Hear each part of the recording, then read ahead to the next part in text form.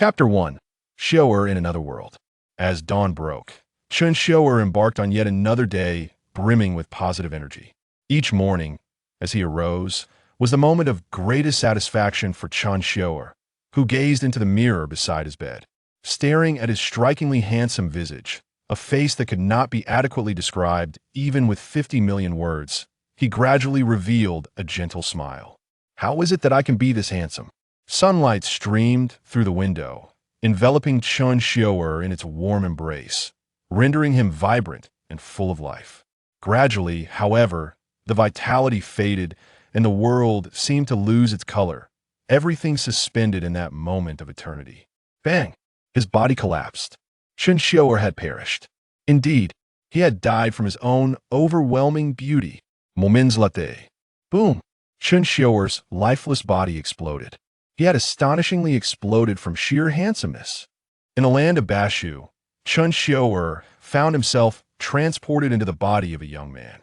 The young man's life had been fraught with misfortune. He was originally the heir of the Shao family, one of the three great martial families, only to have his martial arts rendered useless and suffer a cruel annulment of his engagement. Ultimately, through a series of unfortunate events, he was cast off a cliff by his enemies and met his demise on a ledge halfway down. Now, inhabiting this body, Chen Xiuer slowly rose from the cliffside. Have I crossed over? Chen Xiuer looked around and discovered a cave before him. According to the usual narrative, there should be a powerful elder inside, awaiting the opportunity to impart his internal energy to him. Without hesitation, Chen Xiuer ventured inside. The cave was dimly lit, and faint sounds of dripping water echoed throughout. Suddenly, an ancient and weathered voice resonated within the cave.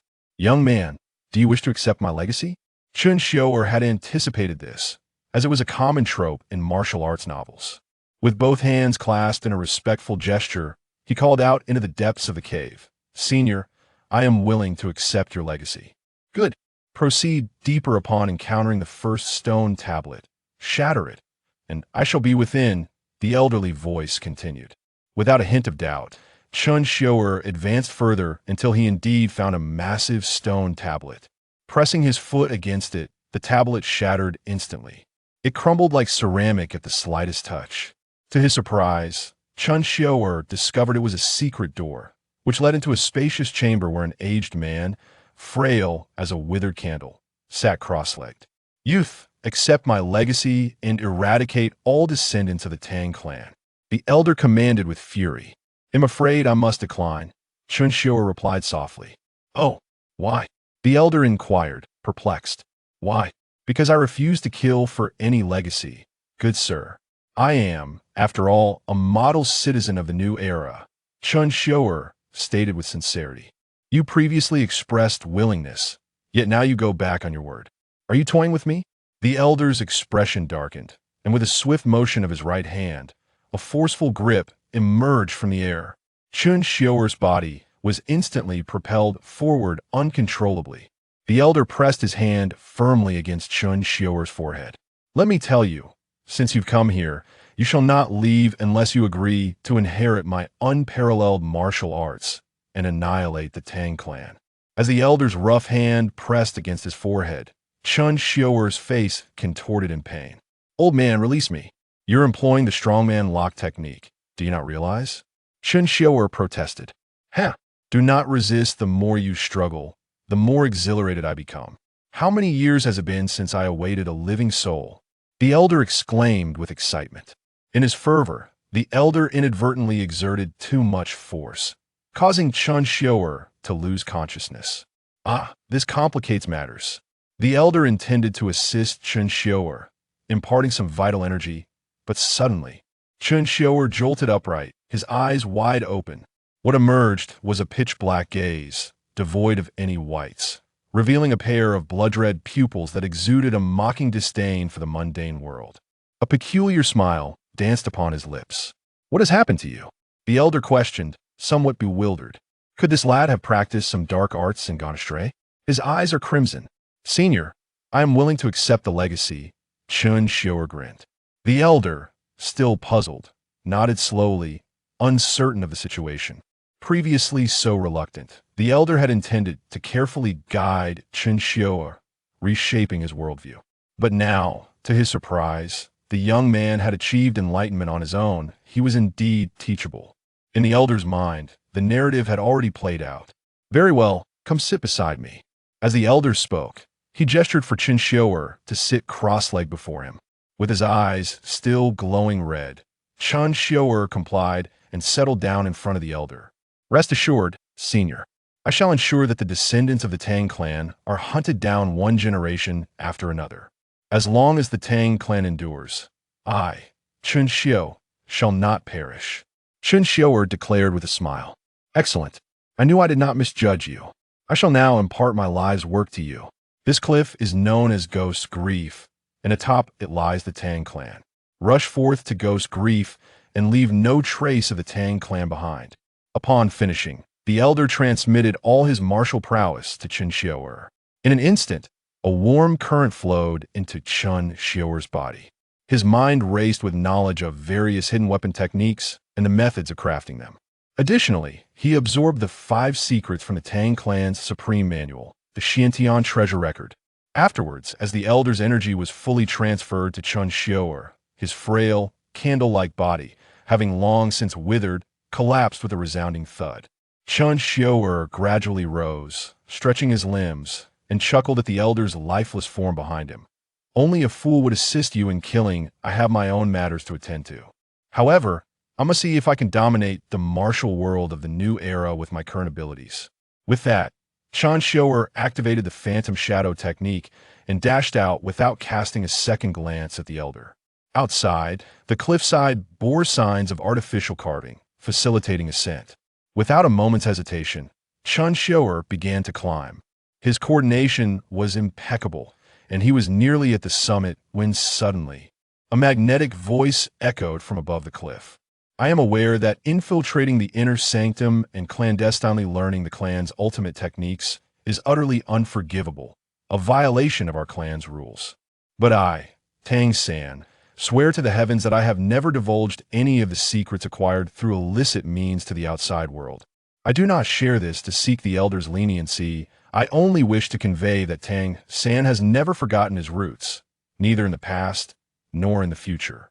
At this moment, Tang San remained remarkably composed, perhaps the most composed he had ever been in his life, gazing at the expansive, ancient courtyard of the Tang Clan nestled at the mountainside.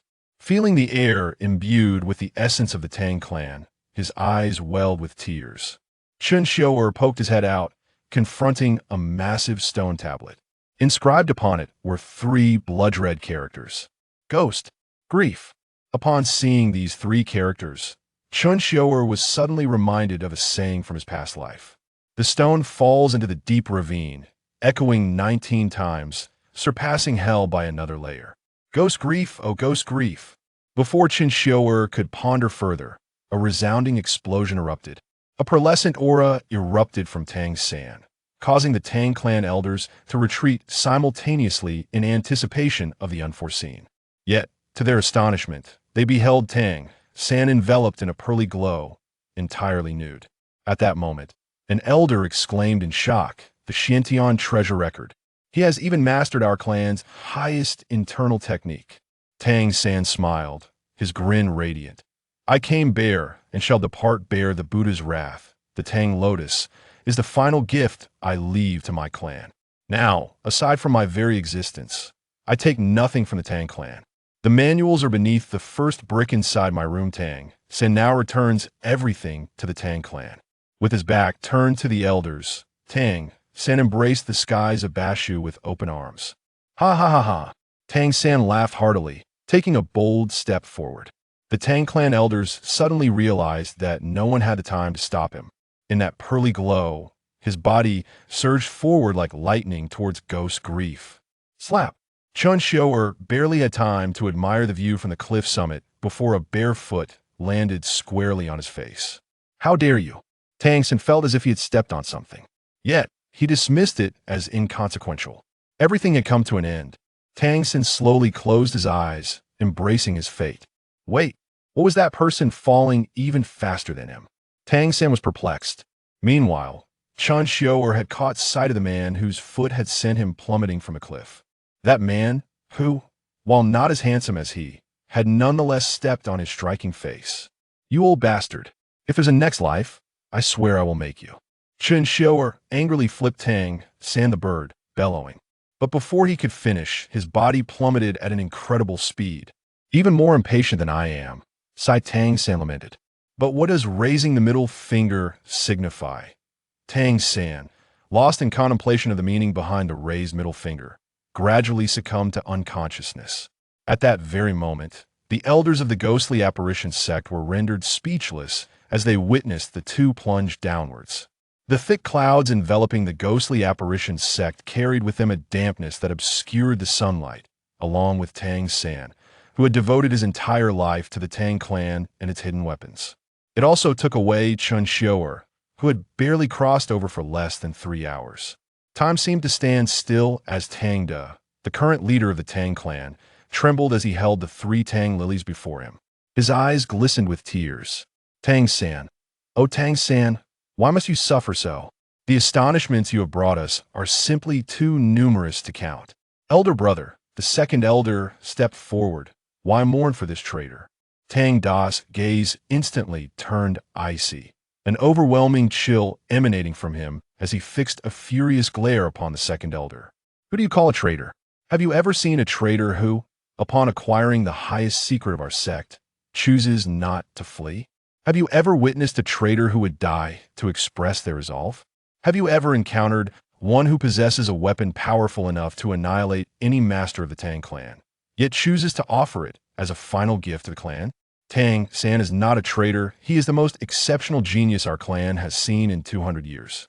The second elder's expression froze. "But he has stolen the teachings of our sect." Tang Da abruptly interrupted. "If you could also create the Buddha's Fury Tang Lily, I would overlook whatever you have stolen. You are mistaken, and I too have erred. Just moments ago, we stood by, watching an opportunity for the Tang Clan to regain its glory slip through our fingers." The elders gathered around, their expressions a complex tapestry of confusion, sorrow, sighs, and most poignantly, regret. "Did you hear Tang San's last words after he leapt from the cliff?" It seemed to be. Could that have been a signal from Tang San? Does Ri have something to do with the sun? It must be a signal from Tang San. Quickly, let us decipher these 3 characters with all our might. Tang Da appeared to glimpse a flicker of hope. "Relay my command, summon all disciples of the clan to search for Tang San in the ghostly apparition sect. Alive, we seek him; dead, we demand his remains." From this moment forth, Tang San shall be elevated to the status of an inner disciple of our clan. If he still lives, he shall be the sole heir to my position as clan leader. "Yes, clan leader," the elders responded in unison, bowing in acquiescence. Of course, had they known that the phrase "I re and I" was followed by the "ye," it might have unfolded into an entirely different tale. Tang San would never comprehend the profound consequences of his leap. For this single act would plunge the Douluo continent into turmoil, instilling fear in the hearts of its people, while the Holy Spirit Sect wreaked havoc across the land. Even 10,000 years later, the poison left by Chen Xiuer upon the Douluo continent would remain, a narrative of the one who speaks. The protagonist character is marked by absolute rationality, caution, and a penchant for observation. Moreover, he does not indulge in flattery towards Tang San. His demeanor is devoid of pretense. If you have merely skimmed through a few chapters, you have yet to witness the true essence of the protagonist. Thus, those unacquainted with darker narratives should tread carefully. To avoid causing discomfort to readers, should that occur, the fault lies with me. P.S. This book does not primarily focus on dual personalities. Chapter 2. Xiuer of the Holy Soul Village. In the Douluo continent, situated in the southwestern region of the Tiando Empire, lies the Fasnuo province. This place is undeniably extraordinary, not merely for its remarkable name, but for having produced an equally remarkable figure. Legend has it that long ago, this village was graced by a soul saint, prompting its renaming to Holy Soul Village. This casual naming convention reminds Chen Xiuer of ancient times in Huaxia, where the surnames of races were derived from the strongest individuals within them. For instance, there were the Sui, Xinyuan, Shinnong, Quafu, Zhurong, and Fushi clans, among others. But that is of little consequence. Chen Xiuer merely wishes to jest about such a haphazard naming style. Had this village not consisted of merely over 300 households, she might have been inclined to believe in the legend of the Soul Saint. Of course, that is a tale for another time. It was a tempestuous night, with howling winds swirling through the darkened skies. Within the home of the old Chen family in Holy Soul Village, a group of villagers, alongside old Chen, paced anxiously. Only when the sound of a newborn's cries echoed from within did their hearts begin to ease. Old Chen rushed into the room, cradling the freshly born infant. This child is truly beautiful. Xiumin. She will undoubtedly grow into a stunning beauty. Indeed, just look at that little nose and those eyes. She will surely be captivating in her maturity. Congratulations, old Chen. Not at all. Congratulations to all of us. Ha ha ha. A radiant smile adorned old Chen's face as he held his wife's hand tenderly, whispering, "This child, so exquisite, will surely be as lovely as you when she grows up. Why not name her Xiu?" Noticing old Chen's beaming smile, his wife chuckled shyly. Ahem. At that moment, the midwife, standing nearby, softly cleared her throat and gestured towards the baby's lower region. "Old Chen, actually, your wife has given birth to a boy." It was a night when the house of the old Chen family narrowly escaped a bolt of lightning, stunning those present. Old Chen, still clinging to hope, cast a glance downward, but upon doing so, his gaze became fixated. Could it be a boy? The Chen lineage would continue. Ha ha ha. As the crowd recovered from their astonishment, congratulations poured in. Congratulations, old Chen. You are blessed with a son. How remarkable. Will the child still be named Xiu? Suddenly, the atmosphere fell into a profound silence. He shall be named Xiuer, old Chen declared firmly. However, a hint of hesitation lingered. So be it. Simultaneously, in a different part of the town, a masked man cloaked in black arrived, cradling an infant. He gazed up at the thunderous skies and the dense growth of blue-silver grass beneath. "Samay," he murmured, his eyes brimming with tears, filled with tenderness. Yet, in an instant, that tenderness vanished. This was destined to be an extraordinary night. In the blink of an eye, 6 years had passed. I found myself transported once again. Bewildered by the turn of events, I distinctly remembered being struck unconscious by an old man, after which my memory faded. This year, Chen Xiuer was 6 years old, idling away his days while awaiting the awakening of his martial soul. However, he found himself in a rather precarious position in the Holy Spirit Village. Once the undisputed king among children for his good looks and formidable strength, even adults could not match his prowess, he now faced an unusual predicament. Chen Xiuer felt an inexplicable surge of strength daily, be it in speed, power, or resilience. Yet, his discomfort stemmed from a boy named Tang San. Disdain for the impoverished is not a vice exclusive to the aristocracy. It is often more pronounced among the lower classes. Tang San was ostracized by the village children. And yet Chen Xiuer chose to befriend him, creating an awkward situation among his peers. They could not compete with Chen Xiuer, so they resorted to isolating Tang San. Thus, Chen Xiuer and Tang San became the subjects of whispered camaraderie among the children. I should pay Tang San a visit. I have been quite bored lately. Just as this thought crossed his mind, a voice called from a distance. "Xiuer, come here. I have candy." Chen Xiuer glanced at the girl next door and thought to himself, "Who do you think I am? I am a close friend of Tang San. You think a mere piece of candy can entice me? Even if I were to leap from this height, I would not take your candy. I'm coming, sister." And so, Chen Xiuer momentarily forgot about seeking out Tang San, lost in the allure of sweet indulgence. Later that night, Chen Xiuer suddenly opened his eyes to a world of darkness, his blood-red pupils emanating an icy demeanor. Alone in his room, he silently sat up without disturbing anyone, adopting a meditative posture. Yet, this was not mere meditation. A layer of milky light began to rise around him, gradually swirling into motion. After a complete cycle, Chen Xiuer slowly rose to his feet. "Tang San, you were the one who kicked me down into despair, weren't you?" A flicker of murderous intent flashed in Chen Xiuer's eyes. "It seems it's time for you to face the consequences." With that, he donned a black outfit and a rough wooden wolf mask, enough to conceal his identity. However, upon glancing at his long hair, he contemplated cutting it, but opted instead to braid it and tuck it beneath his clothes, ensuring it remained hidden. With everything prepared, Chen Xiuer set out. Tang San had a habit of rising before dawn to watch the sunrise from the mountains, so today, Chen Xiuer intended to ambush him there. At the foot of the mountain, he surveyed the rugged, steep path. Most children would struggle to ascend, but not him. Having practiced the ghostly shadow technique, he could traverse great distances with a single step, making the ascent feel effortless. After a half-hour climb, he arrived at the slope where Tang San was seated in meditation. Chen Xiuer caught his breath, realizing something was amiss. Why is he here so early? This is unusual. Something must be wrong. It's only 5 in the morning. He should still be at home. Naturally cautious, he hesitated, but Tang San remained oblivious, his eyes closed and a milky aura enveloping him. Clearly engaged in the cultivation of the Xiantian skill. If he did not act now, it would be a missed opportunity.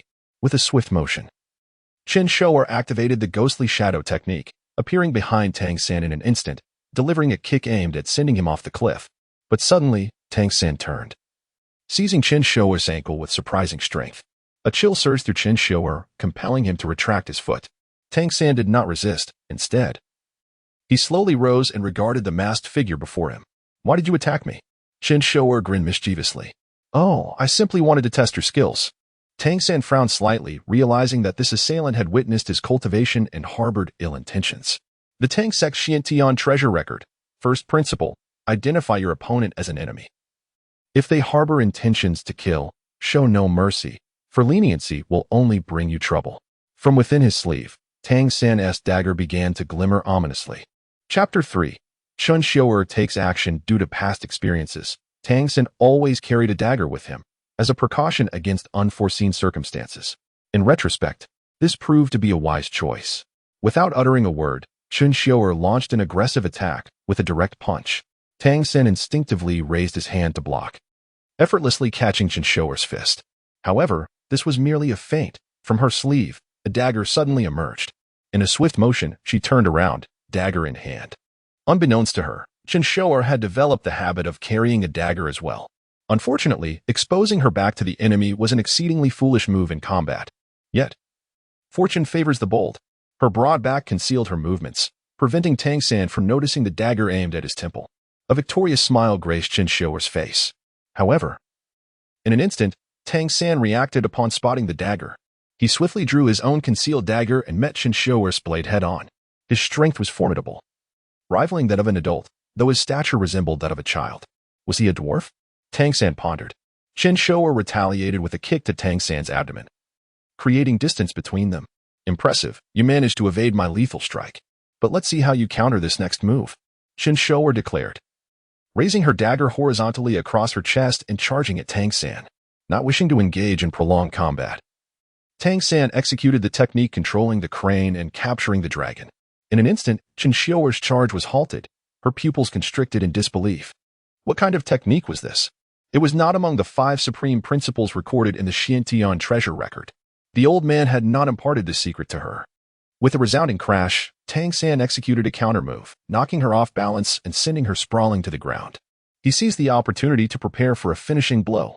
Tang San's eyes glinted with a pale purple hue, emanating a chilling aura of murderous intent as he lunged towards Chen Xiuer.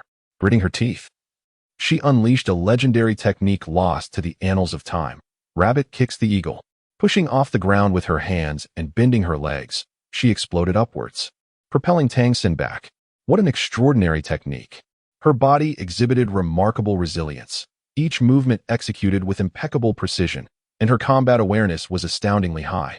Tang San analyzed in silence. Chen Xiuer's flexibility was extraordinary, and her mastery over her body had reached an alarming level. Following this, she employed another legendary martial art known to all in the realm, carp leaps. With a deft flip, she sprang back to her feet. After careful analysis, she resolved to utilize the highest principle of Sun Tzu's art of war, a strategic retreat. She turned and fled with remarkable speed. And Tang San was determined not to let her escape. He was still oblivious to the reason behind her sudden attempt on his life.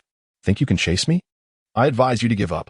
Chen Xiuer abruptly turned, and to Tang San's astonishment, 8 small white orbs appeared between her fingers. His pupils widened in realization. Before he could react, Chen Xiuer launched the 8 orbs simultaneously. Bang! The moment the orbs left her fingertips, they erupted into a cloud of smoke. Cough, cough. This was flying ash, one of the most rudimentary hidden weapons from the Xiantian treasure record. The smoke was toxic if it got into a person's eyes. It could cause blindness or even complete loss of sight. Tang San hastily shut his eyes. By the time he dared to open them again, Chen Xiuer had vanished without a trace. He sighed, lamenting her escape. The following day, just as dawn broke over the Saint Soul village, a faint glow of light appeared on the horizon. On this same mountain, Tang San commenced his daily morning training, having arrived in this world with nothing. He was nonetheless in possession of a precious treasure, the Xiantian treasure record, which documented the 6 supreme principles. 1. The method of eye training, purple extreme demon eye. 2. The method of lightness, ghost shadow misdirection. 3. The method of capture, controlling the crane and capturing the dragon. 4. The method of hand training, Xianjade hand. 5. The internal cultivation method, Xiantian skill. 6. Tang Sect's essence, the techniques for using hidden weapons, secrets of hidden weapons. Tang San rose each morning to witness the sunrise, seeking to harness the first rays of purple energy that accompanied the dawn to cultivate his purple extreme demon eye. As the sun ascended, a faint purple aura flickered across the sky, nearly imperceptible without extraordinary eyesight and focus. The purple energy was fleeting, and Tang San seized every moment to absorb its essence. After a moment of meditation, he slowly closed his eyes, exhaling a breath of stagnant energy. After a period of stillness, he opened his eyes once more, and a glimmer of purple flickered within them, though it faded just as swiftly. Tang San sighed in frustration, muttering to himself, "Still no progress. My Xiantian skill remains unable to break through the first bottleneck. It has been 3 months. Why is this happening? Even the purple extreme demon eye, which relies on the morning's purple energy, has seen progress, yet the Xiantian skill remains stuck. I faced no such obstacles when I trained before. There are 9 levels to the Xiantian skill. How can the first be so troublesome? Could it be that this world's nature differs from my original one? And who was that person last night? Why do I feel a strange familiarity?" Glancing at the sky, Tang San's slight frame sprang into action. "It's time to return." "Tang San," a familiar voice called out. Tang San sighed in resignation. He truly wondered how a 6-year-old could scale such a high mountain. But then again, could he even call that person a child? Wait, could it be that the one who tried to kill me last night was Chen Xiuer? This thought barely lingered in Tang San's mind before he shook his head, dismissing it. He preferred to believe that the would-be assailant was old Jack rather than Chen Xiuer. Tang San understood Chen Xiuer. Her intentions were innocent, which was why he accepted her as a friend. Just then, a breathless Chen Xiuer ran up to him. "Tang San, I'm sorry. I accidentally lost track of time playing with the girl next door yesterday and forgot about you," she said with an apologetic smile. Tang San's expression twitched. "If you occasionally tell a little fib, saying you overslept yesterday, I wouldn't mind, but you were truly honest." Chen Xiuer was good-natured and sincere, making friendship with her uncomplicated. She was genuinely kind-hearted. "That's why I came so early today, to apologize," Chen Xiuer replied with a grin. Having lived 2 lives, Tang San felt no need for companionship. He could thrive alone. Yet, he recognized that Chen Xiuer was indeed a friend worth having. "You don't need to come every day, the closer you get to me, the more distant others will become," he said, beginning to pack his belongings. Chen Xiuer dismissed his concerns. "What do I care about them? They're just a bunch of kids. We get along well and can talk openly." "You rascal," Tang San chuckled, shaking his head. "Come on, let's go to my house today." With that, he started down the mountain. "You're finally letting me visit your home. Let us go. I've been wanting to see what your house is like." Chen Xiuer eagerly followed Tang San. Chapter 4. Xiuer enters the Tang Sect. The Tang family resided on the western side of Holy Soul Village. At the forefront of the village, within 3 adobe houses that could be deemed the most humble in the entire settlement, atop the central dwelling, there hung a wooden sign approximately 1 meter in diameter, bearing the crude engraving of a hammer. In this world, the hammer widely symbolizes a blacksmith. Upon entering the home, Tang San was immediately greeted by a tantalizing aroma wafting through the air. "Did your father prepare a meal for you?" Chen Xiuer followed closely behind Tang San, who could only respond with a resigned roll of his eyes. "I made it myself," Tang San replied succinctly. Chen Xiuer surveyed the modest decor of the room with a discerning eye. "It's rather artistic, isn't it? Your father is a blacksmith. Surely your family does not live in such dire straits by design?" she inquired. "Since I was 4, I have managed the household affairs, including cooking. Please don't misunderstand. It's all by my own volition." Tang San's tone bore no hint of reproach towards his father, but rather was filled with warmth. For the first time, he felt the embrace of familial affection, a sentiment he cherished deeply. The primary reason for this was Tang San's father, Tang Hao. who was exceedingly lazy yet possessed an insatiable appetite. Each time Tang Hao prepared a meal, it was hardly sufficient to sate his own hunger, prompting Tang San to take matters into his own hands to ensure they were well fed. After filling his stomach, Tang San stood before the stove, gingerly lifting 2 chipped bowls to serve porridge, placing them on the table. "I apologize, there are no extra bowls, so you'll have to make do with mine," he said, handing a bowl to Chen Xiuer. "Oh, no need for that. I've already eaten." She waved her hand dismissively, declining Tang San's kind offer. He chose not to insist and instead called out towards the inner room, "Father, it's time to eat." After a brief moment, the curtain to the inner chamber was lifted, revealing a tall figure who stumbled forth. It was a middle-aged man, appearing nearly 50, yet possessing an imposing stature. His attire was far from commendable. His tattered robe bore no patches, revealing his bronzed skin beneath. This was Tang San's father, Tang Hao. Tang Hao cast a sidelong glance at Chen Xiuer, making her feel as though he could see right through her. He assessed her silently, thinking to himself, how pure this child is, devoid of any ill intent. She is indeed a friend of Xiao San, with a wealth of experience. Tang Hao could discern a person's true nature at a glance. He then disregarded Chen Xiuer, seizing a bowl and ravenously consuming the porridge, seemingly unperturbed by its heat. "Father, please eat slowly," Tang San cautioned, taking the bowl from his father's hands to refill it with more porridge. In no time, 7 or 8 parts of the pot's contents had vanished into Tang Hao's stomach. He set the bowl down with a sigh of relief. "If you have any work, take it. I'll prepare again in the afternoon. I'm going to rest for a while." His voice carried a weight of experience, revealing him to be a man with a story. "Understood, Father." Tang San nodded in agreement. Tang Hao straightened up and turned towards the inner room. "Father," Tang San suddenly called after him. Tang Hao halted abruptly, a flicker of impatience crossing his brow. Tang San pointed to a piece of cast iron in the corner, which glimmered faintly. "Can I use that iron?" Without turning back, Tang Hao replied dismissively, "Do as you please." Perhaps it was the presence of an outsider that rendered him less inclined to converse. "Uncle Tang doesn't seem to welcome me," Chen Xiuer remarked, puzzled. "No. It's just that my father struggles to express himself. He harbors no ill will," Tang San quickly clarified. "Oh, I see. Oh, by the way, San good. Look at this." Chen Xiuer suddenly produced a grayish-white sphere from her pocket. "This is..." Tang San's pupils dilated, urgency creeping into his voice. "Xiuer, where did you find this? Did someone give it to you? Have you encountered any suspicious individuals recently?" His heart raced with dreadful possibilities. Could that person be targeting those close to him? While he felt capable of defending himself against an ambush, he could not constantly safeguard Chen Xiuer. It seemed necessary to impart some self-defense skills to her. Yet he could not divulge the secrets of the Tang sect. Thus, he pondered alternatives. "Xiuer, come with me," Tang San instructed, turning to exit the house. Chen Xiuer, bewildered, wondered why they were leaving so soon after arriving. Tang San, who held tradition in high regard, had already committed a significant transgression by secretly learning the sect's techniques. It was beyond unthinkable to share them lightly now, unless... They arrived at the mountain peak where Tang San trained. "Do you know what the Tang sect is?" he asked, glancing back at Chen Xiuer. She shook her head. "The Tang sect is an ancient and mysterious order. I am a member of this sect. This is my greatest secret, and you are my closest friend. Which is why I share it with you," he declared, hands clasped behind his back. "What I practice is not merely soul skills, but the Tang sect's ultimate techniques. You have long expressed a desire to learn from me. Now, if you swear to join the Tang sect, I will teach you some introductory skills. What do you say?"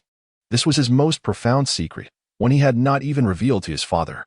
Yet, he confided in Chen Xiuer, primarily because he felt he could not easily deceive Tang Hao. "I, Chen Xiuer, hereby declare my allegiance to the Tang sect.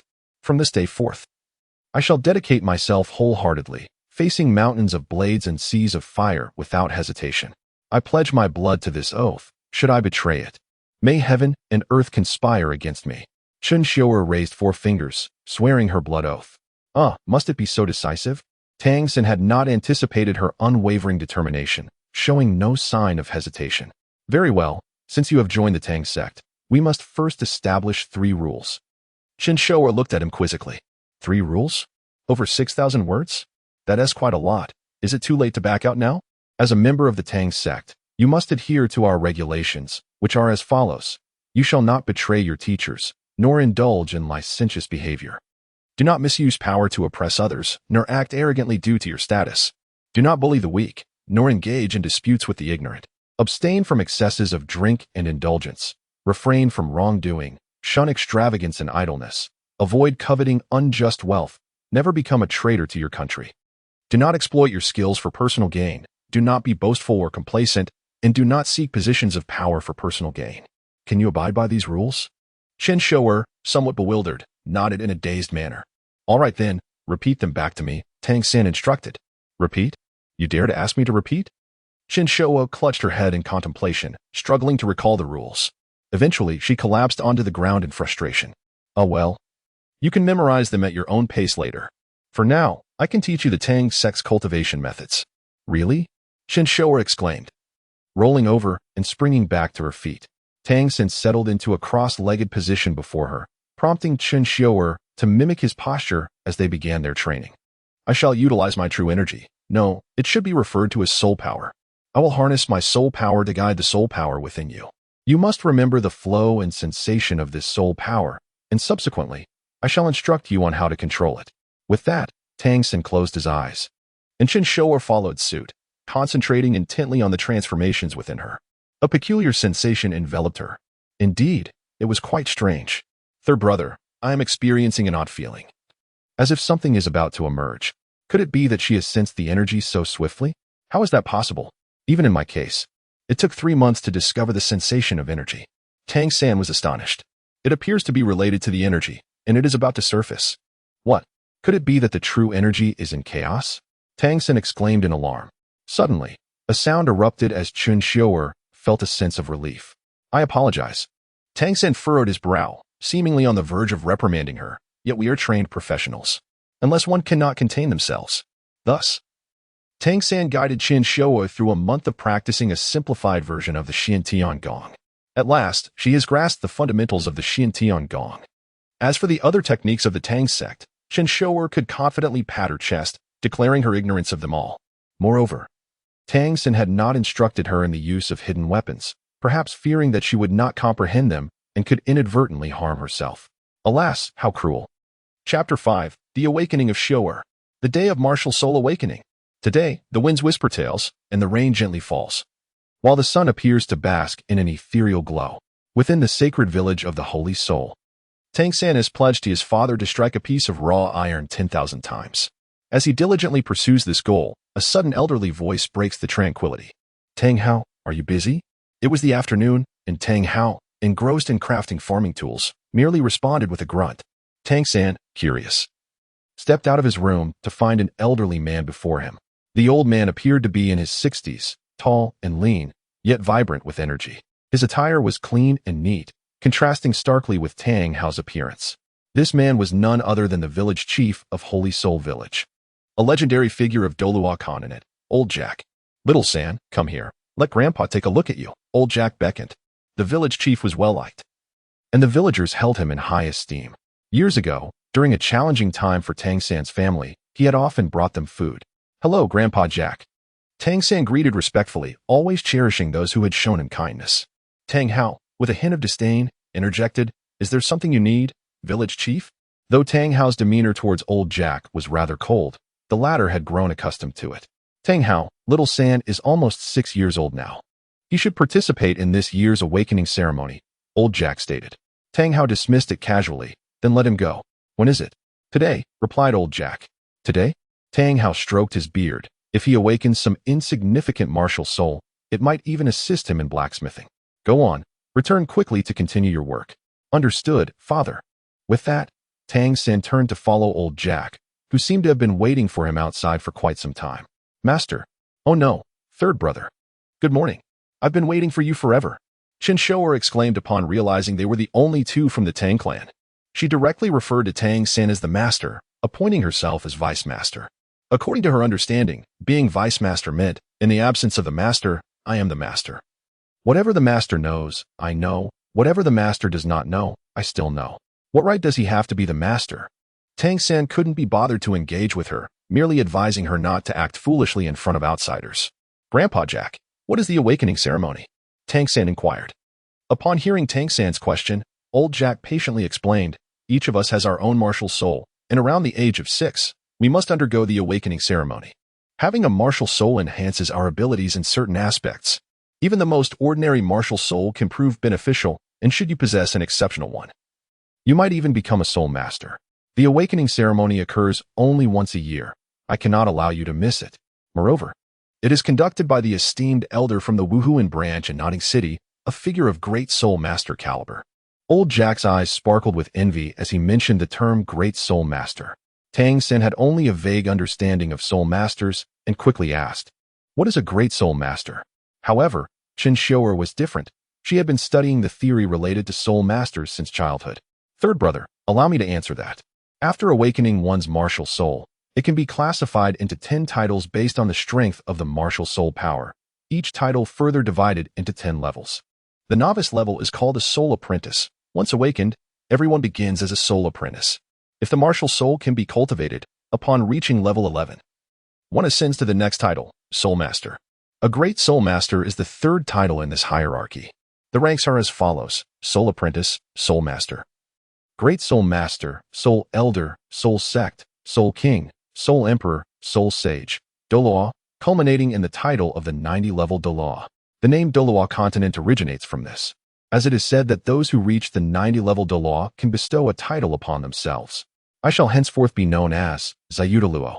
As Chen Xiuer passionately shared her knowledge, Tang San absorbed the information, while old Jack, upon hearing the term titled Douluo, displayed no longing.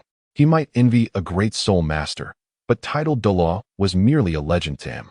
The highest ranked soul master I have encountered is a great soul master. Anything beyond that is not something a mere ant like me can aspire to, old Jack lamented, shaking his head. However, it is said that our holy soul village once produced a soul sage. That was merely a legend, Chen Xiuer thought silently but chose not to voice it. Well aware of old Jack's temper when it came to discussing the village's past, as the trio continued their conversation, old Jack led Chen Xiuer and Tang San to the Wuhuan Hall of Holy Soul Village, specifically constructed for the children's awakening. Upon their arrival, the previously lively atmosphere grew suddenly quiet. The village children looked down upon Tang San, revealing their disdain. The desire for wealth and status is not confined to nobility but is often more pronounced among commoners. Tang San, however, had no intention of sparring with the children. Having lived 2 lives, Chen Xiuer was his only childhood companion, while she was the focal point of attention among the other children, embodying a leader's charisma. Yet, when Chen Xiuer chose to associate with Tang San, she too became the target of disdain. However, she had experienced 2 lives, or rather, 3 lives, and was equally disinclined to engage with the other children. Apart from old Jack, the trio included Tang San and Chen Xiuer, making a total of 9 children. Accompanying them was a soul hall steward, a strikingly handsome young man dressed in white attire, adorned with a black cloak and a soul character emblazoned upon his chest. This was the standard garb of the Wuhuan Hall's personnel. A badge depicting 3 intercrossed long swords adorned his left chest, signifying his rank as a great soul master, while the presence of the long sword symbol indicated he was a battle soul master. This renowned battle soul master was none other than the illustrious Su Yutao. Greetings. Esteemed battle soul master, we are in your debt for your assistance today. Old Jack reverently addressed Su Yutao. Enough with the formalities, let's get started. I have little time. Su Yutao replied, his eyes narrowing as he noticed a peculiar detail about Chen Xiuer's attire. Chapter 6. The blue-silver grass of full soul power. As a group of children entered the spirit hall, old Jack stepped aside. I am Su Yutao, a level 26 spirit master and your guide. Children, please stand in a line. Su Yutao introduced himself succinctly. Somehow, he had acquired the title of a tool user. As an inspector for the spirit hall, assisting ordinary people in awakening their spirits was a necessary task he had long since grown accustomed to. He understood the importance of employing a gentle demeanor with the children. 9 children stood neatly in a line before Su Yutao. Tang San and Chen Xiuer found themselves pushed to the far left, too indifferent to argue with the younger ones. Children, no matter what happens next, do not be afraid. I will awaken your spirits one by one. As he spoke, Su Yutao opened his bag on the nearby table, extracting 2 items, 6 glossy black stones and a shimmering blue crystal ball. He arranged the 6 black stones in a hexagonal formation on the ground and gestured for the first child on the right to step into the center. Do not be afraid. Close your eyes and feel carefully. Suddenly, a spark ignited in Su Yutao's eyes. Amidst the children's astonished gazes, he roared, "Lone Wolf, possess." A faint azure light emanated from his brow. Su Yutao's hair, initially black, transformed into a striking gray as it rapidly lengthened. Simultaneously, hair sprouted across his exposed hands, and his physique seemed to swell, brimming with muscle. Chen Xiuer could only marvel at the remarkable quality of his attire, noting that it had not torn despite his expansion. Wait, this isn't right. However, Su Yuntao remained oblivious. His eyes glowed a ghostly green, and claws that glistened with a frosty sheen emerged from his fingertips. 2 rings of light materialized beneath him, oscillating from his feet to the crown of his head, one white, the other yellow, creating a particularly eerie spectacle that terrified the other children. Yet, Chen Xiuer found it amusing. He thought it delightful but refrained from voicing his thoughts out of politeness. The child summoned for spirit awakening was petrified, likely fearing that Su Yuntao intended to make a meal of him. "Don't move," Su Yuntao commanded, grasping the child firmly. "I said not to be afraid. This is my spirit, the lone wolf. If any of you become spirit masters in the future, you will wield similar abilities." At that moment, both Tang San and Chen Xiuer pondered a profoundly philosophical question. Tang San considered whether he had transformed into a wolf or merely acquired the abilities of one. Meanwhile, Chen Xiuer mused whether the cooked wolf meat tasted like human flesh or if human flesh tasted like wolf meat. Such inquiries possess significant implications. For instance, stranded on a deserted island with no food, faced with the choice between bread-flavored excrement and excrement-flavored bread, which would one choose? This revelation ignited a deep curiosity in both regarding the profession of spirit master. Gradually, the child standing before Su Yuntao began to regain composure. Su Yuntao initiated the awakening ceremony, channeling 6 faint green lights into the 6 stones on the ground. A layer of golden brilliance emanated from the stones, forming a pale golden light shield that enveloped the boy within. The gentle golden light slowly entered the boy's body, causing him to tremble slightly, unable to vocalize his fear. "Extend your right hand," Su Yuntao instructed, his emerald eyes fixed on the boy. This scene prompted Chen Xiuer to recall a story. "Extend your left hand and see if you bear a mark. If so, the fate of the world may rest in your hands." Those who possess such marks share a common title, heroes. No, in the Douluo continent. One might say, extend your left hand and check for such a mark. If you do, you might very well possess a rare twin spirit. Returning to the spirit awakening, the boy instinctively extended his right hand. In an instant, a bright point of light surged forth, and a scythe materialized in his palm, appearing undeniably real rather than an illusion. Su Yuntao furrowed his brow. "Your spirit is a scythe, a tool spirit. Let me test if you possess soul power. The scythe bears some offensive capability. You might become a battle spirit master." "Master, what should I do?" the boy asked timidly. "Simply will your spirit to return. When you wish to use it in the future, summon it with your mind." After a prolonged struggle, the boy finally managed to retract the scythe. Su Yuntao presented the blue crystal ball to him. The boy placed his hand upon it, but the crystal showed no reaction. "You lack soul power. You cannot become a spirit master. Please step aside," Su Yuntao said, disappointment lacing his voice. The same scene played out repeatedly. Tool spirit shovel barely possesses some offensive capability, yet soul power is 0. Next, tool spirit handkerchief. You may use it to wipe your nose. Soul power is 0. Next, as it neared Tang San's turn, a brand new spirit revealed itself before the two. It was a pale blue grass known as blue silver grass. This common weed, abundant in the wild, possessed no notable attributes apart from its tenacity. A useless spirit, it bore no offensive power, defensive capability, or supportive abilities. Blue silver grass epitomized the definition of a worthless spirit. Su Yuntao had already lost hope for the remaining 2 children. Next, Tang San stepped forward slowly. Chen Xiuer sensed a peculiar energy emanating from him, one she had only encountered in herself and Tang San. It was this unique energy that led her to discern Tang San's identity.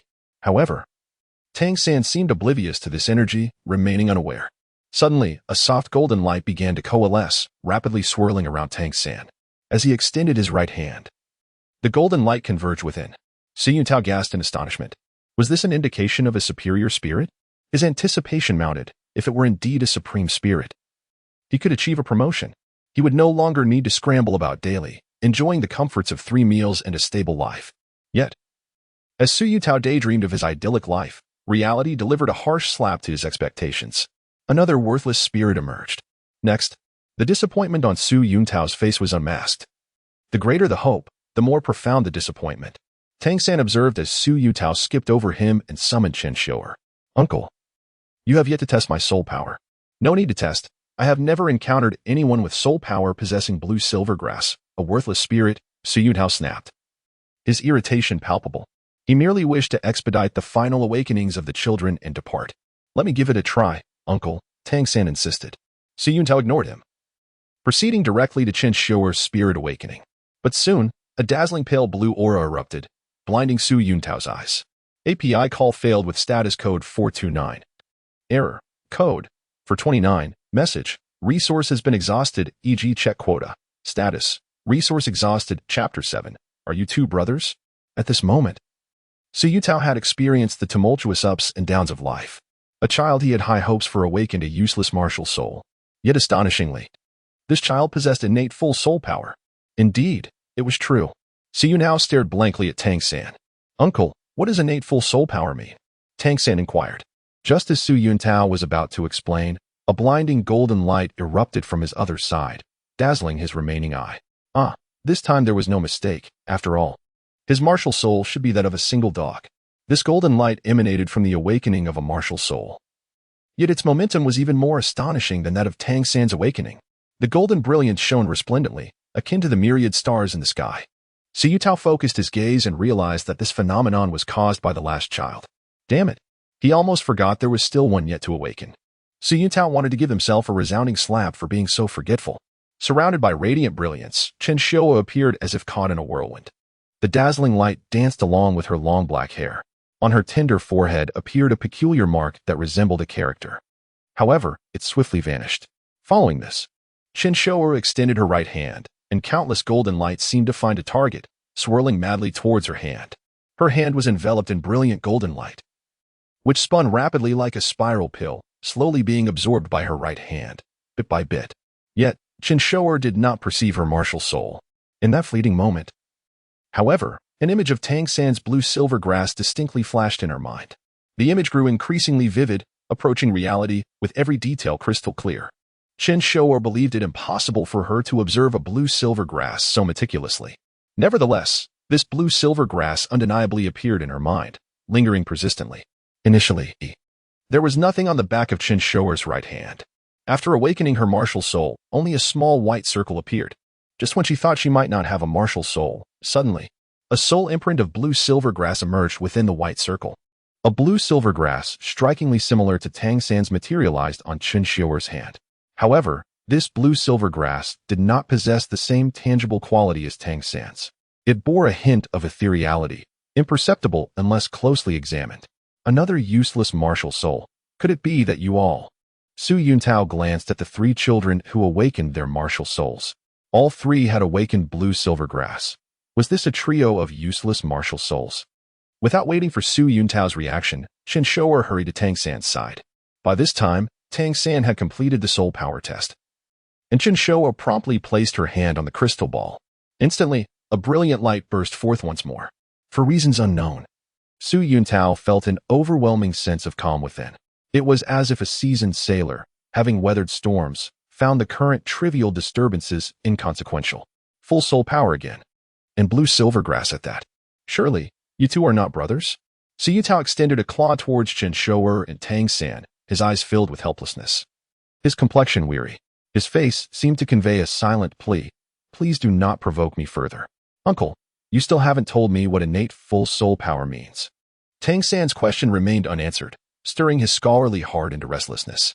Su Yuntao felt somewhat at a loss with these two blue-silver grass siblings, yet fortunately, he answered their inquiries as they arose. When a martial soul awakens, aside from its form determining its strength, the amount of soul power is also crucial. The earlier children had an initial soul power of 0, indicating they could never become soul masters.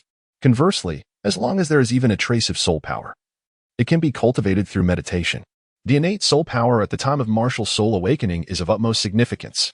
The higher the innate soul power, the greater the starting point. Innate full soul power signifies the highest soul power attainable at the moment of martial soul awakening. Tang San gazed at his hands, feeling his Xiantian skill being stirred during the soul power test. He suspected this might be due to his innate full soul power, the highest soul power. In an instant, Tang San's thoughts raced. Could it be that my Xiantian skill has remained stagnant due to this so-called innate soul power? If a breakthrough method for soul power cannot be found, Tang San's Xiantian skill may forever remain at its initial stage. Thus, he hastily asked, Can innate soul power only reach level 10? Isn't it possible to go higher? Certainly not. The enhancement of a soul master's strength is not so easily achieved. To transition from one title to the next, one must absorb a soul ring. You currently possess innate full soul power, but to continue advancing, you must absorb a soul ring. As he spoke, Su Yuntao retracted his martial soul. Tang San realized, the soul ring. Is it the halo you had earlier? You were level 26, hence possessing 2 soul rings? Su Yuntao nodded. Precisely. Your situation is unique, with innate full soul power being a rare occurrence. However, it is regrettable that it is a useless martial soul. He then added, and you too, truly not brothers? In that final moment, Su Yuntao remained unconvinced. Chen Xiuer and Tang San shook their heads in unison, leaving Su Yuntao to sigh, utterly exhausted. He had lost count of how many times he had sighed that day. Once the martial soul awakening concluded, Su Yuntao led the children out of the martial soul hall. Old Jack awaited them anxiously at the entrance. Master, how did it go? Were there any children who could become soul masters? Su Yuntao glanced at him, then at Tang San and Chen Xiuer. There are indeed 2, but alas, they both possess useless martial souls. What exactly are they? Old Jack pressed on. Out of this year's 9 children, 2 possess soul power. And both are extraordinarily rare innate full soul power, but regrettably, they are all blue silver grass. Old Jack instantly understood what blue silver grass represented, the hallmark of a useless martial soul. He had yearned for a soul master to emerge from the village. When he heard that 2 children could cultivate into soul masters, he had nearly burst with joy. But upon learning they were useless martial souls, his hopes were dashed. Only the resilient blue silver grass remained standing. Su Yuntao could empathize with Old Jack's feelings, having just experienced similar emotions. He even felt a twinge of sympathy for Old Jack. They had found a shared sense of camaraderie in their plight. He patted Old Jack on the shoulder. Life is filled with highs and lows. Blue silver grass can still be cultivated. It's merely a useless martial soul. Who knows what heights it might reach? Without waiting for Old Jack to inquire further, Su Yuntao set off for the next village. Today, Chen Xiuer was unusually quiet. After awakening her martial soul, she returned home alone. Old Jack also took Tang San home. Tang San noticed Chen Xiuer's odd behavior. He sensed she was concealing something from him. Yet, he too harbored a secret from Chen Xiuer, his gaze inadvertently drifting to his left hand. He felt that he might just be the legendary hero. Ah no, he vaguely sensed that there was another martial soul within his left hand. Chapter 8. Is there a warranty for soul rings? The next day, at dawn, the familiar hillside had become a secret haven for Tang San and Chen Xiuer. Each of them was lost in thought as they gazed at the rising sun. Brother San, what are your plans for the future? Chen Xiuer inquired. Tang San absent-mindedly glanced at his left hand and replied, Father has agreed to let me attend the Soul Master Academy as a work-study student. Chen Xiuer's voice trailed off, revealing her own concerns, which stemmed from Old Jack granting the soul work-study position to Tang San. I have made up my mind, Brother San. Once you enter the Junior Soul Master Academy, I will work to expand the Tang Clan's influence in our Holy Soul Village. When you return, you will take charge of the Tang Clan and lead us to greatness. Chen Xiuer summoned her martial spirit, Blue Silver Grass. Our martial spirits are both Blue Silver Grass. And in the future, that will be the hallmark of our Tang Clan. When you have mastered your studies, you will guide us in our cultivation. Tang San nodded gently, his gaze fixed on the starry sky, pondering the whims of fate. Yet he chose to believe in Chen Xiuer. I regard you as a brother. And there are some matters I cannot yet disclose. However, since you have chosen to join the Tang Clan and place your trust in me, I will not betray you or the clan. Chen Xiuer found Tang San's choice of words somewhat peculiar. Betray? Well, I believe in you, my brother. She extended her right hand toward him. Indeed, brother. Tang San grasped Chen Xiuer's hand, and they swore an oath, forging a bond of brotherhood. After returning home the previous day, Tang San shared the peculiarities of his situation with his father, Tang Hao, who felt a rekindled hope upon hearing his son's story. Tang San possessed the rare dual martial spirits. His right hand bore the same blue silver grass as his mother, while his left hand wielded the Haotian hammer like his father. Tang Hao advised Tang San to protect the blue silver grass with the hammer and not to attach any soul rings to it. However, the work-study position was limited to 1. Old Jack had bestowed this opportunity upon Tang San, not only due to his family's poverty, but also because of his belief that Tang San could become an exceptional soul master. Tang San's respectful demeanor toward Old Jack further swayed the old man's favor. Thus, Tang San felt guilty towards Chen Xiuer, knowing he could not share this secret with his closest friend. Chen Xiuer's parents had fervently advocated for him, but they could not sway old Jack's resolute heart. Ultimately, the village's solitary work-study position was granted to Tang San. Don't worry, I can still cultivate to become a titled Douluo on my own. Perhaps what you learn at the academy won't surpass my progress, Chen Xiuer confidently declared, patting his chest. Tang San detected the underlying helplessness in her words. A soul master without guidance would likely struggle to pass even the first hurdle. Aware of Chen Xiuer's strong pride, he offered little consolation. Yet he etched the feelings of guilt in his heart. Thus, the two conversed until nightfall, parting ways as darkness enveloped the sky. That night, Chen Xiuer did not return home. Instead, she ventured into the forest outside the village. This forest lay some distance away, harboring soul beasts that had existed for over a decade. Chen Xiuer's purpose was clear. She aimed to prove herself. Watch, I can do this alone. After all, I am a dual martial spirit. Indeed, Chen Xiuer also possessed dual martial spirits, with an unusually awakened one. The previous night, she had dreamed of a fantastical space known as the Celestial Court, where a white halo encircled a blue-silver grass. This grass mirrored the one from her mind. Within the halo, 3 blue characters appeared, blue-silver grass. This was the Celestial Court's ability to unveil the names of martial spirits. Upon waking, she realized the Celestial Court was not merely a dream but her second martial spirit. Its peculiar location rested upon her forehead, precisely at the center, about 1 centimeter wide.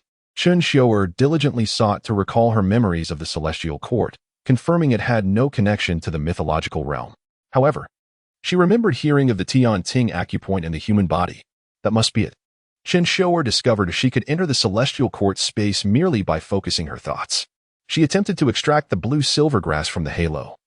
But the moment it detached, she felt her martial spirit sever its connection with her. The small white circle on the back of her right hand reappeared. When she returned the martial spirit to the halo, the blue-silver grass mark re-emerged on her hand. Could it be that my martial spirit can be disassembled? Chen Xiuer pondered, concentrating on her right hand's martial spirit. Through persistent effort, she discerned its name, 10,000 forms. In simple terms, this meant Chen Xiuer could replicate another's martial spirit. However, this replication was illusory, not an authentic existence. To acquire a genuine martial spirit, one must resort to a singular method to vanquish another soul master and seize their spirit. Yet, being but a child, Chen Xiuer casually plucked a piece of blue-silver grass from the ground, transforming it into her martial spirit. Previously, during her awakening, she had replicated Tang San's martial spirit and vaguely recalled that it was not an ordinary blue-silver grass. However, the replicated martial spirit could only last for 24 hours. Thus she resorted to the grass. After all, she had to present blue-silver grass publicly. Changing it might invite unwarranted trouble. This was also the essence of 10,000 forms, the ability to bestow martial spirits upon others and to seize them. The Celestial Court's primary function was storage, capable of housing both martial spirits and soul rings, and facilitating fusion. In essence, each martial spirit possessed 3 abilities, 10,000 forms: plunder, replicate, transform, Celestial Court, fuse, store, analyze. The plunder of 10,000 forms allowed one to seize martial spirits through death. Its replication enabled the imitation of another's martial spirit for 24 hours, with each individual being replicable only once. The transformation permitted the conversion of real-world objects into martial spirits, though currently it could not transform the remains of soul beasts. The Celestial Court's storage capability allowed for the safekeeping of soul rings and martial spirits, akin to a mental space. The fusion ability could merge 2 soul rings or martial spirits. The analysis feature enabled the Celestial Court to dissect all martial spirits, including those of others. To experiment with the fusion of soul rings, Chen Xiuer ventured into the forest. It was said that even a child armed with a dagger could defeat a decade-old soul beast. Thus, she felt no fear of facing the soul beasts. Sure enough, after a brief walk, Chen Xiuer encountered a young vine, its demeanor gentle, devoid of any inclination to attack. Cautiously, she drew the dagger gifted by Tang Hao from her pocket. If I slay this soul beast and obtain its soul ring, I shall become a soul master, right? The young vine startled at first, as if pleading, "Don't come any closer." With a single stroke, Chen Xiuer severed the endearing tendril, and a pristine, almost translucent, white soul ring materialized. Without hesitation, Chen Xiuer channeled his Xian Tian Gong to absorb the soul ring. The act of felling the vine stirred no remorse within Chen Xiuer. Despite his inherent benevolence, he understood the principle of the survival of the fittest. Though he couldn't bring himself to kill a person, nor, similarly, an animal, he could. with a clear conscience, dispatch a plant. Soon, Chen Xiuer had assimilated the young vine's soul ring. A white, nearly transparent, ring now adorned his blue silver grass, which elongated by 1.5 meters, transforming into a short whip. Chen Xiuer lashed the whip against a tree, leaving only a superficial mark. How feeble, he mused. It possesses negligible combat prowess. Perhaps I should exchange it for another soul ring, or even attempt a fusion. Chen Xiuer leaned against the tree, lost in thought. Any soul master overhearing his words would likely be incensed. Exchange a soul ring if dissatisfied? Should one also provide a warranty? Chen Xiuer closed his eyes and re-entered the celestial court space. This time, the celestial court space had undergone a transformation. Within the white circle alongside the blue silver grass lay a white soul ring, clearly inscribed with the number 15 years. Chen Xiuer seized the soul ring, and instantly, the blue silver grass reverted from its whip-like form to its original grassy state. Yet, Chen Xiuer sensed that his soul power had indeed reached level 11, albeit without a soul ring. Imagine, he mused, if one day Chen Xiuer were to become a titled Douluo, yet possess not a single soul ring. What an experience that would be. Chapter 9. Chen Xiuer lost her way. Ha ha ha. Splendid. It has indeed succeeded. Chen Xiuer gazed at her right hand with unrestrained excitement gleaming in her eyes. Just a moment ago, she had successfully hunted a young vine creature, which was surprisingly aged at 56 years. Initially, Chen Xiuer intended to directly replace her existing spirit ring. However, she reconsidered. The spirit ring was of little importance. What mattered was the experimental fusion function. Given the striking similarity between the two spirit beasts, she effortlessly fused them. At that moment, a radiant green light illuminated the heavenly realm, where two streams of green light collided and gradually merged into one. A new spirit ring materialized before Chen Xiuer, boasting an impressive age of 71 years. Furthermore, her martial spirit, the blue silver grass, had also grown, extending to an impressive length of 7 meters, becoming incredibly resilient and sharp. With a swift motion, Chen Xiuer swung it at a small tree, cleanly severing it in half. Yet, against a larger tree, she found herself at a loss. If this pace continued, she mused, she might soon synthesize a century-old spirit ring. The more she pondered, the more exhilarated she became. As Chen Xiuer ventured deeper into the forest, the ages of the spirit beast she encountered began to rise. However, none reached the century mark. Tiring of her relentless pursuit of young vines, she could now break them with a mere flick of her whip. Suddenly, a brand new spirit beast emerged, seemingly inconspicuous amidst the dense foliage. Chen Xiuer cautiously leaned against a large tree, peering out to observe this unfamiliar creature. It resembled a child, possessing limbs and a head, but its body appeared to be made of wood. Its eyes reflected a faint green light, presenting a somewhat vacant expression. Another plant-based spirit, but never mind that. Let us proceed. Silently summoning her martial spirit, the elongated blue-silver grass unfurled gracefully. With a swift motion, she lopped off the creature's head. Strangely, no spirit ring emerged from its body. Even more bizarrely, the headless body turned to face Chen Xiuer. Astonished, she exclaimed, "What? A headless creature that can still move? Are you some sort of supernatural being?" Startled, she hastily retreated, but the spirit beast was incredibly swift, appearing before her in the blink of an eye. Chen Xiuer quickly called upon her heavenly martial spirit, and in an instant, her consciousness entered the celestial realm. What on earth is this creature? A headless being that can run? Do you think you're some sort of supernatural vehicle? Within the heavenly space, time almost came to a standstill, operating at a ratio of 1:365. Naturally, Chen Xiuer did not enter this space to strategize. She came to analyze the attributes of the spirit beast. The celestial realm possessed the capability to dissect spirit beasts. With a mere thought, a vivid image appeared before her. Wood spirit puppet, age 97 years, same as the wood spirit, a puppet created by the wood spirit. It cannot be killed as it lacks life. The only way to dispel it is to eliminate the wood spirit itself. Chen Xiuer understood. She was battling a mere proxy.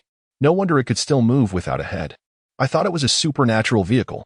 Exiting the heavenly space, I, Chen Xiuer, am back. In the external world, the wood spirit puppet's hand transformed into a wooden blade, striking fiercely towards Chen Xiuer. She executed a tactical retreat, swinging her blue-silver grass to sever the puppet's left leg. Crack! The sound of splintering wood echoed as Chen Xiuer confidently turned away, thinking it was a trivial matter. However, in her haste, she stumbled and fell, landing on her back with stars in her eyes. Yet, this misstep allowed her to evade a perilous attack. Little did she know, the wood spirit was more decisive, leaping from the shadows to engage directly, preparing to launch a vicious assault on Chen Xiuer. But such decisiveness led to its downfall. Not only did it fail to ambush Chen Xiuer, but it also charged right into her embrace. The wood spirit was quite diminutive, resembling a coconut with eyes and a nose.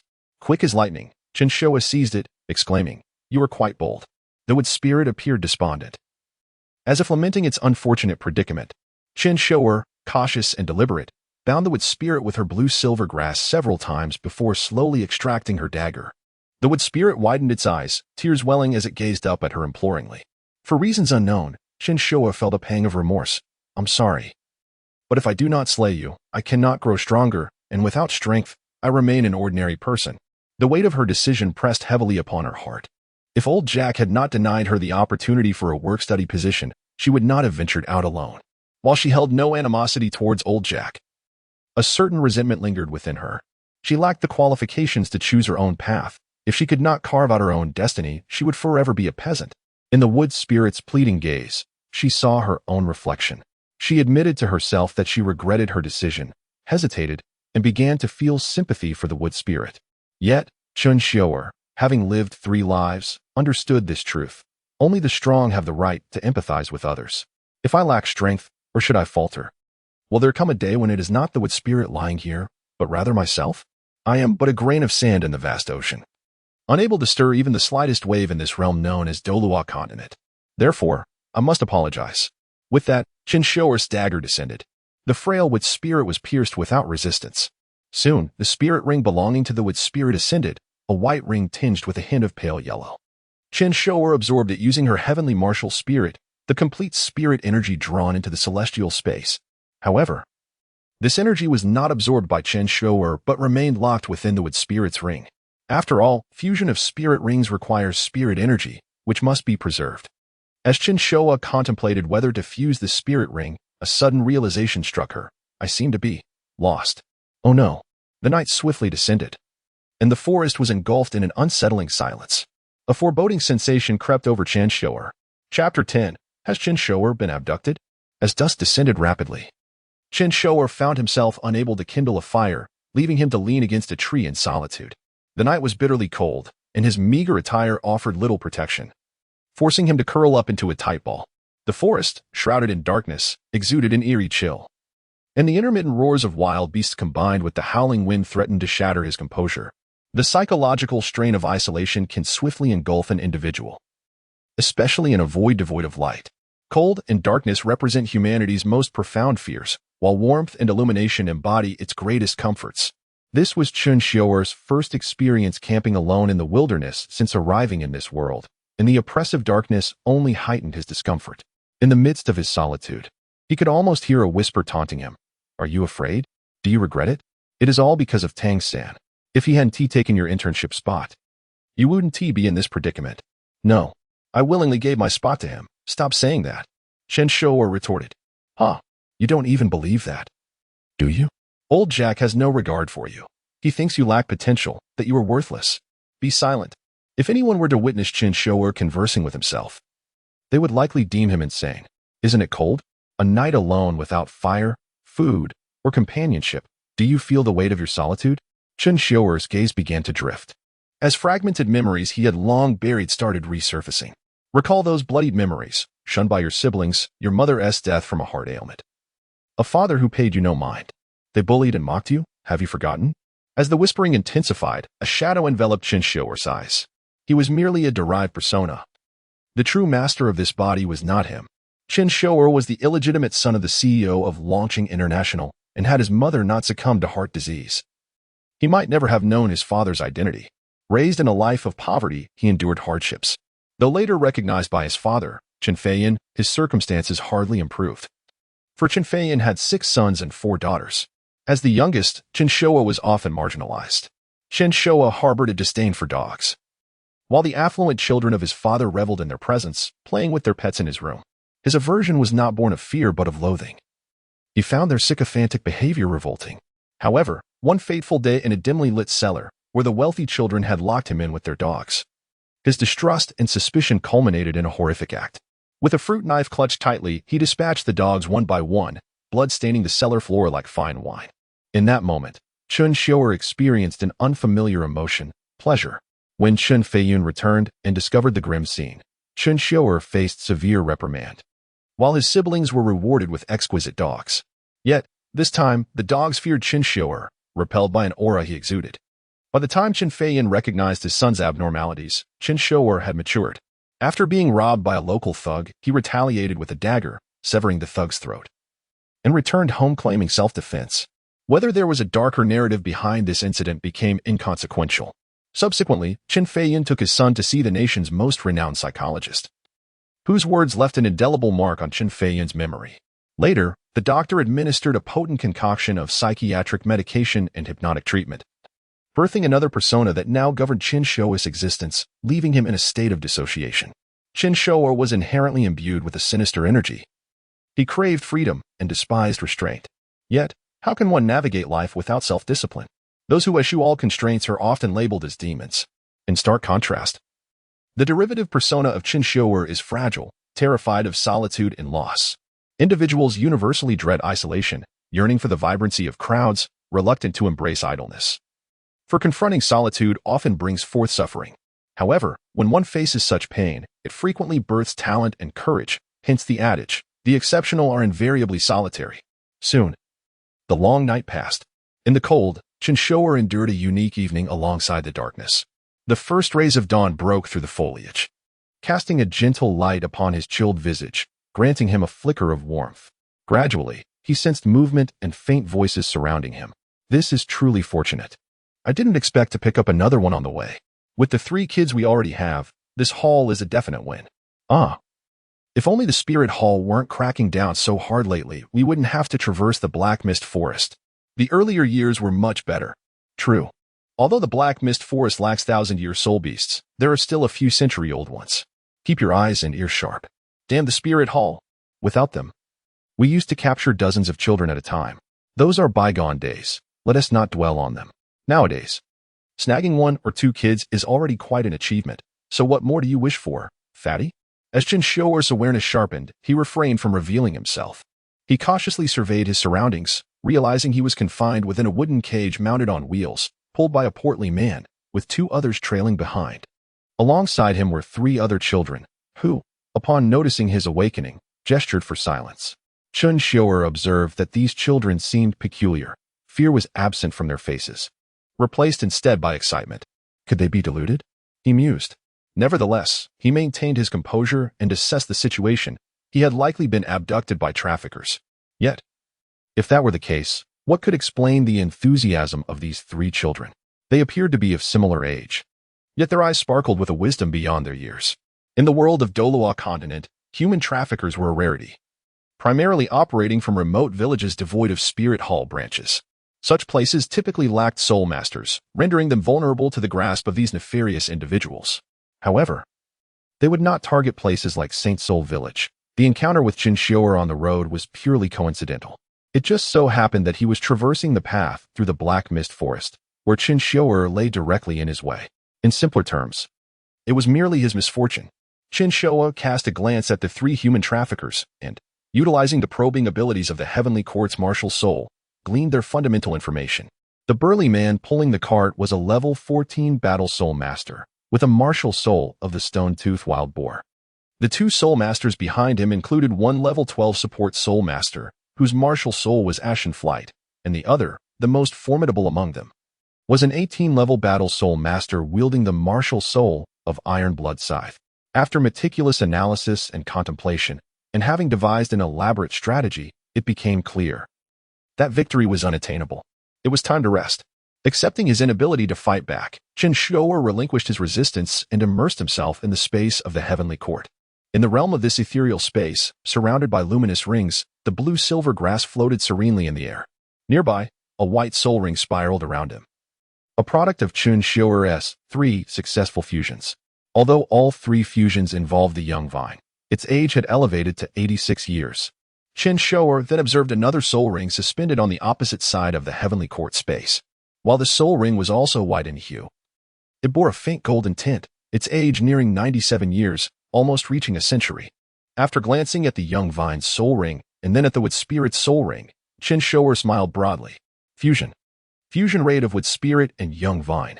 85, Chapter 11. The three brothers more resolute than Chen Xiuer in the celestial realm. Two remarkable streams of green light erupted. One was exceptionally powerful, while the other was comparatively weaker. Gradually, these two streams of green light approached each other, spiraling gently like the yin and yang, eventually merging into a singular entity. Before long, a golden light appeared before Chen Xiuer. With Spirit Vine Soul Ring, 183 years, Soul Skill. With Spirit Puppet, Chen Xiuer gazed at the yellow soul ring hovering beside the blue-silver grass, his heart swelling with excitement. Splendid! His first-century-old soul ring. Observing his blue-silver grass martial spirit, it had now extended a full 18 meters, exiting the celestial realm. Chen Xiuer found himself back in the prison cart. With the 100-year soul ring, an overwhelming wave of confidence surged within him. He felt capable of taking on two opponents single-handedly. However, an unexpected event unfolded. The martial spirit manifested, revealing a white ram. The child confined alongside him suddenly erupted, summoning his martial spirit, the white ram. Yet, noticing the absence of any soul ring beside him, Chen Xiuer realized this was merely a soul warrior. At that moment, however, when the martial spirit was summoned, Chen Xiuer felt a flicker of familiarity. It was an all-too-familiar sensation, one he had sensed from Tang San, and one he himself had radiated. He tentatively named this energy otherworldly energy. Chen Xiuer began to discern its potential. If his conjecture held true, the otherworldly energy was likely the essence brought over by souls from other realms as they traversed the dimensional barriers. Even a minuscule amount could catalyze a second awakening or mutation of a martial spirit. If the martial spirit remained unawakened, this energy might still ignite latent powers within one's bloodline. If the quantity of otherworldly energy were substantial, it could even awaken a top-tier innate martial spirit. Take Tang San, for example. Although Chen Xiuer was unaware of what martial spirit he had awakened, it was undoubtedly far more complex than just blue-silver grass. And he likely possessed a second martial spirit as well, perhaps even a supreme one. Moreover, Chen Xiuer himself had awakened an extraordinarily formidable martial spirit, the celestial realm, and the myriad forms. Observing these three children, it was evident that they too were imbued with otherworldly energy, indicating they had traversed dimensions as well. Previously, Chen Xiuer had struggled to control this otherworldly energy. But after awakening the myriad forms, he found he could now absorb it. It seemed these children had only recently crossed over, and the otherworldly energy had yet to be digested. Once one of the children manifested their martial spirit, the otherworldly energy appeared to find an outlet. If Chen Xiuer's predictions were accurate, the white ram martial spirit would undergo a second awakening in no time, and it would surely be immensely powerful. Yet, Chen Xiuer felt that utilizing it this way was wasteful. Thus, he thought, you are squandering this power. I shall kindly take it upon myself to safeguard it for you. Ah, how benevolent I am.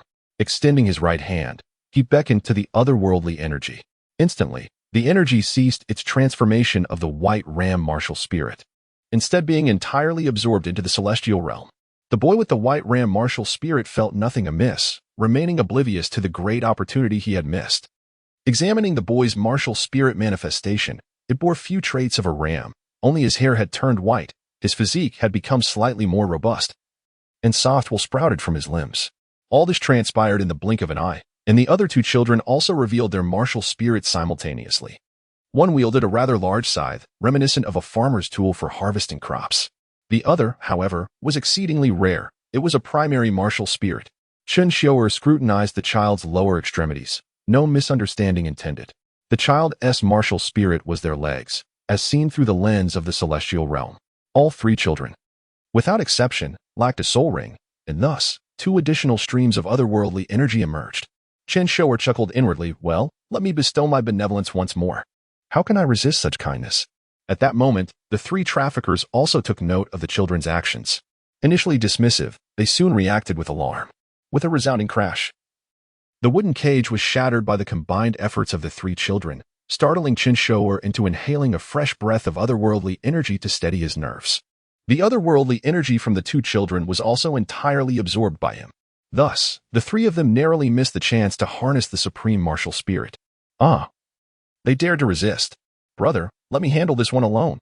The rotund man leading the cart flung off his restraints and ripped his shirt, exuding an air of fierce determination. Very well, my hefty friend. But remember, do not damage them too much. We still intend to sell them, chuckled the scarred leader. Fear not, I shall be judicious. the third brother declared. With that, the third brother's visage transformed, revealing two stone-like fangs protruding from his mouth. These fangs appeared razor-sharp, yet bore tiny fissures. His body began to swell, inflating rapidly like a balloon. In mere moments, he had doubled in size, and an unruly mane of hair sprouted forth: chest hair, leg hair, and underarm hair. Not only was it abundant, but it also exuded a rather unpleasant aroma. As if he had not bathed in quite some time, the child with the scythe took the initiative, dashing forward while bellowing, "Here I come, experienced monster. You shall be honored to be the first stepping stone on my path." As he ran, he laughed boisterously, akin to a fool. Chen Xiuer could only feel embarrassment. Who had granted him such audacity? The child wielding the scythe, perhaps still unsure how to wield it effectively, could only flail his limbs awkwardly. "Taste my death scythe," he shouted, charging towards the third brother, who stood resolute and unyielding. As expected, it was not that the third brother was foolish, rather. The scythe could not even pierce the thick, greasy hide of the third brother. In an instant, the third brother retaliated, delivering a resounding slap that sent the assailant reeling back to reality. The impact was so forceful that the boy with the scythe felt as though he had been struck by a 500-pound weight. Blood spewed forth as he clutched his mouth. His teeth scattered. What a pitiful sight. Are you putting on a show? Your death scythe? You think you're the protagonist? Ha! How amusing. The child wielding the scythe remained in disbelief, struggling to comprehend how a novice could possess such strength. "Jin Shui, are you alive? Make a sound if you are." The other two children inquired. Chen Xiuer felt a twinge of exasperation. Just moments ago, the three of them had appeared as brothers, and now their inquiries revealed they were, in fact, adversaries. The boy named Jin Shui coughed a few times, managing to draw a breath. "I, the mighty, beautiful, wine tavern. My jaws have lost their grip. I lost a tooth." Ignoring the pain, he proclaimed, "I can still fight."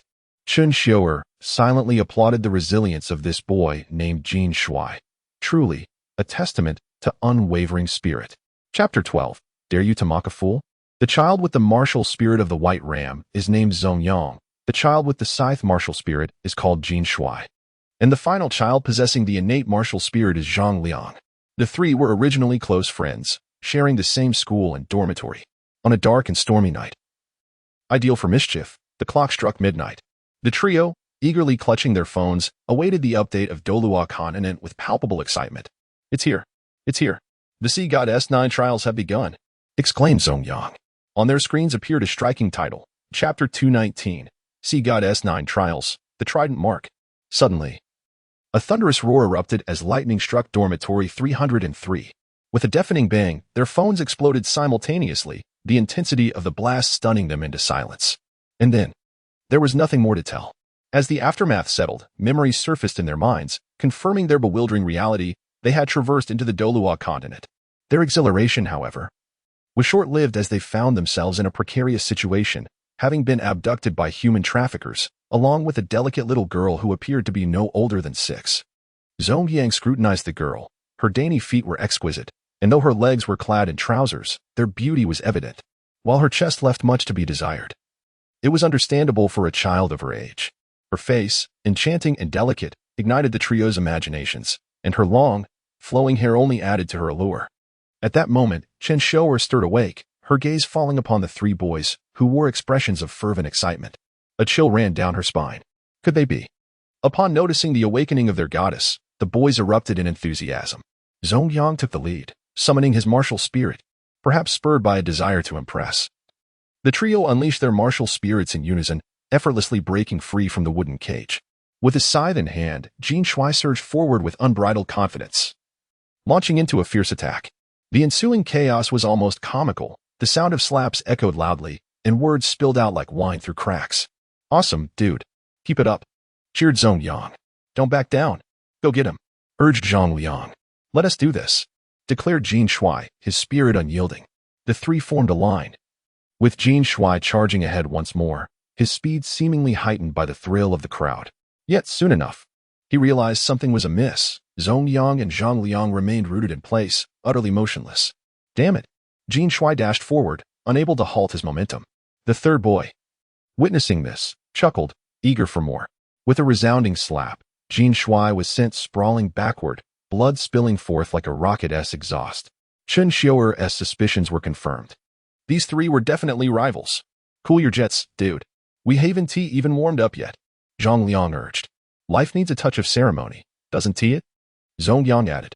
I'll nail you too, Jin Shui retorted. Enough playing around, third brother. Handle them swiftly, or darkness will fall, the scar-faced elder brother commanded. Understood, brother. Jin Shui roared, his first soul skill igniting a brilliant light from his white soul ring. He stomped the ground, gathering his strength before charging like a missile. The force akin to a speeding vehicle. As the imposing figure rushed toward them, the three instinctively sidestepped to the right. And then, was that it?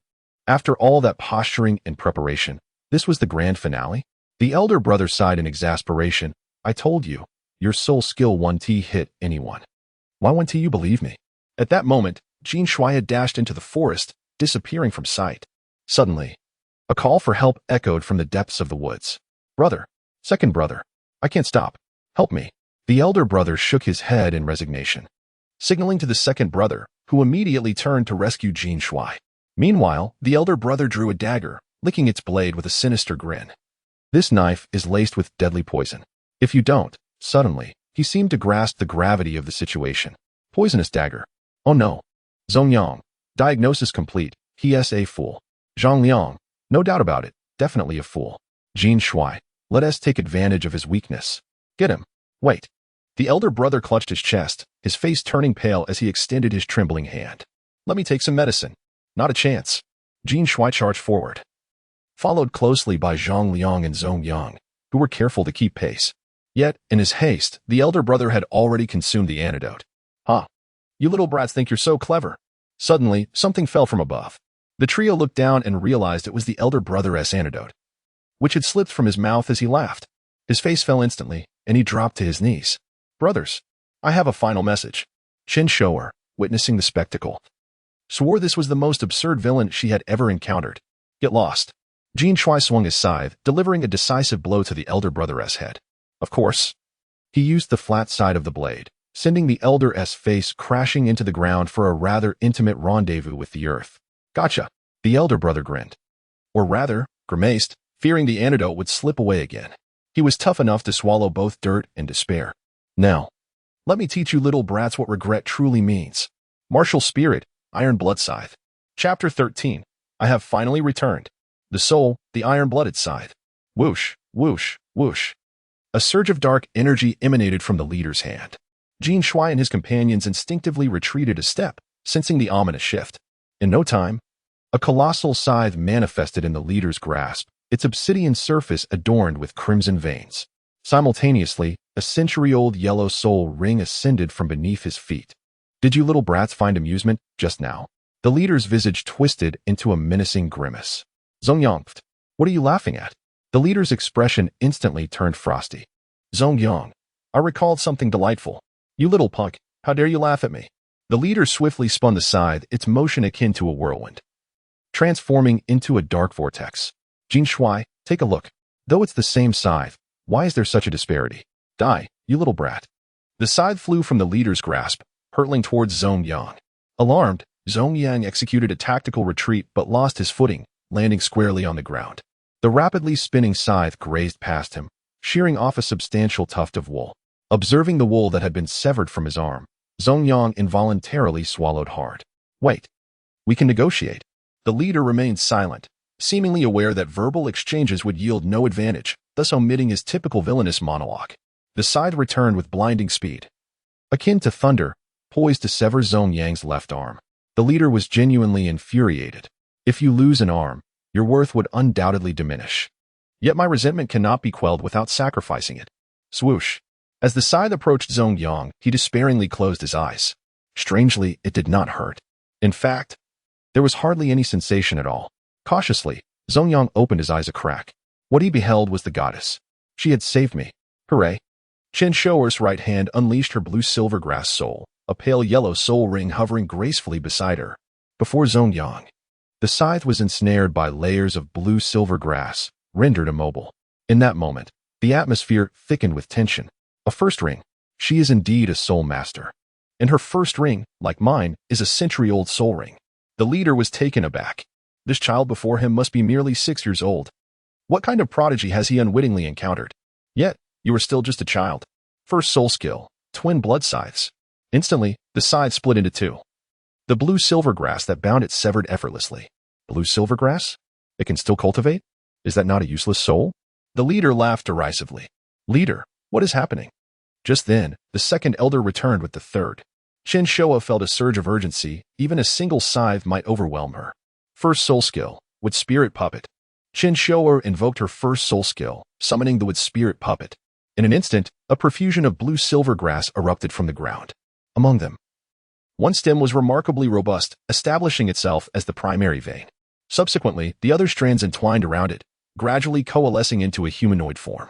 Moments later, the blue-silver grass had formed a human figure, clad in grass armor, standing at 1.7 meters tall, wielding a sword made of vines. Blue-silver grass. Isn't that a useless soul? Both the second elder and the recently returned third elder exclaimed in unison. Chen Xiuer clenched her fists in frustration. How dare they belittle her soul? Have they considered her feelings? I believe there are no worthless souls, only soul masters who choose to be weak. Much like the three of you. Chen Xiuer retorted angrily. Zongyang. Upon closer inspection, it seems like he is a boy. Jin Shui. Zhang Liang. It's over. I've lost my chance at love. Jin Shui. When were you ever in love? Zhang Liang. That's none of your business. I'm heartbroken, sad, and miserable. Zongyang. Shall I satisfy your whim? Zhang Liang. Get lost. Zhang Liang. I'm on the verge of death. And you're utterly heartless. Do you not recall who drank in front of you when you had no water? Zongyang. That was you. Zhang Liang. And who tirelessly played games before you when your phone was confiscated, causing me to catch a cold? Zongyang. Damn you. Jin Shui. Don't hold me back. I will end him. Jin Shui. I'm not holding you back. Zongyang. Zhang Liang. Cough cough. Let us return to the intense and thrilling battlefield. At that moment, the leader charged forward, wielding two scythes with agility and grace. Closing in on Chen Xiuer in an instant. Chen Xiuer's with spirit puppet swung its sword to block, but the leader executed a swift kick. Crash. The with spirit puppet was sent hurtling 2 meters away from the force of the kick. Seizing the opportunity, Chen Xiuer hastily retreated, unleashing the blue-silver grass to ensnare the leader's hands. Yet, the leader was quick-witted, deftly tossing the scythe. Disaster struck. The blue-silver grass was severed once more, forcing Chen Xiuer to bend low to evade the scythe. The wood spirit puppet, receiving Chen Xiuer's command, lunged forward once more. The leader swung his other scythe in defense, a wicked grin spreading across his face. A useless soul remains useless. It serves no supportive role, no offensive capability, nor defensive potential. Ha! Chen Xiuer ducked to dodge the scythe but was unable to evade entirely. The scythe grazed her delicate face, blood gushing forth. Upon seeing the blood, Chen Xiuer's heart quaked, her legs trembling, unable to maintain her stance. Zongyang. This character doesn't seem to exist in the original Douluo continent, does it? Aside from Tang San. Is there anyone else with full soul power of blue silvergrass? Zhang Liang. Does it matter if he does or not? If he dies, we three cannot escape. Jin Shui. What are you thinking? We three possess no soul rings. We must rely on her. The three sought to assist Chen Xiuer but were halted by the second and third elders. This farce has gone on long enough. It must end swiftly. The second elder said darkly. Meanwhile, Chen Xiuer was in disarray, hearing a voice whispering frantically in her ear. Ha ha ha, Chen Xiuer. Have you not realized? This cruel world is not meant for you. Only I can truly command this body. I am its rightful master. Chen Xiuer tightly shut her eyes. Her body turned icy. Blood. I don't want to see blood.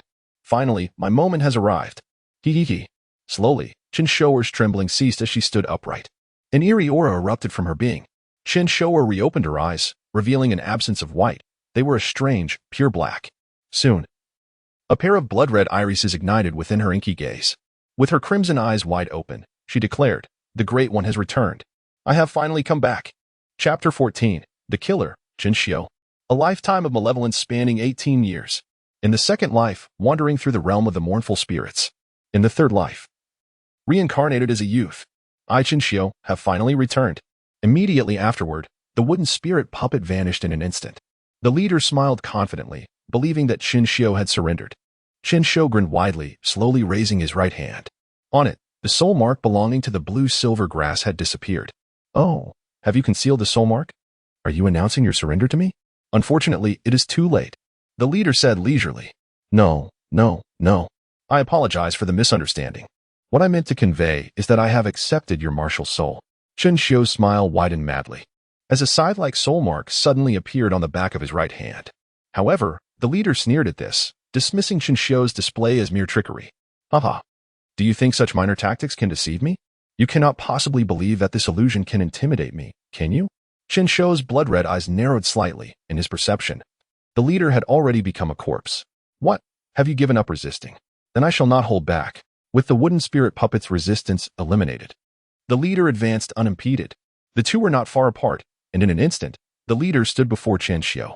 The blades of the iron blood scythe glinted coldly as the leader swung both blades towards Chen Xiuer, to Zongyang and the others. This seemed like a resignation to fate. Chen Xiuer slowly uttered 6 words: martial soul, iron blood scythe. He swiftly raised one scythe and slashed at the leader's abdomen. The leader was astonished. The entire arena was stunned. Could it be a twin martial soul? But the crowd quickly dismissed this notion. However, if it were not a twin martial soul, how could one explain Chen Xiuer's iron blood scythe?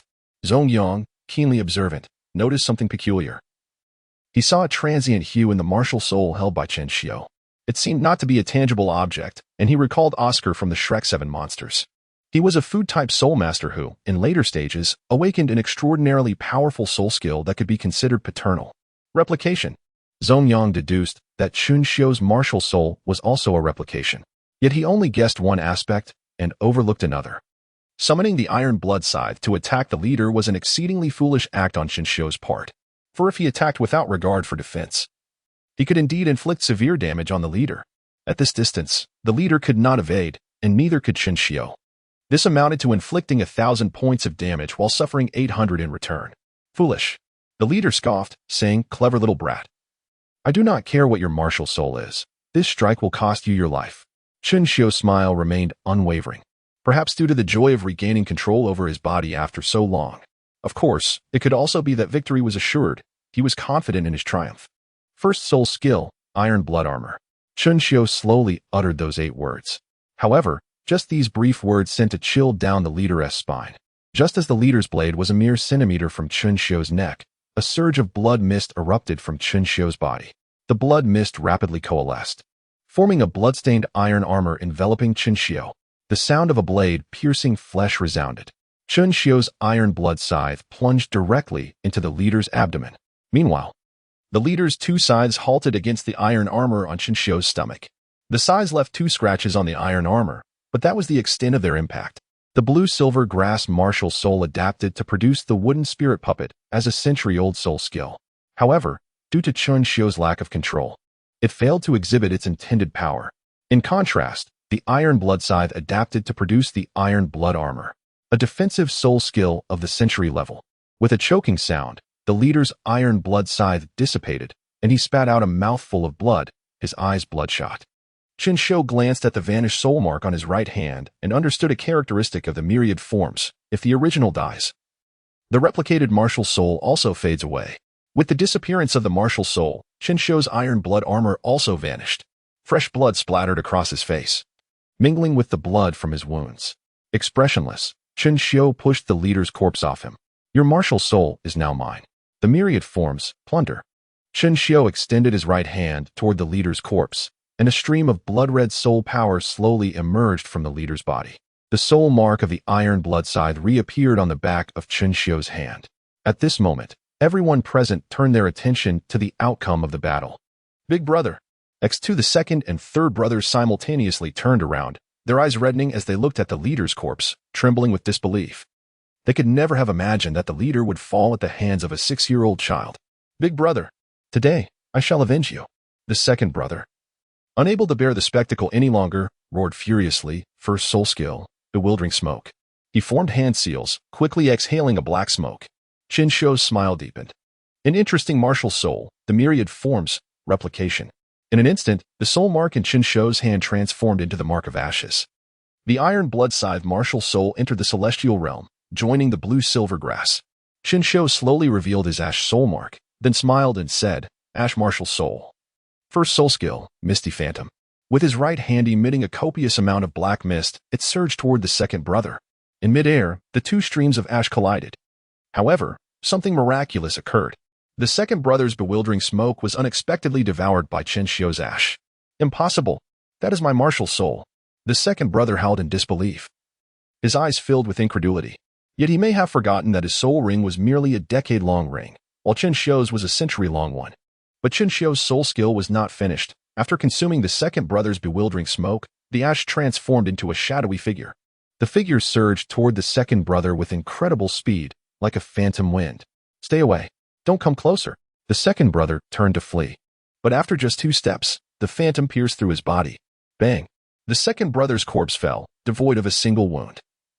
He had been incapacitated by his own bewildering smoke. Chen Xiuer then switched back to the iron blood-side martial soul, spinning the scythe directly toward the second brother. Whoosh! The sound of blood gushing forth echoed. The second brother's head was severed cleanly. "Your martial soul is now mine as well." Chen Xiuer revealed a familiar smile once more. That smile was one of pure delight. The killer, Chen Xiuer. Chapter 15. Follow me, or perish. At this moment, Chen Xiuer stood at the edge of the dark forest, where the air was thick with the scent of blood. 2 lifeless bodies lay slowly collapsing onto the muddy path. Chen Xiuer cast the ash-like martial spirit he had seized into the celestial realm.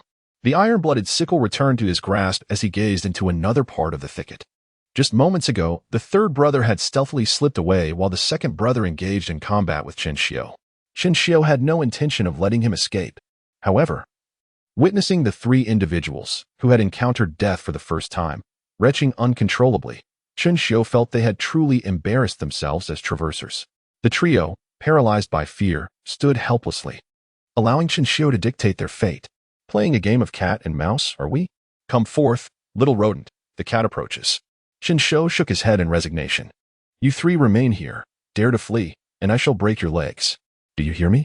Without waiting for a response, Chen Xiuer strode swiftly in the direction the third brother had fled.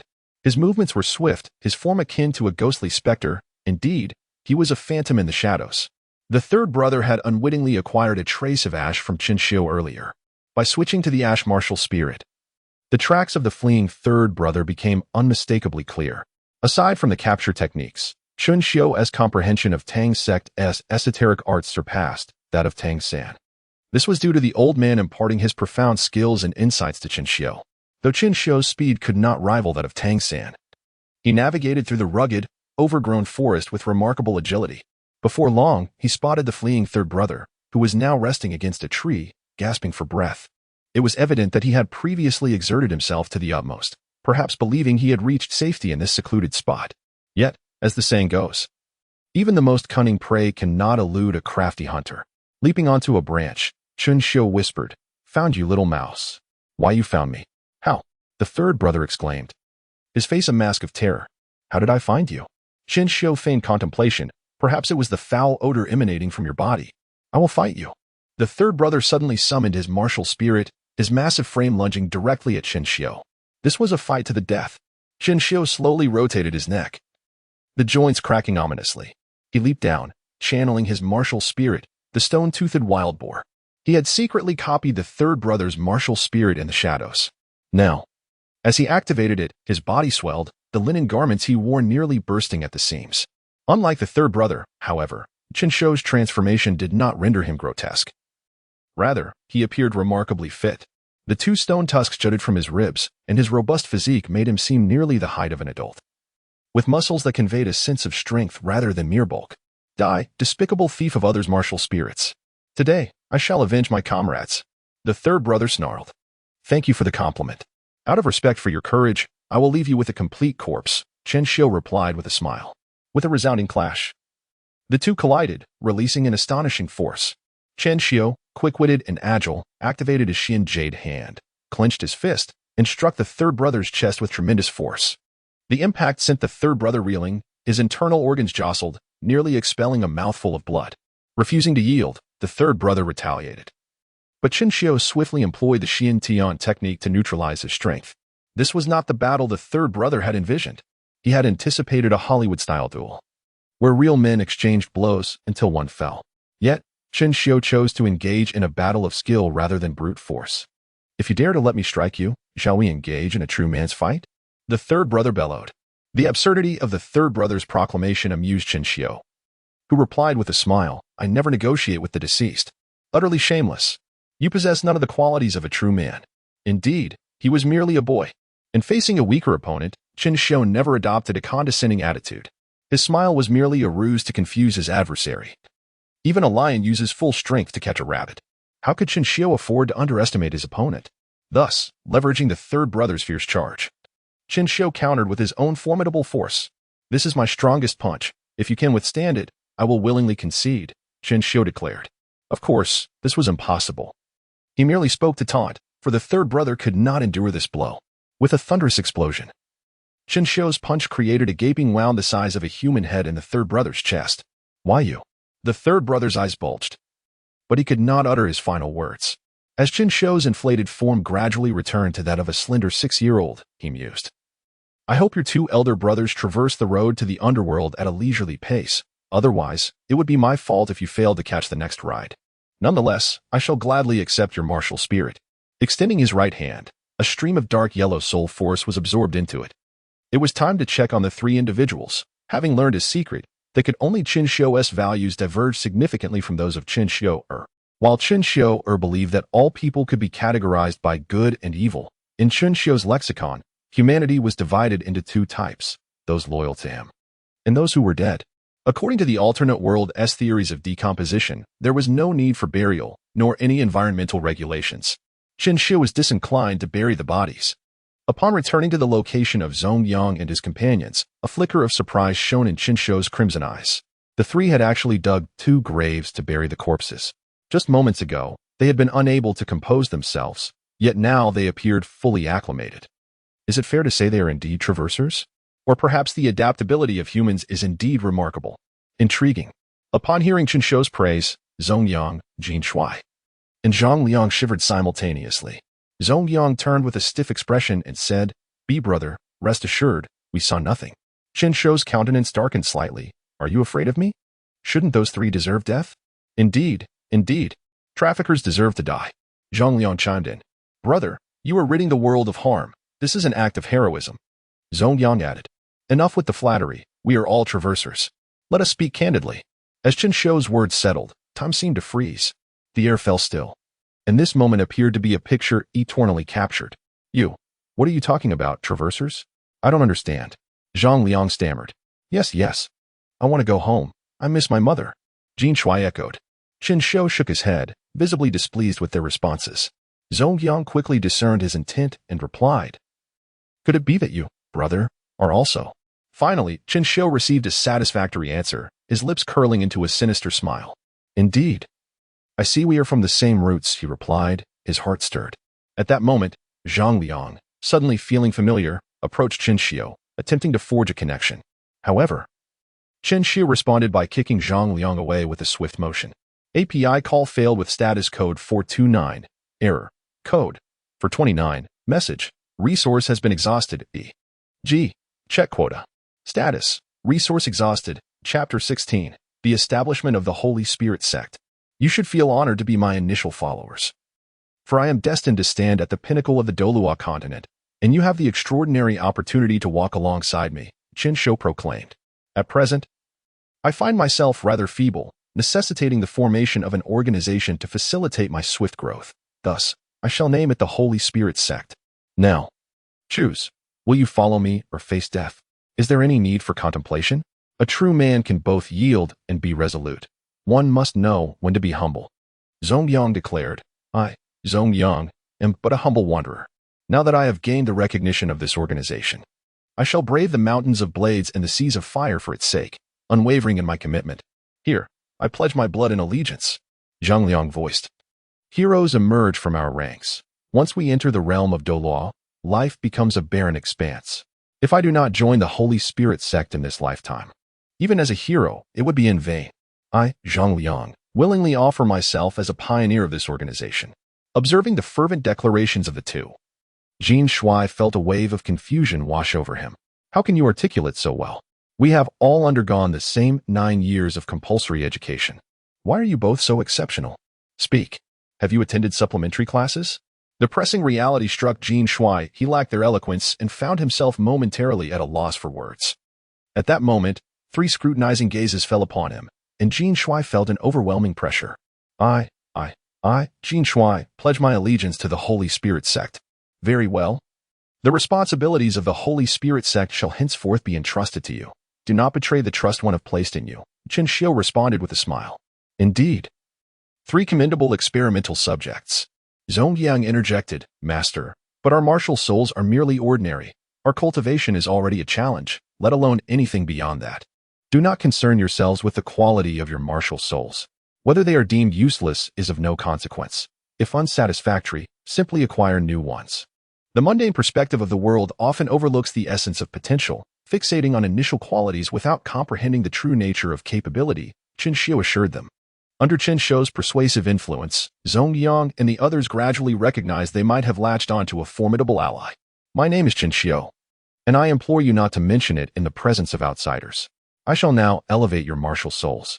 First, let us establish 3 principles. I shall not interfere in your actions, but one thing is paramount. You must never betray the Holy Spirit Sect. Betrayal is my utmost aversion. Chen Xiuer stated solemnly. Yes, Master. They chorused. Chen Xiuer prepared to return 1/10 of the foreign energy to them. Although this energy belonged to them, they remained unaware. Now, let us delve into the mysteries of martial soul fusion. 3 delightful little mice, Chen Xiuer mused, casting his gaze upon Jin Shui. I recall your martial soul is a scythe, is it not? Indeed, a scythe for harvesting grass, Jin Shui replied. Henceforth, you shall be known as the Scythe of Fate. One of the 3 adjudicators of the Holy Spirit Sect, Judgment, Chen Xiuer declared, merging the Iron Blood Scythe martial soul with Jin Shui's ordinary scythe.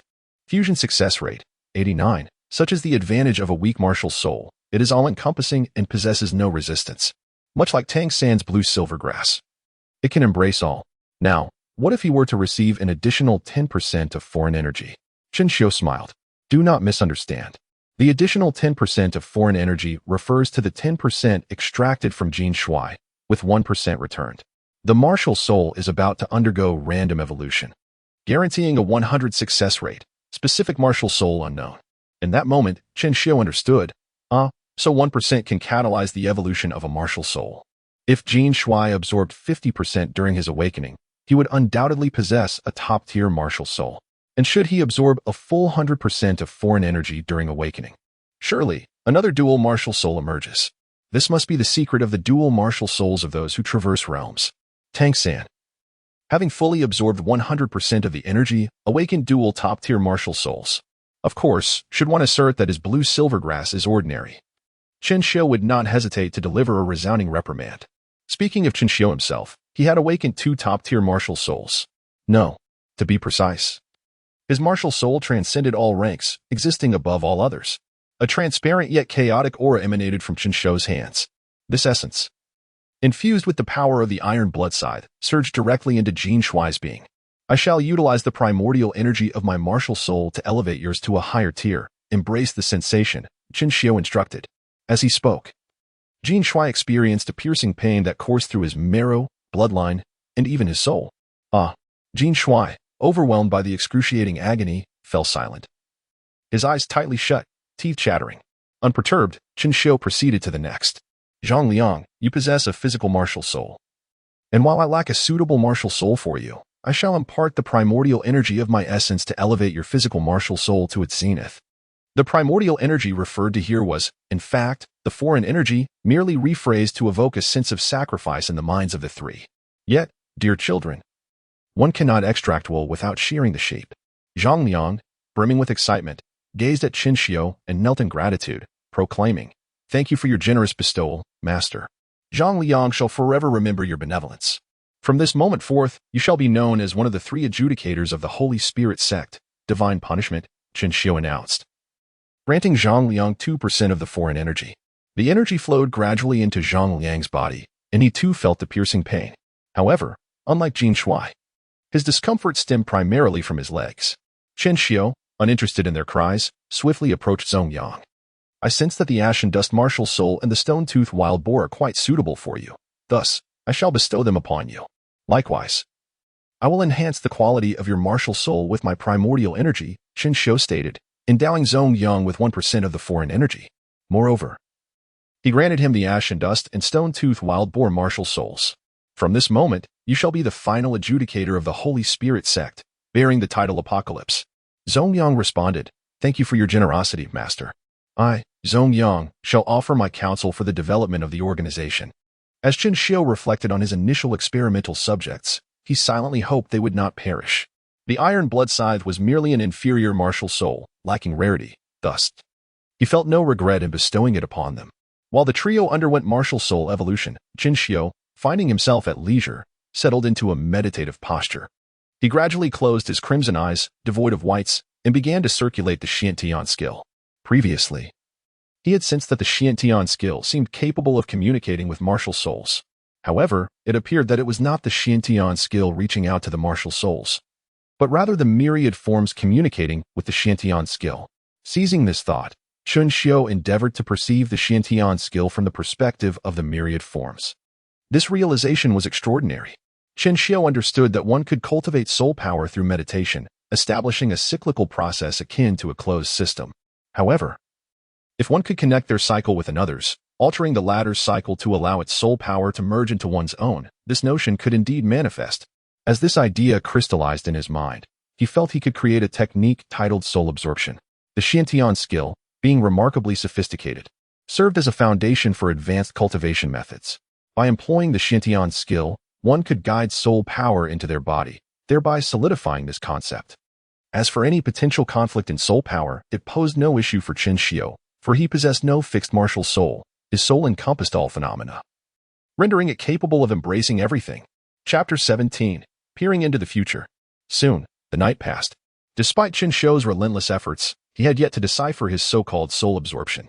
Although he had a concept in mind, the creation of a martial art was not an endeavor to be accomplished overnight. Furthermore, according to Chen Xiuer's initial thoughts, this technique was intended to be utilized through the guidance of the myriad martial souls. However, how could others cultivate it? He aspired to develop the Holy Spirit Sect and envisioned this martial art as a means of propagation. Therefore, it was imperative that this technique be accessible to all. The foundation must be solid, for the journey ahead was still long. Yet, Chen Xiuer needed to awaken, and he had to conceive a method to suppress her. Although Chen Xiuer was the rightful owner of this body, he could only silently yield while Chen Xiuer was present. Thus, his foremost concern was not the advancement of the Holy Spirit Sect, but rather resolving his own predicament. Now, Chen Xiuer faced two choices.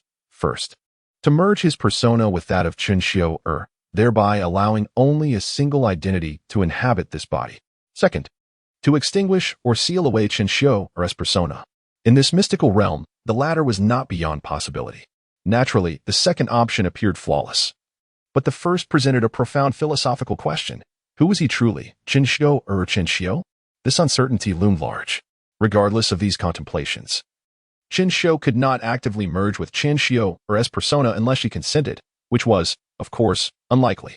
For now, he could only take one step at a time, he sighed. At that moment, Zongyang among the trio awakened.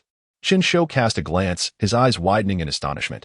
Zongyang's complexion had turned remarkably pale, though not as fair as Chen Xiuer's, it was still quite striking. His hair had grown significantly longer, cascading to his shoulders, and had transformed into a silvery hue. Upon his forehead, a tightly shut eye had appeared, accompanied by two delicate golden horns on either side of his hairline. His current appearance resembled that of a martial soul manifestation. The first thing Zongyang did upon awakening was to examine himself. With azure eyes, he noted that there was not a trace of wool on him. Master, I feel rather peculiar. It seems my martial soul is in a state of perpetual manifestation, consuming no soul power whatsoever, Zongyang expressed with confusion. An eternally manifested beast martial soul, Chen Xiuer mused, realizing that while the primary martial soul could maintain its activated state indefinitely, Zongyang appeared to have entered a permanent state of martial soul manifestation. What is the name of your martial soul? Chen Xiuer inquired. Zongyang pondered briefly before responding. Three-eyed horned antelope. Chen Xiuer opted to utilize the heavenly court martial soul to investigate. Three-eyed horned antelope, beast martial soul, breaks illusions, captures heart demons, and can glimpse a sliver of heavenly secrets. Glimpse a sliver of heavenly secrets? Chen Xiuer felt a surge of murderous intent. However, it would be a pity to kill one who could evolve into such a rare martial soul. He decided to nurture it for now and see if stronger martial souls could be developed later before deciding to kill. Chen Xiuer silently contemplated. Indeed, my initial intention was to experiment with martial soul fusion on others. I have never failed in such endeavors and am unaware of the cost of failure. Thus, I must first conduct experiments on others. If successful, I can seize their martial souls. If not, we shall discuss it then. Inherently suspicious, Chen Xiuer did not fully trust the three of them. Yet, they were three transmigrators, excellent subjects for experimentation.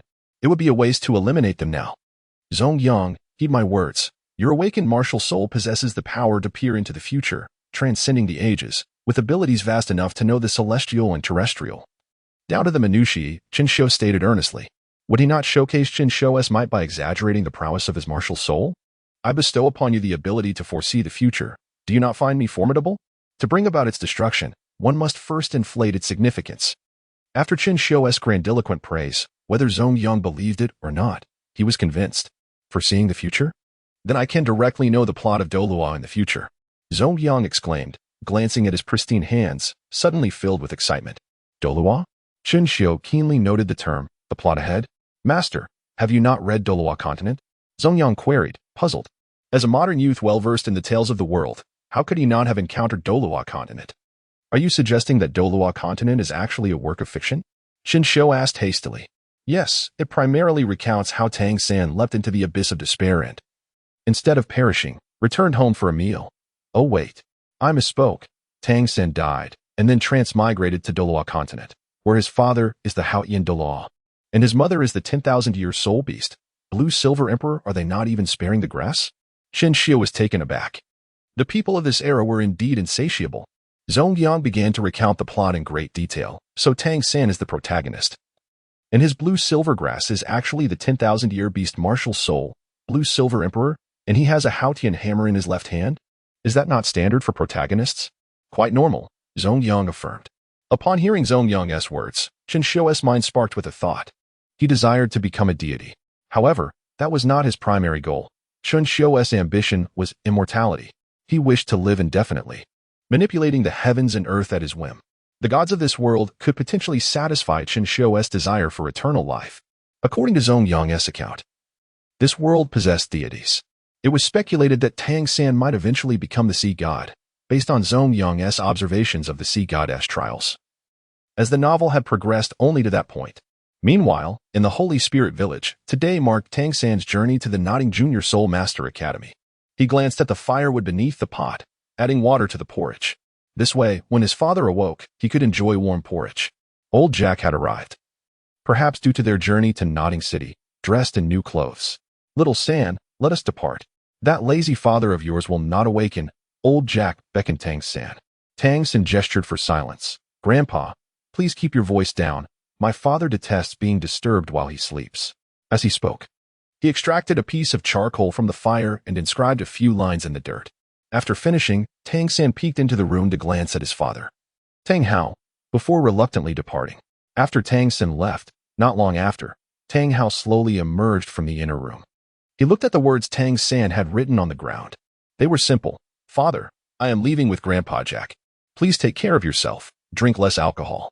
The porridge is in the pot. Do not forget to eat. Tang Hao gazed skyward at a 45-degree angle, as if sand had entered his eyes. He would never admit to shedding tears. As they walked along the path, Tang San quietly followed Old Jack. Little San, are you reluctant to part with the village? Or is it your drunken father you will miss? Old Jack inquired with a smile while ruffling Tang San's hair. Both, I suppose, Tang San replied, his gaze wandering. As Chen Xiuer's figure had yet to appear, his brother had not come to bid him farewell. Perhaps because parting was too painful to bear, Old Jack smiled gently. If only my few unworthy grandsons possessed half your thoughtfulness, I would be content. The two left early. Missing a crucial event, Chen Xiuer had gone missing. It was only when Old Jack returned later that he learned of her disappearance. The entire village was searching for her, believing she had been abducted by human traffickers. Chen Xiuer's expression darkened, the more he learned about Tang San. The heavier his heart became. How does Tang San support himself at the Nodding City Primary Academy? Chen Xiuer inquired of Zongyang. Tang Hao entrusted Tang San with the chaotic wind hammer technique, and he became an apprentice at a blacksmith shop, utilizing this technique, Zongyang replied. Moreover, he crafted numerous Tang sect hidden weapons. And one more thing. The female protagonist of Douluo Continent, Xiao Wu, also encountered Tang San at the Nodding Primary Academy. Xiao Wu. Chen Xiuer gradually closed his eyes, lost in thought. Chapter 18. The development plan of the Holy Spirit Sect in the outskirts of the Black Mist Forest. Zhang Liang and Jin Shui gradually awakened, while Chen Xiuer employed the heavenly court martial soul to observe their transformations. Legs, main body martial soul, moving like thunder. Striking like lightning, wherever it passes, it claims dominion. Chen Xiuer harbored a new hypothesis regarding Zhang Liang's martial soul. Had he initially infused it with complete otherworldly energy, perhaps Zhang Liang's main body martial soul would have manifested in its entirety. Upon examining his personal changes, there were not many. Primarily, his legs had become particularly straight and elongated. As for Jin Shui, his transformation was minimal, to the extent that one could argue there was none at all. Scythe of ghostly blood, tool martial soul, possessed by malevolent spirits, unstoppable like a raging army. Jin Shui exclaimed, "Boss, why am I the only one unchanged? You have awakened a martial soul that reigns supreme in heaven and earth, unparalleled across the 8 realms, the scythe of ghostly blood, imbued with the might of divine possession. Capable of annihilating worlds," Chen Xiuer replied calmly. "Really? So, does that mean I could punch Tang San and kick Tang Hao? With one hand on Xiaowu and the other on Ningrongrong?" Jin Shui said excitedly. "This child possesses a certain boldness. These youngsters seem not to engage their minds. If your martial souls were truly formidable, you would have already achieved innate full soul power. The strength of a martial soul is directly proportional to innate soul power, a concept utterly lost on them. Look at your current soul power levels. Do you not comprehend this?" Seeing Chen Xiuer elucidate the martial souls, Zhang Liang could no longer contain himself. "What about me? What about me? Yours is a rare main body martial soul. Your martial soul manifests through your legs. I shall say no more. It is for you to comprehend." In truth, Chen Xiuer himself had not fully grasped the nature of this main body martial soul. It was perhaps better to let him speculate. Ahem, after much contemplation on the plot of Douluo continent, I believe we should set off for Sea God Island ahead of schedule. Let us depart now, Jin Shui proposed. Zhong Yang gently patted Jin Shui's shoulder, offering comfort. "Do not despair in the face of reality. Maintain your confidence. Life remains bright and sunny. Go wash up and get some sleep. Dreams hold infinite possibilities. I'm coming for you," Jin Shui declared, summoning his martial soul. Instantly, an aura of bloodlust permeated the air as a massive black scythe materialized in his hands. The scythe bore chains of black patterns, and a faint mist of blood consistently followed its movement. That would certainly be impressive for show. It appears sophisticated and exudes an air of supremacy, Zhang Liang remarked. "I warn you, do not engage in idle chatter with me. Remember, should we clash, I may incur injuries, but you would lose your life," Jin Shui retorted. With a swift motion, Jin Shui swung the enormous scythe towards Zhang Liang, the dark scythe trailing wisps of shadowy mist. Zhang Liang, moving with remarkable speed, propelled himself 3 meters away with a single push of his legs. "Flattery does not suit you. Spare me your streetwise banter," Zhang Liang replied helplessly, clapping his hands. Zhong Yang drew the attention of the crowd. "All right, you two cease your antics. Let us discuss serious matters. Since our leader has established the Holy Spirit Sect, we three, as the initial disciples, ought to consider the development of our sect over the coming decades." Chen Xiuer, however, paid no heed to Zhong Yang's developmental plans. His entire focus was on the heavenly court space. He allocated 1% of otherworldly energy to Zhong Yang, 1% to Jin Shui, and 2% to Zhang Liang, leaving a total of 26%. Within the heavenly court space, besides the blue silver grass and a century-old soul ring, only 26% of energy remained. It took 5% to evolve the blue silver grass into the blue silver emperor. Yet, Chen Xiuer did not wish to pursue the blue silver emperor path. He sought to synthesize a superior martial soul. Moreover, merely using otherworldly energy to enhance a martial soul would be a gross misallocation of resources. Otherworldly energy possesses boundless applications. If Chen Xiuer wished to continuously synthesize martial souls and ensure a 100% success rate, otherworldly energy was imperative, as it guaranteed such success. If he aspired to synthesize soul rings of 100,000 years or even 1,000,000 years, he would require otherworldly energy. The previous allocation of otherworldly energy to the three was merely an experiment. Chen Xiuer withdrew his consciousness from the heavenly court space. "Leader, after our discussion, we collectively believe we should first seize Holy Spirit Village and use it as a foundation for our sect's growth," Zhong Yang reported. "Very well." Though they did not truly confer, it was all Zhong Yang's premeditated plan. But what if Tang San returns? Chen Xiuer posed a critical question. "No worries, it is manageable. I have already devised a ruse. When he arrives, we shall simply rename the Holy Spirit Sect as the Tang Clan. Zongyang grinned deviously.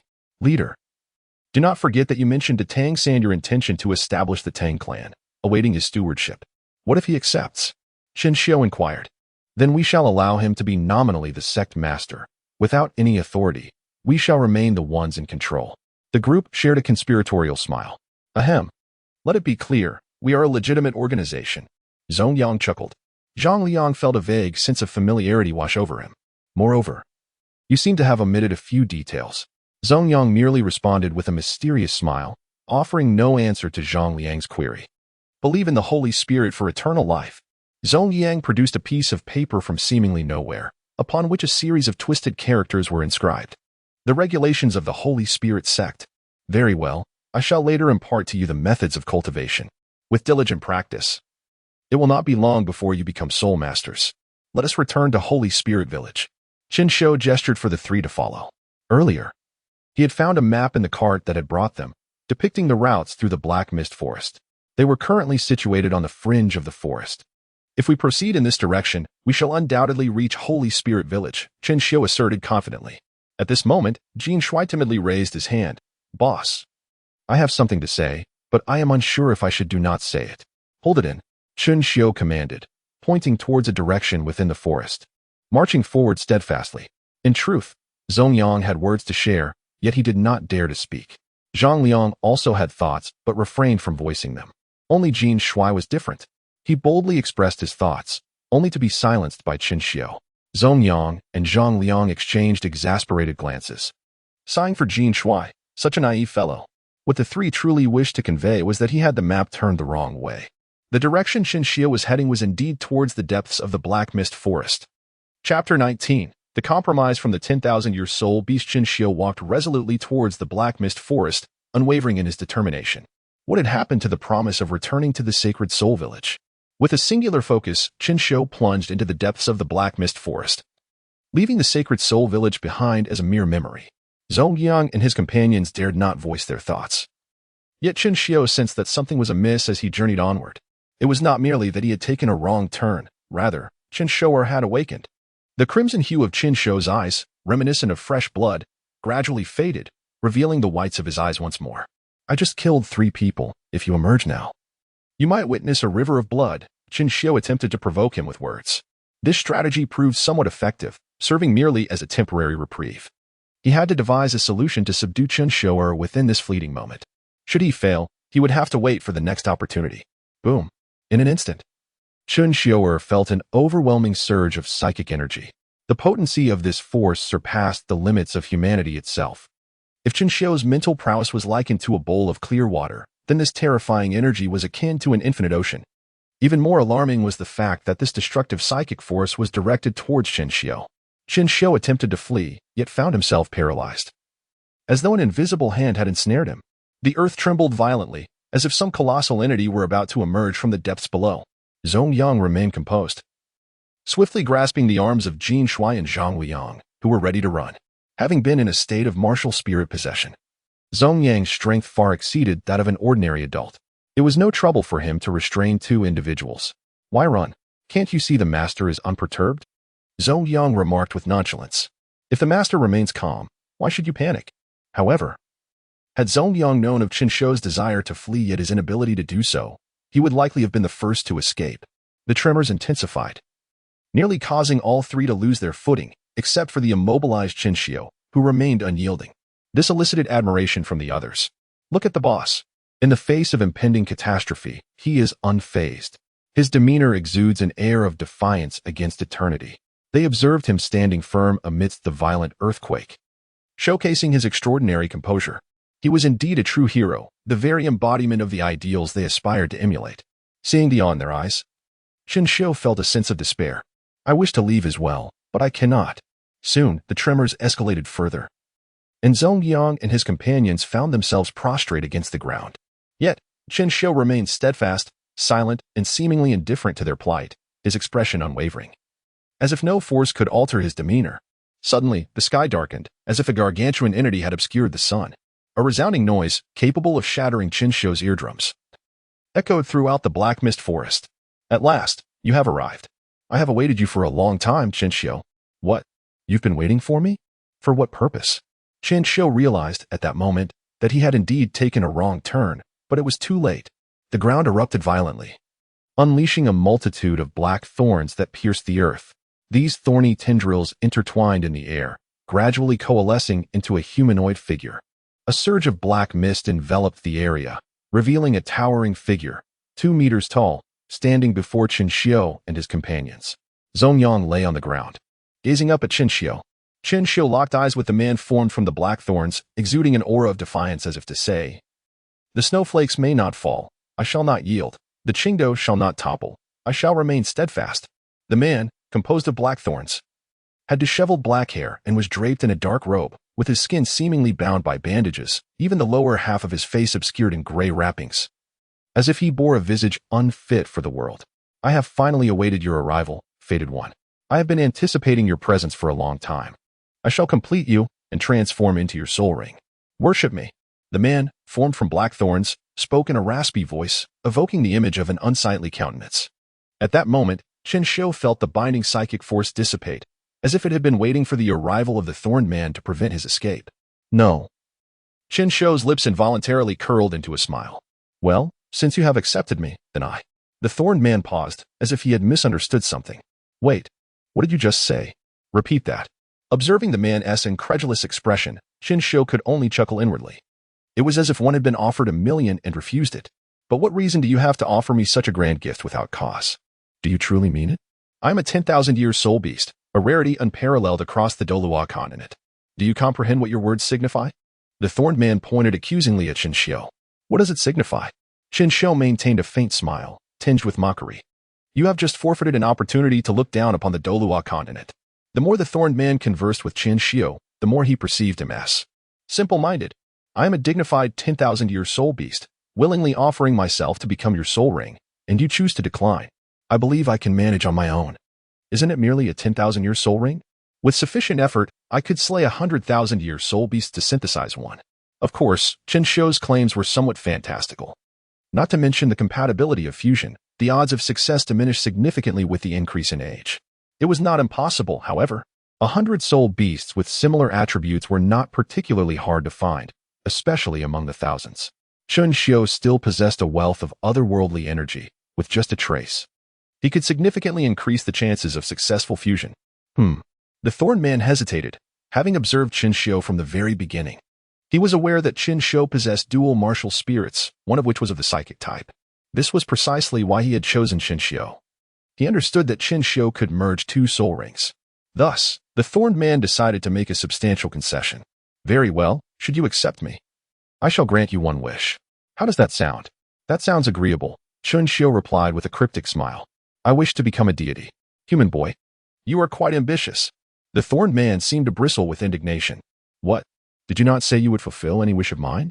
Are you incapable of granting even such a trivial request? Had it not been for my impending demise, why would the illustrious Blackthorn King bow so low to a mere human?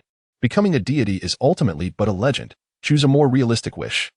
Though the thorned man was incensed, he found himself at a crossroads. Chen Xiu was elated. At last, the moment had arrived. "Judging by the earlier surge of psychic energy, you are indeed of the psychic type. Is it possible for you to extinguish the other persona within me? I have but this singular request." Chapter 20. I am Chen Xiu, New Year Extra. Humanity, I apologize, but I am unable to comply. It is not a matter of capability, but rather one of impossibility. If I were to extinguish the other personality within you, it would be akin to tearing apart half of your very soul, leading to the collapse of your mental fortitude. The Blackthorn man declared. Chen Xiu clenched his teeth in the shadows, a fleeting glimmer of darkness flashing in his eyes. "It appears that this is the only way forward. Then, lend me your mental power to devour the other persona within me." Chen Xiu's expression morphed into one of grim determination, a visage that Zongyang had never witnessed on the leader before. This was a desperate measure. Chen Xiuer's awakening was accelerating. If he were to emerge, Chen Xiu would be rendered powerless forever. Thus, at times, decisiveness is imperative. Are you truly prepared for this? I cannot guarantee that you will ultimately prevail over the other mental force within you. Are you certain you wish to proceed? The Blackthorn man was equally troubled. Just as Chen Xiu uttered the command to devour, the crimson hue in his eyes rapidly faded. The whites of his eyes returned, and his gaze reverted to its natural black. Chen Xiuer bellowed with a fierce countenance. Hurry. If you delay any longer, it will be too late. You need only provide the space. The rest I shall handle myself. Sigh very well. The Blackthorn man acquiesced with a sigh. As he spoke, the Blackthorn man's vast mental energy surged forth like an ocean. This force directly compelled the two divided mental energies within Chen Xiuer's body to converge. However, the two forces repelled each other. One was powerful, while the other was feeble. Yet the weaker force was surprisingly aggressive, seemingly intent on consuming the stronger mental energy. The formidable energy belonged to Chen Xiuer, the embodiment of benevolence. The weaker force, naturally, was Chen Xiuer himself. The two mentalities intertwined and battled like the convergence of yin and yang. Yet, Chen Xiuer's mental force showed no inclination to consume its counterpart. It merely resisted. Conversely, Chen Xiuer acted as an invader, ravenously attempting to absorb the powerful mental energy. The Blackthorn man compressed his mental force once more, narrowing the space in which their energies clashed. Ultimately, the powerful mental force, left with no choice, began to absorb Chen Xiuer's energy. However, by then, the strength of that force had significantly diminished. Chen Xiuer's mental energy proved superior, gradually eroding the resistance of the powerful force. To an outside observer, it appeared as though Chen Xiuer merely closed his eyes. And the struggle between the two mental forces lasted no longer than 10 minutes. This was entirely due to the Blackthorn man's intervention. Had he not compressed the mental energies, Chen Xiuer could have evaded indefinitely, leaving Chen Xiuer at a loss. After all, Chen Xiuer was the dominant entity. And now they were ultimately merging into one. Chen Xiuer slowly opened his eyes, devoid of the crimson hue, presenting a gaze restored to its natural color. The hearts of the onlookers sank, yet Chen Xiuer's lips unconsciously curled into a smile. This was a subtle maneuver by Chen Xiuer, rekindling the hopes of those present. In the end, I have triumphed. Chen Xiuer spoke softly. The aura emanating from him was peculiar. A blend of Chen Xiuer's essence intertwined with the shadow of Chen Xiuer, with a 45-degree tilt of his head towards the heavens. Chen Xiuer declared, "You have ultimately fallen to my hand. From now on, this body shall have but one master. Immortality shall be the singular goal of this vessel's journey." A flicker of intrigue crossed the Blackthorn man's eyes, followed by astonishment. He is Chen Xiuer. In the end, he has triumphed. Chen Xiuer grinned widely. Henceforth, I shall exist in this world under the name of Chen Xiuer. The smile he bore was genuine, a stark contrast to Chen Xiuer's previous hollow expressions. It is impossible. How could the leader possess such a genuine smile? It must be a facade. Could it be that the leader's acting skills have improved? The others thought in unison. And what is your opinion on Tang San? Zhong Yang inquired.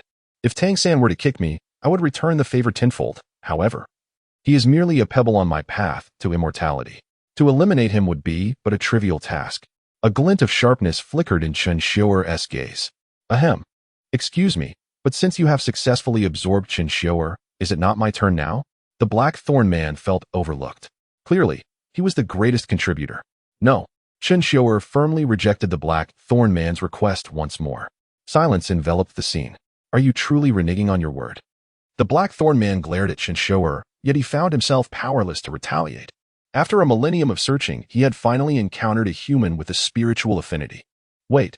The Blackthorn man glanced at Zhong Yang, realizing he too possessed spiritual attributes, albeit feebly, pathetically weak. However, since his martial soul was granted by Chen Xiuer, the Blackthorn man remained resolute in his choice.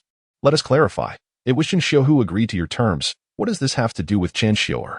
The very reason Chen Xiuer chose his name was to evade accountability. Then, shall I fulfill one more wish of yours? The Blackthorn man was momentarily at a loss for words. Chen Xiuer. No. 100,000-year soul ring. Chen Xiuer. No. The first ring is 100,000 years. Across the entire continent, who possesses such a configuration? Chen Xiuer. Perhaps in the future, there may be an anomaly where the first ring is 1,000,000 years. Even a 3-life martial soul is not beyond possibility. You must be dreaming. How could such a person exist? If such an individual were real, I, the Blackthorn King, would change my name to the pitiful Grassvine King. The Blackthorn man felt as though he might lose his mind. As a dignified 100,000-year soul beast, devoid of pursuits and dignity, what more could you desire? Meanwhile, Zhong Yang and the others gazed at Chen Xiuer in admiration. Recognizing his unparalleled courage in the face of a 100,000-year soul beast, and the sheer audacity that compelled such a creature to bow before him, instilling a new perspective that a 100,000-year soul beast was not particularly formidable. Look, the Blackthorn man is a living testament. If other 100,000-year soul beasts were to learn of his current predicament, they would surely exclaim, "You have brought disgrace to the 100,000-year soul beast legacy." Well, why not share the origin of your desire to become another soul ring? Chen Xiuer leaned against a tree, adopting a pose that suggested he was eager for a story. I have grown weary of life and wish to escape it. Is that not sufficient? The Blackthorn man replied weakly. If you do not speak the truth, there will be no room for negotiation between us, pitiful grass vine king. Chen Xiuer stated. Chapter 21, The 100,000-Year Soul Ring. New Year's Update. Once upon a time, I was born amidst a great snowstorm, destined to survive. Enough. Let me be succinct. Tell me how the idea of becoming my soul ring came to be. Chen Xiuer interjected. Are you jesting? You wish to recount tales from your childhood? 100,000-year soul beast? When did that come to pass? Very well, we, the Tang Clan, are indeed the true predators of soul beasts, immensely powerful. Yet, we bear a grievous flaw. Our lifespans are exceedingly short. It can be said that none have ever existed for a millennium. At this juncture, the Deaththorn Black Vine King spoke with a countenance of sorrow and indignation, as if cursing fate for endowing them with formidable strength yet robbing them of longevity. Thus, I began to ponder deeply, exploring various forbidden methods. I even resorted to consuming my kin to extend my lifespan.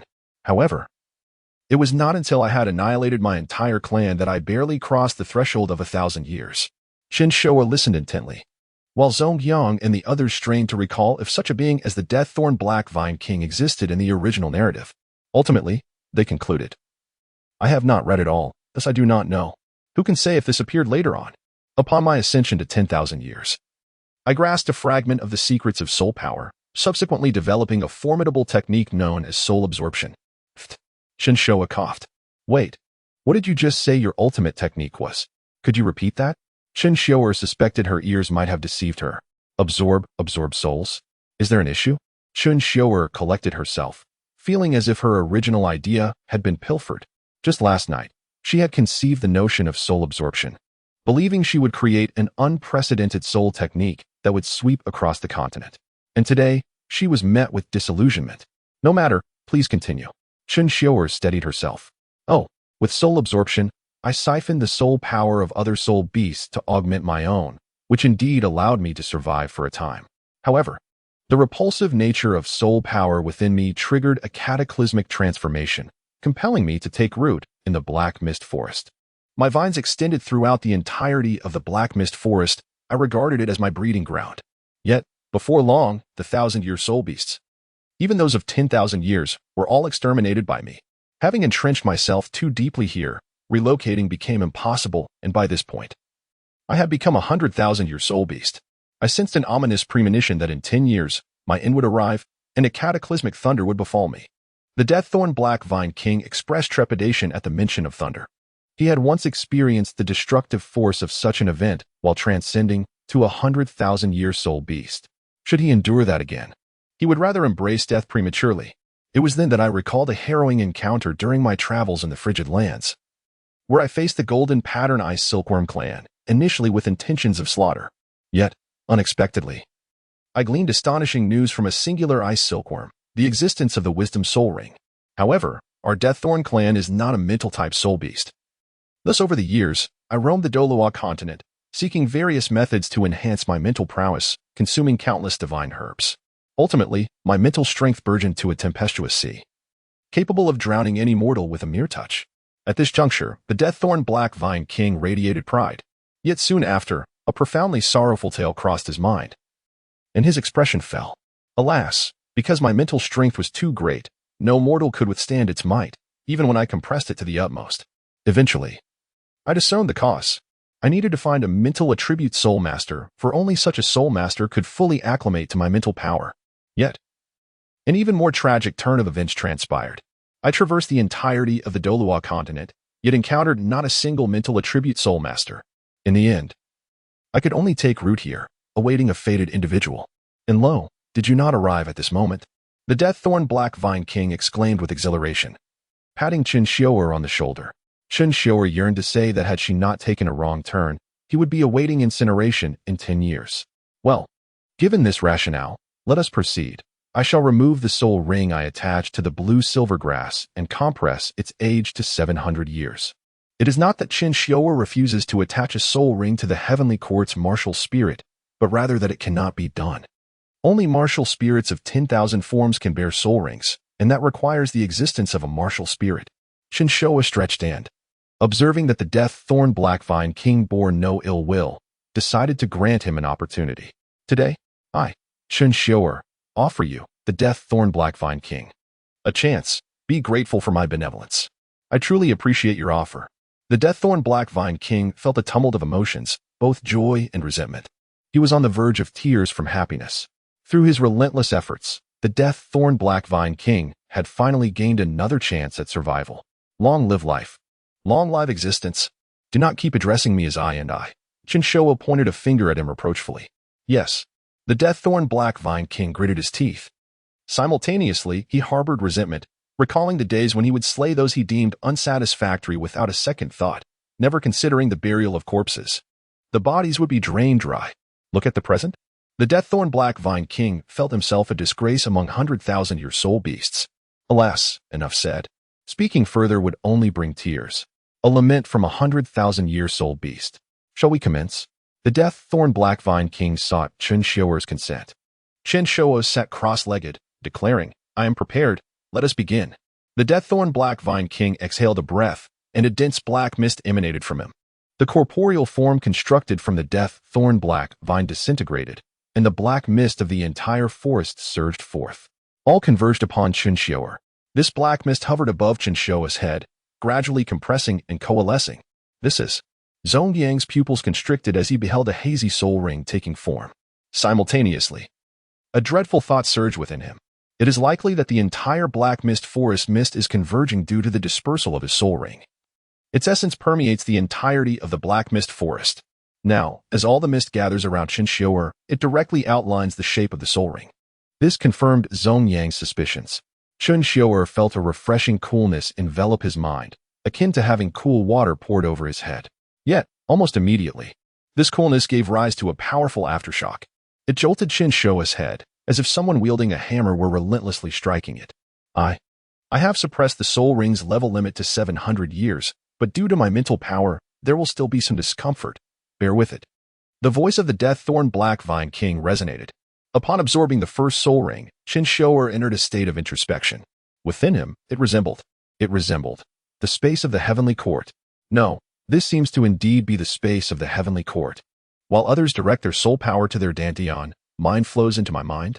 Chen Xiuer finally comprehended that he had entered the space of the heavenly court's martial spirit. The overwhelming soul power of the 100,000-year soul ring was not unleashed recklessly. It remained contained within the soul ring, locked away in this heavenly court space. The crimson-hued 100,000-year soul ring had been compressed down to 700 years. It appears that my plan may have indeed succeeded. Chapter 22. The Soul Bone of 100,000 Years. Metamorphosis in the Celestial Realm. A man shrouded in dark mist suddenly materialized, standing shoulder to shoulder with Chen Xiuer in the celestial expanse. Upon my observation, your martial soul is quite extraordinary, if I am not mistaken. You are destined to defy the laws governing soul masters, potentially attaining a soul ring of 100,000 years, or even 1,000,000. The words of the Blackthorn King are mere platitudes, as Chen Xiuer has long been aware. He has even contemplated soul rings of 10 million years, or even 100 million. If only Chen Xiuer could discover the secret to immortality, he could eradicate the soul beasts, merging them into a singular soul ring, achieving an unprecedented duration of soul rings. Let us set aside our current matters. How did you come to be here? And why did you conceal your face earlier when you were not unpleasant to behold? Chen Xiuer inquired. The Blackthorn King's expression stiffened as he replied.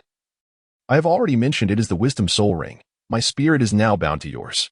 From this moment on, we share glory and misfortune alike. As for my appearance, it is merely the visage I assumed in my human form. I have even given myself a human name, Yi Zixiao. Ah, with 2 of the 3 great surnames, how impressive. Chen Xiuer remarked approvingly. Yi Zixiao is quite acceptable. Your original name was rather cumbersome, and I find this one much more succinct. Do you not sense it? Your blue-silver grass martial soul is undergoing a transformation. Although the process is currently slow, it is likely not long before your martial soul metamorphoses into the Blackthorn. Yi Zixiao cautioned Chen Xiuer, urging her not to place the blame on him when the transformation occurs. Yi Zixiao wished to clarify any misunderstandings before they took root. I am fully aware, Chen Xiuer affirmed. Not only am I cognizant of my martial soul's impending mutation, But I also understand that when I can endure the 100,000-year soul ring, your 100,000-year soul ring will be fully revealed. My martial soul will awaken into the 100,000-year beast martial soul, the Blackthorn. Yi Zishao's regard for Chen Xiuer rose once more. This individual is exceedingly perceptive, far from being as simple as they appear. By the way, I have a soul bone reserved for you, the head soul bone, Yi Zishu stated. Oh, let me see it. Chen Xiuer sensed a presence within her mind. Indeed, feeling a soul bone. But wait, there is not only a soul bone. What is this sensation? Ah, Chen Xiuer grimaced in pain, feeling an intense burning on her face. Whoosh! A surge of blue flames erupted upon her visage. The azure flames seemed to incinerate a significant portion of her skin. Soon, a pale blue liquid flowed down her cheek, enveloping her. This liquid quickly solidified, forming an exquisite mask adorned with the patterns of blue silver grass, appearing remarkably elegant. With the knowledge imparted by Zhong Yang, Chen Xiuer had learned much about soul bones, including the concept of the true body armor. The mask upon her face was indeed the true body armor. Gritting her teeth against the pain, she willed the true body armor to vanish. In an instant, the mask dissipated, revealing Chen Xiuer's delicate features once more. Though uncertain of the true body armor's purpose, she decided to examine the soul bone first. The metamorphosis allows one to assume another's appearance, even altering one's aura, height, weight, and other physical attributes, including that of women. What a rather trivial soul bone. Are you truly a 100,000-year soul beast? Chen Xiuer questioned. Should be, I suppose, Yi Zisha replied, uncertain of his own identity as a 100,000-year soul beast. However, Chen Xiuer paused before directly employing the metamorphosis soul bone, declaring, I quite like it. In an instant, Chen Xiuer transformed into the likeness of Tang San, glancing at the blue silver grass in her right hand, involuntarily breaking into a mysterious smile. Hello. I am Tang San. Remarkable. Even the voice can be mimicked. This will make future acts of framing even more convenient. Chen Xiuer exclaimed with excitement. Yi Zishu felt a sense of despair. His 100,000-year soul bone was being utilized for the treachery of others. With this very skill, he had evaded countless adversaries and assassinated foes more formidable than himself. Yet now, it is being employed in the intricate machinations of humanity. Meanwhile, Tang San had also arrived at the Nodding Junior Soul Master Academy. Old Jack guided Tang San to the entrance of the academy, only to be halted by a young gatekeeper. What do you want? Is this a place for you country folk? Old Jack quickly forced a smile, saying, This young lad hails from Holy Soul Village. He is one of our village's work-study students for this year. What procedures must we complete? The young man frowned, speaking with a hint of sarcasm. Can a grass hut produce a golden phoenix? Does a small village truly possess someone with soul power? The academy hasn't had work-study students for many years.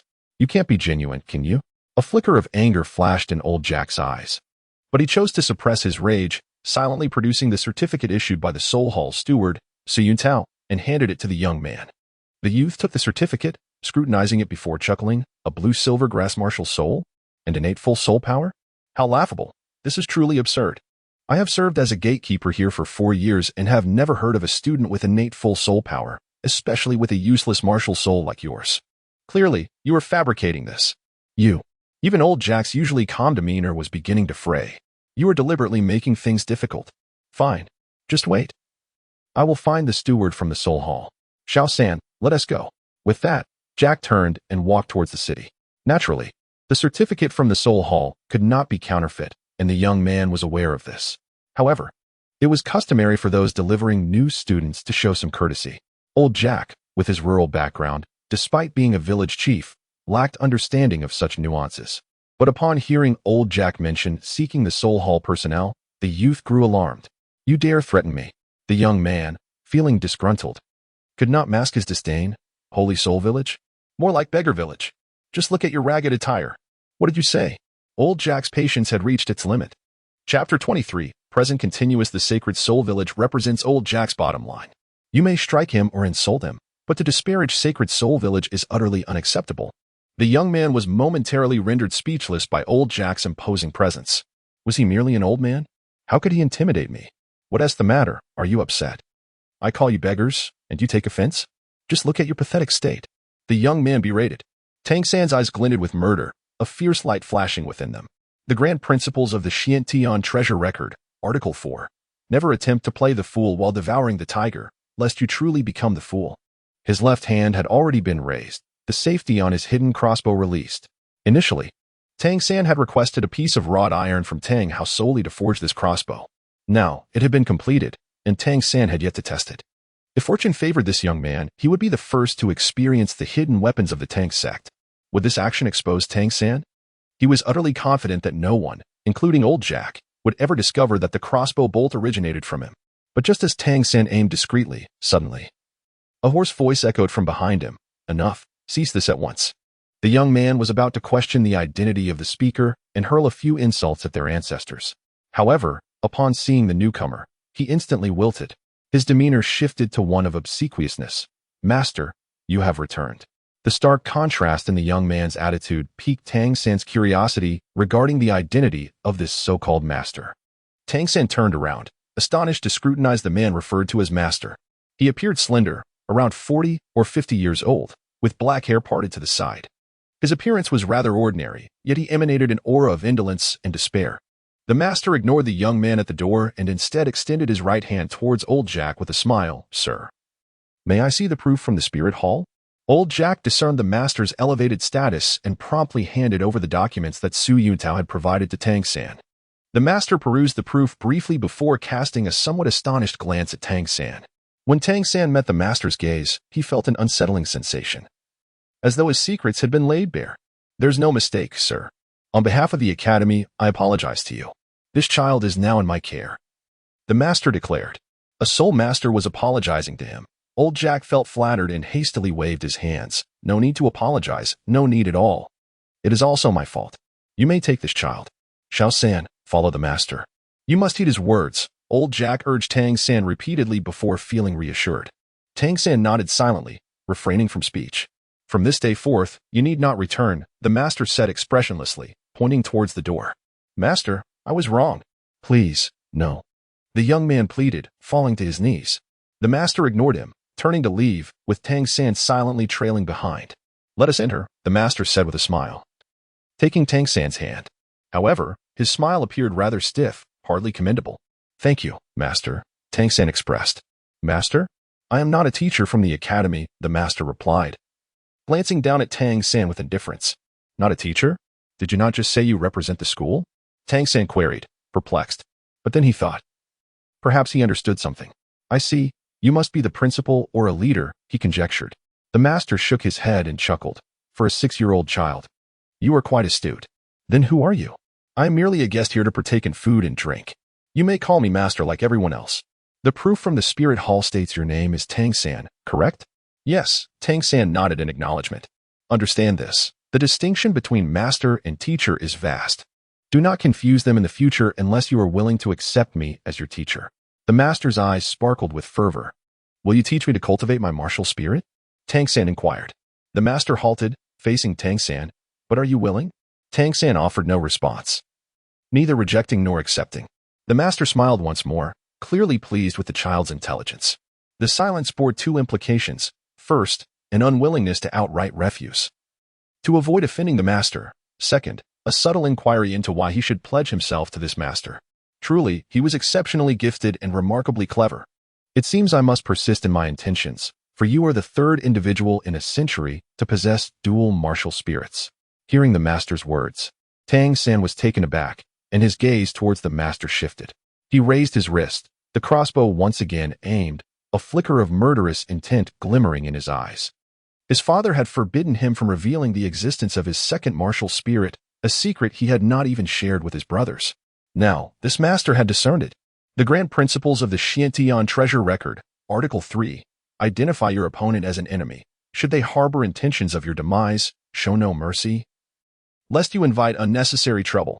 The master gazed at Tang San with a hint of pride, smiling. You must be quite curious as to how I deduced you possessed dual martial spirits. I once conducted a study. Among the 647 individuals with the blue-silver grass martial spirit, only 16 possessed soul power, a mere 3 probability. Of those with soul power, none exceeded rank 1. According to one of the 10 core competitive principles of martial spirits, the innate soul power is proportional to the quality of the martial spirit. Therefore, you must possess another spirit. Moreover, it surely holds formidable strength, the master asserted confidently. Yet, what if I am an exception? Tang San retorted. Indeed, exceptions do exist. In the past century, there have been 19 individuals with full innate soul power, all of whom wielded exceptionally powerful martial spirits. Clearly, your blue-silver grass does not meet those criteria.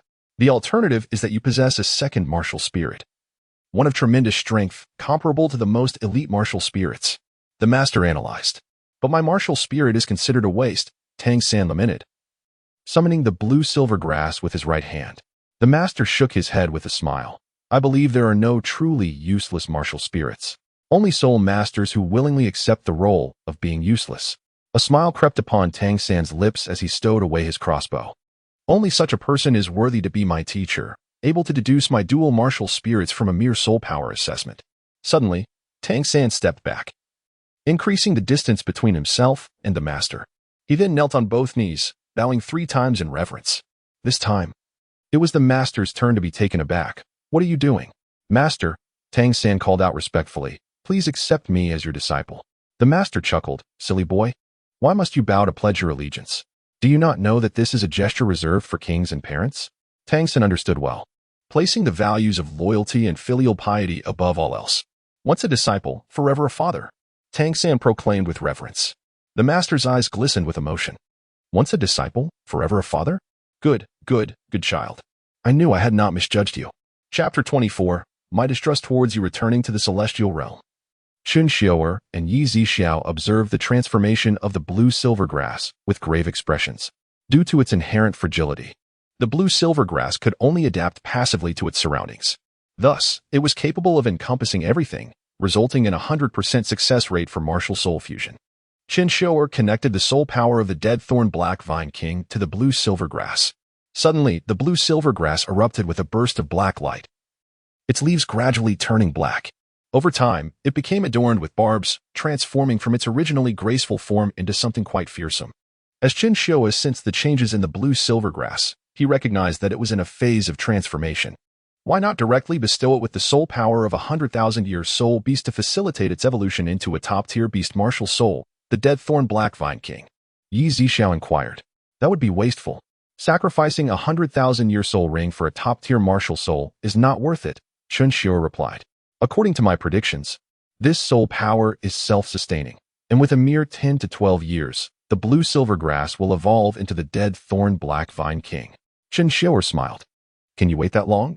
Yi Zixiao exclaimed in astonishment, finally realizing the implications. Do not forget, I am only 6 years old this year. Chen Xiuer said with an innocent smile, which astonished Yi Zixiao even more. It turned out that Chen Xiuer was merely a child of 6. Due to the latent and transformative nature of Chen Xiuer's martial soul, he felt no pain. Martial soul, dead thorn black vine, weapon martial soul, resilience surpasses blue-silver grass by 100-fold, equipped with barbs and lethal poison, capable of corrupting the flesh. Yi Zixiao declared, I am leaving. I warn you, do not touch my otherworldly energy. Having observed that the martial soul had initially awakened, Chen Xiuer ceased to concern himself with it. However, he still felt uneasy about Yi Zixiao, prompting him to reiterate his warnings. Within the celestial realm, there existed 26 strands of otherworldly energy, a halo, the dead thorn black vine martial soul, a 100,000-year dead thorn black vine king soul ring, 700 years, and an ancestral figure, Yi Zixiao. Chen Xiuer withdrew his consciousness from the celestial realm and returned to the outside world. He harbored a fear. The time dilation between the celestial realm and the outside world was a ratio of 1:365. Given this temporal discrepancy, he could not be certain of what Yi Zixiao might do during his absence. If conditions allowed, it might even be possible to breed an entire race. Zongyang exclaimed. Congratulations, master. You have acquired a 100,000-year soul ring. Your scholarly and martial virtues shall reign through the ages, uniting Douluo. Such flattery from Zongyang. Zhang Liang felt compelled not to be outdone. Master, with this 100,000-year soul ring, your strength will surely surge. No matter who Tang San is, he shall be no match for your prowess. Jin Shui, bewildered, questioned, what are you all trying to achieve? Master, you are incredible. Summoning his brand new martial soul, Chen Xiuer slowly unveiled the dead thorn black vine. Its length had increased several dozen times, adorned with barbs, and its dark hue rendered it somewhat unapproachable. The contrast between its appearance and Chen Xiuer's beauty was stark. However, Chen Xiuer was not pursuing aesthetics. He was solely in pursuit of power. The resilience of the dead thorn black vine exceeded that of the blue-silver grass 100-fold, with its corrosive and poisonous properties. Controlling it within a 50-meter radius, Chen Xiuer glanced at Zongyang and the others, allowing a smile to grace his lips. Zongyang and the others felt a chill as Chen Xiuer's gaze fell upon them. "Master, you wouldn't dare." Zongyang stammered, turning to flee. In an instant, Chen Xiuer's dead thorn black vine lunged forth like a venomous serpent. It surged toward the trio simultaneously. Jin Shui, caught off guard, was ensnared by the black vine. Zongyang managed a few steps but was swiftly pulled back to Chen Xiuer's side. Zhang Liang, the fastest of the three, found his escape routes blocked by the black vine.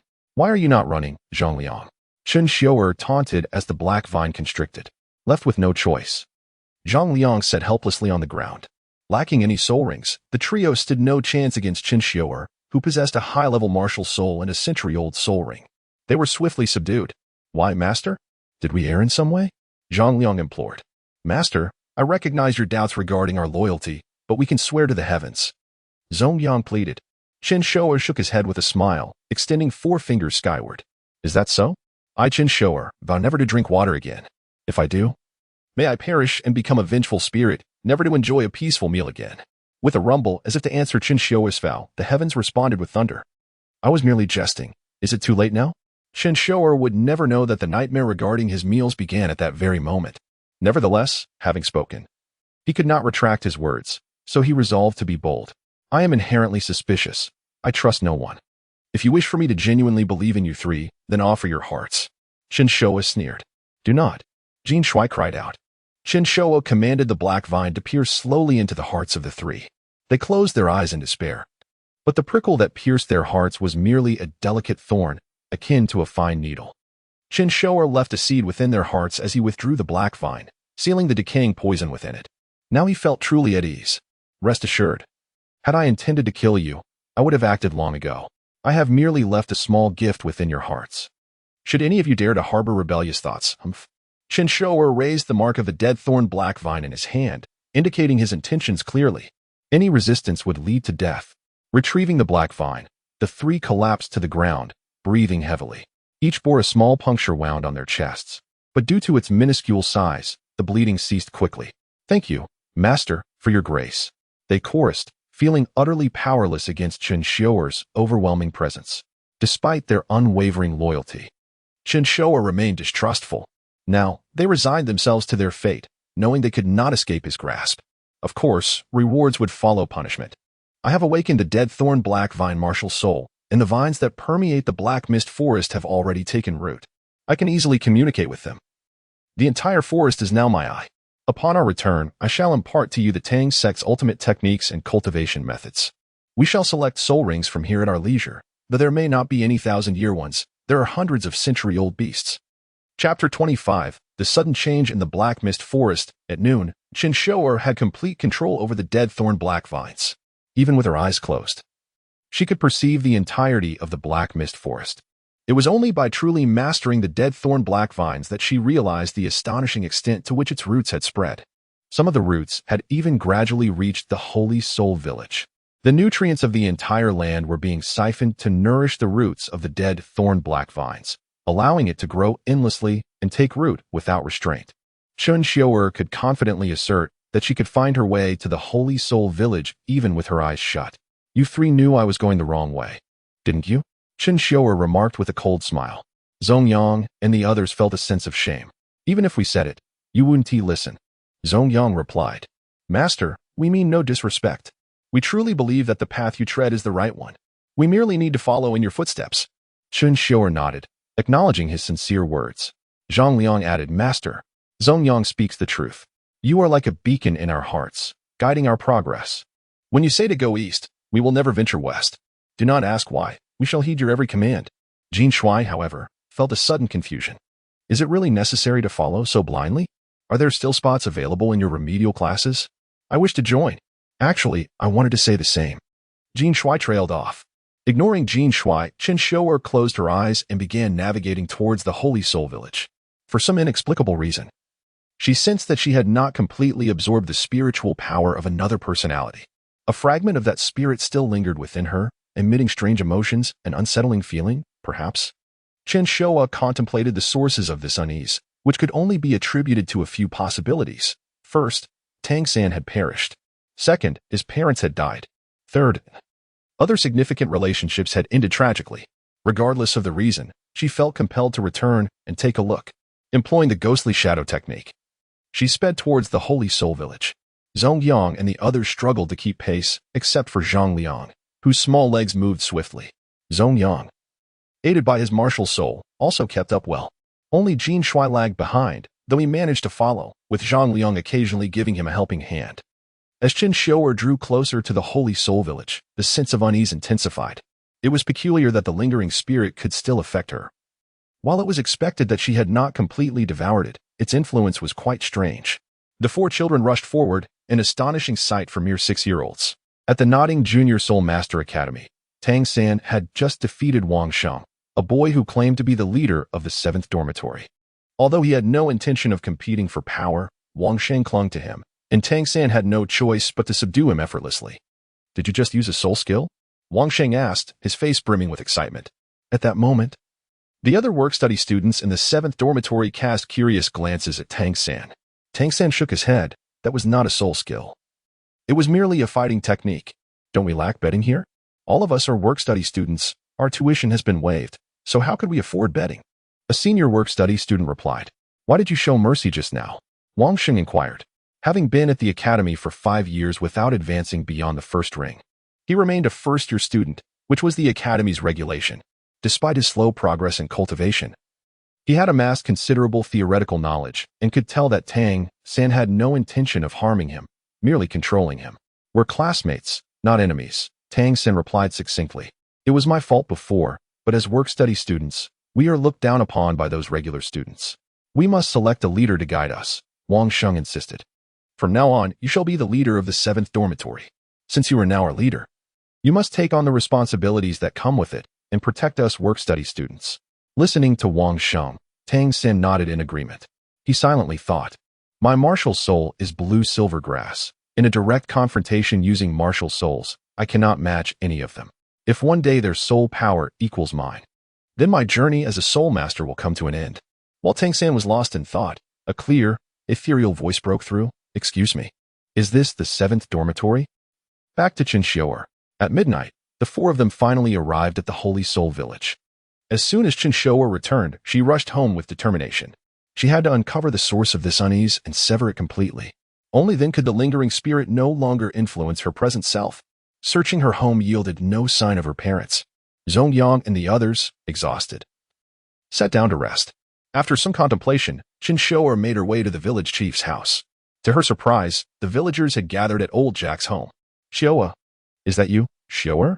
someone exclaimed, and the crowd turned to gaze in astonishment at Chen Xiuer. Old Jack was the first to react, hurriedly approaching her, seemingly anxious. He quickly covered Chen Xiuer's eyes, as if to shield her from something. However, having practiced the purple extreme magic eye over the past few days, Chen Xiuer's vision had significantly improved. Through the gaps in the crowd, she caught a glimpse of 2 figures lying on the ground. That is, Chen Xiuer forcefully brushed Old Jack's rough hand aside and darted through the crowd. As a soul master, and with the ghostly shadow technique, her speed was remarkable. The villagers were momentarily stunned, allowing her to slip through their ranks. "Dead?" Chen Xiuer's expression remained impassive as she regarded the 2 corpses before her. They were none other than her parents, Old Chen and his wife. Each bore a deep throat wound, as if sliced by a sharp weapon. Chen Xiuer gazed calmly at the lifeless forms before her. "Is this your final concern? I shall avenge you. Let go of your last resistance, and we shall strike a deal," she mused inwardly. Indeed, the agitated lingering spirit ceased its unrest, seemingly acquiescing to Chen Xiuer's proposition. The crowd fell silent. And Old Jack quietly approached Chen Xiuer. He gently patted her shoulder, offering comfort. "It is good to have you back, Xiuer. If you do not mind, why not stay at my home?" Chen Xiuer, however, was solely focused on avenging her parents, eager to eliminate any lingering threats to her being. Thus, she refrained from wasting words with Old Jack and inquired, "How did my parents die? Please provide me with detailed information regarding the time and place of their death." Chapter 26. Vengeance. Your parents, in their frantic search for you, they tragically lost their footing on the cliffs south of the village and fell to their demise. Old Jack uttered, his gaze wavering, betraying his deceit. Moreover, The twin bloody gashes adorning their necks were patently inconsistent with the fall. I shall inquire once more. How did my parents truly meet their end? Chen Xiuer's voice was devoid of emotion. He perceived old Jack's attempt to deceive him. He contemplated ending old Jack's life and interrogating the next person, repeating the process until he found someone who would speak the truth. However, an internal voice persisted. Old Jack acted in your best interest. Old Jack is a benevolent soul. Chen Xiuer was rendered speechless by the lingering remnant of a soul. Why did it continue to prattle? He desired a swift resolution to its remaining spiritual energy. Thus, Chen Xiuer reiterated his inquiry. Sensing Chen Xiuer's unwavering resolve, old Jack relented, deeming it necessary to impart the truth. Very well. Old Jack began. On the day following your departure, your parents scoured the village in search of you, but their efforts proved futile. It was then that a soul master passed through. Seemingly in search of his kin, old Jack paused, regret evident in his eyes. Your parents beseeched the soul master for assistance in locating you. In a moment of folly, I consented to their plea. I am deserving of damnation. Old Jack lamented. Your parents pleaded with him, but the soul master, deeming them a nuisance, extinguished your father's life. Your mother, in a desperate attempt to avenge her husband, met a similar fate. Tears welled in old Jack's eyes. And the soul master? Chen Xiuer inquired calmly. He is a soul master. Heed my words, Xiuer. Tomorrow, I shall accompany you to the spirit hall, where we shall implore a spirit master to bring him to justice. Old Jack was resolved to prevent Chen Xiuer from seeking vengeance. We, as mere mortals, cannot contend with soul masters. In their eyes, we are perhaps less than ants. Old Jack lamented, his eyes bereft of hope. I shall ask one final time, in which direction did he depart? Chen Xiuer's fists clenched, as if on the verge of shattering bone. Chen Xiuer grew increasingly exasperated with old Jack's verbosity. He simply desired to know the soul master's location and exact his revenge. Startled by his demeanor, old Jack hastily replied, He ventured into the black mist forest west of the village, though we misdirected him. I am at my wit's end. Had he provided accurate directions, Chen Xiuer might have already avenged his parents. Yet, old Jack's intentions were benevolent. He hoped to delay Chen Xiuer's pursuit long enough to enlist the aid of a soul master. Upon learning of his enemy's whereabouts, Chen Xiuer disregarded the others and turned to leave, his form a blur as he vanished before their eyes. Their attempts to intercept him were futile, as his speed far exceeded their mortal capabilities. Had old Jack guided the soul master along the correct path, Chen Xiuer would have encountered him upon his return, allowing him to exact his vengeance. However, old Jack's actions were influenced by numerous factors. Firstly, he was unaware of Chen Xiuer's return. Secondly, he still regarded Chen Xiuer as a child. Zongyang, leader, what transpires? Chen Xiuer, emerging from old Jack's residence, encountered Zongyang and his companions, who had just departed from the old Chen residence. The trio was perplexed. Why was he departing so soon? They had hoped to tour the renowned Holy Spirit village. Chen Xiuer offered a terse explanation, to kill. Without waiting for a response, Chen Xiuer darted away. Zongyang swiftly seized Chen Xiuer's arm, exclaiming, Leader, what is amiss? Elucidate the situation so that we may offer our counsel. Chen Xiuer considered Zongyang's words and found merit in them. Upon assimilating Chen Xiuer's spiritual essence, I believed the matter resolved, yet remnants persisted. To expunge this residue, I must fulfill his desire for vengeance. I felt no emotion upon learning of my parents' demise. However, his lingering spiritual energy continues to torment me. To eradicate it, I must avenge my parents. He has taken a circuitous route, a journey of at least a day. We can intercept him within an hour if we retrace our steps. Chen Xiuer analyzed calmly. Leader, we shall assist you, Zongyang affirmed with a nod. Chen Xiuer asserted. Nay, this vengeance I must enact myself. Only then shall the spiritual residue dissipate. Zongyang acquiesced, acknowledging their limited capacity to assist. With that, Zongyang released Chen Xiuer, and the trio silently followed in his wake. Do not falter, young one. I shall aid you. A spiritual force resonated within Chen Xiuer's mind. Yi Zixiao? Chen Xiuer's initial reaction was to identify Yi Zixiao. My spirit rings can bestow upon you 2 spirit skills, Death Thorn's Battlefield and Soul Absorption. Soul Absorption is a semi-active skill, possessing the power of 700 years, sufficient to contend with those below the 3rd ring, Yi Zixiao declared. And what are those above the 3rd ring? Chen Xiuer inquired as he ran. Do not you humans have a saying? Many rings, many bones, many skills, one wave. Few rings, few bones, flee. Yi Zixiao's tone carried a hint of mockery. Myriad transformations. Chen Xiuer silently activated his spirit bone, unleashing a surge of ethereal mist. Zongyang and his companions witnessed Chen Xiuer's sudden disappearance. Jin Shui, it is you. Zhang Liang, did not the leader slay him? Zongyang, remain calm. This individual is likely the leader. If my conjecture is correct, this is the power of the spirit bone. Leader? Affirmative. Chen Xiuer transformed into the slain Scarface. The one with the iron blood flying side spirit. Even his attire had changed. Chen Xiuer's height increased to approximately 1.8 meters. Appearing robust with cropped hair and a scar across his left eye. If my deduction is correct, the spirit master who murdered my parents sought him, Chen Xiuer stated. Chapter 27. The Battlefield of Death Thorns. The manifold soul bone is indeed formidable, capable of imitating both voice and aura. The weathered timbre and unique demeanor left Zongyang somewhat bewildered. The resemblance was uncanny. The soul master who sought his brother evidently wielded a sharp weapon spirit, as evidenced by the scars on Chen Xiuer's parents. He inquired about the direction of the Black Mist Forest, while the 3 human traffickers had been absent for 2 days after traversing it. Moreover, the leader of these traffickers, the Scarred Man, possessed the weapon spirit known as the Iron-Blooded Flying Scythe. Chen Xiuer surmised that he was most likely in pursuit of the Scarred Man. Of course, all of this was mere conjecture. Chen Xiuer was also taking a gamble. Extending his right hand, the Death Thorn Black Vine plunged into the ground. He was establishing a connection with the Death Thorn Black Vine beneath the earth, pinpointing the enemy's location throughout the forest. There was no escape for him. With his eyes closed, he swept through the expanse of the forest. Soon enough, he identified his target. The man appeared to be walking, having taken a winding path and entered the main road of the Black Mist Forest. Found you. Chen Xiuer had no time to glean further information. He retracted his weapon spirit and charged forward. Zongyang and the others closely followed. Before long, Chen Xiuer finally confronted the soul master responsible for his parents' demise. Tai Xian, I have finally located you. The soul master was taken aback upon seeing Chen Xiuer. The man stood at around 6 feet tall, strikingly similar to the transformed figure of Chen Xiuer. His expression revealed that he recognized the scarred man that Chen Xiuer had morphed into. Chen Xiuer's gamble had paid off. Noticing that Zongyang and the others had silently trailed behind, the man realized that he had once again been involved in child trafficking. I have told you countless times. Is this sort of thing amusing? I have searched for you for 3 long years. Today, you must return with me to the Ironblood sect. Chen Xiuer yearned to eliminate the man before him instantly, thus reclaiming control of his own body.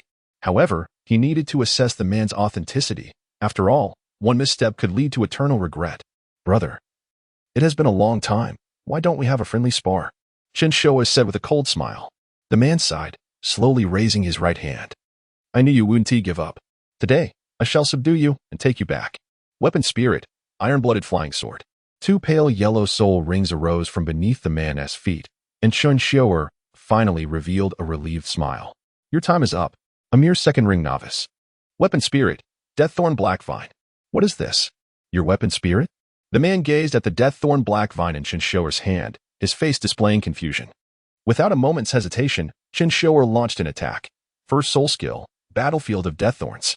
With a forceful stomp, a dark domain enveloped both Chen Xiuer and his foe. Zongyang and the others were isolated outside. The Battlefield of Deaththorns, a domain-type skill, allowed Chen Xiuer to summon the Death Thorn Blackvine to grow in any tangible location, as long as the enemy had a physical form and was not airborne. The Death Thorn Blackvine could sprout from them. This soul skill's range would expand with an increase in soul power. Chen Xiuer dispelled his disguise, revealing his true form. It is you who killed my parents? He queried coldly. Haha, I thought it was someone formidable. Turns out it's just a little brat seeking revenge for his parents. How did you transform into my brother? Your soul skill? I never expected such a soul master to emerge from this little village. It's quite astonishing. Little brat, I am called Tai Wang. Remember this well. I am the one who killed your parents. Their pleas for mercy before me were utterly comical. Ha! Tai Wang laughed wildly. How unfortunate for you. Your brother also perished at my hands. The sight of his begging was akin to that of a beggar kneeling on the street. I showed him no mercy. Slicing open his abdomen and brutally tearing out his intestines. Blood gushed forth, splattering across my face, and when I inadvertently tasted it, I found it repugnant. Chen Xiuer replied with pride. Such cruelty at such a young age. It seems today I, Tai Wang, must eliminate this scourge. Tai Wang brandished his iron-blooded flying sword, charging swiftly at Chen Xiuer. With a flick of his right hand, an abundance of black vines erupted from the ground, forming a wooden wall before Chen Xiuer. "This overgrown weed, I shall slice through with a single sword," Tai Wang declared disdainfully, swinging his sword, yet failing to sever it. Chen Xiuer's gaze was icy, regarding Tai Wang as if he were a lifeless entity. "Your audacity stems from your ignorance," Chen Xiuer remarked coolly. Only then did Tai Wang sense something amiss. He noticed his soul power diminishing rapidly. "It's this peculiar domain. It's siphoning my soul power," Tai Wang exclaimed in astonishment. "Moreover, it can grow freely from your body," Chen Xiuer added, waving his right hand once more. With a sudden rustle, black vines sprouted from Tai Wang's limbs, intertwining like chains as they plunged into the earth, binding him in place. "Damn it, what kind of abomination is this?" Tai Wang shouted, his arms and legs immobilized, rendering him unable to move. First soul skill, twin blood swords. Instantly, Tai Wang's weapon spirit split into two, slowly rotating in the air. "Cut these weeds," Tai Wang commanded, and the two flying swords swiftly severed the black vines restraining his limbs. Just as Chen Xiuer prepared to execute his next plan, Yi Zixiao's mental energy surged forth. "Kill this foolish human. How dare he insult my true form as a mere weed? He is doomed. Rest assured." "I was already poised to eliminate him," Chen Xiuer replied. The two flying swords severed the black vines binding Tai Wang's arms and legs. Hey, little brat. You wouldn't only possess this level of power, would you?" "I am far from satisfied," Tai Wang declared, once again charging at Chen Xiuer. This time, he wielded dual swords, augmented with greater force.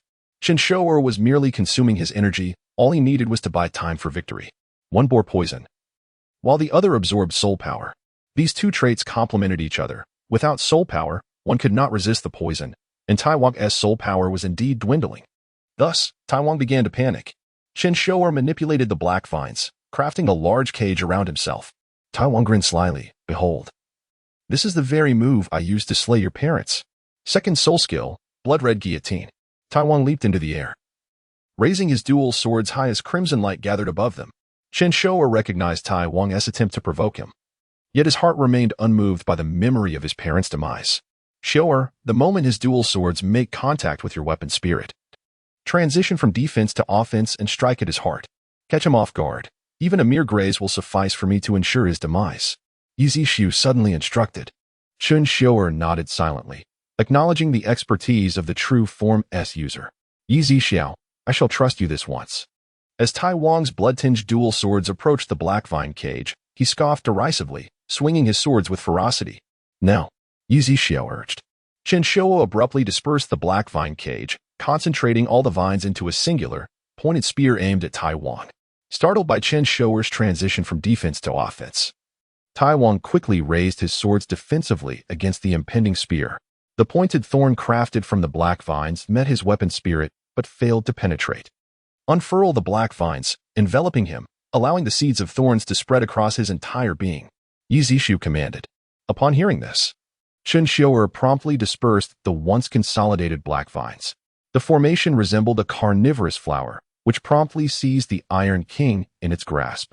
Tiny barbs incessantly inflicted minuscule wounds upon the Iron King's flesh. Enraged by the scratches, the Iron King swiftly unleashed his second soul skill. "Break from me." Blood red guillotine. The dual blades of the Iron King exuded a formidable aura, executing a spinning slash that severed all the encircling black vines. Simultaneously, he descended back to the ground. A deluge of toxins infiltrated the Iron King's body, having just expended his soul skills in rapid succession. His remaining soul power was utterly depleted. Regardless, the Iron King, as the vice leader of the Iron Blood Sect, possessed considerable knowledge. Typically, domain-type skills demand a substantial amount of soul power to sustain. Yet, the Iron King discerned that Chen Xiuer's soul power remained remarkably abundant. "Could it be? You have been siphoning my soul power. All my soul power has been returned to you," the Iron King exclaimed in shock. Only now did he realize, but alas, it was too late. "I shall claim your life." The Killer, Chen Xiuer. Chapter 28. This body truly belongs to me. The Iron King was devoid of any soul power, leaving him utterly defenseless. Chen Xiuer manipulated the poison within him, causing it to erupt instantaneously. Simultaneously, a multitude of black vines erupted from his body. Every inch of his flesh oozed with the malignant black vines.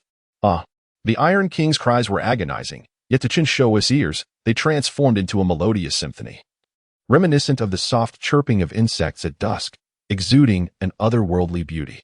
Each fragment of his skin was fracturing, as the poison and black vines eroded his very being. Without soul power to resist, the Iron King's wretched cries soon ceased. The spiritual energy within Chen Xiuer also settled into calmness. At last, it was over. No one could manipulate me any longer. The trio of Zongyang, who had been merely bystanders, hurried over. They witnessed the entire confrontation between Chen Xiuer and the Iron King. Zongyang felt compelled to assess their current state. Any one of them could be in peril. But Chen Xiuer was indispensable. He was the pillar among the four. Without him, what hope did they have against Tang San? They might as well have surrendered to Tang San earlier. However, the trio lacked the aptitude. If they were to join Shrek Academy, they would likely be expelled without hesitation. Moreover, their current martial souls were bestowed by Chen Xiuer. Master, how do you feel now? Zongyang inquired. I feel splendid, better than ever. Chen Xiuer replied with a broad smile. Zongyang, relieved upon understanding Chen Xiuer's condition, let out a quiet sigh. Chen Xiuer waved his hand and discreetly activated the myriad manifestations. The Iron King's martial soul transformed into soul power, gradually being absorbed into his heavenly space. What shall we do next, boss? Zongyang asked. Eat, Chen Xiuer replied nonchalantly. What? Zongyang momentarily thought he had misheard. I haven't eaten in ages. Though I have soul power to sustain me, it is still inadequate. You all haven't eaten for quite some time, have you? Chen Xiuer queried. Jin Shui exclaimed. Eating sounds great. Let us go for hot pot. Zhang Liang added. You're truly something else, unable to do anything but prioritize food. Besides, does Douluo even have hot pot? Chen Xiuer maintained a serene smile, allowing Zongyang and the others to converse freely. He departed, having severed the Iron King's head and wrapped it in cloth to take back with him. Nightfall. The villagers of Shahan were filled with trepidation. Chen Xiuer returned to Old Jack's home, gripping the decaying head of the Iron King. The crowd was astounded. Is it him? Chen Xiuer asked calmly. This. How is that possible? This is a soul master. Old Jack exclaimed, bewildered. Xiuer, where on earth did you find someone to avenge your parents? Old Jack inquired. Chen Xiuer shook his head. I killed him. As he spoke, Chen Xiuer summoned his martial soul, revealing his golden soul rings. The crowd gasped in astonishment. Xiuer, isn't your martial soul blue silvergrass? Old Jack exclaimed, utterly flabbergasted. When did you become a soul master? My martial soul has mutated. And I obtained the soul rings in the Black Mist Forest. Grandpa Jack, I'm hungry. May I have dinner with my friends? Chen Xiuer asked. Old Jack sensed the transformation within Chen Xiuer, realizing the child must have undergone significant upheaval in life. Such change was to be expected. Old Jack beckoned Zongyang and the others. Come in, children. You must be starving. Jin Shui nodded eagerly, the first to follow Old Jack inside. I don't have much to offer, just some rice and wild vegetables. I hope you won't mind, Old Jack said, serving each of the three a bowl of rice. Chen Xiuer had not eaten in a long time. The fragrant rice ignited his appetite. Jin Shui wasted no time, shoveling the wild vegetables into his mouth. The wild vegetables, simply stir-fried with a bit of oil and salt, were not particularly appetizing. Yet, Chen Xiuer savored every bite. While Zongyang and his companions relished the meal after their prolonged fast, Chen Xiuer, come out here. Just as Chen Xiuer was enjoying his meal, a man suddenly bellowed at the entrance of Old Jack's home. Old Jack was about to intervene, but Chen Xiuer gestured for him to stop. I will handle this. With reluctance, Chen Xiuer glanced at the half-eaten bowl of rice, then resolutely stepped outside. Emerging from Old Jack's house, he was met by a portly, greasy man wielding a butcher's knife, who shouted, Chen brat, your parents are dead, but the money they owe me must still be repaid. Chen Xiuer recognized him as Zhu Biao, the butcher of Shahan village, the wealthiest man in town. When the Chen family faced hardships, they had borrowed money from Zhu Biao, who turned out to be a usurer. The debt had ballooned over time. Even if Chen Xiuer sold their house, he could not repay the sum. Old Chen had returned the original loan, but Zhu Biao demanded interest tenfold. The Chen family had settled their debts, yet now, with Chen Xiuer's parents' untimely demise, Zhu Biao feared he would be left with nothing and had come to collect in the dead of night. The money has been returned. Why do you persist in this? Chen Xiuer asked. Haha. The paltry sum you repaid is barely enough for me to enjoy a meal, and we had agreed on daily interest. Zhu Biao retorted, pointing an accusatory finger at Chen Xiuer. If necessary, you could sell yourself to me as a servant for my daughter Xiaohua. Zhu Biao leered. Xiaohua? If Chen Xiuer recalled correctly, Xiaohua was a hefty girl weighing around 250 pounds. Chen Xiuer's gaze turned icy as he regarded Zhu Biao, as if staring at a corpse. I will repay you within the next 2 days. Rest assured, Uncle Zhu, I will repay every last penny, Chen Xiuer said darkly. Haha, you better do so. But even if you sell your dilapidated house, it won't cover half the debt. I'll give you just 7 days, Zhu Biao declared, extending 5 fingers. Then realizing his mistake, he quickly added another 2 fingers from his other hand. Chen Xiuer replied assuredly, rest assured, uncle, not a single paper will be missing from your deal. Zhu Biao, hearing Chen Xiuer's mention of paper, assumed it was merely a slip of the tongue. Humph. With that, Zhu Biao turned to leave, brandishing his bloody butcher's knife.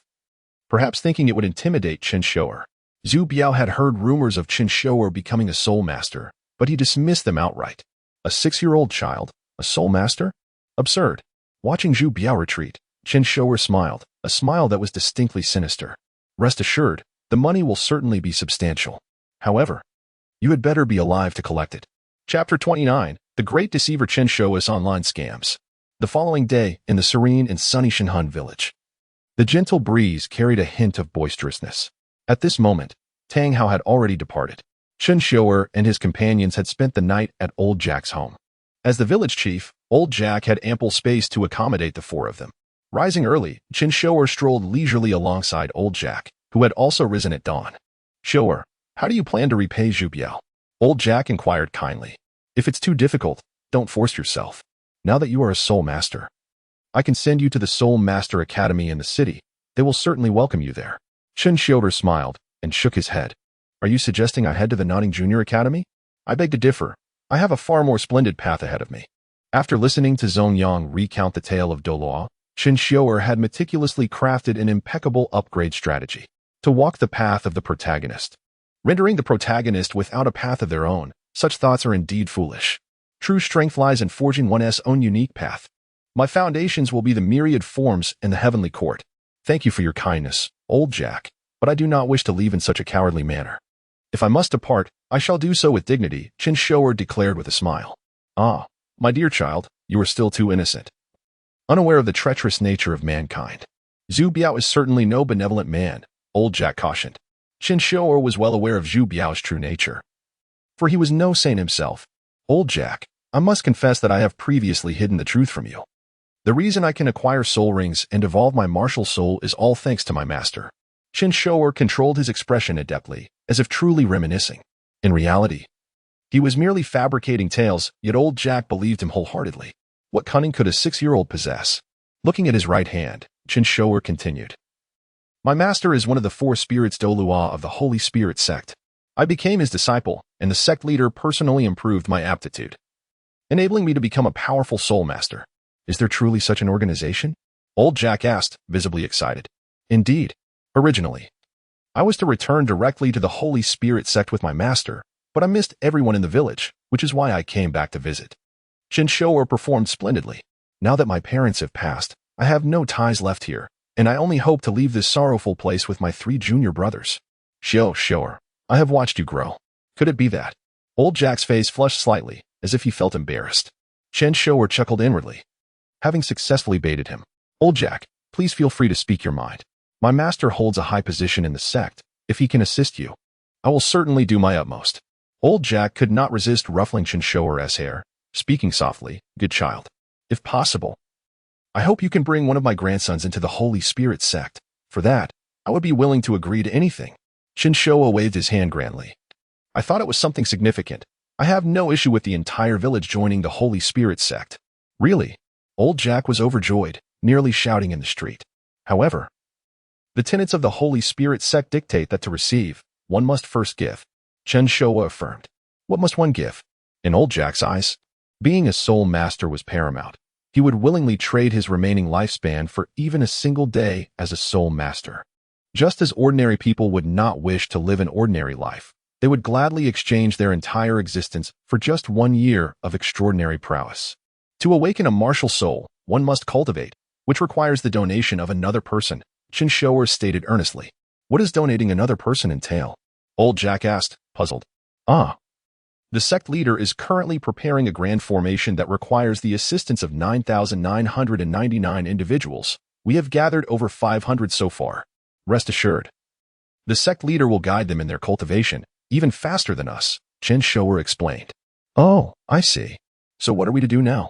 Old Jack asked, somewhat excitedly. Grandpa Jack, tomorrow I will notify my master, and the Holy Spirit Sect will send an envoy. You can rest assured and inform the villagers as well. Chen Xiuer smiled. Thank you, Xiuer. Old Jack expressed his gratitude. Chen Xiuer, too, was immensely grateful to Old Jack, for his assistance was crucial in executing the plan. It is no trouble. After speaking, Chen Xiuer returned to his home, dragging the 3 companions who were sound asleep back with him. Boss, did you persuade Old Jack? Zongyang asked. Chen Xiuer chuckled softly, of course. Tomorrow, I will disguise myself as the envoy of the Holy Spirit Sect. You 3 will provide cover. Understood, boss. Zhang Liang affirmed. Easy peasy. Jin Shui added. Zongyang inquired. But if they actually agree, where will we take those they donate? Chen Xiuer turned to Zongyang. To the Black Mist Forest. You know what must be done without me saying it. If you are to handle this, can I trust you? Zongyang understood. This was Chen Xiuer testing him. Master, I will surely complete the task. Here, take this dagger, Chen Xiuer said, bestowing upon Zongyang the dagger given to him by Tang Hao. Thank you for your grace, Master, Zongyang replied. I now impart to you all 5 of Tang Sect's ultimate techniques, Xin Tian Gong, Xin Yu Shou, Ziji Mo Tong, Guiying Mi Zong, and a Qi Bai Jia, Chen Xiuer declared. Wait, boss, that's not right. We're missing one. What are we missing? Chen Xiuer realized that the inheritance he had received did not include any records on the art of capturing and enforcing laws. Capturing and enforcing laws. Controlling cranes and capturing dragons. Could it be that the old man held back when imparting the techniques? That seems unlikely. The most probable explanation is that the old man himself did not know the art of capturing. This matter can wait. As for the technique of capturing, I will find a way to learn it later. What path does Tang San's blue silvergrass follow? Chen Xiuer queried. Poison and resilience. In the soul-hunting forest, Tang San rose early to prepare, as today was the day promised by the master for him to hunt for a soul ring. Tang San purchased 20 caddies of white radishes, and fortunately, the master had arranged for a carriage. Otherwise, Tang San would have been at a loss for how to carry so many radishes. The currency exchange in Douluo continent is as follows. 1 gold soul coin equals 10 silver soul coins, and 1 silver soul coin equals 10 copper soul coins. Having worked at Notting Academy for 3 years, Tang San had earned approximately 1 gold soul coin. However, once one becomes a soul master, they are entitled to a monthly subsidy of 1 gold soul coin. 1 gold soul coin is sufficient for an ordinary person to live comfortably for several months. As Tang San sat in the carriage, he fell into a trance, lost in thought. Xiao San, this is for you. The master's voice snapped Tang San back to reality. Unbeknownst to him, the master had produced a beautiful belt. The belt was entirely black, adorned with dark stripes, and embedded with 24 pieces of milky white jade. Each piece of jade was the size of an adult's thumb, exuding a warm luster that bespoke its extraordinary quality. This belt has accompanied me for many years, lying dormant for far too long. I hope it can shine in your hands, the master sighed. What is this? Tang San asked, perplexed. This is a soul guidance device, designed for storage. Each piece of jade can provide 1 cubic meter of storage space, activated by soul power, the master explained. API call failed with status code 429. Error. Code. For 29. Message. Resource has been exhausted, e.g. check quota. Status. Resource exhausted. API call failed with status code 429. Error. Code. For 29. Message. Resource has been exhausted, e.g. check quota. Status. Resource exhausted the following day, at dawn. Tang San had absorbed the soul ring of the venomous sword demon, the mandala snake. His blue silvergrass now bore the patterns of the mandala snake, infused with paralyzing toxins, allowing him to manipulate it effortlessly within a radius of 20 meters. Upon returning to Holy Soul Village, Chen Xiuer commenced his plan at the village square. The previous day, Old Jack had conveyed Chen Xiuer's words to the villagers. Excitement surged among the villagers, who believed that the opportunity to soar as soul masters had finally arrived. It is worth noting that upon registering as a soul master, one could receive a monthly subsidy of a gold soul coin. Do you think I could truly possess soul power? Absolutely. Just look at Xiuer. Not only has he become a soul master, but his martial spirit has awakened. How thrilling. I never expected to one day become a soul master. My mother, in the heavens, must be moved. Father, can I truly become a soul master? My daughter is exceptionally gifted, without a doubt. My martial spirit is merely a handkerchief. Everyone says that awakening soul power is futile, but hearing about martial spirit awakening today makes me want to give it a try. Hearing the fervent discussions of the crowd, Chen Xiuer felt it was time to make his entrance. He had long since utilized the technique of metamorphosis to transform into an elderly man who appeared ethereal, with a white beard and piercing eyes that sparkled with wisdom. Initially, Chen Xiuer had contemplated donning a robe, but after reconsideration, he opted for a long garment reminiscent of a clerical robe, presenting himself like an ancient missionary. Go for it, boss. With your guys, you can surely mesmerize them. The elder, as transformed by Chen Xiuer, strolled calmly to the center of the square. Master, old Jack greeted respectfully. The splendid robe worn by the master suggested great value, heightening the tension among the onlookers. Chen Xiuer's appearance was remarkably convincing, compelling others to instinctively trust him. Those present were thoroughly enchanted by the elder's transformation. Chen Xiuer nodded at old Jack and then turned to address the gathered crowd. Ahem, allow me to speak briefly.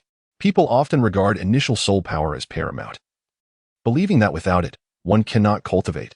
Yet, they neglect to seek the underlying reasons. They abandon martial spirits deemed useless, showing a chilling indifference to the plight of humanity. As a teacher of compassion, I empathize with the suffering of all beings. Today, I come to proclaim my master's might, to transform your qualifications, to cleanse your burdens, and to reclaim the honor that rightfully belongs to you as soul masters. Chen Xiuer declared passionately. Well said. Why should one be unable to cultivate without soul power? A discarded martial spirit is still a martial spirit. Let us reclaim our glory. The crowd responded enthusiastically, and sensing the atmosphere was ripe, Chen Xiuer continued, Indeed. The bishop is currently practicing a grand formation. Once it is complete, even a titled Douluo can be effortlessly annihilated. Do you wish to change your qualifications?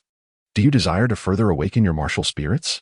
Do you wish to escape the shackles of an ordinary fate? Yes, came the resounding reply.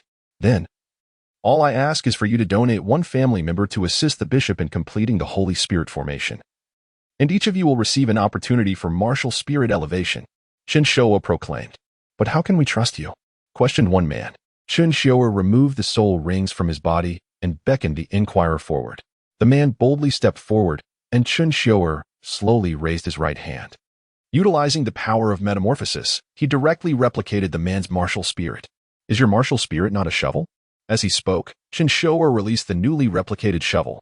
This is indeed my martial spirit, the man exclaimed in astonishment, though skeptics remained, standing resolutely beside him. Chen Xiuer smiled wryly, proceeding to replicate the martial spirits of those present one by one. Among them was Zhu Biao. Following this display, the crowd was thoroughly convinced by Chen Xiuer's portrayal of the elder. My son, you must follow closely behind the bishop and learn diligently. Be obedient and heed my words. Do you understand? I understand, father. Will I still be able to see you? Yes, once I become a soul master, I will come back for you. My dear, I apologize for the burden. It's all right. For the sake of our child, I understand. You all, learn your skills well from the bishop. I will wait for you at home with your younger brother, old Jack said. Given the number of children in old Jack's household, he had just sent off half of them. Left to his own devices, Chen Xiuer stood amidst the crowd, awaiting their decision. After a lengthy interval, Master, we have made our decision. Old Jack approached with a sycophantic demeanor. Very well. Follow me. And the bishop will utilize his great powers to directly transport you to the main hall. Do not be afraid. Once this formation is complete, you will be reunited with your families. Chen Xiuer, growing impatient, found their deliberations excessively drawn out. Ultimately, half of the villagers were sent forth. Though some were reluctant to part from their families, Chen Xiuer felt the numbers were sufficient. Thus, he led this group behind him, with Zongyang and the others discreetly following. Chen Xiuer slowed his pace, and only at noon did they arrive at the Black Mist Forest. Ahead lies the Black Mist Forest, where I have cleared out the soul beasts.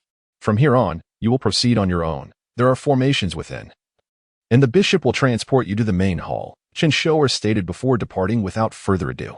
Zongyang and his companions blended into the crowd, silently trailing them into the Black Mist Forest.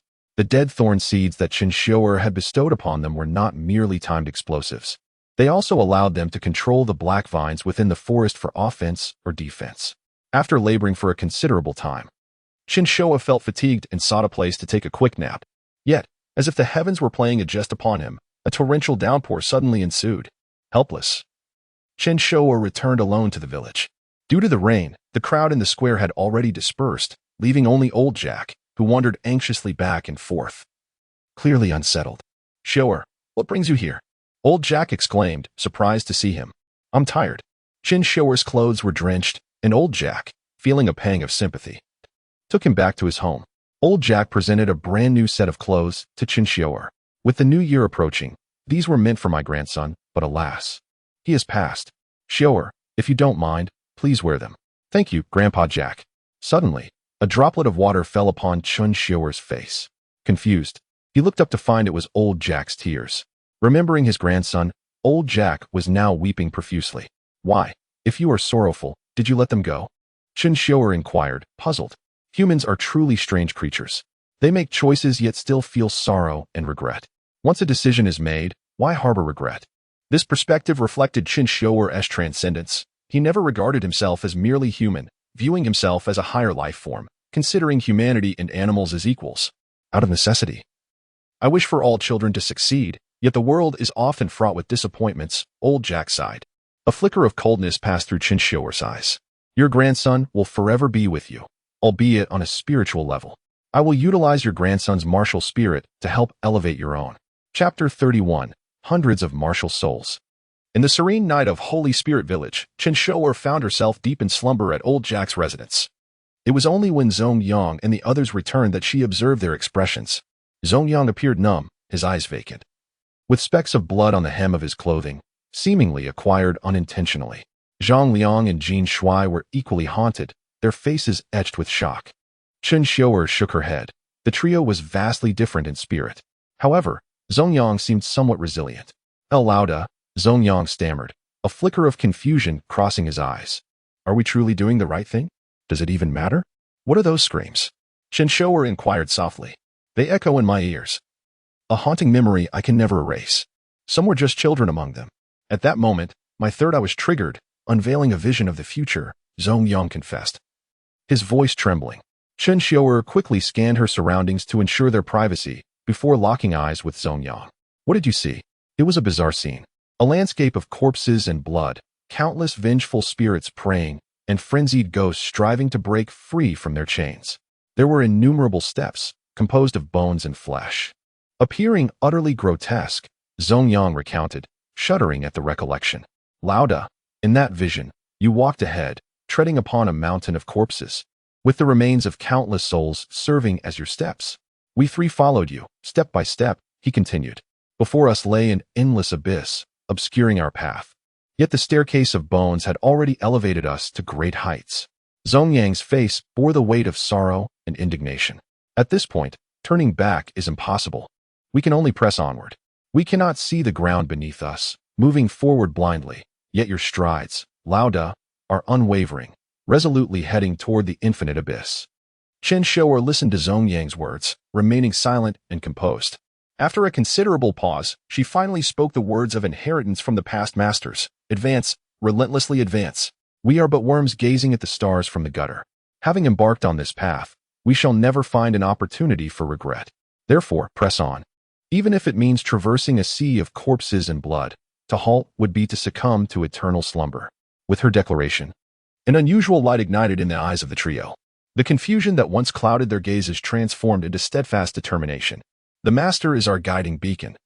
As long as we follow him, we shall fear nothing. Now, let us set aside the matter of martial souls.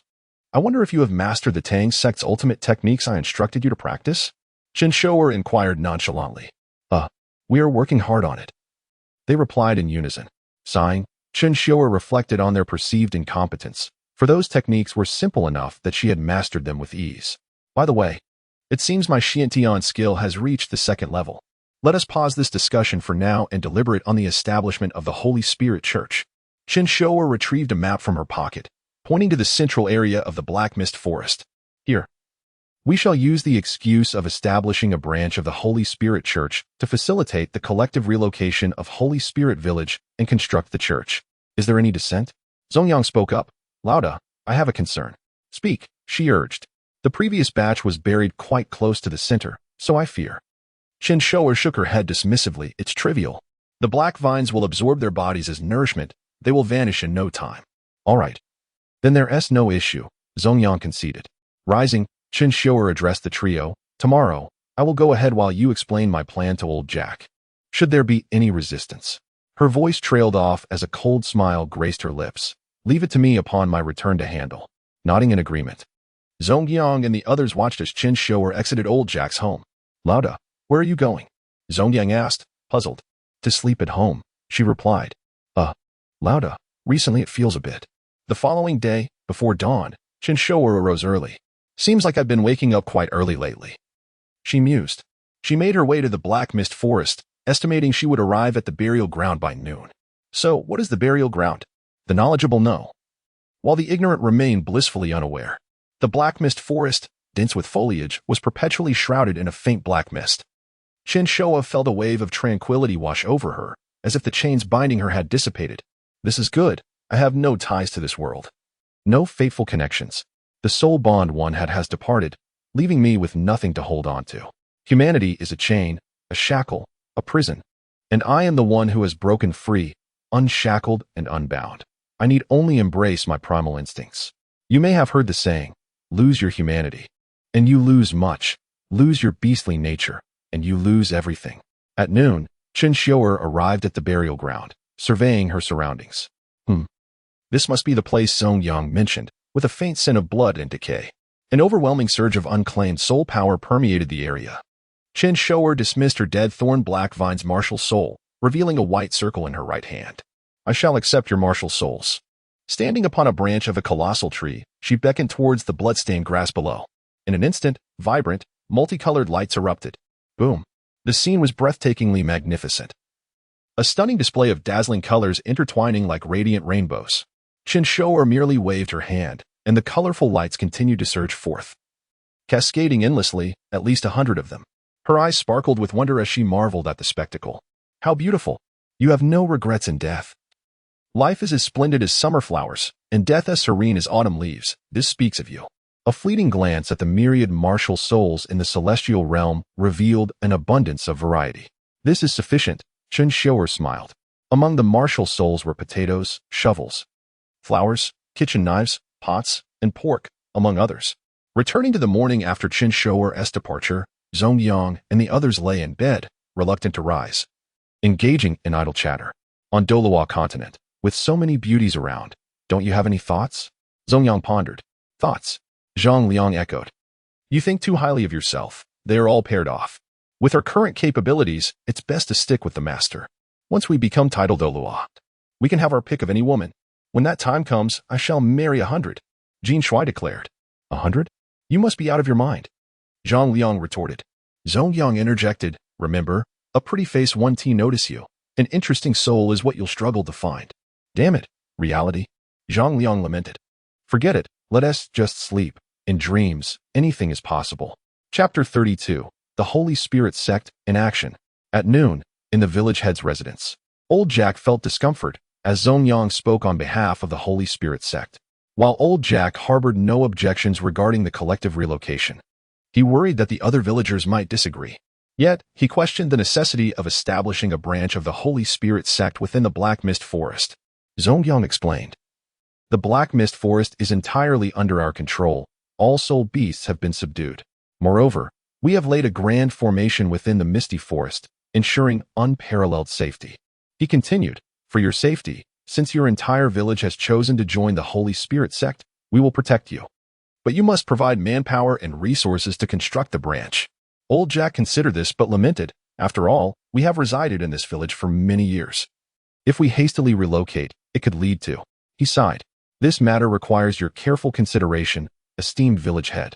If you awaken a powerful martial soul and become a soul master, wouldn't everyone heed your words? Zongyang's sinister smile hinted at a warning. If Old Jack desired to awaken a formidable martial soul, he must comply. Old Jack's expression wavered. He was at a loss. Yet, the allure of becoming a soul master was overwhelming. Then, I shall make an effort, Old Jack replied with a complex gaze. Slightly stooped and not particularly tall. Zongyang could easily pat him on the shoulder. He gently patted Old Jack's shoulder and whispered in his ear, work hard. The Holy Spirit Sect will not treat you poorly. Old Jack nodded, his expression a mixture of uncertainty, as Zongyang left with a triumphant demeanor, leaving him in a state of conflict. In the present Holy Soul Village, as long as Tang San remained absent, these simple villagers were easily manipulated. Chen Xiuer could effortlessly wield unparalleled influence. After completing his agenda, Zongyang returned to Chen Xiuer's residence. He had no other intention than to rest. Suddenly, a loud crash echoed. It sounded as if someone had forcefully kicked open the door. Just as Zongyang prepared to lie down, the violent sound startled him. He was about to reprimand the intruder when he realized who it was. "Boss, you're back." "Oh no, my laziness has been discovered. Did you sleep well?" Chen Xiuer inquired with a smile. It was adequate. How did everything go?" Zongyang noticed Chen Xiuer was not angry, which only heightened his trepidation. The saying goes, being near a ruler is like being near a tiger. A single misstep could lead to dire consequences. Chen Xiuer was known for her ruthless nature, and Zongyang was well aware of this. "Boss, everything is settled. Old Jack is quite clear. We need a convincing reason to persuade the others." "I use safety as a pretext," and Old Jack nodded in agreement. Zongyang added, "I have subtly hinted to Old Jack multiple times. I believe he will grasp the situation." Chen Xiuer nodded and silently activated her 10,000-year-old head soul bone, transforming into an ethereal elder. "Follow me. I shall persuade the villagers." "Should they resist, well?" Chen Xiuer declared ominously. "Boss, have you absorbed their martial souls?" Zongyang asked. "Indeed. Now, I intend to conduct a novel experiment. And Zhu Biao will serve as the perfect test subject," Chen Xiuer replied with a chilling smile. At the Holy Soul Village Square, Old Jack once again gathered the villagers. Though this time, the number had dwindled by half. Standing before the crowd, Old Jack appeared notably weary. "Master, all the villagers have arrived. We still believe we should construct the branch of the Holy Spirit Sect here." Old Jack's voice trembled slightly. The elder form of Chen Xiuer nodded, stroking his beard. His expression unreadable. "Very well, let us postpone this matter for now and focus on awakening your martial souls." He waved his hand. The villagers' hesitance stemmed largely from their skepticism towards Chen Xiuer and the authenticity of the Holy Spirit Sect. Although they had previously shown belief, they remained unconvinced. Only when they genuinely reaped benefits would they be inclined to make significant concessions in pursuit of greater gains. Chen Xiuer recognized this and understood the necessity of offering incentives. "Please form an orderly line. Do not crowd. This will mark the beginning of your ascension," she smiled. "Wonderful.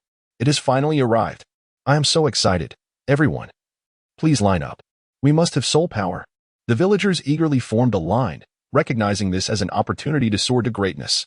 They envisioned themselves as powerful soul masters, capable of intimidating ordinary folk who would dare not retaliate. Yet, some hesitated, reluctant to part from their families. They still failed to comprehend the necessity of sacrifice, prompting a sigh of exasperation from Chen Xiuer. Soon, a long line formed, with Old Jack naturally at the forefront. Chen Xiuer maintained her smile, then, "Dear sir, you shall go first." "Yes, master," Old Jack responded. His martial soul was a radish, categorizing him as a food-type soul master. However, he lacked soul power. By merging another's martial soul with his own, it could evolve and generate soul power. Some might wonder if crafted iron could also transform into a martial soul. After all, blue silvergrass could be effortlessly uprooted as well. Why resort to harming living beings to seize their martial souls? While this is possible, such martial souls lack any soul power, rendering them useless. They are inferior even to subpar martial souls. Even if merged, they would not undergo evolution unless another martial soul's soul power was sacrificed, making it an unwise trade-off. Chen Xiuer's blue silvergrass was a result of material transformation, having absorbed the soul power of the dead thorn black vine without any evolution. Had it been awakened from a martial soul, it would have merged with the dead thorn black vine, resulting in an entirely new martial soul. To illustrate, a martial soul formed from material transformation is akin to a blank slate, which can combine with other martial souls, but ultimately lacks utility. This is comparable to changing a tool's design without altering its function. Whether a sickle or a shovel, it remains devoid of soul power. The combination would not yield evolution. Moreover, the fusion carries a risk, and Chen Xiuer was uncertain of the potential failures. Unlike the previously benevolent Chen Xiuer, who merged soul rings within herself, her malevolent counterpart refrained from recklessly experimenting on herself. It was far safer to do so on others. Should the fusion succeed, she could eliminate the subject and reclaim the power. If it failed, she would simply observe the outcome from her celestial space. Chen Xiuer retrieved the martial soul of a potato. May the divine bless you. Martial soul fusion success rate, 91. As Chen Xiuer's words fell, the soul power of the potato martial soul entered Old Jack's body. Old Jack screamed as he momentarily succumbed to the excruciating pain of martial soul fusion. Chapter 33. The Future of the Holy Spirit Sect. Zongyang and his companions carried old Jack back home, ensuring he would not influence the others. Ladies and gentlemen, the fusion of martial souls may induce a degree of pain, which is unavoidable. However, rest assured, it will not be long before old Jack awakens. Chen Xiuer explained to the crowd. Previously, when the onlookers witnessed old Jack writhing in agony, many hesitated, and for a moment, no one dared to step forward. You truly lack courage. Allow me. The young man who had first questioned Chen Xiuer yesterday boldly stepped forward. He was the one whose martial soul was a shovel. I am Wang Taizhu, with the martial soul of a shovel. If they are afraid, I shall not be. Come forth, master. Wang Taizhu declared, thrusting his right hand forward. Chen Xiuer found his spirited resolve quite appealing. May the Lord bless you. From the heavenly realm, she retrieved another shovel martial soul and initiated the fusion with him. Martial soul fusion success rate, 98. This is the advantage of high similarity. The fusion rate is elevated. Of course, another reason lies in the relative weakness of the martial souls. When two powerful martial souls merge, neither is willing to submit to the other, resulting in a lower fusion rate. However, should the fusion succeed, the outcome would be extraordinarily formidable. Wang Tiezhu's face contorted with bitterness as he gritted his teeth. His fists clenched tightly. Chen Xiuer could not help but admire his tenacity. Soon, the shovel soul imprint on Wang Tiezhu's right hand manifested, bursting forth with an unusual golden radiance, reminiscent of the light produced during a martial soul awakening. The onlookers gasped at Wang Taizhu's transformation. Since old Jack had lost consciousness, the fusion of his martial soul had progressed slowly, leaving the crowd skeptical. At this moment, all eyes were eagerly fixed upon Wang Taizhu. Before long, the soul imprint on Wang Tiezhu's right hand began to shift. Chen Xiuer recognized that his martial soul was nearing completion in its fusion. If one could undergo martial soul fusion while conscious, the process would be remarkably swift. However, if the soul master is unconscious, the two soul powers must merge naturally over time. Chen Xiuer scrutinized Wang Tiezhu's progress through the heavenly martial soul, a flicker of astonishment dancing in her eyes. Benefactor, you exhibit great bravery. Now, allow me to assess your soul power. She placed a hand on Wang Tiezhu's head. Wang Taizhu, now drenched in sweat, found it difficult to speak. While Chen Xiuer could directly perceive his soul power and martial soul, rituals must be observed. Benefactor, your martial soul has awakened to the earth shovel, with soul power at level 2. I shall impart to you the methods of cultivation thereafter, she concluded, withdrawing her hand. Thank you, master. I wish to test my martial soul immediately. Wang Taizhu exclaimed, excitement radiating from his expression as he raised his right hand, calling forth his martial soul. Earth shovel. As he summoned his martial soul, a torrent of earthy yellow soul power erupted. Soon, the manifested martial soul appeared, taking the form of a shovel. Yet it had grown to an impressive 2 meters in length, gleaming silver with mountain-like patterns. It truly has awakened. Wang Taizhu reveled in his newfound power. Your mother would undoubtedly be proud of you. Next, Zongyang called out from the side. Wang Taizhu quietly stepped aside as Zongyang discreetly beckoned him over to begin a process of indoctrination. Subsequently, Chen Xiuer continued to awaken the martial souls of the others. Most could not endure, but a few persevered. Among them, 3 children experienced an extraordinary mutation in their martial soul fusion. The one with the highest innate soul power reached level 8, while the lowest was still at level 7. All 3 were orphans, possessing remarkable willpower. Among them, the child with the earth martial soul profoundly impacted Chen Xiuer. His martial soul transformed into sand upon awakening, boasting an innate soul power of level 8. This was an epic level of mutation. Chen Xiuer immediately inducted him into the Holy Spirit Sect, designating him as a candidate for the 12 Holy Spirits. As for the official 12 Holy Spirits, they were merely a fabrication of Chen Xiuer's imagination. The hierarchy of the Holy Spirit Sect is as follows. Sect leader, Chen Xiuer, 3 great judgments, judgment, revelation. Divine punishment. For zodiac Douluos, none yet. 12 Holy Spirits, none yet. 36 Heavenly Spirits, none yet. 72 Earth Spirits, none yet. Followers, the populace of Holy Soul Village. Regardless of the existence of these titles, they were inscribed for convenience, allowing for grand displays at any moment. Now, with a candidate in mind for the 12 Holy Spirits. The first was the boy who played with sand, destined to be known as the Holy Spirit of Yellow Sand. The second and third children were twins, their mother having passed away shortly after their birth. Their father, afflicted by illness, soon followed. Ultimately, they survived through the assistance of their fellow villagers, growing up in mutual support and struggle. Though they initially had no family members to donate to Chen Xiuer, she was eager to embark on a novel endeavor. Captivated by the uniqueness of their martial souls, the brother possessed a white stone martial soul, while the sister held a black stone martial soul. When Chen Xiuer provided them with closely related martial souls, a delightful surprise ensued. Their martial souls established a connection.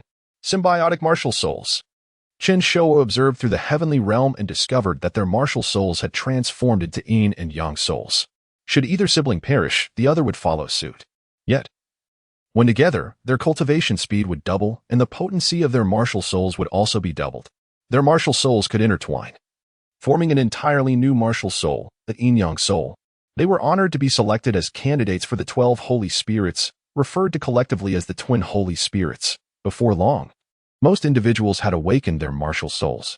Nothing particularly remarkable emerged, but a handful remained unawakened. This was due to some individuals failing to donate their family members, seeking to gain benefits without contribution. Naturally, Chen Xiuer paid no heed to this, for he had awakened a full 100 soul masters. Amidst Chen Xiuer's deliberate arrangement, Zhu Biao was left until last. When it was finally his turn, he approached, displaying his broad pancake-like face and revealing his martial soul. "Family pig," he proclaimed. "Ah, still a beast martial soul." Chen Xiuer discreetly produced the handkerchief martial soul, preparing to test the consequences of failure. Martial soul fusion success rate, 21. Chen Xiuer grinned. "Today, I shall reclaim what is owed. Let us see if you possess the means to claim it."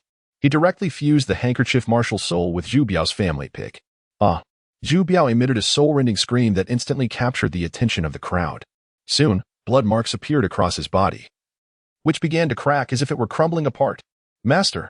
Master! What is happening to me?" Zhu Biao cried out in confusion, kneeling before Chen Xiuer. Chen Xiuer's expression turned icy. This individual must have committed unspeakable acts in his life. Now, as the holy light entered him, retribution had arrived. Truly, he reaped what he had sown. Upon hearing this, Zhu Biao's countenance fell, and he hastily pleaded, "Master, I acknowledge my mistakes. Please, save me." Bang! As soon as Zhu Biao uttered those last words, his flesh exploded, transforming into a cloud of blood mist. Chen Xiuer finally grasped the gravity of the situation. Failure in martial soul fusion could lead to death. Chapter 33, The Construction of the Holy Spirit Church and the Improvement of Soul Absorption 3 days later. The death of Zhu Biao provoked a stir among the villagers of Shahan. Although most believed his demise was well-deserved retribution, it also instilled a sense of fear regarding the awakening of martial souls. However, this was precisely the effect Chen Xiuer aimed to achieve. She attributed this fear to the low levels of faith among the villagers. The means by which faith could be cultivated led to the discussion of constructing a branch of the Holy Spirit Church. Ultimately, those who had benefited decided to unite in their efforts to establish the branch. With the villagers awakened as soul masters, their work efficiency was doubled. It is worth mentioning that old Jack's martial soul awakened as Stu, granting him a third-level innate soul power. As a food-type martial soul, it produced an abundant quantity of sustenance, yet consuming it only replenished 1% of soul power. Thus, old Jack proudly assumed the role of the kitchen overseer. There were also other food-type soul masters, all of whom could summon a plethora of items, but could only restore a minimal amount of soul power. As Zhong Yang remarked, Oscar's single sausage could restore more soul power than one would gain from 10 meals of stew. It was indeed of little use. Nonetheless, it must be acknowledged that these few individuals shouldered the entire food supply of the village. Zhong Yang encouraged everyone, "Let us strive diligently, oppose capitalism, and start from ourselves. You are the future of the Holy Spirit Church." In the depths of the Black Mist Forest, Zhong Yang waved 2 small colored flags and held a whistle in his mouth, continually uplifting the spirits of the villagers. Although they did not fully comprehend his words, they felt invigorated nonetheless. "Onwards. Let us go. Oppose capitalism. We are the future of the organization." They cheered, despite their lack of understanding. Indeed, Jin Shui was also present in the production team, experiencing the life of a laborer. Zhang Liang took charge of site selection for construction, measuring dimensions, and running errands, as he was the fastest runner. As for Zhong Yang, his responsibility was to motivate the masses.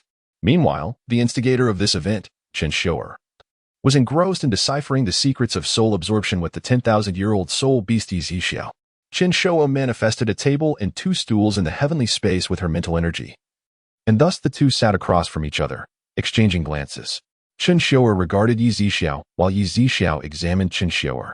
To get to the point, I have developed some ideas regarding soul absorption. I can absorb soul power from all systems, but others cannot, so modifications must be made, Chen Xiuer asserted, resting her chin on her hand. However, are you aware of the side effects of such actions? Yi Zixiao inquired seriously. You mean soul beast transformation? Chen Xiuer had anticipated this and was well aware of the adverse effects of absorbing other soul power for cultivation. Soul beast transformation. For a tool soul master, it is best to absorb the soul power of fellow tool soul masters. This would minimize the side effects of soul power absorption. Yet, the potential for transformation of the martial soul cannot be completely avoided. If one's martial soul is originally a hammer, absorbing another's soul power could lead to an uncertain transformation of what the martial soul truly is. Take a beast soul master as an example. If they absorb soul power different from their own, they could potentially transform from a sparrow into a firebird. Whether this results in strength or weakness is uncertain. However, the increase in the soul power of the soul master is undeniably real. Of course, if that were the only side effect, it would be manageable. The most alarming consequence is that whether one absorbs human soul power or soul beast power, beastification will occur. Whether one can maintain their rationality during this beastification remains to be tested.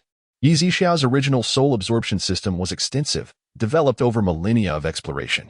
However, it was designed only to resonate with soul beasts, fitting their kind. Chen Xiuer's research on soul absorption was even more formidable, merely stemming from an idea. Hence, the two were engaged in discussion. Nonetheless, Chen Xiuer was always 3 steps ahead, having already conceived plans for the future, the Beastman Project. To utilize the soul power of soul beasts to transform ordinary individuals into beastmen who would follow her commands. Naturally, all of this existed solely within Chen Xiuer's imagination. So, have you come up with any ideas? Chen Xiuer inquired. Having spent so long in the heavenly space without purpose, I took the liberty to study soul absorption for your kind, Yi Zixiao replied. And the results? Chen Xiuer pressed. I'm not human. How could I possibly succeed? You consume my food, drink my water, and live in my space, with a time difference of 1 to 365, and you expect me to yield results? Chen Xiuer slammed the table in frustration. Why not grant me the authority to modify the heavenly space? I could then study the human body. And perhaps my soul absorption could make a breakthrough, Yi Zixiao suggested with a smirk. This cunning old fellow. Is he foolish? He is quite astute. On the surface, he appears to let Chen Xiuer reap all the benefits, yet he harbors grand ambitions. While it is not impossible, you must not tamper with my otherworldly energy. If you dare to use it, you know well the consequences, do you not? Chen Xiuer silently granted Yi Zixiao the management rights to the heavenly space. Agreed. Yi Zixiao responded, giving Chen Xiuer an okay gesture. Chen Xiuer figured there was nothing for her to do anyway, so she allowed him to organize the heavenly space. Of course, the primary objective was to improve soul absorption. I shall take my leave now. Take care of yourself, Yi Zixiao replied. Very well. May our paths cross again in the future. Chen Xiuer felt something was amiss. How did you know that phrase? Whatever you think creates ripples in the heavenly space. I simply echo your thoughts, Yi Zixiao explained as he rose from his chair, waving his hands dismissively. So that's how it is. With that, Chen Xiuer contemplated as she departed from the heavenly space. Suddenly, Yi Zixiao sensed a severance of contact with Chen Xiuer. The heavenly space was devoid of any fluctuations. Yi Zixiao was taken aback. At the moment Chen Xiuer learned of this, she locked her thoughts within the collision of 2 ideas, ensuring Yi Zixiao could not perceive them. She was now on guard even against her own thoughts. She feared that Yi Zixiao might employ some means to glimpse her thought processes and discern her intentions. As the saying goes, to deceive others, one must first deceive oneself. Current status of the heavenly space, 100,000 year, old Deaththorn Black Vine King Soul Ring, 700 years. 26 strands of otherworldly energy, 183 years of With Spirit Soul Ring, With Spirit Puppet, and the stubborn Yi Zixiao. As for the hundreds of worthless martial souls, they had all been distributed. Chapter 34. The Arrival of the Demon Mother. As Chen Xiuer stepped out of the heavenly palace space, she immediately spotted Zongyang, who was joyfully waving colorful flags and blowing a whistle. His exuberance reminded her of a playful sheep. Zongyang, your antics resemble a frolicking lamb, Chen Xiuer remarked. Zongyang's azure eyes twinkled, and the 2 small golden horns atop his head flickered with vitality, accentuated by the colorful flags in his hands. This imagery evoked memories of a sheep from her past life, specifically from an anime. Just to clarify, It's not the character pleasant goat. She added with a hint of exasperation. What does it resemble then? Zongyang inquired with mild curiosity. Are you familiar with Shan the sheep? Zongyang responded, wait. You mean Shan the sheep? His expression morphed into one of utter confusion. How do I resemble that? Thus, their celestial dialogue concluded amidst Zongyang's bewilderment. Back with Chen Xiuer, although the Holy Soul Village remained intact for the moment, it was only a matter of time before it faced demolition. As for Tang Hao's residence, she decided to leave it as is, planning to concoct a plausible excuse when the time came. Chen Xiuer began to devise a narrative for Tang San's return, ultimately formulating the Tang Sect plan.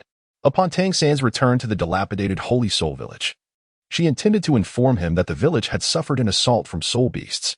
Utilizing the deadly thorn black vines, she would create a scene of devastation, ensuring the village was overrun with the vines, leaving behind numerous signs of destruction.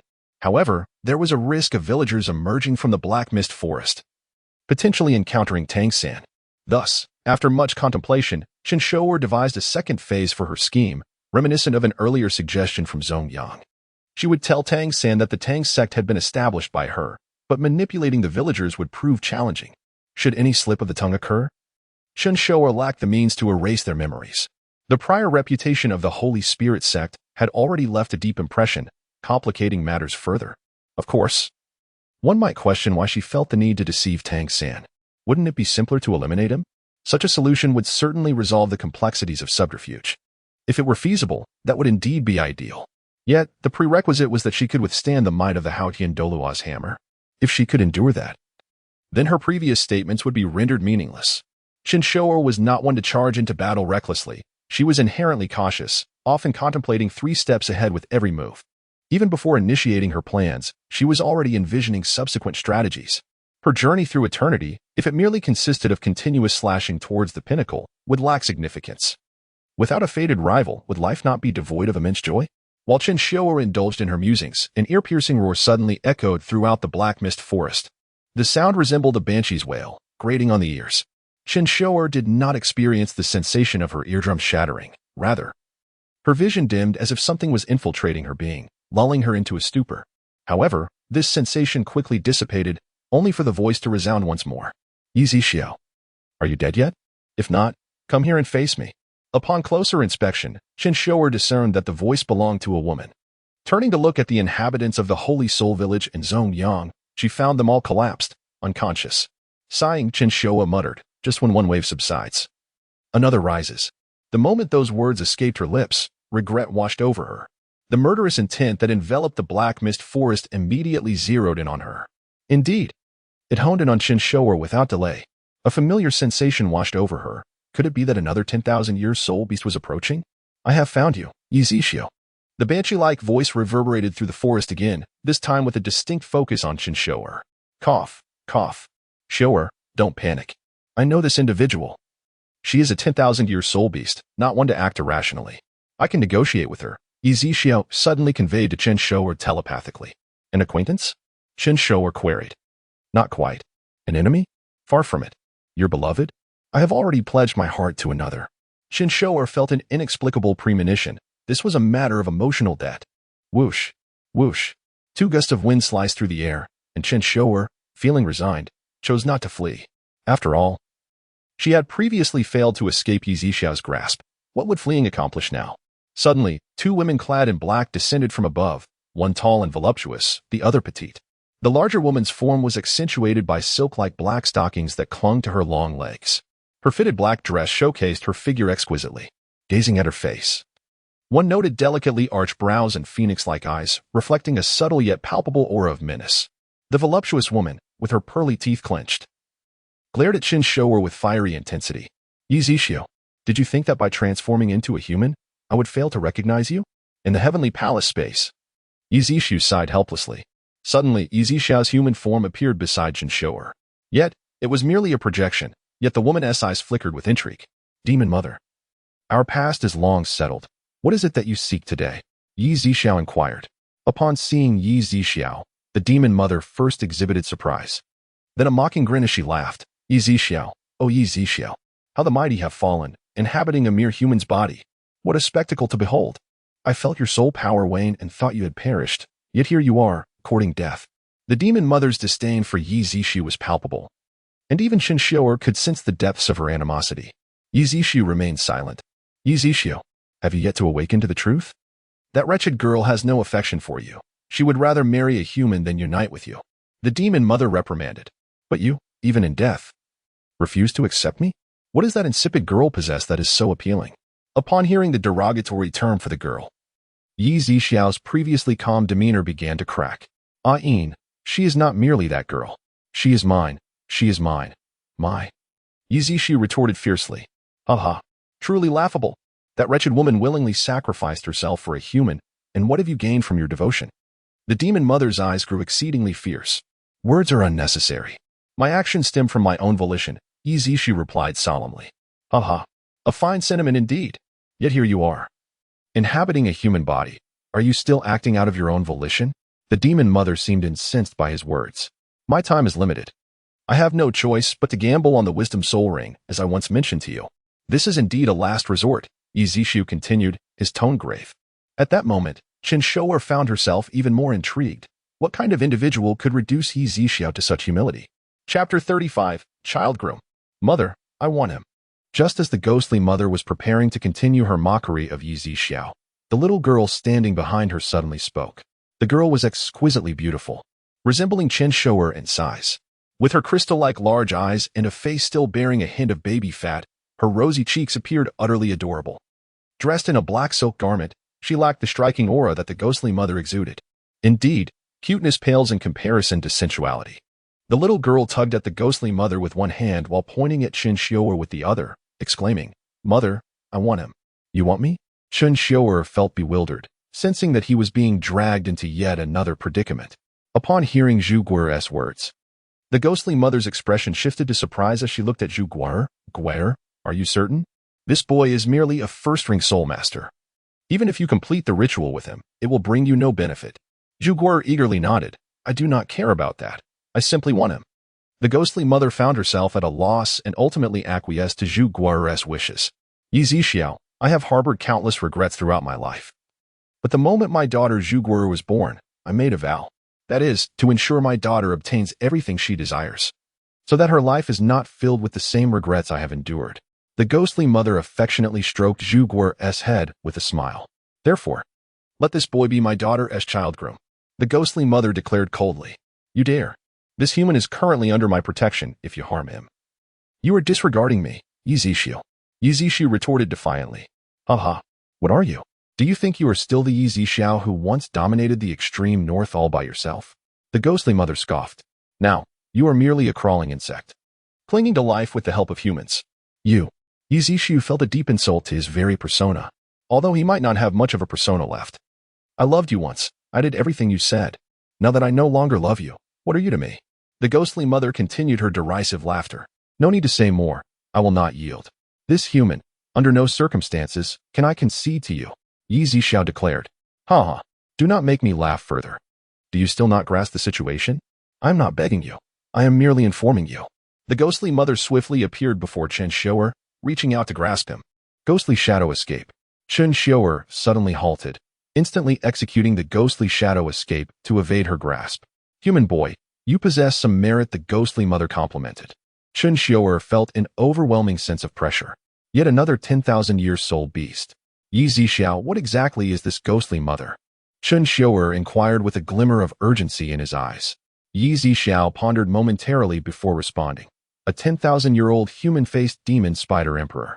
No wonder you look down upon him. How could you, a mere grasshopper, admire a pig? Chen Xiuer jested. Shouldn't you be more concerned about yourself at this moment? Yi Zixu retorted, slightly exasperated. Chen Xiuer's lips curled into an enchanting smile. Wait. As the ghostly mother prepared to seize Chen Xiuer once more, her hand abruptly halted in midair. What is it? Little ghost? The ghostly mother asked, her expression one of confusion. I agree to your terms, Chen Xiuer said softly with a smile. Chen Xiuer's agreement was decisive, devoid of any hesitation. Only a fool would confront a 10,000-year soul beast. Do you think everyone is like Yi Zixu? Ha. Yi Zixu, did you see that? This boy has already consented. The ghostly mother laughed. Yi Zixu let out a light sigh as Chen Xiuer's consciousness entered the celestial realm. So, how do we resolve this? Chen Xiuer looked at Xiao and asked, "Boy, I have some unfortunate news for you." The human-faced demon spider emperor's choice of a child groom holds profound significance, unlike that of mere humans. If I had not fled swiftly back then, I would have nearly. Xiu trailed off, leaving the rest unsaid. Nearly what? Chen Xiuer questioned with a hint of confusion. It would be better if you did not know too much. You are already entangled in this matter, but the ghostly mother will undoubtedly aid your growth. After all, the stronger you become, the more beneficial it will be for her. Thus, young one, it is time to showcase your bargaining skills, Xiao advised. Chen Xiuer remarked, I have an inkling that you are leading me to my doom. After all, the ghostly mother is here for you. I have been dragged into this because of you. This is all a karmic bond, one I did not seek. Young one, I can only impart one piece of advice. Do not venture into the sorrowful ghost domain. Remember, under no circumstances should you follow the ghostly mother into the sorrowful ghost domain. Do you understand? Chen Xiuer nodded. Very well, if you choose not to speak further. Then so be it. Chapter 36. A decade-packed young one. Return with me to the realm of the dead. And I shall ensure you achieve the rank of title Douluo, the ghost mother chuckled. Title Douluo is but a mere title, just 10 years, Chen Xiuer responded, raising a single finger towards the ghost mother. 10 years? The ghost mother inquired, perplexed. Dare you wager with me? 10 years may mean little to you soul beasts, but it is the span that will allow me to attain the rank of title Douluo. If I do not become a title Douluo within this decade, I shall present myself at the realm of the dead for your disposal. What say you? Are you too timid to accept the bet? Chen Xiuer maintained her stance, pointing resolutely at the ghost mother. At that moment, Xiu silently transmitted a message to Chen Xiuer. Do you truly possess the confidence? You would only be 16 after 10 years, and I have yet to hear of any human achieving title Douluo at such a tender age. Chen Xiuer, though uncertain, pressed on, hoping to momentarily deceive the ghost mother, intending to flee if she failed to become a title Douluo. I lack certainty, yet I dare to wager. Xiu was at a loss for words. Their fates were intertwined now, and this was indeed a gamble for life. How audacious. The ghost mother laughed. You presume to negotiate with me? Do you truly possess the standing to do so? However, should you genuinely attain the rank of title Douluo, it would save me a great deal of resources. In that case, Guayur could inherit a title Douluo's body. Wouldn't that be splendid? But I will grant you 10 years. With one condition, I shall leave the Spider Emperor's poison within your body. Should you fail to seek us out in the realm of the dead after the decade, the consequences need not be elaborated, the ghost mother asserted, as 8 sharp spider spears materialized behind her, glinting ominously in the sunlight. With a swift motion, the ghost mother's spear pierced through Chen Xiuer's left ribs. Ugh! She grimaced. The ghost mother then unleashed the Spider Emperor's poison within her, withdrawing the spear yet leaving the venom to fester within Chen Xiuer. The wound remained sealed, with no blood escaping, thanks to the poison's clamping grip. Chen Xiuer clenched her teeth inwardly. The ghost mother was indeed a cunning adversary. Listen closely, if you truly attain the rank of title Douluo, I shall betroth Guayur to you, the ghost mother offered with a grin. You old hag, you are truly insatiable. Chen Xiuer was exasperated, having encountered shamelessness before. Yet the ghost mother surpassed all her expectations. Nevertheless, this was inconsequential. Fortune favors the bold. Chen Xiuer replied with a smile. The ghost mother appeared taken aback. Chen Xiuer, not one to easily concede, was making unexpected concessions. You must support my growth unconditionally and provide me with the resources for my cultivation for a decade. Chen Xiuer declared with a smile. That is utterly impossible. I may agree to assist you with 3 matters at most. That is my final boundary. Should you fail to comply, you will return with me to the realm of the dead, the ghost mother retorted proudly. The ghost mother initially intended to extract benefits without cost, but now she had to part with resources. 3 matters? Chen Xiuer pondered, her mind racing. She had to consult with Xiu in the Heavenly Palace space. Half a day later in the Heavenly Palace space. In an instant, reality returned. I've decided, Chen Xiuer grinned, exuding confidence. Oh, so quickly?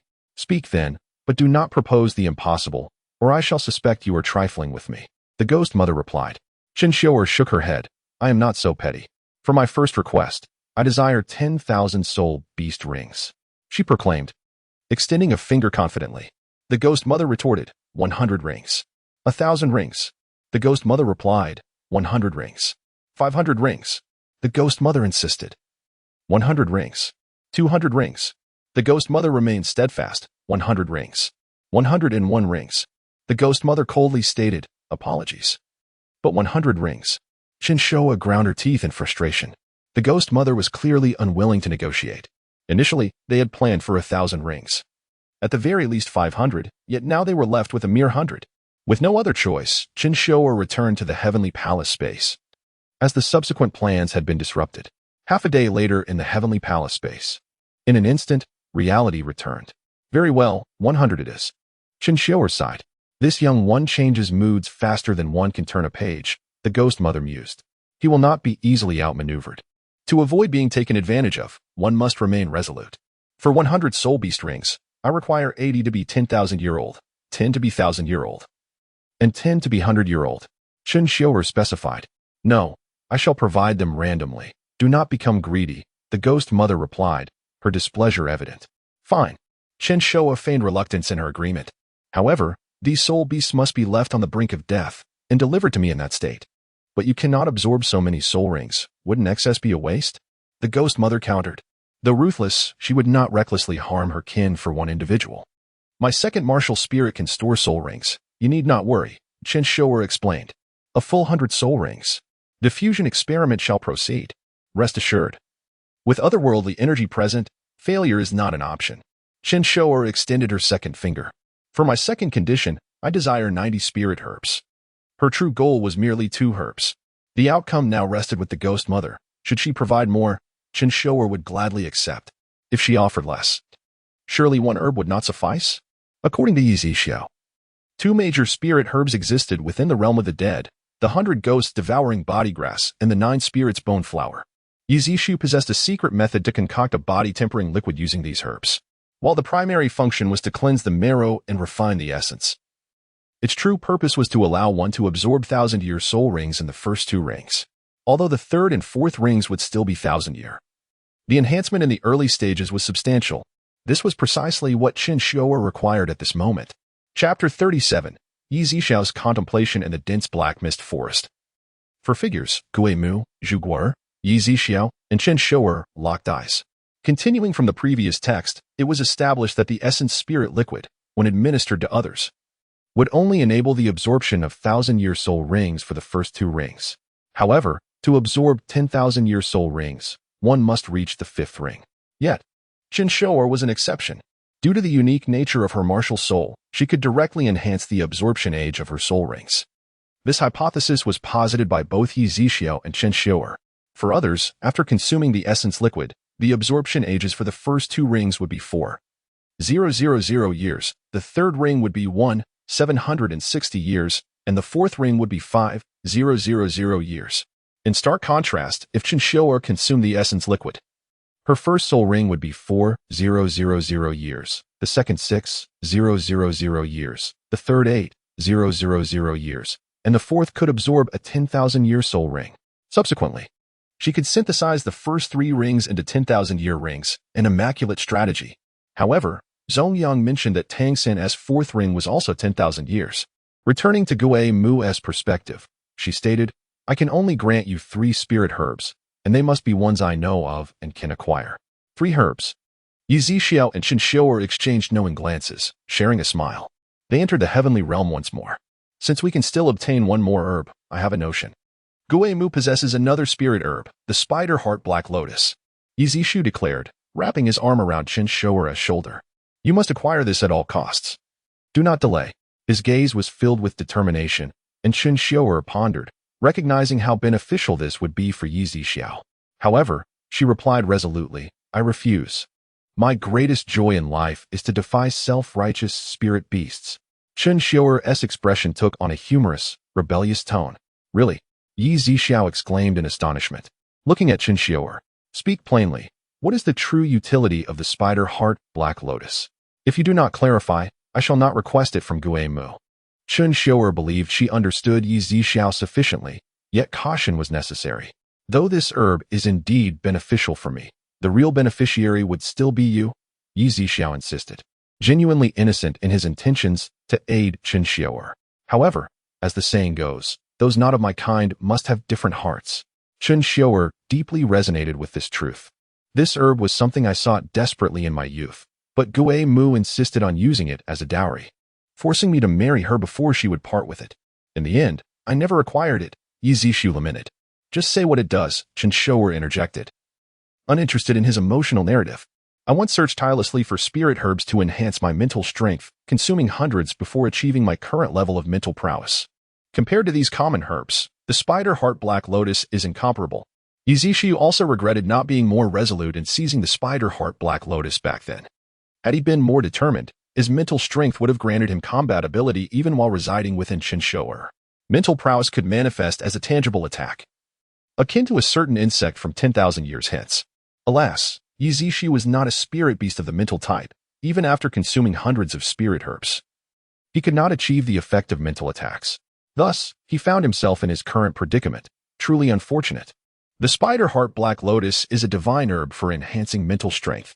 If you can refine it, your mental prowess will expand to unimaginable heights. Yi Zixu stated with utmost seriousness. If it is so remarkable, it must hold great significance for Gui Mu. Why would she give it to me?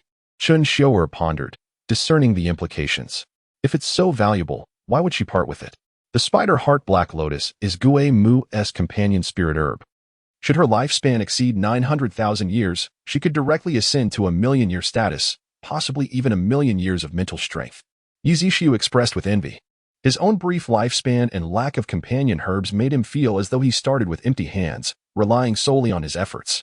Regarding whether a million-year spirit beast could ascend to godhood, the consensus was that a million years indeed signifies a divine beast. Even without ascending to the divine realm, they remain divine creatures. Rumors suggested that the divine realm forbids spirit beasts from attaining divinity. The truth of this remains uncertain. A certain insect, which spent its days merely eating and drinking, had never undergone a heavenly tribulation.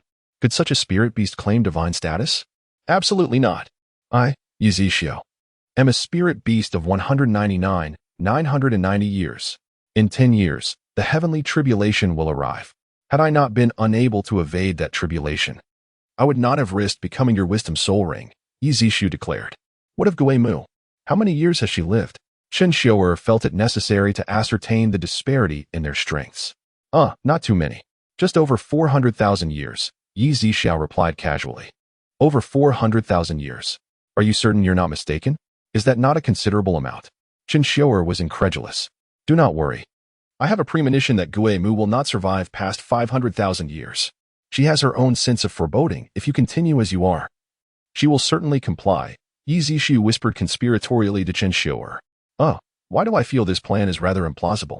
Chen Xiuer amused, finding the strategy somewhat absurd. Trust me just this once. Yi Zixu grinned. Very well. I shall reluctantly give it a try. In the outside world, in that very instant. Chen Xiuer declared. 3 herbs, indeed. I require 100 ghosts devouring grass and 19 spirits bone flower. Those should be available in your Douluo ghost domain, correct? She inquired tentatively. These 2 are rare, yet they are not impossible to procure. I shall send them along with the spirit beasts afterward. What of the 3rd? Gui Mu asked. I want the spider heart black lotus. Human, you have some nerve. Gui Mu's expression darkened instantly, her voice echoing like the wailing of a vengeful spirit. Did that scoundrel Yi Zixu tell you this? Gui Mu erupted in fury. A dragon has its reverse scale. To touch it is to court death. The spider heart black lotus was indeed Gui Mu's reverse scale. But do you think you can withstand the heavenly tribulation of 900,000 years? You must sense it yourself. You cannot even survive the heavenly tribulation at 500,000 years. Chen Xiuer retorted, hands in pockets, leaning against a tree. Upon hearing this, Gui Mu's furious wrath suddenly subsided, as if scalding lava had been doused with cold water. Are you cursing me? Gui Mu spat venomously. Of course not. You spirit beasts can sense your own limits. Surely you cannot be oblivious to yours. You have no use for the spider heart black lotus. Chen Xiuer spoke in a somber tone. For a moment, Gui Mu was rendered speechless, uncertain whether she was incensed or if Chen Xiuer had voiced her innermost struggles. Yi Zixu chose to trust me. Why can't you? Chen Xiuer extended her right hand toward Gui Mu, smiling. This very smile would later charm countless naive souls. No. It would rally numerous heroes to jointly benefit the Douluo continent. All thanks to Yi Zixu's Navet. Gui Mu found herself somewhat swayed by Chen Xiuer's words. I'll take a gamble. If I attain divinity, I shall reserve my 10th ring for you. Trust me just this once. What say you? Chen Xiuer's smile brimmed with confidence. Gui Mu wavered. At that moment, Zhu Guer, who had been quietly drawing circles at the side, suddenly sprang forth. I do not concur. Chapter 38, The Might of Chen Xiuer, having been overlooked for quite some time, resorted to holding a small twig while encircling her slender legs.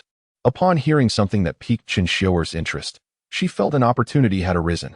I cannot give it to you. It is part of someone else's dowry. Destined solely for her future husband, Xiuer shyly remarked. The ghost mother chuckled softly. Indeed. The Zhu Xian Black Lotus is Guer's dowry and cannot be so freely given. If you truly desire it, you shall have to wait until the day of your wedding with Guer. Ha ha. The ghost mother laughed heartily. In that moment, Chen Xiuer felt as if love had vanished from the world. Truly, there are always greater powers beyond comprehension, and the hierarchy of strength is ever present. I yield, she conceded. Then can I choose something else instead of the Zhu Xian Black Lotus? Chen Xiuer felt she had miscalculated. She had not anticipated the sudden emergence of Zhu Guer as a rival. No, since you have already made your decision, there is no room for alternatives. Speak your third request. The ghost mother felt a surge of triumph over Chen Xiuer. She believed she had gained the upper hand. Yet, Chen Xiuer reiterated. You may think you have the advantage, but I shall never be at a loss. With her primary objective secured, the matter of the ghost mother's Zhu Xian Black Lotus was of little concern. For my third request, I wish for your assistance in eliminating someone. Chen Xiuer stated gravely. Who? The ghost mother laughed at first, finding it an easy task. But soon, her laughter was replaced by trepidation. Douluo. Douluo. The proud and self-assured ghost mother displayed a rare expression of fear. It seemed she held this Douluo in considerable regard. Impossible. Douluo, that man, is as powerful as a monster. He is not even human. The ghost mother expressed her deep-seated apprehension. At that moment, Yizishu sighed heavily. The ghost mother had once dared to challenge Douluo, and in the end, had it not been for Douluo's compassion for old ties, it is likely that the ghost mother would not have survived to see today. Yi Zixiao too felt a chill of fear. Isn't he merely a title Douluo? Chen Xiuer inquired. At the time, Douluo was at his peak, with a soul power reaching level 96, complemented by 100,000-year spirit ring. Ultimately, the ghost mother was defeated by Douluo, Yi Zixiu explained. Chen Xiuer analyzed the situation. It seemed to unfold thusly. Yi Zixiao had feelings for someone named Ayin, who in turn loved a human. Meanwhile, the ghost mother harbored affection for Yi Zixiao, leading to this tragic love triangle. After Ayin married the human and subsequently passed away, the ghost mother confronted that individual and was ultimately subdued. Had it not been for Douluo's lingering feelings for Ayin, the ghost mother might never have seen the light of day again. As for the specifics, Chen Xiuer chose not to delve further. To summarize, 200,000-year spirit beasts could not triumph over a mere human. That human, aside from the one from the spirit hall, was the most formidable opponent she had encountered. The ghost mother spoke, her eyes still reflecting her lingering fear. Were it not for Douluo's emotional ties, it is also possible that the human simply had no need for spirit rings at that moment, as slaying 100,000-year spirit beast would be quite wasteful. Tang San. Douluo. The more Chen Xiuer learned about Tang San, the more enigmatic he became. Both had traversed dimensions. Why then did he possess such an unyielding background? The most perplexing part was that Chen Xiuer had experienced 2 reincarnations. 2. Wait. Could it be that my 2 martial souls are actually manifestations born from absorbing tenfold otherworldly energy? Chen Xiuer felt a shiver run down her spine at the thought. Do not misunderstand. One martial soul is comprised of tenfold otherworldly energy, which means I awakened using 20-fold otherworldly energy. If she could not eliminate Tang Hao, then she would need to somehow restrain Tang San. If she sought vengeance, overcoming Tang Hao would be a formidable challenge. Yet, despite the daunting path ahead, she felt no regret. Such a life was filled with intrigue and joy. Bring it on, Tang San. I shall defeat you decisively and avenge the grievances of yesteryear. Once, Yi Zixiu posed a question to Chen Xiuer. What will you do after you defeat Tang San? After contemplation, her final answer was, eternal life. If one day Tang San were to perish, then Chen Xiuer's sole ambition, entwined with her destiny, would remain unchanged, eternal existence, to achieve everlasting immortality. Even if the world were to crumble and all became naught, Chen Xiuer would still endure. With that in mind, her third request was to ask the ghost mother to lend her aid at her most perilous moment, just once. Chen Xiuer spoke earnestly to the ghost mother. If her next move lacked a safeguard, then the course of her plans would be fraught with uncertainty. I promise you, The Spider Queen's poison within you will shield you from a fatal blow. When I sense the danger, I shall hasten to your side at the swiftest pace. For now, I shall take Gore home, and in 3 days, I will bring you everything you desire. Having discussed the specifics of the spirit beast she required, the ghost mother soon departed. Chen Xiuer then revived the unconscious individuals and recounted their recent experiences to Zhong Yang and the others. Congratulations, Master, on acquiring yet another fortuitous encounter. We are now one step closer to our ultimate goal. Soon, Master will traverse the vast realms, and none in the Douluo realm will dare to obstruct you. Zhong Yang flattered, while Zhang Liang, prepared for the day, chimed in, Master, you are the king of chaos, the chosen one, destined to stand above the heavens and behold the unparalleled splendor of Douluo. Damn, Zhong Yang was astonished. Having not anticipated that this lad had secretly been studying, Chen Xiuer declared, Master is destined to be the divine king of the 9 heavens. And I hope that when you attain eternal life, you will not disdain us. We shall follow you for eternity. Zhong Yang was left speechless. What has gotten into all of you? Have you all been attending tutoring sessions? Chen Xiuer's eyes brimmed with tears. At last, I have caught up with the times. Chen Xiuer added, I often felt out of place due to my clumsy speech. The reason was that a few days prior, Zhang Liang had dragged Chen Xiuer into study sessions. Today's discourse was entirely orchestrated by Zhang Liang and Chen Xiuer during their earlier discussions. Indeed, Zhang Liang had resolved to join forces with Chen Xiuer to counter Zhong Yang. This lad's flattery was spot on. And only with the alliance of Zhang Liang and Chen Xiuer could they withstand Zhong Yang's advances. Of course, Chen Xiuer was blissfully unaware of any of this. Indeed, your loyalty has not gone unnoticed, and I shall ensure that you are duly rewarded. Chen Xiuer intended to provide them with the soul rings she desired, and of course, their synthesis would occur through them. Should failure ensue, well, they understood the implications without needing to elaborate. Upon hearing Chen Xiuer's words, the 3 were instantly filled with excitement. Thank you, Master, for your grace, they exclaimed in unison. No need for excessive words. Let us commence. I must continue delving into soul absorption, while you will oversee matters here. I trust there will be no mishaps. With that, Chen Xiuer's consciousness once again sank into the celestial space. Zhong Yang exchanged glances with Chen Xiuer and Zhang Liang, sensing that matters had become somewhat precarious. Alone, Zhang Liang could not contend with Zhong Yang, but with Chen Xiuer by his side, Zhong Yang clenched his teeth in silence. Perhaps they remained oblivious to the fact that their internal strife would lead to unforeseen changes within the Holy Spirit cult in the future. Chapter 39. The 100 Ghosts Devouring Grass and the 9 Spirits Abandoned Boneflower. 3 days later, in the Black Mist Forest. The construction of the Holy Spirit Church had reached its framework stage. A multitude of trees had been felled, and a vast clearing had been established at the heart of the forest. The structure of the Holy Spirit Cathedral had taken shape, awaiting only further construction.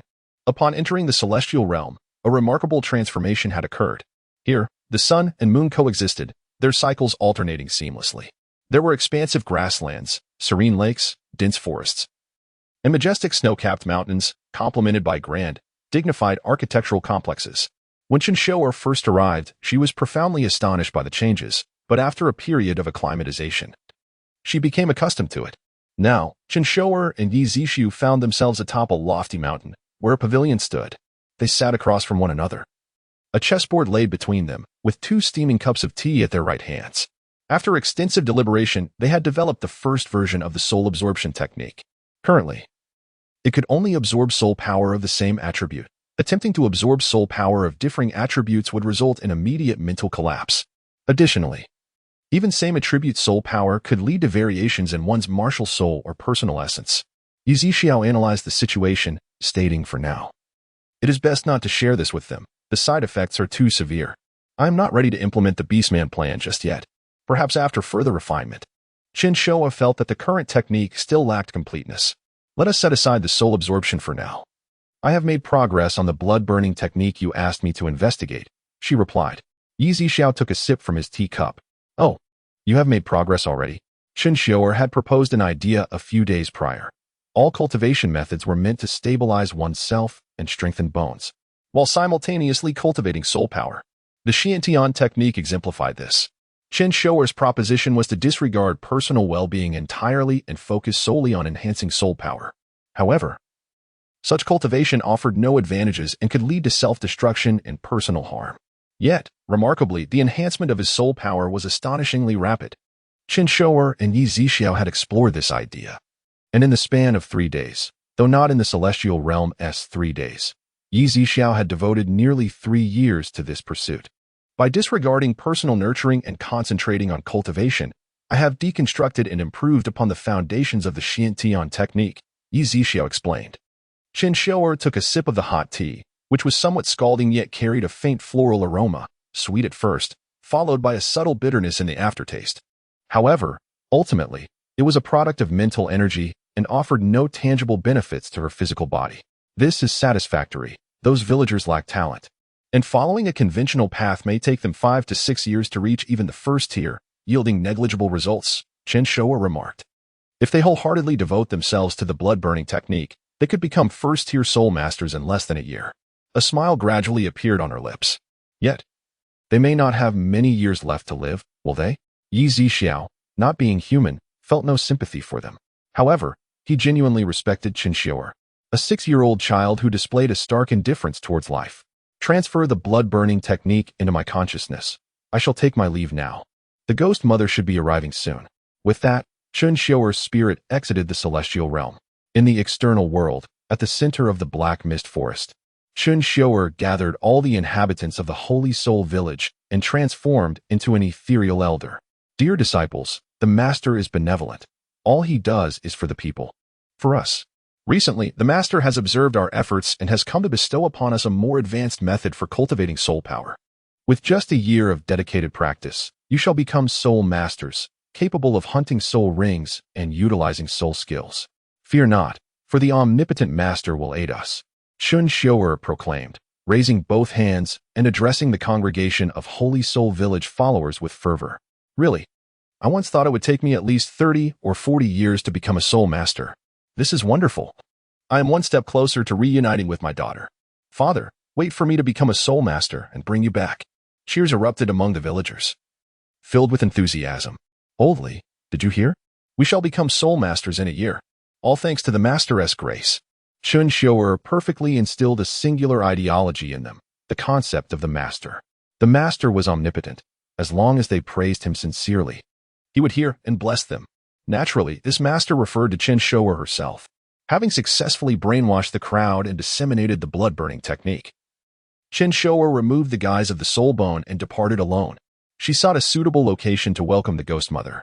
Oh, by the way, Zongyang and the others practice the Xiantian technique and have transmitted it to those 3 children, the Yellow Sand Holy Spirit and the Twin Holy Spirits. They have now become internal members and must safeguard their futures, unlike those villagers who burn their blood for the organization. Suddenly, a gust of wind swept by, and Chen Xiuer knew without a doubt that the ghost mother had arrived, for only she had such a dramatic entrance. As the sky darkened, it seemed as if a colossal entity obscured the sun. Chen Xiuer looked up to see the ghost mother suspended in midair, her right hand grasping a silken thread that ensnared no less than 100 soul beasts. The scene was utterly breathtaking. The 100 soul beasts were bound together, forming a massive sphere. With a resounding thud, the ghost mother flicked her wrist, sending the multitude of soul beasts crashing to the ground, stirring up clouds of dust and toppling dozens of colossal trees. The villagers of the Holy Soul Village, intrigued by the commotion, were about to investigate when they were called back by Zongyang. Here are the soul beasts you requested. Take a look. They are on the brink of death and incapable of resistance. Additionally, here are the spirit herbs you wanted. The ghost mother remained airborne, producing 2 spirit herbs from her robe and tossing them downwards. Chen Xiuer, quick to react, caught them. One was a grass and the other a flower. The leaves of the spirit herb were ash-white, adorned with blood-red patterns resembling human veins. Impressively, the herb's 100 leaves were intertwined, supported by a singular skull. This was the 100 ghosts devouring grass, and the flower was the 9 spirits abandoned bone flower. At that moment, Yi Zixiao suddenly transmitted his thoughts. Chen Xiuer nodded while examining the 9 spirits abandoned bone flower. The petals of the spirit flower were also ash-white, curling back like bony claws, with a total of 9 petals. It also bore a blood-red bud, glistening like a ruby. The 9 bony claws reached out greedily toward the bud, without a moment's hesitation. The ghost mother tossed everything to Chen Xiuer, eager to depart.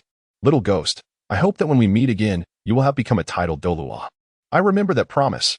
Chapter 40. Cleansing the marrow and the Millennium Soul Ring. The following day, in the Black Mist Forest, Yi Zixiao transformed into a spectral figure.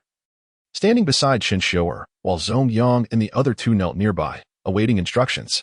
Before them, the 100 ghosts devouring grass and the 9 spirits bone flower were suspended in midair, immobilized by Yi Zixiao's mental force. With a shift of his mental energy, a translucent flame ignited out of thin air. The 2 spiritual herbs gradually entwined around this ethereal fire, resembling satellites orbiting a planet. As the translucent flame spread over the herbs, they melted instantaneously into golden and silver liquids. Yi Zixiao extinguished the transparent flame and began to merge the 2 liquids together. Chen Xiuer and the others looked on with bated breath, knowing that Yi Zixiao had previously stated that this opportunity was singular and fraught with peril. Even his formidable mental prowess could not guarantee a 100 success rate. Fortunately, the process of refining the herbs unfolded without significant peril, although there were minor fluctuations. Yi Zixiao's spectral form quivered slightly, revealing the considerable drain on his mental power.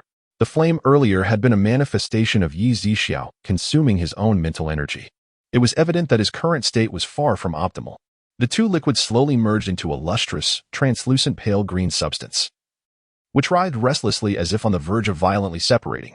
Yi Zixiao intensified his mental energy, forcefully dividing the volatile semi-green liquid into 4 portions. The most refined essence was directed towards Chen Xiuer's forehead. Understanding Yi Zixiao's intention, Chen Xiuer quickly acclimated her body to accept the pale green liquid. It gently entered through her brow, and in an instant, she felt her entire being invigorated. Every cell was awakened. Every pore breathed deeply, absorbing the energy. Impurities within her organs dissipated in a flash, accompanied by a sharp pain as her bones and tendons seemed to transform. Gritting her teeth, Chen Xiuer closed her eyes tightly. What was merely physical pain? She had long since come to regard the torment of the flesh as a means of fortitude. As the ancients said, when heaven confers a great responsibility upon an individual, it must first temper their will and subject their body to hunger. Chen Xiuer scrutinized her weaknesses daily, striving for self-improvement. Soon, her physique began to alter.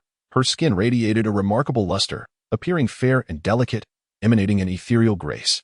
This was the essence of a celestial being, nourished not by earthly fare but by the energy of the sun and moon. Subsequently, Yi Zixiao gifted the remaining remnants to Zongyang and the others.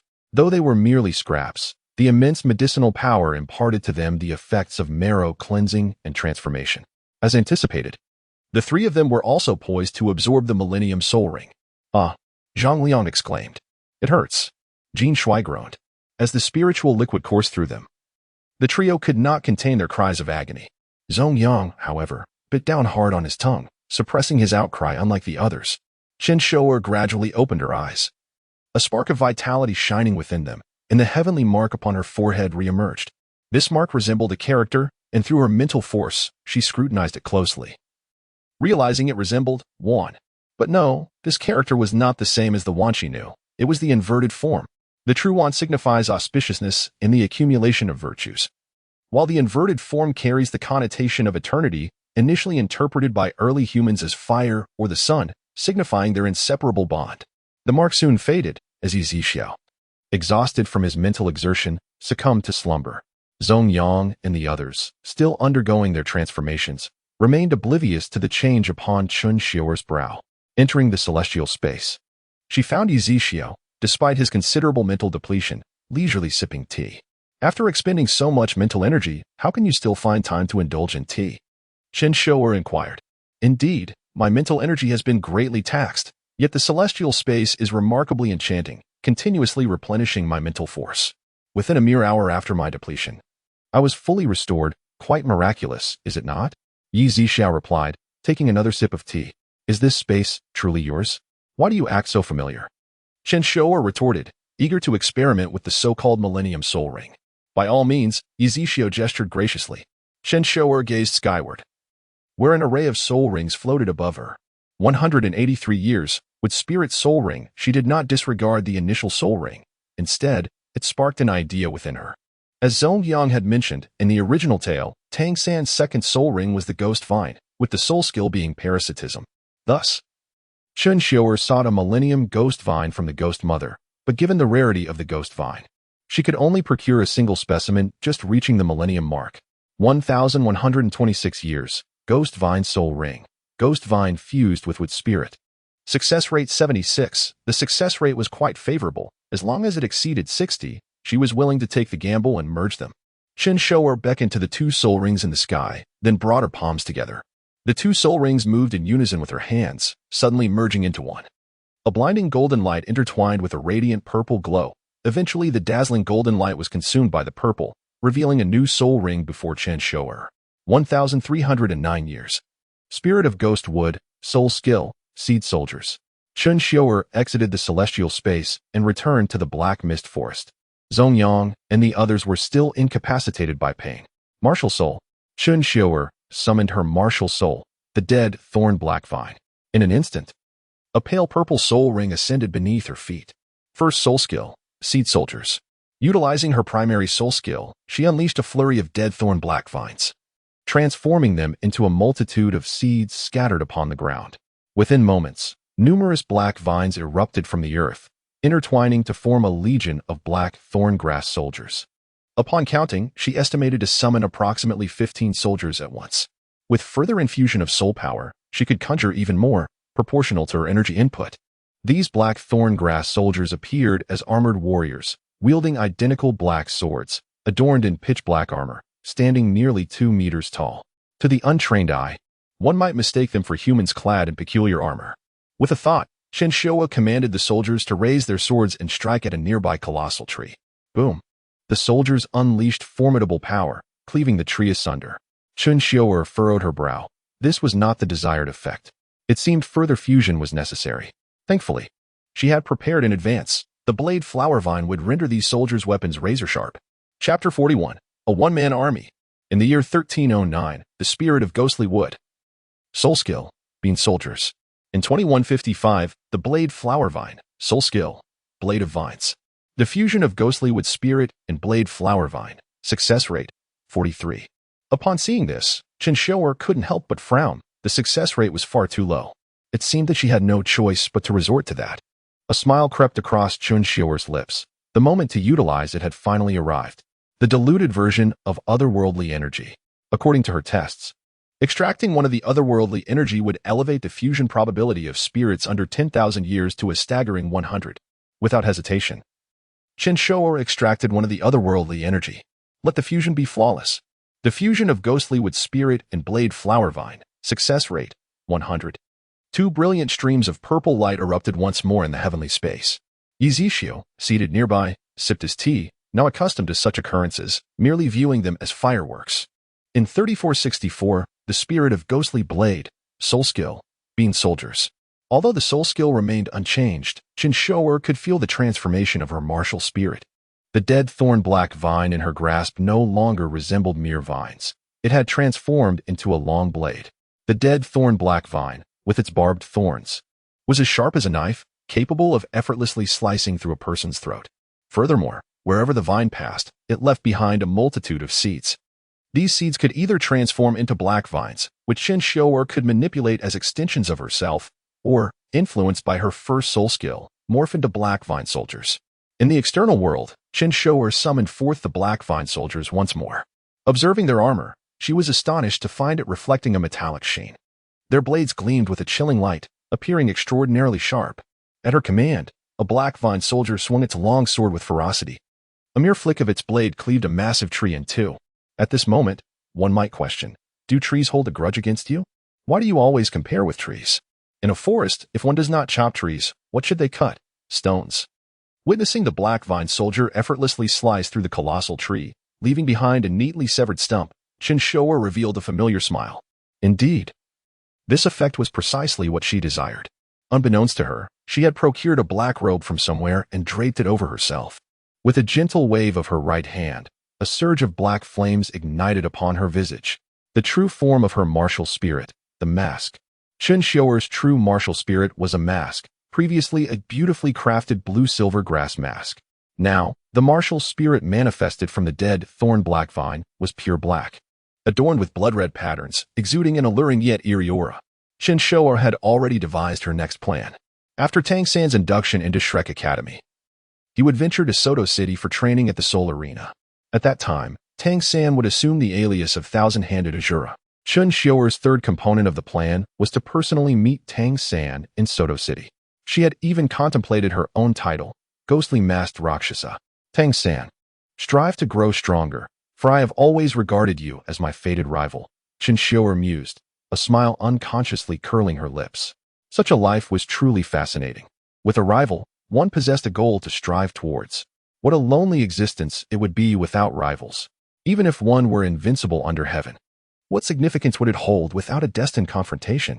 Only eternal life could inspire Chen Xiuer to pursue her aspirations. At this juncture, Zhong Yang and his companions had fully absorbed the medicinal effects. Their transformations were substantial, rivaling Chen Xiuer's own, perhaps due to Chen Xiuer's inherent elegance. The contrast before and after her transformation was not as stark. However, the three of them were somewhat lacking in appearance. Now, having undergone a complete metamorphosis, they had been refined and rejuvenated. At last, they could be regarded as somewhat presentable, though they could never compare to Chen Xiuer. Do not inquire further. Chen Xiuer was synonymous with handsomeness. Master, my soul power seems to be at its peak. Zhong Yang exclaimed. Indeed, mine too. Zhang Liang added. Could it be that I also possess innate full soul power? Jin Shui mused, eliciting a simultaneous bemused expression from Zhong Yang and Zhang Liang. God has scattered wisdom throughout the world, yet Jin Shui alone carries an umbrella. Zhong Yang jested. Are you looking for a nail? I'll nail you. Jin Shui retorted. All right. Enough of this, Chen Xiuer interjected, halting their banter. She swiftly produced 3 luminous purple soul rings from the heavenly space. Since your soul power is full, it means you can absorb soul rings. I have already prepared soul rings for all 3 of you. As she spoke, she gently tossed the 3,000-year purple soul rings into the air. The rings slowly hovered, drifting towards the trio. Thank you for your grace, Master. They chorused, settling into a meditative posture to absorb the soul rings. Their excitement was palpable, recalling how Tang San's first ring was merely a 100-year one, whereas they were about to absorb a 1,000-year one. However, the thrill diminished when they remembered that Tang San's second martial spirit's first soul ring was a staggering 100,000 years. Chen Xiuer's soul power did not increase upon absorbing the 1,000-year soul rings. The absorbed rings could be disassembled, meaning all soul power remained locked within the rings, with none overflowing to replenish Chen Xiuer. Due to this characteristic, her aspirations for advancement had been thwarted. Initially, she believed that by defeating a soul beast and absorbing its soul power, then replacing the soul ring, she could exploit a loophole to achieve infinite soul power. Yet reality delivered a resounding slap to her face. Such notions were wishful thinking. The absorption of soul rings yielded no soul power replenishment. Even if she absorbed a 100,000-year soul ring, no surplus power would manifest. Soon, Zhong Yang and his companions completed their absorption of the soul rings. Each summoned forth their martial spirits, and the 1,000-year purple soul rings ascended from beneath their feet. The trio posed and flaunted their newfound forms. Is this really impressive? Chen Xiuer scoffed at their posturing. She was handsome in any pose. Chen Xiuer briefly sensed their soul power. Excellent. All had elevated by 2 levels. Zhong Yang's trio now boasted soul power at level 12. Chen Xiuer commanded the Black Vine soldiers to kneel, allowing her to take a seat upon them, unreservedly. After all, they were under her control. Would they dare voice any complaints? Now, share the soul skills you have acquired, Chen Xiuer requested, reclining against a Black Vine soldier. Jin Shui took the lead, brandishing his scythe and striking a particularly dramatic pose. Boss, my soul skill is Evil Spirit Entanglement. Once activated, it continuously consumes soul power but summons a phantom of a ghost, enhancing my strength and defense by a factor of 2. Moreover, the phantom can also attack and has a vast range. Boss, how does this ability fare? Not too shabby, a 3,600-year ghostly spirit tiger ferret. I suppose it qualifies as a strong assault-type soul master, Chen Xiuer praised. Boss, from now on, I shall be our main tank, Jin Shui declared. Chapter 42, The Demonic Illusion, Bonus Chapter. Next, it was Zhang Liang's turn. He proudly raised his right leg. Zhang Liang, have you ever been kicked by light? Spare me the theatrics and just tell me about your soul skill, Chen Xiuer said, not wanting to hear his melodramatic nonsense. Chen Xiuer bestowed upon Zhang Liang the Aurora Soul Ring, aged 3,567 years. Zhang Liang, all right then. Zhang Liang, my soul skill is an augmentation ability. Within my territory, designated teammates receive a 2-fold increase in speed. What do you mean by territory and designated? Chen Xiuer pondered, recalling Zhang Liang's spirit introduction. Wherever he goes becomes his domain. Zhang Liang, oh, it's quite simple. Within a 15-meter radius of myself, any area I traverse becomes my territory. And by designating you as allies, you too can benefit from the twofold speed enhancement. Zhang Liang, furthermore, my territory doesn't vanish. Even if I deactivate the soul skill, the paths I've trod reappear when I reactivate it, still providing the acceleration effect. Not bad, not bad. I like this. What's the soul power consumption? Chen Xiuer had a premonition. He would either become a formidable agility-based soul master or a ridiculously fast support-type soul master. Zhang Liang, boss, the soul power consumption is minimal. On average, it only consumes 1 of my soul power per hour. I've already designated the 3 of you, so it will consume 3 per hour. Excellent. The endurance is sufficient. It seems you'll be doing a lot of running around in the future. This task suits you well, Chen Xiuer said with a wicked grin. Zhang Liang, to run errands for the boss is my duty, my honor. Chen Xiuer nodded in satisfaction. That's the attitude to have. Without delay, start turning the black mist forest into your domain now. Chen Xiuer waved his hand at Zhang Liang, signaling, you may depart. Zhang Liang, rewrite now? When else are you going to wait for? It should be noon right now. At your speed, 3 days should be enough, right? Chen Xiuer asked with a smile. Zhang Liang, enough. Chen Xiuer noticed that although Zhang Liang said enough, his body remained rooted to the spot. Do you have any other questions? Chen Xiuer continued. Zhang Liang, and no, none. I'll set off now. Zhang Liang tucked his arms and ran. Chen Xiuer noticed it was still the standard athlete's running posture. Zhang Liang, running through the black mist forest in 3 days? You must be dreaming. Zhang Liang muttered to himself, assuming he was far enough away that Chen Xiuer couldn't hear him. Indeed, Zhang Liang's quiet grumbling didn't reach Chen Xiuer's ears. However, Chen Xiuer was inherently suspicious and distrustful of everyone. Therefore, after Zhang Liang left, Chen Xiuer shouted at him, if you can't finish running through the black mist forest in 3 days, I'll personally help you remove the cumbersome upper half. So you can run faster, right?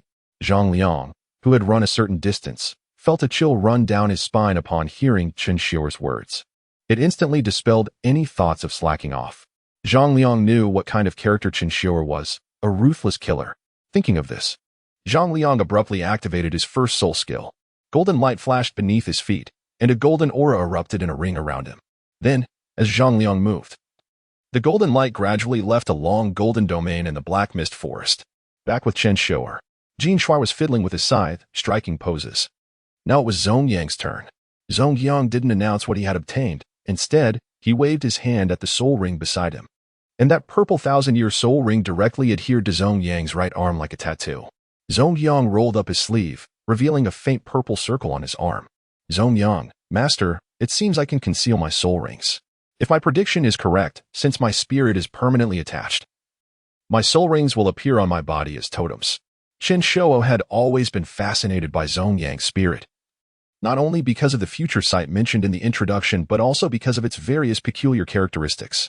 Permanent spirit attachment, peering into the future, concealing soul rings. These unique factors were constantly stimulating Chen Xiuer, as if a voice kept telling him, kill him. Take back that wondrous spirit. He's just a subordinate. You can always find another one. However, Chen Xiuer was no longer the previous dominant consciousness. Chen Xiuer's will was firm, and no desire could sway him. Only reason could drive him. Zhong Yang removed his upper garment, revealing the purple soul ring pattern on his back, quickly transferring from his arm. Zhong Yang, at will.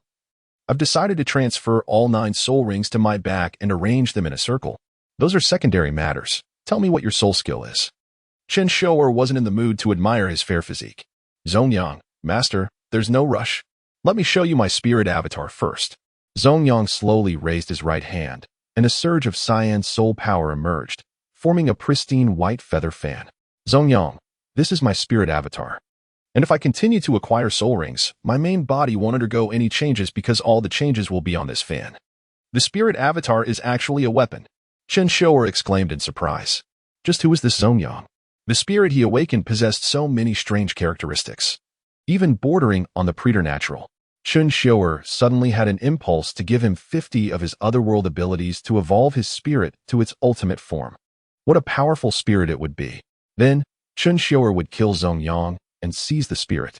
Perhaps Zhong Yang didn't know that the master he served had already plotted his demise in his heart.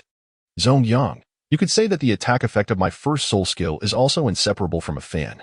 Zhong Yang, the effect of my first soul skill is the demonic illusion. Each use consumes 10 of my soul power and can trap people in an environment. and the content of that environment is their inner demons. Zongyang, Master, you've probably heard of inner demons? Of course I know about inner demons. You absorbed the demonic illusion spider, which was 3,966 years old. I'm not surprised that your soul skill involves illusions. Use it on me directly. Chen Xiuer said. Zongyang smiled slightly. Very well, Master. Then I shall make a fool of myself. First soul skill, demonic illusion. Zongyang abruptly waved the feather fan in his hand, and a surge of dark mental energy entered Chen Xiuer's mind. Chapter 43. The inner demons of Chen Xiuer. A whirlwind of confusion enveloped Chen Xiuer, causing his consciousness to blur. Who am I? Where am I? He felt utterly drained, as if his vitality had been completely siphoned away. With great effort, he managed to sit up. Realizing he was reclined upon a soft surface, an unparalleled softness unlike anything found in Douluo continent. Douluo continent? As he rose from the bed, he was suddenly struck by the reflection in the mirror before him. The visage staring back was the embodiment of his lifelong nightmare, his inner demon. Gazing into the mirror, he beheld a peculiar face, one that could only be described as exquisitely handsome, charming, and dashing. This face radiated youth, wealth, and unparalleled prowess, a figure of invincibility. A solitary master of the universe, with an air of nobility and a presence that commanded respect. He was a paragon of virtue, a gallant hero, and an unparalleled individual. Embodying both intellect and strength, a beacon of excellence and integrity, capable of captivating all with his eloquence and grace. As he admired the striking figure in the mirror, a subtle smile began to form at the corners of Chen Xiuer's mouth. How could I possess such striking handsomeness? The smile blossomed into a radiant expression, gradually transforming into an eternal image of joy. Yet, in an instant, his eyes morphed into a pair of violet orbs, the violet extreme demon eyes. The world around him disintegrated in an instant. A blinding light pierced through Chen Xiuer's vision, compelling him to squint. When he finally opened his eyes again, he found Zongyang kneeling before him. Master, you have validated my soul skill. What are your thoughts? Chen Xiuer took a moment to reflect. He too had been ensnared within the illusion, albeit only for a fleeting moment. Utilizing the violet extreme demon eyes, he could directly dismantle the illusion of his inner demon. Thus, this illusion could not be employed against Tang San, for he too wielded the violet extreme demon eyes. How ordinary, Chen Xiuer remarked. What other effects does it possess? Zongyang explained. The illusion can only be cast on an individual once. If they see through it, I can no longer impose it upon them. He continued. I was the first to use it on you, Master, wishing for you not to be wary of me, since you have seen through my illusion. Does that prove my loyalty? And what if I cannot see through your illusion, or worse, fall prey to it? Chen Xiuer inquired. Then I could completely control that person, brainwashing them at will, either restoring or leaving their consciousness in disarray, Zongyang replied. That is indeed a valuable skill. I have been contemplating methods of brainwashing. Your soul skill is precisely what I require, Chen Xiuer acknowledged. However, he felt it necessary to strengthen his control over Zongyang. His unique martial spirit presented potential vulnerabilities, and Chen Xiuer preferred to eliminate any threats to his existence, especially formidable adversaries at their inception. Slowly, he addressed Zongyang. What if I were to imbue your body with the power of the deadly thorn? Would you accept this? Zongyang's eyes gleamed with fervor as he replied. I am willing, Master. Infuse me with the power of the deadly thorn. It is a gift from you. Subsequently, Chen Xiuer spread the deadly thorn's power throughout Zongyang's entire being, finally feeling a sense of reassurance. Zongyang had become Chen Xiuer's most trusted confidant, his right-hand man. Afterward, Zongyang took his leave, leaving Chen Xiuer alone to gaze up at the night sky. One day, I shall stand atop the world and behold sights unseen by any other. With the mightiest martial spirit and the strongest soul rings, I shall declare to the world that I, Chen Xiuer, am the strongest. He reached out his hand, as if to grasp the sun, moon, and stars. This world is too magnificent. I yearn to live on, not merely to exist indefinitely, but to achieve eternal life. Witnessing all until the end of time and the unraveling of everything. Eternity, if I were to ascend to godhood, could I truly attain everlasting life? Chen Xiuer's eyes gradually clouded with longing, uncertain if such a life existed. Yet even in the face of the unknown, the pursuit was worth every effort. What he relished was the journey toward immortality. Perhaps, at this moment, he had yet to comprehend the weight of those words, for he was merely at the first ring. Let him set a modest goal for now, becoming a 9-ring title Douluo. Chapter 44. A year later in the Black Mist Forest, dawn broke the next day. Chen Xiuer took Zongyang to seek out 10 villagers from the sacred Soul Village. subjecting them to a process of indoctrination. This involved instilling within them a heart demon illusion. Zongyang successfully imposed this heart demon environment upon all 10 villagers, and their responses were remarkably uniform. None of them resisted. Without exception, these individuals were thoroughly brainwashed by Zongyang and Chen Xiuer. They were infused with a sense of divinity. What is divinity, you ask? It denotes an unwavering commitment to an absolute goal, for which they would sacrifice everything, even their lives and families. Chen Xiuer instilled in them a singular divine command, absolute obedience to her. This divine imperative surpassed all else. Following this, loyalty to the Holy Spirit Church was prioritized second, while obedience to Zongyang and his companions came last. Upon completion of the indoctrination, they remained themselves. They did not become puppets or tools. Rather, they acquired a living purpose, to serve Chen Xiuer with unyielding fidelity. This purpose eclipsed all else. They could forego food and water, neglect rest, and even abandon their families and lives, but they could never defy Chen Xiuer. Last night, Chen Xiuer expanded the death thorn seeds that had been residing within Zongyang's body. They spread not only through his heart, but also infiltrated his brain and every organ within him. The seeds now flourished throughout his being, ensuring that Chen Xiuer could trust him completely. Given her naturally suspicious nature, she could not allow Zongyang to harbor any rebellious thoughts during the brainwashing process, for that could incite a revolt against the Holy Spirit Church. Master, I have exhausted my soul power, Zongyang reported. Chen Xiuer nodded, for outwardly, Zongyang appeared unchanged. Yet she was acutely aware of every subtle shift within his body. His breaths, tension, and myriad emotions resonated through the deaththorn seeds, relaying feedback to Chen Xiuer. Tomorrow, we shall continue until every villager is indoctrinated. From this moment forth, you are my right hand, my most capable subordinate, she declared, before turning to leave. Yes, master. Zongyang's eyes shimmered with fervor. He was the true subject of brainwashing, having developed an admiration for Chen Xiuer's strength and an earnest desire to follow her. Time passed, and a year swiftly elapsed. Everything progressed methodically. Chen Xiuer and Yi Zixiao had developed the soul absorption 2.0 version, which they had already shared with Zhang Liang, Jin Shui, and Zongyang.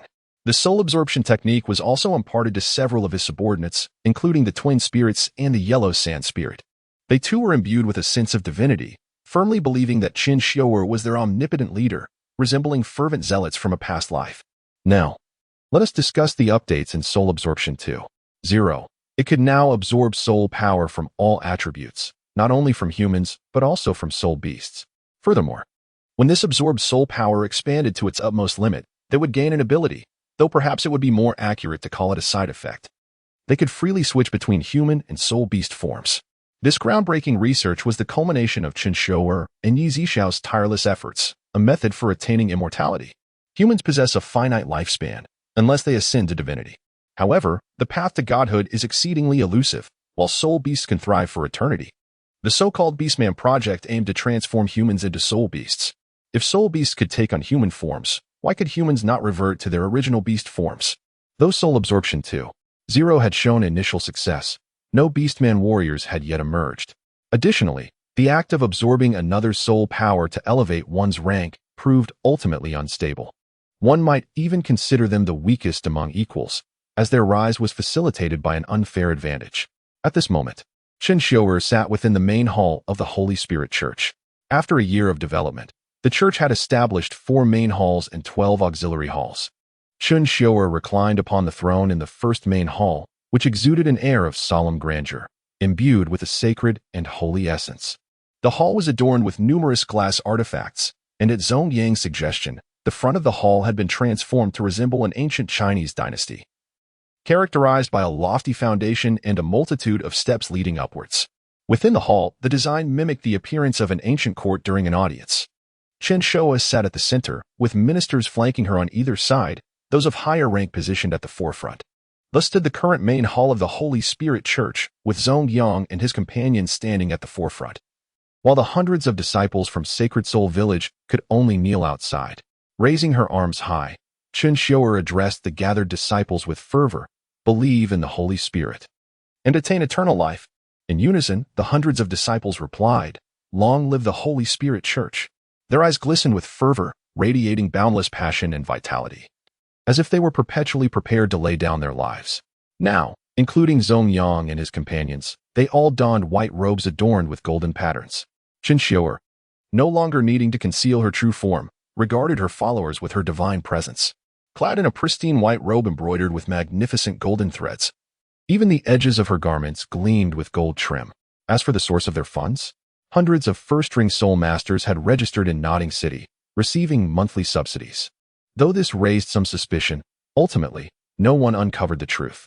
All these funds were consolidated, amounting to several hundred gold soul coins each month, sufficient to sustain their development for a time. Furthermore, the soul masters engaged in production, exporting vast quantities of goods. This was one economic avenue. But the more significant source of income was, in fact, looting. As the saying goes, a horse does not thrive on night grass. Nor does a person become wealthy without unexpected gains. Chen Xiuer led hundreds of disciples to obliterate 3 villages in succession, leaving no trace behind, disguising their actions as soul beast attacks. Yet this was not sufficient. They also allocated a portion of their funds to bribe Su Yuntao. Thus, after accepting countless benefits, Su Yuntao ultimately capitulated. He aided the Holy Spirit Church in deceiving the Spirit Hall. Disciples, from this moment forth, the Holy Spirit Church will be renamed Tang Sect for 1 month, after which it will revert. Do you understand? Tang San will return. Chen Xiuer must prepare accordingly. Yes, Master. Chapter 45, Tang San's Return. Nodding City. Nodding Junior Soul Master Academy. Today, Tang San had just finished his work at the blacksmith shop and returned to Dormitory 7. At Nodding Junior Soul Master Academy, a semester lasts an entire year, during which students are forbidden from returning home. Tang San had longed for his father's arrival more than once, yet he had not seen Tang Hao's figure throughout the entire period of study. Fortunately, with Xiaowu's companionship, Tang San's life did not become monotonous or dull. Xiaowu, the holiday is tomorrow. Are you going home? Tang San inquired while packing his belongings. After a semester, he could finally see his father again. Leaning against the bed, Xiaowu revealed a hint of loneliness in her eyes. I want to go home. Perhaps I will stay at the academy. Tang San was taken aback. It has been a year. Aren't you going to visit home? Upon hearing Tang San's words, Xiaowu's eyes suddenly lit up. Tang San, is your home far from the academy? How about I accompany you back? Everyone else has left, and there is no one to play with me. Tang San smiled gently. After a year of companionship, he had come to understand Xiaowu quite well. This lively girl always seemed eager for excitement, and when she acted gently, she resembled an adorable little rabbit. My family is quite poor. I want to be able to entertain you well, Tang San replied. Xiaowu placed her hands on her hips, her big eyes glaring at Tang San. You are so frugal with your monthly allowance, yet you are worried about hosting me? With a smile, Tang San extended his right hand. Speaking of allowance, it seems you still owe me 6 silver soul coins, don't you? Xiaowu paused for a moment, her delicate face displaying a hint of embarrassment. It's just 6 silver soul coins. I'll repay you once my allowance comes in. You haven't said whether you'll let me go with you yet. Then let us go? My father can be quite temperamental, but I have a brother whose character is rather likable. Tang San smiled. Such an adorable person. Your father will surely like me. And you have a brother? I must see what kind of person he is. Xiaowu exclaimed with curiosity. He is a very interesting person, Tang San replied, nostalgia flickering in his eyes. It has been a year since I last saw Xiuer. I wonder how she is now. I am already a rank 1 soul master. Noon. Tang San and Xiaowu, carrying their bundles, walked along the path home. Is it far? Xiaowu looked around and casually asked. Not much farther. Do you see that mountain ahead? Our holy soul village is at the foot of that mountain. The southern part of the village borders the Black Mist Forest, so we must take a detour. There are century-old soul beasts in there. As they approached home, Tang San felt a surge of excitement. He reminisced about the days spent watching the sunrise with Chen Xiuer a year ago. Such joyful times. Perhaps due to his past life as an orphan, Tang San cherished familial ties and friendships, valuing the affection of his father and the camaraderie of his brother. And let us not forget his teacher. He touched the pendant of the 24-bridge bright moon night at his waist, which held the forging hammer he gifted to his father, a new set of clothes, and even a few bottles of fine wine. After walking for a while longer, they finally caught sight of the village. Look, that is the village, Tang San exclaimed joyfully, raising his right hand, only to be met with a sight he could hardly fathom. How is this possible? Purple Extreme Magic Eye? He hastily activated his Purple Extreme Magic Eye, utilizing his extraordinary long-range vision. What he saw was a desolate village, with crumbling houses overrun by black vines. Tang San? Tang San? Xiaowu waved her hand in front of him, but he remained lost in thought. The village. Tang San's expression turned vacant. Upon regaining his senses, he quickly activated Ghost Shadow Misty Steps and hurried toward the village. Xiao Wu sensed the gravity of the situation and quickened her pace to follow closely behind. Tang San, is this your home? Upon arriving at Holy Soul Village, they found it in a state of decay with numerous houses collapsed. Only an abundance of vines and sprawling blue-silver grass remained. Tang San did not respond to Xiao Wu and turned to run towards his home. However, his house remained intact, showing no signs of destruction, save for a layer of dust. With a forceful push, Tang San burst through the door. Father. Yet the room was empty, filled only with dust and cobwebs. Tang San? Your father Xiao Wu began to piece things together. The scene in Holy Soul Village could only imply one thing, a soul beast attack. Wait, there's a note here. Using his exceptional vision, Tang San spotted a piece of paper on the table amidst the dust.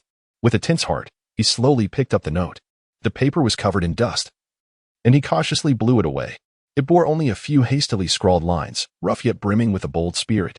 Tang San, by the time you read this letter, I will have already left. Do not seek me. It is impossible for you to find me. Though you are still young, you possess the ability to care for yourself. A fledgling eagle must learn to spread its wings to soar higher. Do not worry about me. You have inherited your mother's delicacy in your character. Your father is a useless man. You are growing up, and I must reclaim what belongs to me. One day, we will meet again. I hope you grow strong.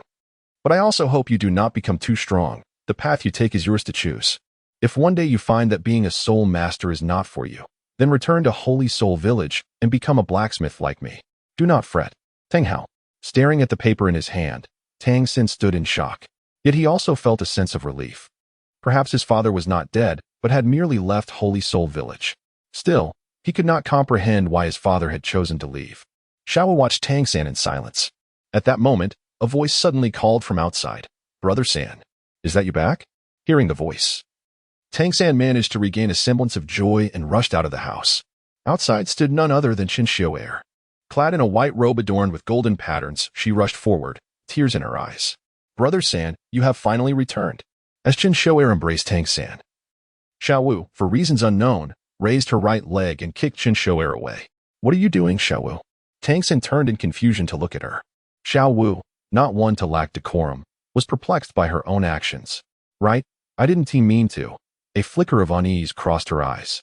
The reason she had kicked Chen Xiuer was that she sensed an unsettling aura emanating from her. Xiao Wu quietly leaned into Tang San's ear and whispered, She gives off a strange feeling that makes me uncomfortable. Meanwhile, Chen Xiuer, who had been kicked aside, felt her mind racing. Has she seen through me? Unlikely. But that isn't important. What matters is that she just kicked me. Chapter 46. The hostility of Xiao Wu. Never mind. After all, my charm is undeniable. And it tends to evoke a sense of crisis among couples. It's merely a trifling matter that I have grown accustomed to, Chen Xiuer remarked, waving her hand dismissively. Upon being referred to as a couple, Xiao Wu's cheeks flushed a deep crimson. It was indeed a moment of misunderstanding on her part. However, Xiuer, please quickly tell me what has transpired in the village. Tang San was now filled with an urgent desire to uncover the mysteries surrounding the village. Why had his father departed? What had caused the village to transform in such a manner? Where had everyone gone? And why was she dressed in such attire? Tang San was overwhelmed with questions, unsure of where to begin. Nevertheless, speaking of Xiao Wu, Chen Xiuer had always been curious about her. According to Zongyang, Xiao Wu was a 100,000-year soul beast transformed into a human. Chen Xiuer discreetly scrutinized Xiao Wu, noting that her height was comparable to Tang San's. Her delicate visage was a radiant blend of white and red, resembling a perfectly ripe peach. Despite her humble attire, she appeared remarkably tidy, with her long black hair styled into a scorpion braid cascading past her shoulders. Her large, watery eyes perpetually exuded an air of hostility towards Chen Xiuer. Look at your kind, old Yi, Chen Xiuer remarked expressively to Yi Zixiao. What kind? Just a little rabbit daring to approach me? Yi Zixiao scoffed in disdain. Chen Xiuer shot Yi Zixiao a scornful glance. Ha ha, she chuckled, deciding to abandon her exchange with Yi Zixiao and redirect her focus to the external world. She had already prepared her narrative. Chen Xiuer began with a soft sigh. Brother San, I must confess that on the 6th day after your departure, the village was besieged by soul beasts, resulting in significant destruction of homes. Had it not been for Uncle Tang Hao's intervention, driving away the soul beasts, who knows what might have happened? As she spoke, A look of regret flickered in her eyes. He intervened? Tang San asked, curiosity piqued. Isn't he a blacksmith? Indeed, we were unaware that Uncle Tang Hao is a title Douluo of the Ninth Ring.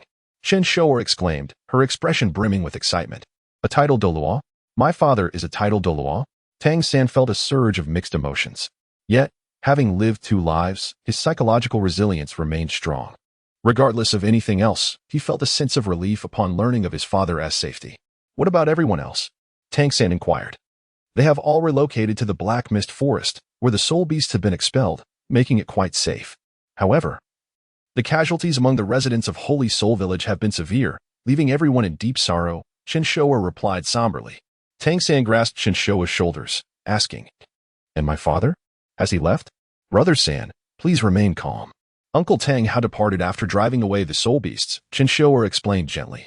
Upon hearing that his father had left, Tang San released Chen Xiuer, realizing that his father was ultimately safe and, moreover, a powerful title Douluo. At that moment, Tang San recalled the contents of a letter that instructed a title Douluo to retrieve something. The retrieval of that item would undoubtedly entail perilous challenges. His first instinct was to seek out his father, but soon he remembered the cautionary note in the letter, Do not come looking for me. Brother San, do you still remember the promise I made to you? Chen Xiuer asked. Are you referring to the Tang sect? Memories from a year prior gradually resurfaced for Tang San. Under the moonlight, Chen Xiuer had vowed to him that she would rebuild the Tang sect, since the rest of us lost the will to live. I entrusted the Xiantian skill to everyone, and astonishingly, something miraculous occurred.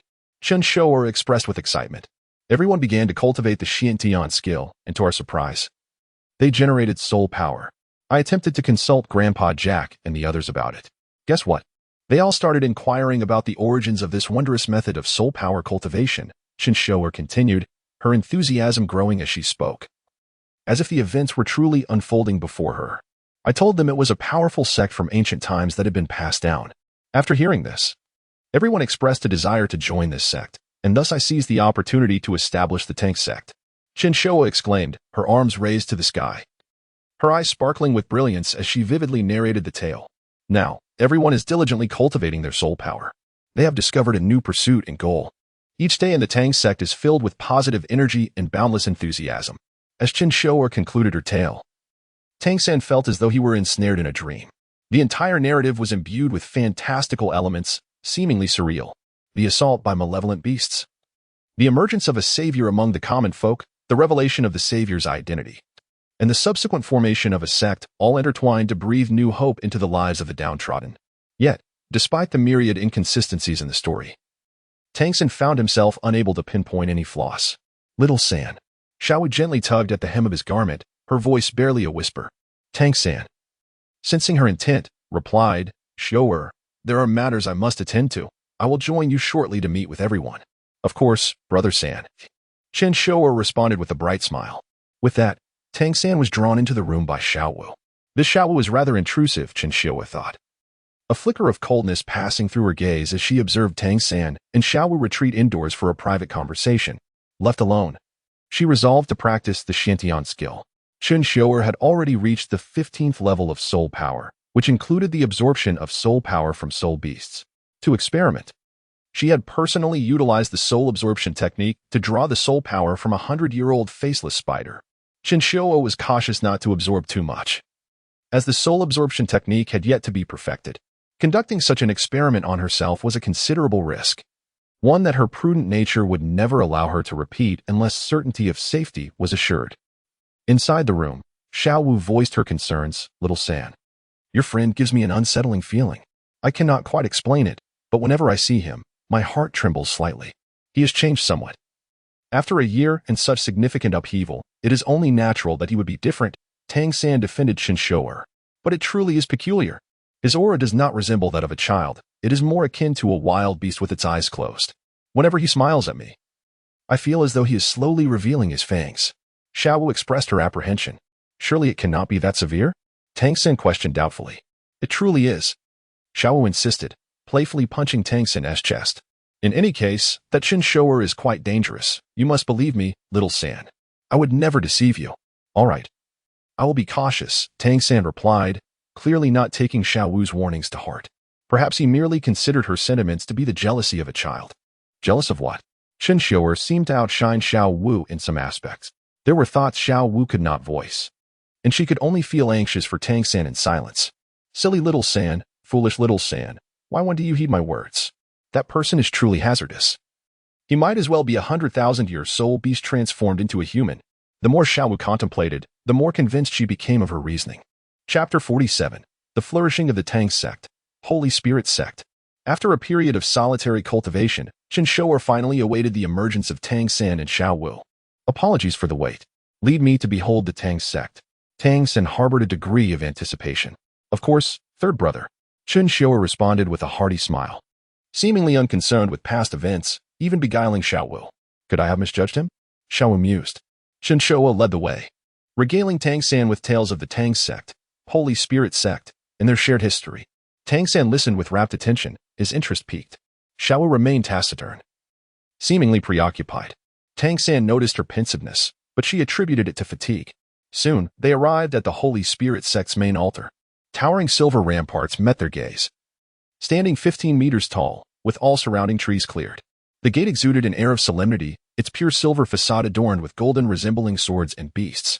Upon closer inspection, each golden proved unique, encompassing a myriad of creatures, flora, and weaponry, evoking the entirety of creation.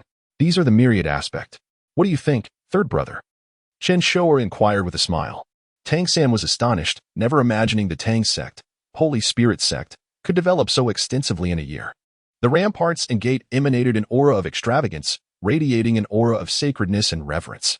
Before the Golden Gate, Chen Xiuer raised his arms and proclaimed, "Long live the Tang Sect." Instantly, a chorus echoed from the gate tower, reverberating Chen Xiuer's words, "Eternal life through the Tang Sect." Tang San's lips twitched at this peculiar exchange, reminiscent of cult propaganda. Isn't this the rhetoric of a heretical sect? Tang San questioned sternly. No. Our eternal life is merely a metaphor, a pursuit.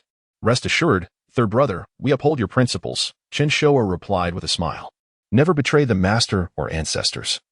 Never engage in lechery, never abuse power to oppress, never become arrogant through influence, never fear the strong and bully the weak, never contend with the ignorant. Never act rashly due to lust or liquor, never commit evil deeds, never indulge in extravagance, never covet ill-gotten gains, never become a traitorous scoundrel, never exploit skills to seduce. Never become conceited or complacent, never seek high office or lucrative positions. These are our unwavering tenets. Chen Xiuer smiled, gazing at Tang San. You actually remembered? Tang San exclaimed in surprise. He recalled that Chen Xiuer had never recited the code before his departure, even with constant prodding. Now, after his absence, Chen Xiuer had memorized it. What is it? Chen Xiuer inquired, noticing Tang San's gaze. Have you been single for too long? Do all men seem handsome to you now? Nothing, Tang San replied, realizing his indiscretion. At that moment, the Holy Spirit Sect's gates opened, and Chen Xiuer gestured for them to enter. Tang San was taken aback, discovering a miniature city within. It was vast, concealing the 12 subhalls from view outside the gate. The Holy Spirit Sect possessed a complete production cycle, including small-scale trade, shops, and blacksmiths. At the city's heart stood a solemn and majestic temple. Tang San entered the Holy Spirit Sect, growing increasingly astonished.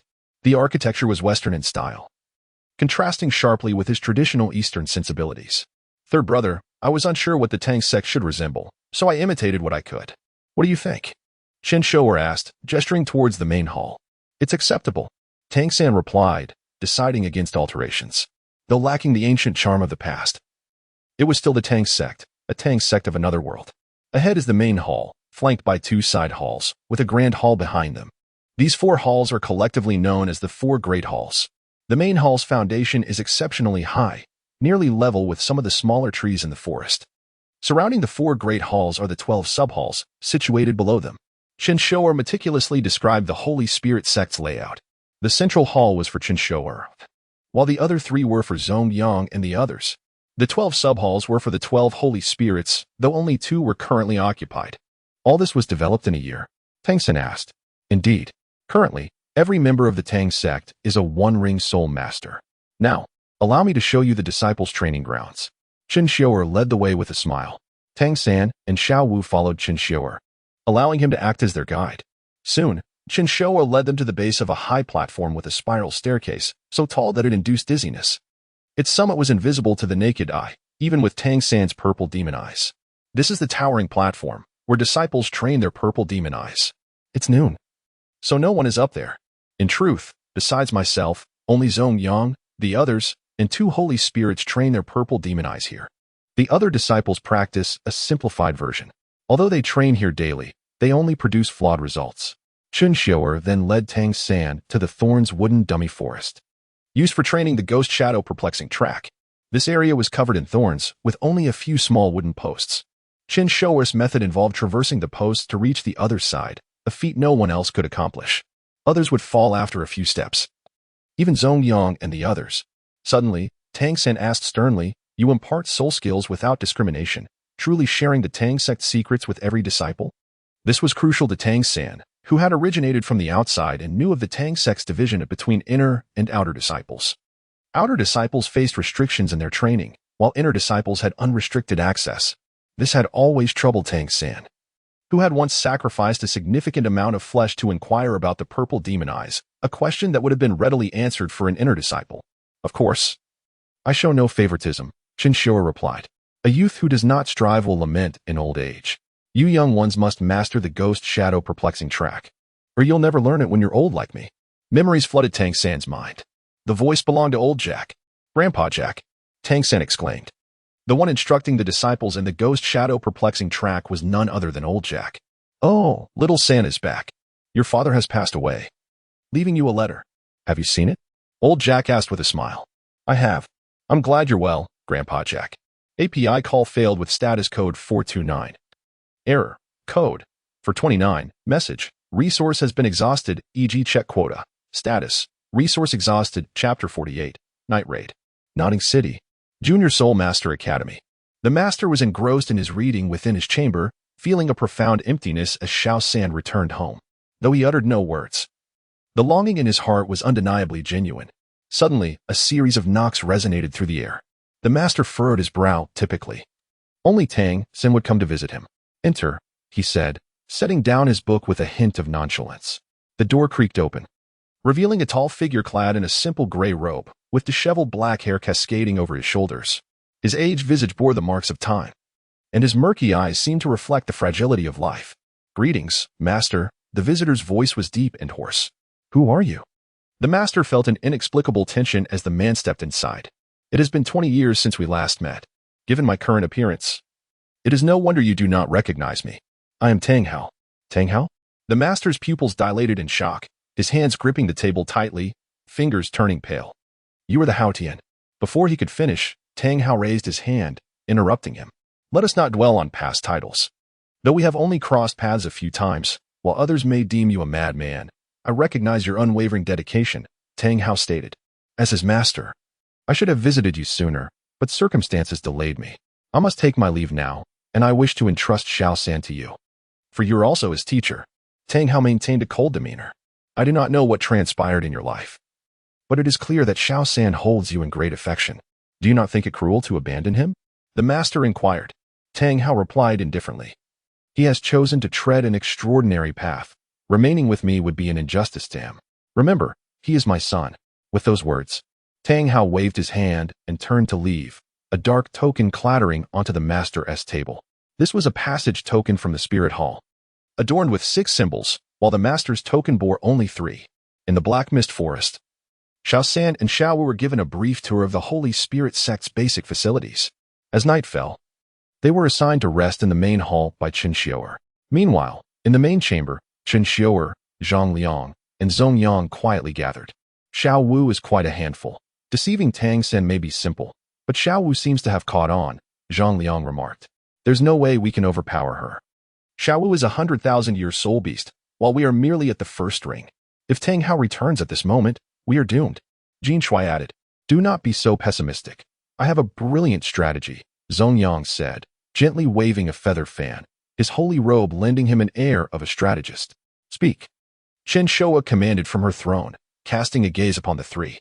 "Master, you could use the ability of the 10,000 transformation soul bone to assume Tang San's form and then mount a night raid on Xiao Wu," Zhong Yang proposed. "Are you out of your mind?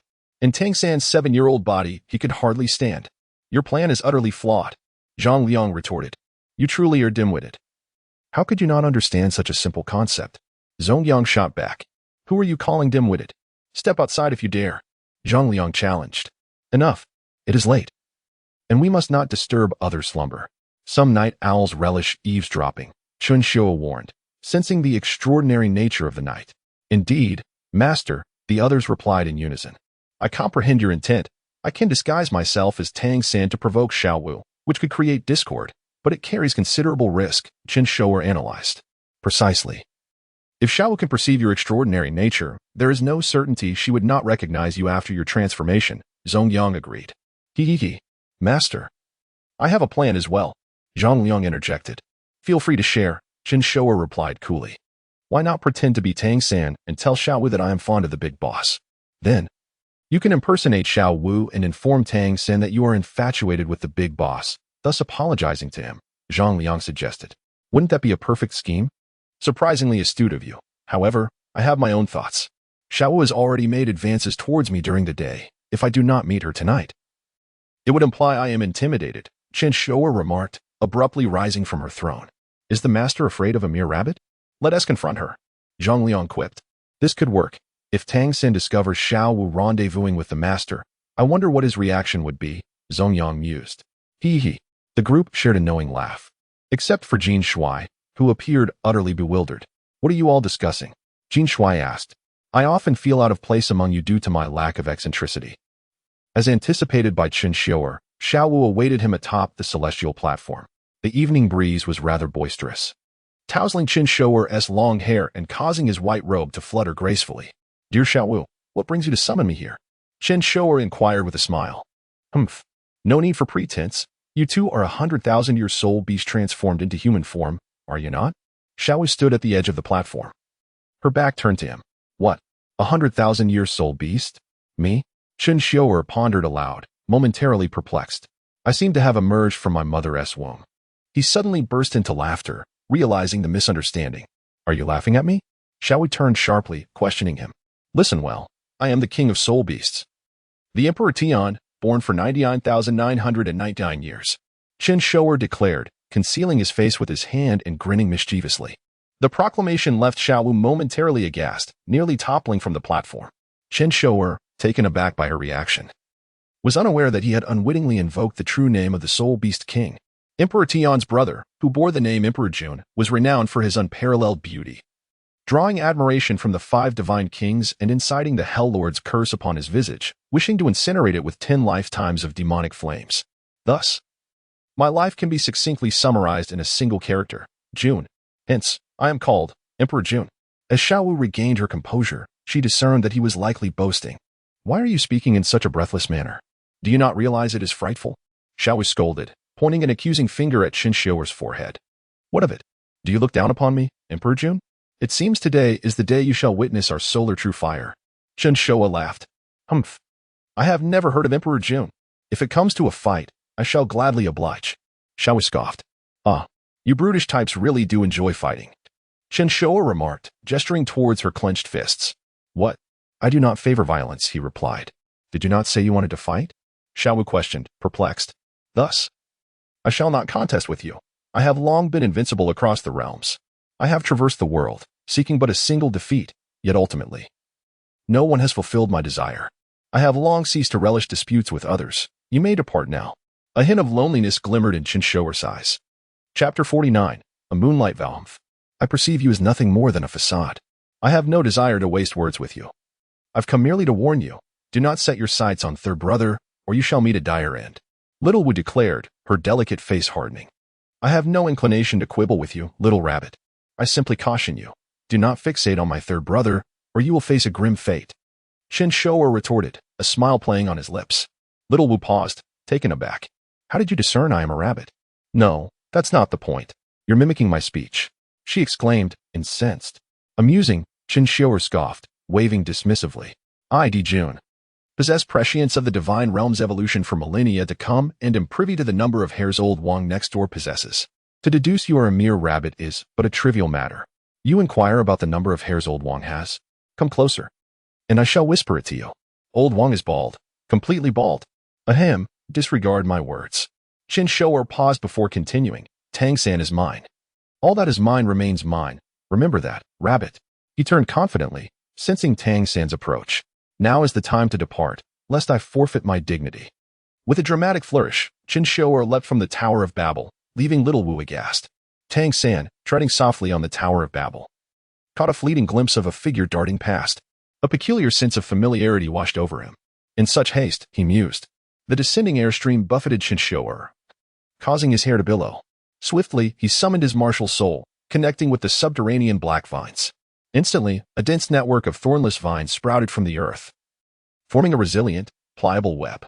Chen Xiuer plummeted onto the makeshift trampoline, the impact propelling him upward by several meters.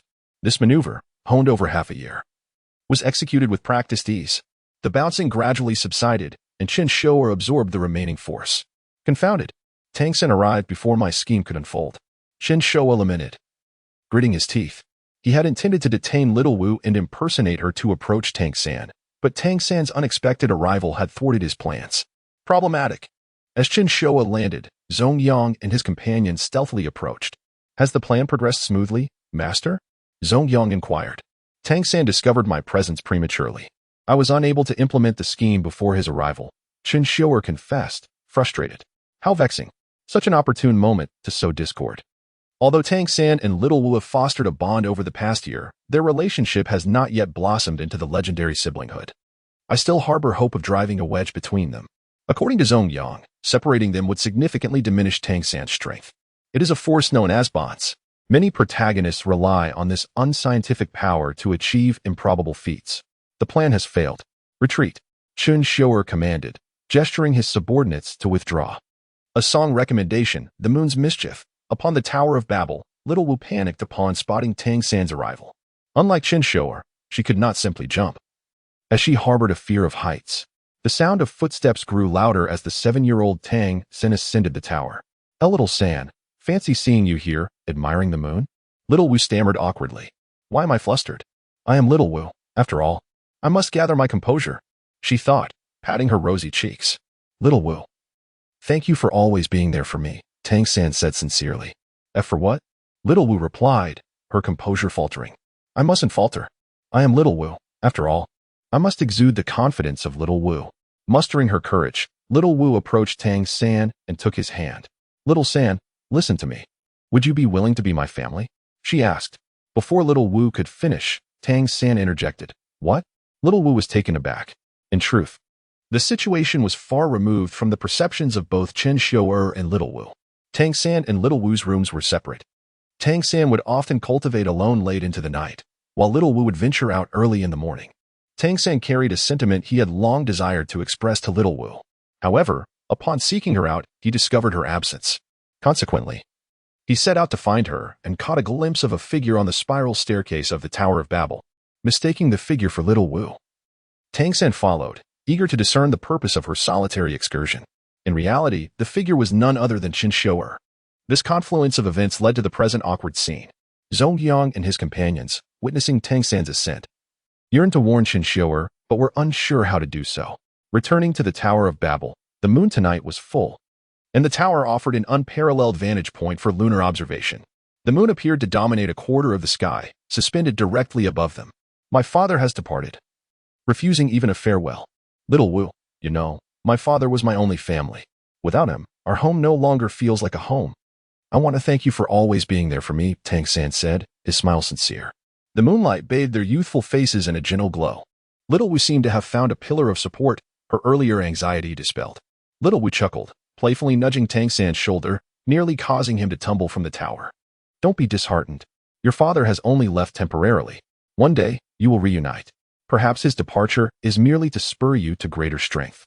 Besides, little Wu continued, flicking her long scorpion braid over her shoulder, even without your father, you still have me as a friend. If you insist on finding family, I wouldn't mind being your elder sister. Come, call me little Wu Jie and be quick about it. Observing little Wu's charming demeanor and her face, made even more endearing by the moonlight, Tang San couldn't help but smile. When one is at their most vulnerable, the presence of a companion is a precious gift. If you are willing to be my younger sister, I wouldn't object. If my memory serves me correctly, although we are the same age, you are a few months younger than I. I was born in January, while you were born in August, correct? Tang San said, smiling gently. Don't even think about it. I will only be the elder sister, never the younger, little Wu retorted, playfully swatting Tang San's head. Tang San grasped her delicate wrist, his expression earnest. Little Wu, I ask you a serious question, and I hope you will answer me with sincerity. Do you know that right now, you resemble those old codgers from school? Little Wu pursed her lips. Would you be willing to be my younger sister? I truly hope to have another family member. Tang San paused, preventing Little Wu from responding. Listen to me first. I have nothing. You have seen my circumstances. I am merely a commoner. You possess innate, full soul power. You are different from me. I sense that you have a story, but I have never inquired because I fear the disparity in our backgrounds would prevent us from even being friends. However, I truly desire to have a sister like you. I cannot offer you the luxuries afforded to nobles, but I can offer you my promise. Tang San swore to the moon, I will forever protect my younger sister, ensuring she suffers no harm. API call failed with status code 429. Error. Code 429. Message. Resource has been exhausted, e.g. check quota. Status. Resource exhausted. API call failed with status code 429. Error. Code 429. Message. Resource has been exhausted, e.g. check quota. Status. Resource exhausted. The following morning, Chen Xiuer gathered the followers of the Holy Spirit Sect early. The atmosphere was particularly solemn today. Rather than taking his place upon the throne, Chen Xiuer stood beside it, leaving the central position for Tang San. Xiaowu stood at Tang San's right hand, while the trio of Zhong Yang concealed themselves among the congregation, adhering to their plan to prevent Tang San from recognizing them. Hundreds of devotees adorned in white robes with golden patterns knelt orderly outside the hall. Tang San felt profoundly uncomfortable in this scene, yet he forced himself to adapt to the environment. Although he despised the hierarchical system, he understood the necessity of rules. Accepting the position of sect leader left him feeling somewhat apprehensive, as he had merely passed on the techniques to Chen Xiuer. The true architect of the sect was Chen Xiuer. Tang San contemplated that when he departed, he would assume the role of an elder within the Tang sect, while the leadership would rightfully belong to Chen Xiuer. Welcome back, sect leader Tang San. Chen Xiuer bowed gracefully, his white sleeves fluttering. We honor your return. The chorus of voices echoed without a hint of dissent. All present unconditionally obeyed Chen Xiuer, regardless of their understanding. I have no desire to be the sect leader, Tang San stated calmly. Chen Xiuer looked puzzled, questioning his intentions. Why did Tang San always defy expectations? You are the one who established the Tang sect. I merely provided the sacred techniques. I wish to serve as a transmission elder. The leadership should remain with you, he insisted. Chen Xiuer felt disheartened.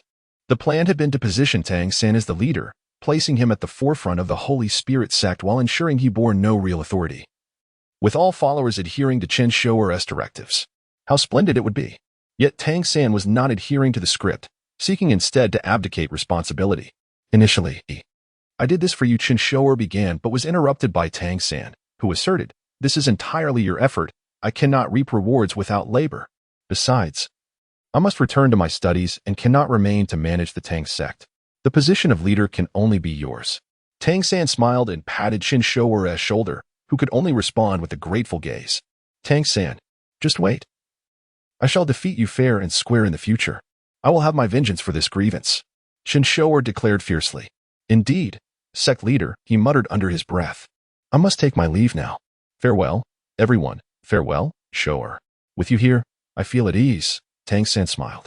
Of course, with me here. You can venture forth without worry, Chen Xiuer replied with a smile. Time flew by, and soon it was noon. Chen Xiuer had shown Tang San the splendor of the Holy Spirit Sect, including its dining hall, where an abundance of culinary spirit masters prepared a variety of homestyle dishes. Among them was Old Jack's first soul skill, the chicken stew with mushrooms, which could enhance one's strength by 5%. Many culinary soul dishes were merely common meals, offering minimal boosts yet ample servings. While Tang San observed the superficial grandeur of the Holy Spirit Sect, he remained oblivious to its underlying darkness. Old Jack had long since succumbed to hidden ailments, and it was unlikely he would last more than a year. Since the dissemination of the blood ignition technique, practitioners trained at a breakneck pace, unaware that their meridians were irreparably damaged. Some even suffered excruciating pain during their routines, yet made no attempt to resist, their eyes betraying fervor. For Chen Xiuer, they were willing to sacrifice everything. These individuals had descendants who were even more fervent in their devotion. However, the Holy Spirit Sect could not sustain such fervor without incurring internal strife. Thus, They annihilated other villages, brainwashing new recruits to replenish their ranks. At this juncture, Tang San prepared to depart with Xiaowu. Xiuer, I'm leaving with Xiaowu now. I entrust this place to you. Take care, he said, extending his right hand to Chen Xiuer. With a smile, she reciprocated, their hands clasping, reminiscent of a year prior. Brother San, the mountains and waters may part, yet we shall meet again. When that day comes, we shall drink and sing together. Chen Xiuer proclaimed with bravado. Have you ever drunk wine? You are still a child, aren't you? Tang San laughed, inquiring. Aren't you the same? By the time we meet again. Neither of us will be children, Chen Xiuer replied with an enigmatic smile. Indeed, we shall drink heartily when we meet again, Tang San remarked, oblivious to the deeper meaning in Chen Xiuer's words. All right, Brother San, let us be off. Otherwise, it will be dark upon our return, Xiaowu urged. Affectionately linking her arm with Tang San's, Chen Xiuer was taken aback.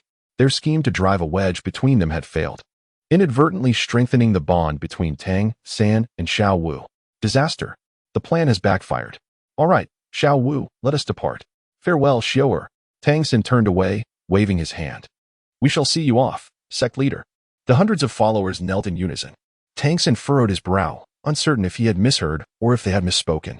They referred to me as sect leader. Surely it was a mistake, he mused. Farewell, Brother San, Chen Xiuer said with a cold smirk. By the time we meet again, we shall no longer be children.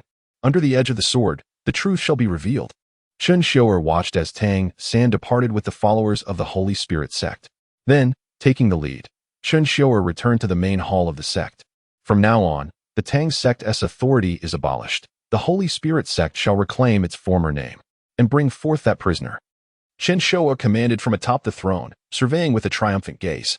Tang San had finally departed. Chen Xiuer could return to his rightful throne. Yes, sect leader. Zongyang replied. Chen Xiuer had not shown Tang San everything. There was another dungeon that housed his experimental subjects. Chen Xiuer had obliterated numerous villages and even slain several spirit masters.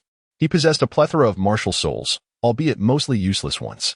However, there was always the chance that some might evolve into extraordinary martial souls, making living subjects invaluable. Chen Xiuer was unwilling to waste the energy from another realm on himself. Given the potential dangers, thus, he resorted to using others' bodies for his experiments. However, this was not the main focus. During the annihilation of a second village, Chen Xiuer discovered a child in a humble household who possessed the rare dragon-shaped martial soul. Zongyang speculated it could be the blue lightning tyrant dragon. Chen Xiuer had refrained from killing him for the sake of this moment, all part of a larger scheme, codenamed Dragon Annihilation. By the way, bring the ghost flower as well, Chen Xiuer smiled. Yes, Zongyang affirmed. The ghost flower martial soul had undergone 3 successful fusions. That intriguing child continued to struggle valiantly. Chapter 51. My name is Yu Tianxian in the formidable main hall of the Holy Spirit Sect's headquarters. Chen Xiuer sat regally upon the throne. 2 disheveled children, bound by ropes, knelt within the hall. A few individuals had successfully resisted the heart demon's illusion created by Zongyang, demonstrating their indomitable will and achieving true self-conquest. However, their ultimate fate was to be confined in the dungeons of the Holy Spirit Sect. Before the throne, one child exhibited a vacant expression, his eyes devoid of life, while the other was filled with rage, a flicker of pride evident within. Jin Shui, this flower from the other shore is the material I have chosen for your martial soul's evolution. Kill him, and your martial soul will truly ascend to its pinnacle.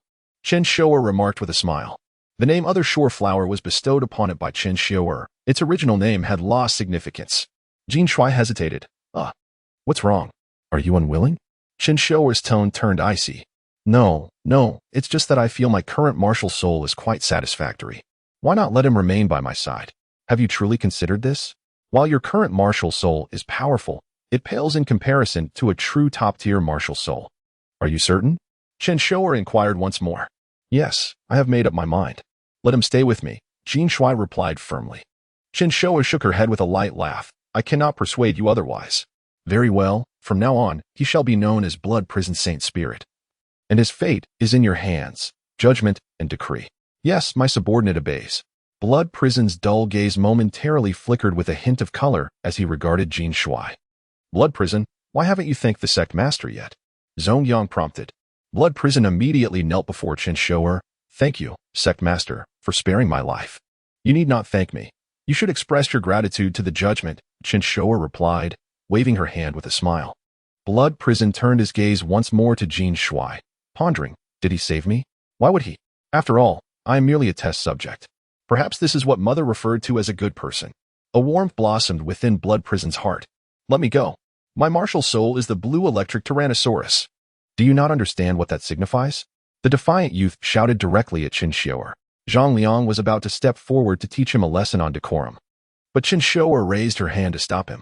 This is also why I have not killed you outright. I have investigated your lineage.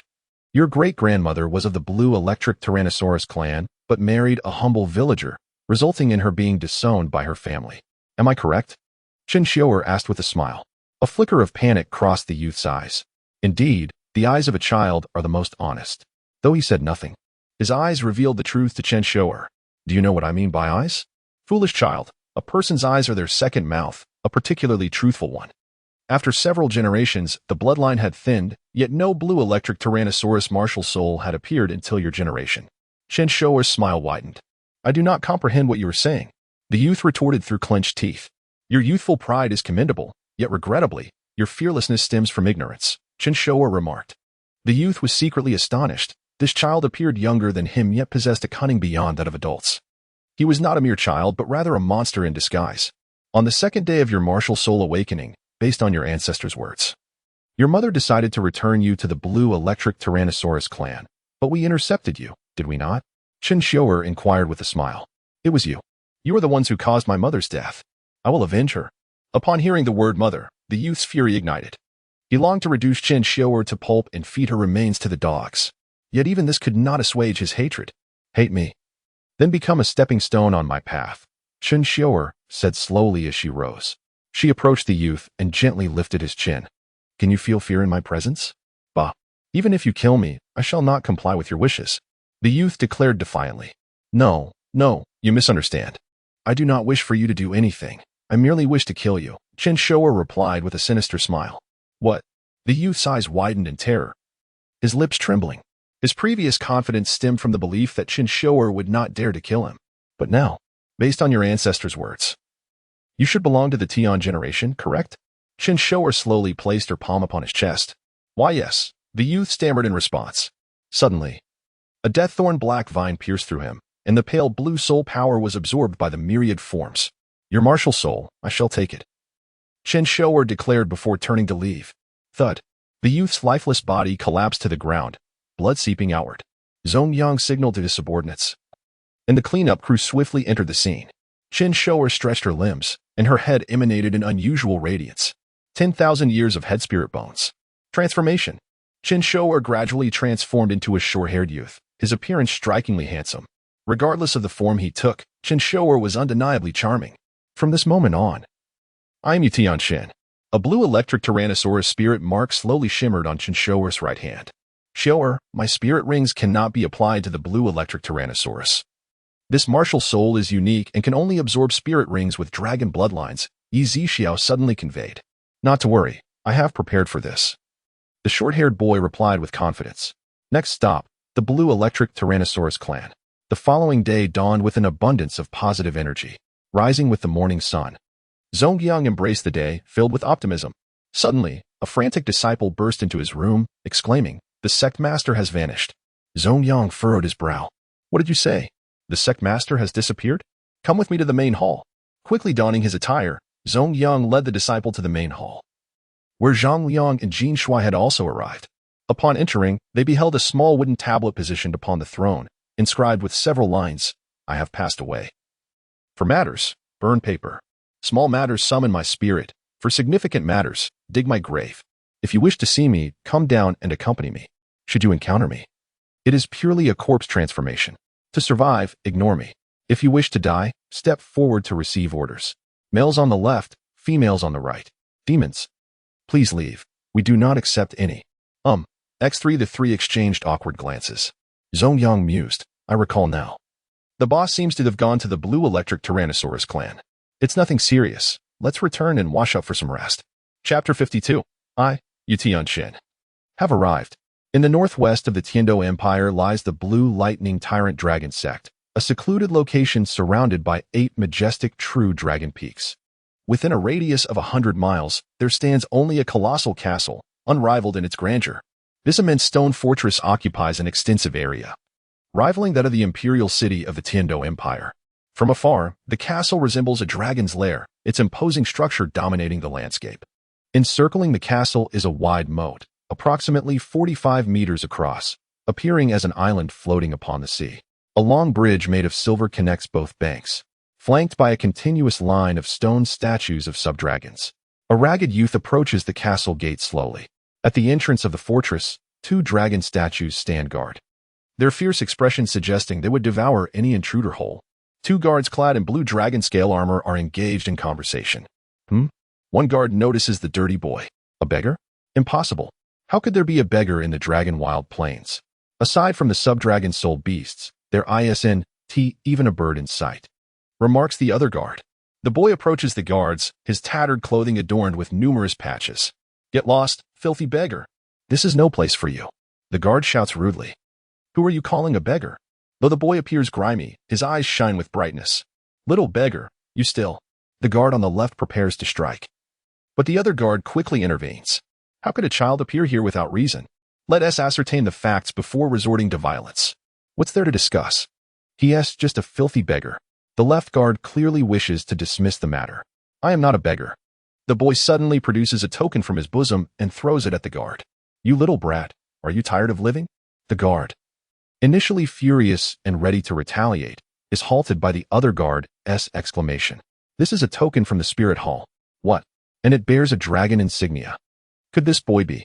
The other guard's pupils dilate as he examines the token. The token is dark, obscuring its material. Yet it features 3 emblems, a downward-facing sword flanked by a hammer and a dragoness head.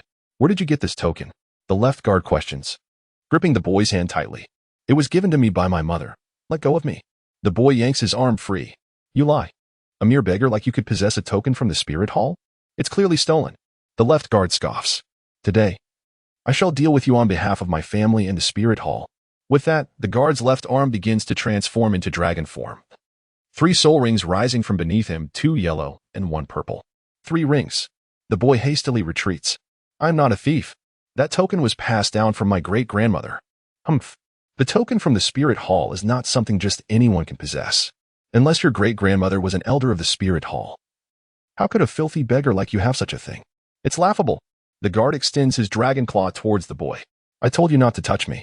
The boy shouts furiously, his pupils transforming into golden vertical slits. Translucent dragon scales shimmer at the corners of his eyes, exuding a unique beauty. A pale yellow soul ring rises from beneath him. Blue lightning tyrant dragon. The other guard exclaims in astonishment. Stop. He may very well be one of our own.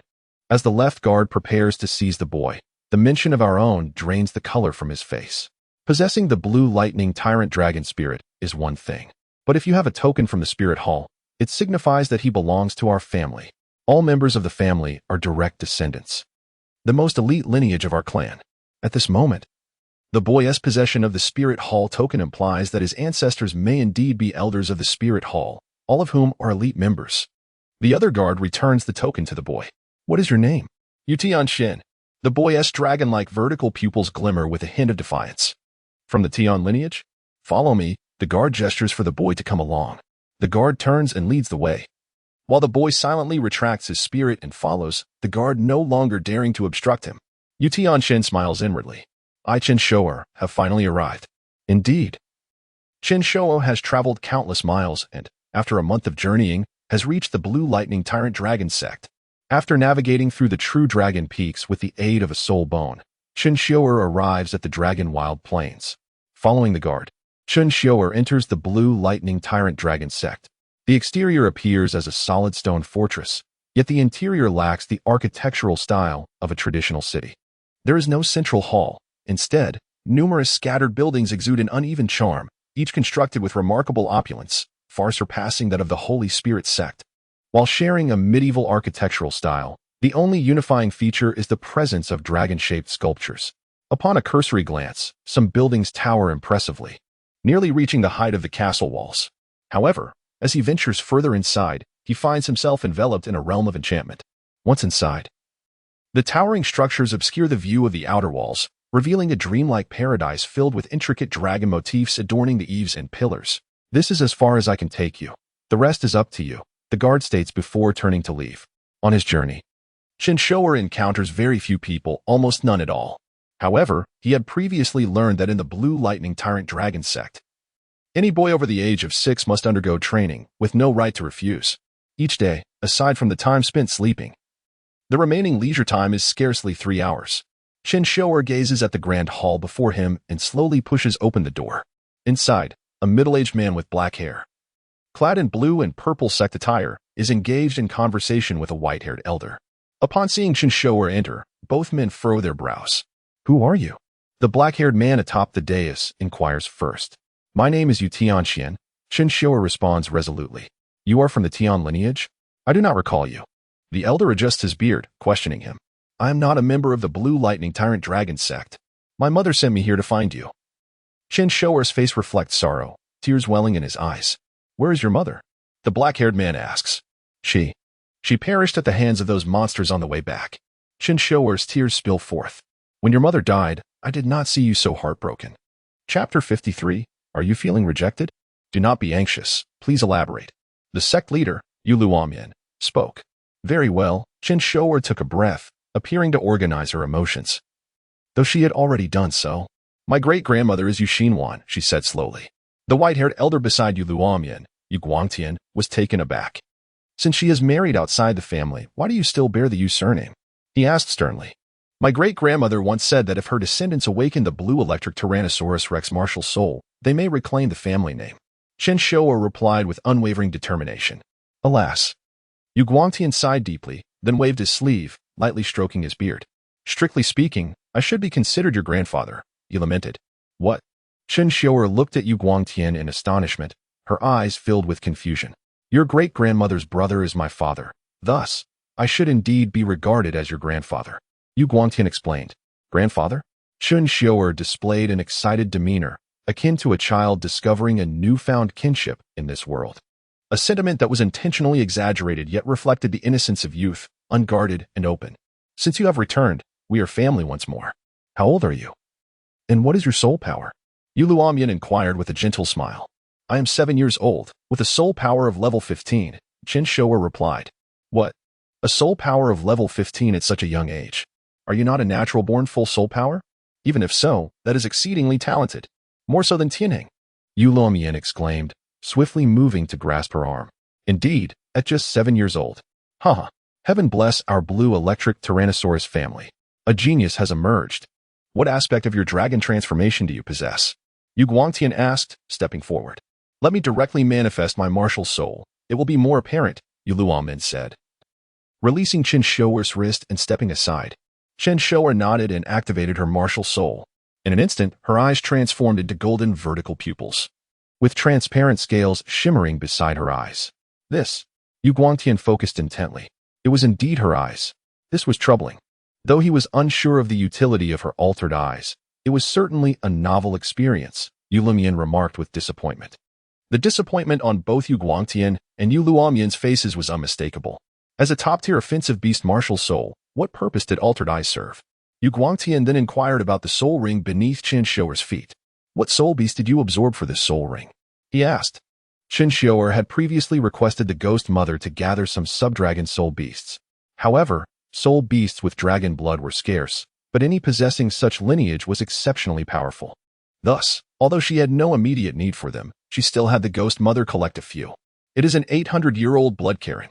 My first soul skill is Thunderclap, which allows me to generate lightning anywhere on my body to enhance my physical abilities or serve as an attack method. I can condense all the lightning into my palm to strike at enemies, possessing formidable penetrating power, Chen Xiuer explained. What? Your first ring is 800 years old, which means your second soul ring can absorb 1,000 years. Yu Guangtian exclaimed in astonishment. Hee, Chen Xiuer chuckled inwardly, my first ring can absorb 4,000 years. If you were to find out, wouldn't you be utterly shocked? Well, while your soul skill is quite versatile, skills that are too comprehensive often lack strength. Especially since your dragon transformation pertains to your eyes, that is truly a waste. Yu Luomian felt a sense of disappointment wash over him. Such a gifted child. If her dragon transformation had been in her arms or legs, she would undoubtedly have become a top-tier offensive powerhouse. Even if it had manifested in wings, it would have been of great utility. Even dragon transformation of the body would yield incredible defensive capabilities. But transforming her eyes. If the second ring is 1,000 years, then the subsequent transformations will likely revolve around her eyes. With this thought, Yu Luomian felt frustrated. However, with Yu Tianhing and Yu Tianxin in mind, a smile of reassurance returned to his face. Very well, you shall accompany Elder Guangtian back. He will arrange everything for you. Yu Luomian said, feeling a touch of hollow joy. Understood, Yu Guangtian replied, patting Chen Xiuer on the shoulder, and turned to lead her home. Come, let us return home together, he said. Being an elder of considerable standing, his household was quite affluent. The residence spanned 3 floors, with the top floor serving as Yu Guangtian's personal space.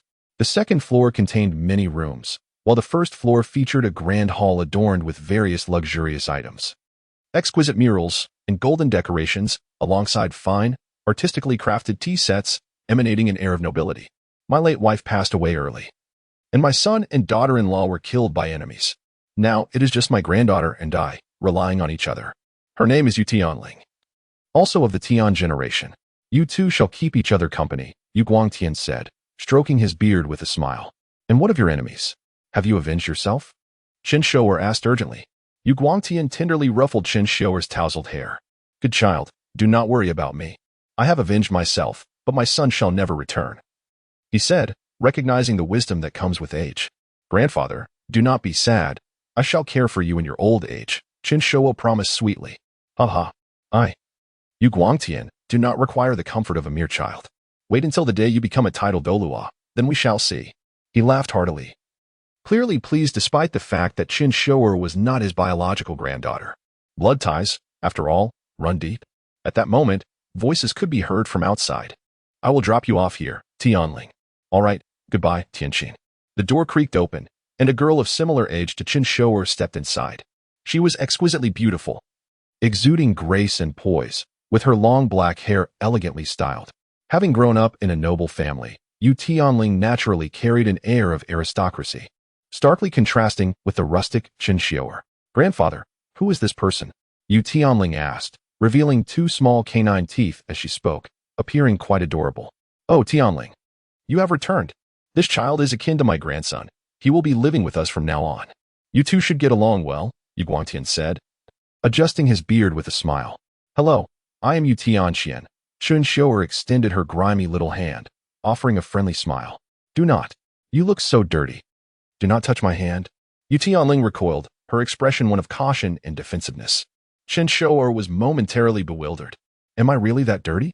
She wondered, glancing at her soiled hands and tattered clothes. Had she truly chosen such a disheveled appearance? Chapter 54. Enhance affection. Ahem. Linger, do not be rude. Tianxin. There is a washroom on the 2nd floor. After your long journey, you should freshen up. Yu Guangtian stroked his beard. All right, Grandpa. Chen Xiuer nodded obediently and ascended to the 2nd floor alone. This little girl. It seems my first adversary to conquer is you. Chen Xiuer grinned. Upon returning to Yu Guangtian's side, Chen Xiuer headed upstairs to bathe. After all, he was as dirty as a beggar.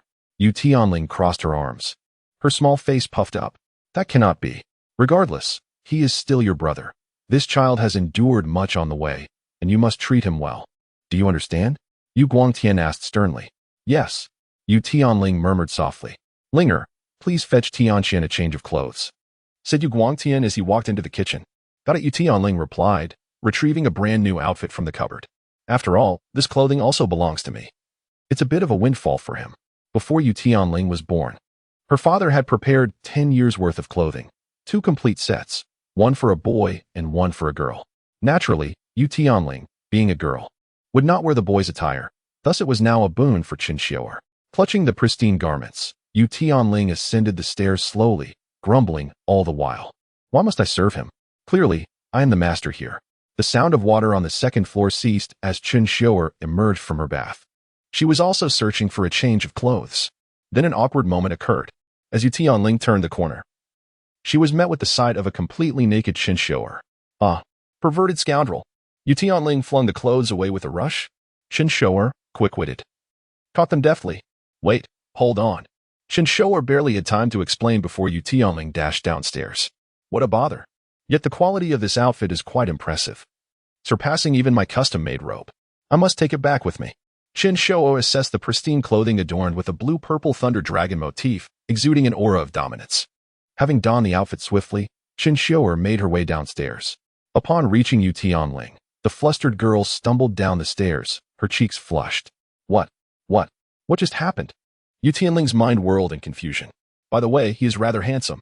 Upon this thought, Yu Tianling shook her head vigorously. Yu Tianling, what on earth are you thinking? Then her thoughts wandered. Yu Tianling dared not dwell on it, now, when she closed her eyes. All she could envision was Chen Xiuer's naked form. At that moment, Yu Guangtian emerged from the kitchen, unexpectedly wearing an apron. Indeed, the old man is cooking for the child himself. What is the matter, Lingo? Hearing Yu Guangtian's inquiry, Yu Tianling shook her head in a fluster. Nothing at all. Then why were you shouting? I haven't even added the seasoning yet, this child. Yu Guangtian adjusted his beard and turned back to the kitchen. Yu Tianling, seated on the staircase, remained oblivious to Chen Xiuer standing right behind her. About what just happened? Chen Xiuer gently tapped Yu Tianling's shoulder, eager to explain. In an instant, Yu Tianling jumped like a startled cat, turning to face Chen Xiuer with a wary expression. You, don't come any closer, Yu Tianling exclaimed, retreating. I can explain, it was all an accident. Chen Xiuer stepped forward. Do not approach me. Seeing the corner of the table behind Yu Tianling, Chen Xiuer realized she might fall if she continued backing away. However, Yu Tianling kept retreating, and just as Chen Xiuer attempted to caution her, Yu Tianling, fully focused on Chen Xiuer, stumbled. Chen Xiuer swiftly executed a graceful maneuver, wrapping her arms around Yu Tianling's slender waist. Are you all right? Chen Xiuer, fresh from her bath, her damp hair framing her face, looked at Yu Tianling with bright eyes. A subtle fragrance emanated from Chen Xiuer, intoxicating Yu Tianling. Gazing at Chen Xiuer's youthful yet striking visage, Yu Tianling found herself unable to resist reaching out to caress her cheek. And no, I'm fine. Yu Tianling felt her head spinning. Good heavens. It seems he is even more handsome than Yu Tianling. One must admit, Yu Tianling was quite infatuated. Can I let go now? Chen Xiuer asked awkwardly. Yu Tianling suddenly realized her indiscretion. Yes, you may. Yu Tianling hurriedly stood, breaking free from Chen Xiuer's embrace, feeling a tinge of reluctance. Chen Xiuer chuckled softly. Little girl, after just this interaction, Chen Xiuer dared to assert that her affection level had risen by 50. Of course, that was a conservative estimate. The reality might be even more outrageous. In no time at all, Chen Xiuer and Yu Tianling found themselves seated at the dining table. Chen Xiuer stared at the corner, lost in thought, while Yu Tianling occasionally stole glances at her. Each time their eyes met, Yu Tianling's cheeks flushed with embarrassment. This little one. Chen Xiuer felt compelled to escalate the situation. But just as she prepared to act, Yu Guangtian emerged with 2 exquisite plates. Alas, Chen Xiuer had to slow her plans. Grandpa, did you cook this yourself? Chen Xiuer's eyes sparkled with admiration. In my youth, I dabbled in culinary arts. As I grew older, I found it hard to adjust to others' cooking, so I decided to prepare my own. I apologize for the shortcomings, please forgive me. Yu Guangtian gently placed the 2 plates down. In an instant, Chen Xiuer felt as if she had encountered the fabled golden legend. It truly radiated a golden light. Could this be the legendary golden food that leaves one in tatters after consumption? Well, perhaps not quite so magical. 2 plates of stir-fried dishes, one, a shimmering golden delicacy, looked utterly delectable. The other appeared to be some creature's leg, perhaps a lizard. However, recalling the dragon wild plains, Chen Xiuer surmised it might be the leg of a subdragon species. Chen Xiuer could only marvel at the wealth displayed. Simultaneously, she was astonished by Yu Guangtian's culinary prowess. How could a venerable elder cook for himself? Well, this is indeed an honor. As Yu Guangtian took his seat, both Chen Xiuer and Yu Tianling grasped their forks and knives. Yu Tianling stole a glance at Chen Xiuer. How strange. How could he use a knife and fork? Did he take lessons? She had originally intended to teach him. As a modern individual, how could Chen Xiuer not master the use of cutlery?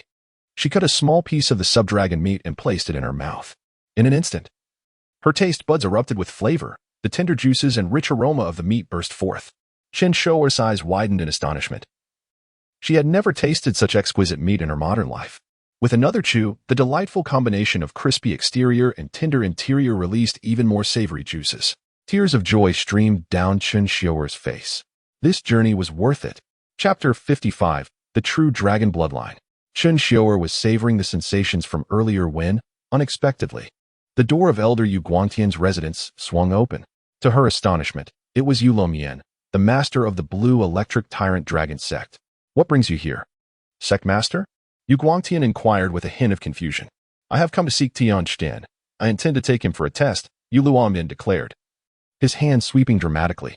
A pale blue, translucent dragon claw materialized, grasping Chen Xiuer's body and pulling her to his side. Chen Xiuer felt a sense of resignation. It was inevitable. She could never enjoy a meal in peace. Over the past year, every time she attempted to eat, tranquility eluded her. What exactly is it? Yu Guangtian, apprehensive that Yu Luomian might subject Chen Xiuer to perilous trials, pressed for clarification. The dragon pool, Yu Luomian replied curtly. Upon hearing these words, Yu Guangtian dared not inquire further, as if these two words invoked a profound fear. Meanwhile, Yu Tianling was rendered speechless, already terrified by the mention of the dragon pool. Chen Xiuer keenly sensed that these two words bore significant weight, hinting at deeper implications. Yu Luomian produced a black cloth and covered Chen Xiuer's eyes. She made no resistance, allowing the fabric to shroud her vision. From this moment, follow me closely. Do not remove the blindfold, nor utter a word. Do you understand? Yu Luomian inquired sternly. Chen Xiuer simply nodded in acknowledgement. Smart child, Yu Luomian commended, then took her small hand in his. Chen Xiuer was oblivious to their destination, but it was evident they were descending. The path was lined with numerous steps, each one quite high, making her ascent laborious. Soon, it felt as though they had reached level ground, and Yu Luomian gently removed the blindfold from Chen Xiuer's eyes. All set. As she slowly opened her eyes, she found herself in a dimly lit space, staring at an enormous blood pool that emitted a foul stench. Observing her surroundings, she discerned that the walls were dark, suggesting they were in a cavern. Looking up, she saw a massive dragon skull suspended above, evoking a sense of awe. Do you understand why I brought you here? Yu Luomian asked. Chen Xiuer shook her head. Every descendant of our clan who awakens their martial soul must bathe in the dragon's blood here, which enhances their martial soul and facilitates the transformation into a dragon, Yu Luomian elucidated. This is our Blue Electric Tyrant Dragon Sect's unique body tempering technique. However, his tone suddenly turned grave, and Chen Xiuer sensed the gravity of the situation. Entering the dragon's blood is akin to a rebirth, a cleansing of the marrow, accompanied by excruciating pain that even the elders cannot endure for long. I fear no pain, Chen Xiuer resolutely replied. Good child. Do you know why I brought you here? Yu Luomian continued. Isn't it mandatory for every child? Chen Xiuer asked, her curiosity piqued. Not exactly. The reason I have summoned you here pertains to an ancient legend, one that I have just recounted, Yu Luomian explained. A legend? Chen Xiuer felt skeptical, suspecting it was yet another mythical tale. Long ago, our Blue Electric Tyrant Dragon lineage first awakened their martial souls. The initial transformation was not the arm scales, but rather the eyes. Yu Luomian indicated towards Chen Xiuer's eyes. The eyes? Indeed. I am uncertain of the specifics, but it is documented that the purest bloodline manifests as the dragon's eyes. The dragon's eye, Yu Luomian recounted. His own transformation had begun with his arms, later encompassing his entire body, but it bore significant flaws. The full body transformation was merely superficial, his dragon bones were incomplete, and he possessed no dragon blood. True transformation should encompass the dragon's eye, dragon scales, dragon wings, dragon teeth, dragon blood, dragon bones, dragon body, dragon tail, and ultimately, the true dragon transformation. Your condition corresponds precisely to the dragon's eye. Thus, I wish to ascertain the truth of the legend. Are you willing, child? The blood pool is a harrowing experience. I will not force you. The choice is yours, Yu Luomian stated. I am willing, Chen Xiuer affirmed without hesitation. Aha. You are indeed a child of our Blue Electric Tyrant Dragon lineage, possessing the spirit of a true warrior. Yu Luomian laughed heartily. Then hesitate no longer. Shed your garments and immerse yourself in the dragon pool, Yu Luomian urged with palpable excitement. He was determined to uncover the truth. The dragon pool would catalyze Chen Xiuer's further transformation into a dragon, and the truth of the legend would soon be revealed. However, she must endure for a full 5 minutes to allow the dragon's blood to permeate her being, facilitating her progression into dragonhood. Without delay, Chen Xiuer swiftly removed her clothing, neatly placing it aside, and leaped into the dragon pool. With a splash, she found the blood pool to be quite deep, and she sank beneath the surface. Instantly, a searing pain enveloped her body, as if her skin were being scorched by flames. Chen Xiuer gritted her teeth, enduring the agony, which was beyond what a mere human should withstand. Yet, having already faced the torment of marrow cleansing, this pain was trivial by comparison. Luomian quietly began timing her. Typically, a child who could endure for 30 seconds was deemed commendable. According to the elders, 5 minutes was the maximum anyone could withstand. 40 seconds elapsed. This child indeed possesses remarkable fortitude. Luomian marveled silently. He had not anticipated Chen Xiuer's ability to endure for such an extended period. Yu Tianhing had lasted only 38 seconds, so Luomian held little hope for Chen Xiuer. Initially, he merely wished to observe whether her transformation would yield dragon scales. If even a trace of dragon scales emerged, it would validate the legend. If her dragon scales multiplied, the legend would be true, and Chen Xiuer would undoubtedly receive his utmost support. Conversely, should she lose consciousness, she would naturally rise to the surface, alleviating Luomian's fears of her demise beneath the waters. As the moments passed, Chen Xiuer felt the searing pain shift within her body, igniting a sensation that made her insides feel ablaze. Unconsciously, she activated her martial soul. The golden dragon's eye emerged, and the hidden scales at the corners of her eyes began to grow incrementally. The process was slow, like a tortoise in its race. At that moment, Chen Xiuer felt as if countless ants were gnawing at her insides. On the shore, Luomian expressed astonishment, for minutes have passed.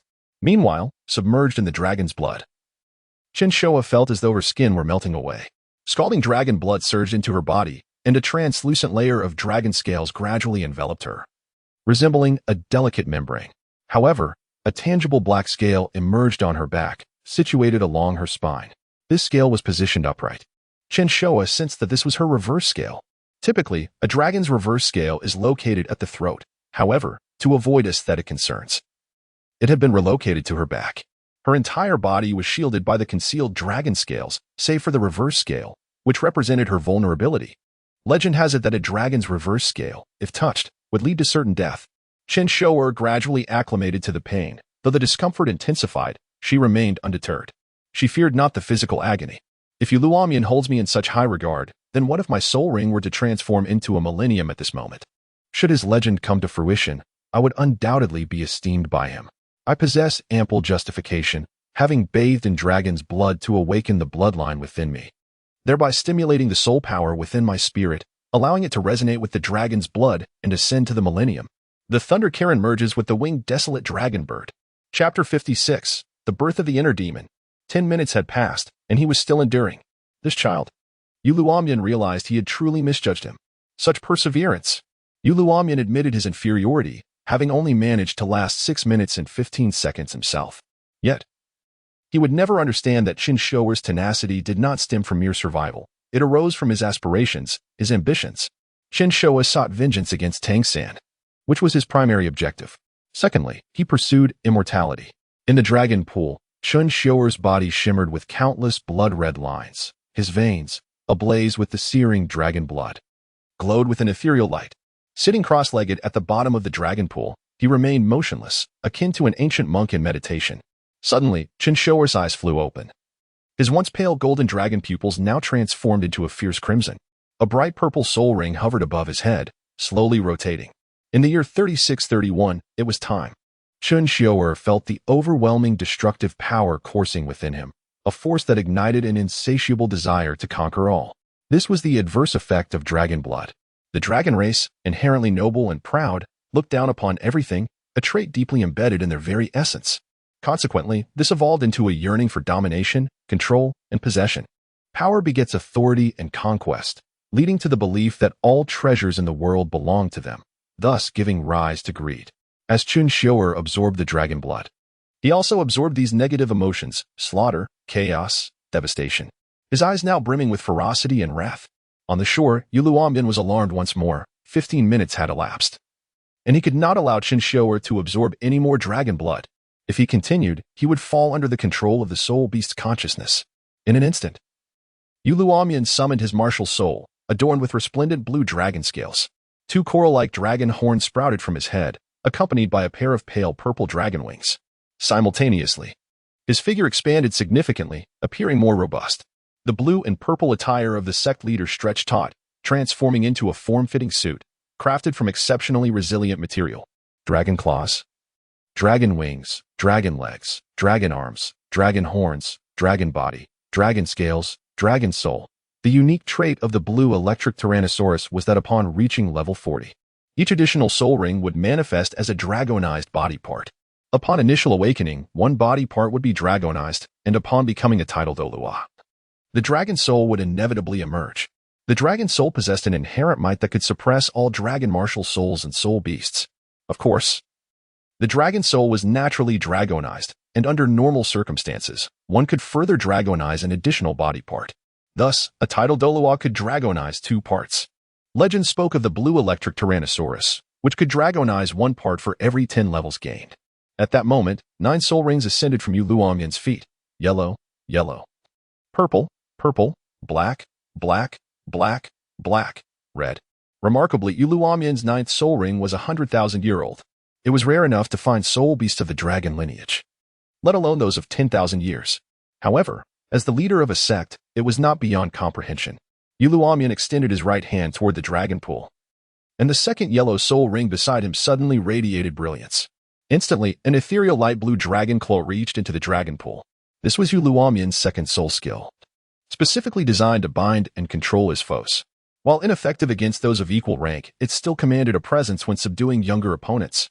At the bottom of the dragon pool, Chen Xiuer reveled in the consumption of dragon blood, his expression one of superiority.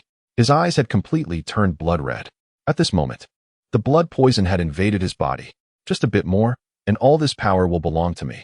A manic grin split Chen Xiuer's face. Suddenly, an invisible dragon claw seized Chen Xiuer's body, yanking him upward. A flash of fury ignited in Chen Xiuer's eyes, and the bright purple soul ring hovering beside him emitted a brilliant glow. Instantly, a torrent of lightning enveloped Chen Xiuer's arms. He shook his arms violently, forcefully breaking free of the dragon claw. What? Yu Luomian exclaimed in astonishment. A mere wandering child could break free from his titled Douluo soul skill. Though his second ring was but a century old, escaping the grasp of a titled Douluo indicated a minimum of 3 to 5 rings worth of strength. This was dire. If this continued, it could all be too late. Realizing he could not delay further, Yu Luomian leapt into the dragon pool. The higher the quality of the dragon blood, the more body parts would dragonize, and the greater the suffering endured within the dragon pool. In an instant, the agony overwhelmed Yu Luomian's senses.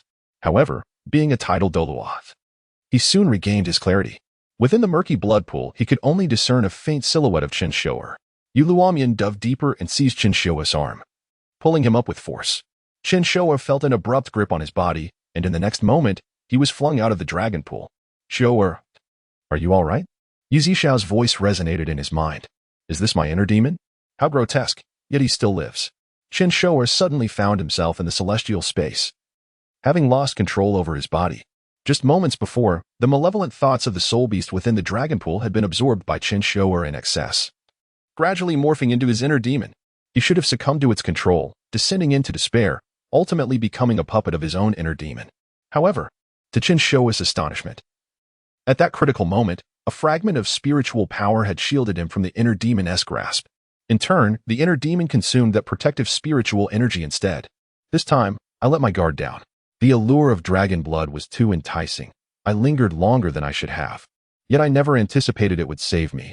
How ironic. For the first time, Chen Xiuer felt he had been careless. The he referred to was none other than the remnant soul once left within him.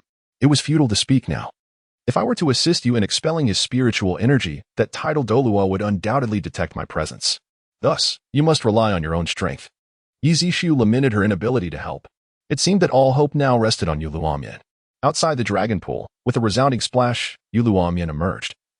Landing on the shore, with viscous dragon blood cascading from his robes, blood continued to flow from his face, giving him a fearsome appearance. Beast, get out of his body, Yu Luomian bellowed. At that moment, the bare-bodied Chen Xiuer slowly rose from the ground. His skin bore numerous blood patterns, resembling crimson runes.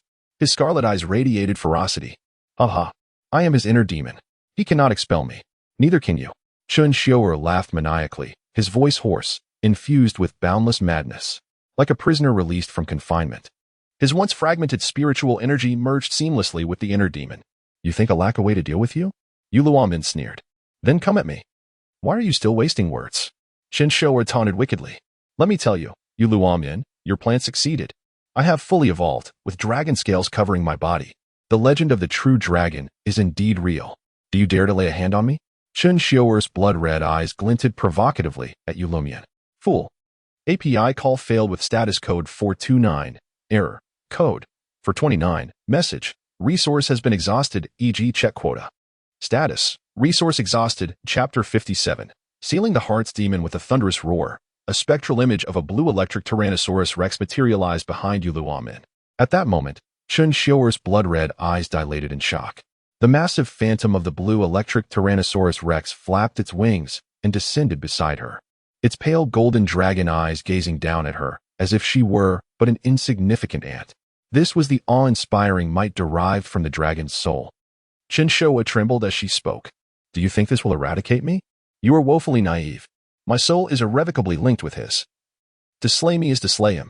Her expression twisted in fury, yet internally, she felt a surge of panic. Yu Lumian smiled faintly. Such a trivial dragon soul dares to be arrogant. Be suppressed.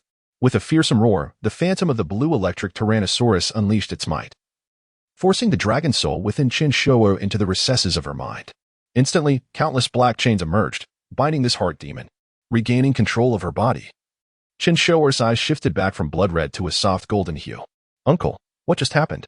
She asked, bewildered, rubbing her eyes. You were in the dragon pool, and the soul beast's mental energy invaded your body. That vile creature's soul is now linked with yours. I've confined it. You must retract your martial spirit and refrain from using it for the next month to avoid rekindling its beastly nature and breaking the seal. Yu Lumian regarded Chen Xiuer with utmost importance, even contemplating taking her as his disciple to guide her training personally. What about your soul ring? Yu Lumian then noticed the resplendent purple soul ring hovering beside Chen Xiuer, his surprise evident. I'm not sure why. I just felt immense pain and instinctively released my martial spirit. After that, I can't recall anything, Chen Xiuer lamented, shaking her head in distress. No need to force it. Just retract your martial spirit, Yu Lumian advised. All right, Chen Xiuer nodded, silently retracting her martial spirit, her eyes returning to black and white. The hidden scales on her body vanished, and Yu Lumian released his martial spirit attachment. Based on my hypothesis, the anomaly of your soul ring is likely a result of the dragon's blood stimulation. A portion of the dragon's soul and blood was absorbed by the soul ring, elevating its original beastly bloodline to a millennium level. Yu Lumian grew increasingly confident in his assertion. Chen Xiuer stifled a laugh. She found amusement in his self-satisfied ignorance, always believing his deductions to be correct. Tianxian, I pose a question. Do you wish to take me as your master? Yu Lumian grasped Chen Xiuer's shoulders, his expression grave. Chen Xiuer felt the immense pressure of his grip. It was an undeniable demand. I do. Master. Chen Xiuer did not kneel but merely bowed respectfully. Yu Lumian nodded with a smile. In this world, there is no custom of kneeling to one's master. Kneeling is reserved for honoring parents and sovereigns. Haha. Truly. You are a son of the blue electric Tyrannosaurus family. So straightforward. Yu Lumian laughed. Now, extend your hand. I shall present you with a gift for your apprenticeship. Chen Xiuer extended her right hand, and Yu Lumian produced a ring from his robe, placing it in her palm. This is a soul guide, quite rare. It serves to store and enhance mental energy. Carry it daily, for it will benefit your mental prowess and aid you in suppressing the dragon soul. Chen Xiuer accepted the ring solemnly. Thank you, master. No need for thanks. As a member of the blue electric Tyrannosaurus family, you need not adhere to such formalities. Remember, in this world, strength is paramount, Yu Lumian declared. Without power, you will be oppressed, and your entire clan will suffer. Therefore, do not blame me for being harsh. Sons of the blue electric Tyrannosaurus must begin their training from a young age. There is no time for leisure, for time is unyielding. And the years do not wait for us. Only we can pursue time in the passage of years. Chen Xiuer smirked. So soon, and you begin your brainwashing? Come then. Let us see if anyone can successfully brainwash me. They're probably yet to be born. As my disciple, you must strive diligently. You possess great talent. Yet that is no excuse for laziness. Being more talented than others means nothing. Working harder than others also means little. Only by being both more talented and more diligent than others will you earn their respect. Yu Lumian said, gripping Chen Xiuer's shoulders with unwavering certainty, leaving no room for refusal or negotiation. Now, follow me. This ring has a storage space of 15 cubic meters, containing several sets of clothing and some gold soul coins, all of which you will need. With that, Yu Lumian rose, and Chen Xiuer began to dress. Old Yi, this ring is impressive. Can you make one for me? Chen Xiuer spoke to Yi Zixi with a twinkle in her eyes. That is a product of human craftsmanship. How could I possibly create one? Yi Zixi replied helplessly. Have you wasted your existence for over 100,000 years? You know nothing, merely surviving day by day? Chen Xiuer retorted. What else is there? Yi Zixi was too weary to argue with Chen Xiuer, as reasoning seemed futile. Rumor has it, a generational gap emerges every 3 years. After 19,990 years, that gap. Chen Xiuer finished dressing, and Yu Luomian produced a black cloth to cover her eyes once more.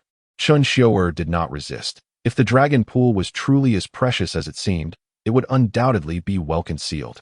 Outsiders might remain entirely unaware of its existence. Now a direct disciple of Yu Luomian, Chen Xiuer was still forbidden from knowing the location of the dragon pool, underscoring its significance. Yu Luomian continued to lead Chen Xiuer. And as they ascended, the air grew increasingly thin, becoming fresher with each step. Only when Chen Xiuer fully breathed in the crisp air did Yu Luomian remove the cloth from her eyes.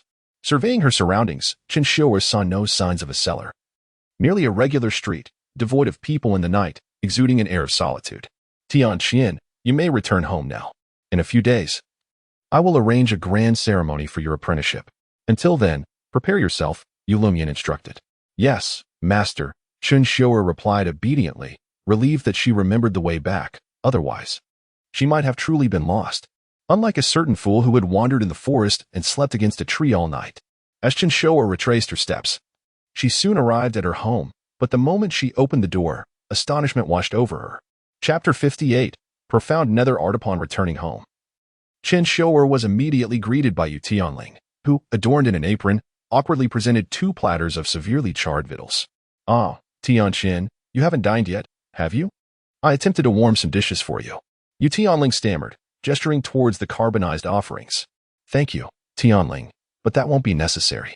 I'm not feeling peckish at the moment, Chen Xiuer responded with a gentle smile. Yu Tianling's cheeks flushed crimson upon receiving Chen Xiuer's gratitude. It was nothing, really. I'll just go wash the dishes then. She attempted to conceal the culinary disasters behind her back. Allow me, Chen Xiuer offered, approaching with a smile. Poised to accept the platters. No, it's quite all right. I've always been the one to wash the dishes at home. Yu Tianling demurred, keeping her hands hidden. Eager to shield Chen Xiuer from the sight of the ruined food. Chen Xiuer offered a faint smile, gradually closing the distance to Yu Tianling before deftly seizing the platters. Shall we wash them together? Chen Xiuer extended a hand towards Yu Tianling, a warm smile gracing their face. A gleam of elation flickered in Yu Tianling's eyes as they nodded, their voice filled with joy. Yes. Upstairs, Yu Guangtian, sensing Yu Tianchuan's return, chuckled softly to himself. Little Ling has never washed a dish in her life. Tianqian, could you be the catalyst for this change? He shook his head thoughtfully, contemplating interrogating Chen Xiuer later regarding Yu Luomian's activities. In the kitchen, Chen Xiuer worked with remarkable efficiency, while Yu Tianling clumsily fumbled about. Yet, instead of reprimanding her, Chen Xiuer patiently guided her through the tasks. Yu Tianling's face flushed with embarrassment, recalling her earlier claim of frequent dishwashing. Her current awkwardness hardly painted the picture of a seasoned domestic. Chen Xiuer, however, tactfully avoided mentioning it, offering timely reminders instead. This gesture further endeared Yu Tianling to Chen Xiuer. Chen Xiuer's accidental brush against Yu Tianling's hand caused the latter to blush even more deeply. All of this was meticulously orchestrated by Chen Xiuer, intent on cultivating Yu Tianling's affections. Soon after finishing the dishes, Chen Xiuer bid farewell to Yu Tianling and retreated to their room. Yu Tianling had something to express, but after a moment of hesitation, ultimately demurred. Inside the room, Chen Xiuer settled cross-legged on the expansive bed, its texture exceptionally soft and silken. Undoubtedly expensive. A wave of hunger washed over Chen Xiuer. I'd rather endure starvation than invite trouble. Dining is never without complications. Chen Xiuer decided to focus on cultivation to alleviate the gnawing hunger. As Chen Xiuer began circulating the Xian Tian Gong, the azure gem ring on their right hand suddenly shimmered with light. A pattern materialized upon the gem's surface, resembling the sole imprint of a blue lightning tyrant dragon. Indeed, it aids in enhancing spiritual power. A wondrous creation. I foresee the rise of soul tools in the future. Chen Xiuer mused inwardly. Knock, knock, knock. A rapping echoed from the door. Chen Xiuer knew it was Yu Guangtian. The door opened, revealing Yu Guangtian's jovial countenance. Chen Xiuer awkwardly gestured for him to enter. Tianqian, what did the sect master discuss with you? Yu Guangtian inquired directly upon entering. Anticipating this question, Chen Xiuer recounted the entire encounter with Luomian, omitting certain details, such as the inner demon aspect. The dragon transformation was not concealed, eliciting a gasp of astonishment followed by delight from Yu Guangtian. Tianxian, are you saying the sect master has accepted you as a disciple? And that you possess the legendary true dragon bloodline, capable of awakening into a genuine dragon? Yu Guangtian was genuinely elated for Yu Tianxian. With Yu Tianxian under Yu Luomian's patronage, Yu Guangtian could leverage this connection to his advantage. The Blue Lightning Tyrant Dragon Clan boasted one titled Douluo, 3 soul Douluos, and 10 soul sages. The 3 soul Douluos served as elders, with Yu Guangtian occupying the lowest rank among them. Now, with Chen Xiuer's connection to Yu Luomian, Yu Guangtian hoped to ascend the ranks. Tianxian, you must strive to excel. Perhaps you could supplant that arrogant brat, Yu Tianhing, as the sect master's successor. Yu Guangtian exclaimed excitedly. Rest assured, grandfather, I will endeavor to do my best. Chen Xiuer affirmed resolutely. Good child, I won't disturb you any further. Get some rest.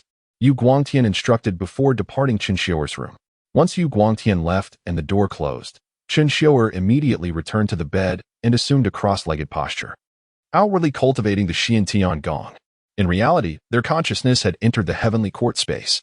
Within the heavenly court space, beneath the towering peaks, lay a pristine lake. A gazebo, bamboo groves, verdant foliage, and a solitary fisherman completed the idyllic scene. As the fishing rod dipped into the water, a fish nibbled at the bait. Yizixiao gently flicked the rod, and the fish was airborne. Chen Xiuer materialized beside Yizixiao, seizing the fish. Long time no see. Have you embraced the twilight years already? Chen Xiuer jested. It's called enlightenment, Yizixiao replied nonchalantly. Enough about that. How's the progress on deciphering the Xian Gong? Chen Xiuer inquired, releasing the fish back into the lake. Based on your physical condition, I've deconstructed the Xian Gong and made certain breakthroughs. However, with the introduction of dragon blood into your system, I cannot guarantee the absence of side effects. Commence with cultivation for now, and I will refine it further later. Yizixiao explained. And what are the specific benefits? Chen Xiuer pressed. Profound nether true qi can neutralize countless toxins, dissipate myriad forces, and synergize with your soul absorption technique, complementing each other. Soul absorption draws in soul power, while this technique converts it. Yizixiao elaborated. What is the name of this art? Chen Xiuer inquired with anticipation. Profound nether art. Derived from the Xian Gong, it inherits all of its merits and surpasses it.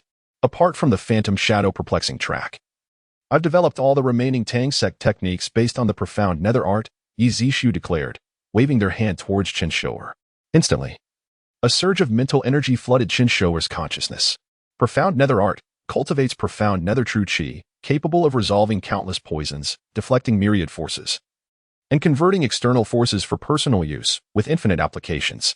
Spirit Emperor's gaze, guided by profound nether true qi, it cultivates the essence of the sun and moon.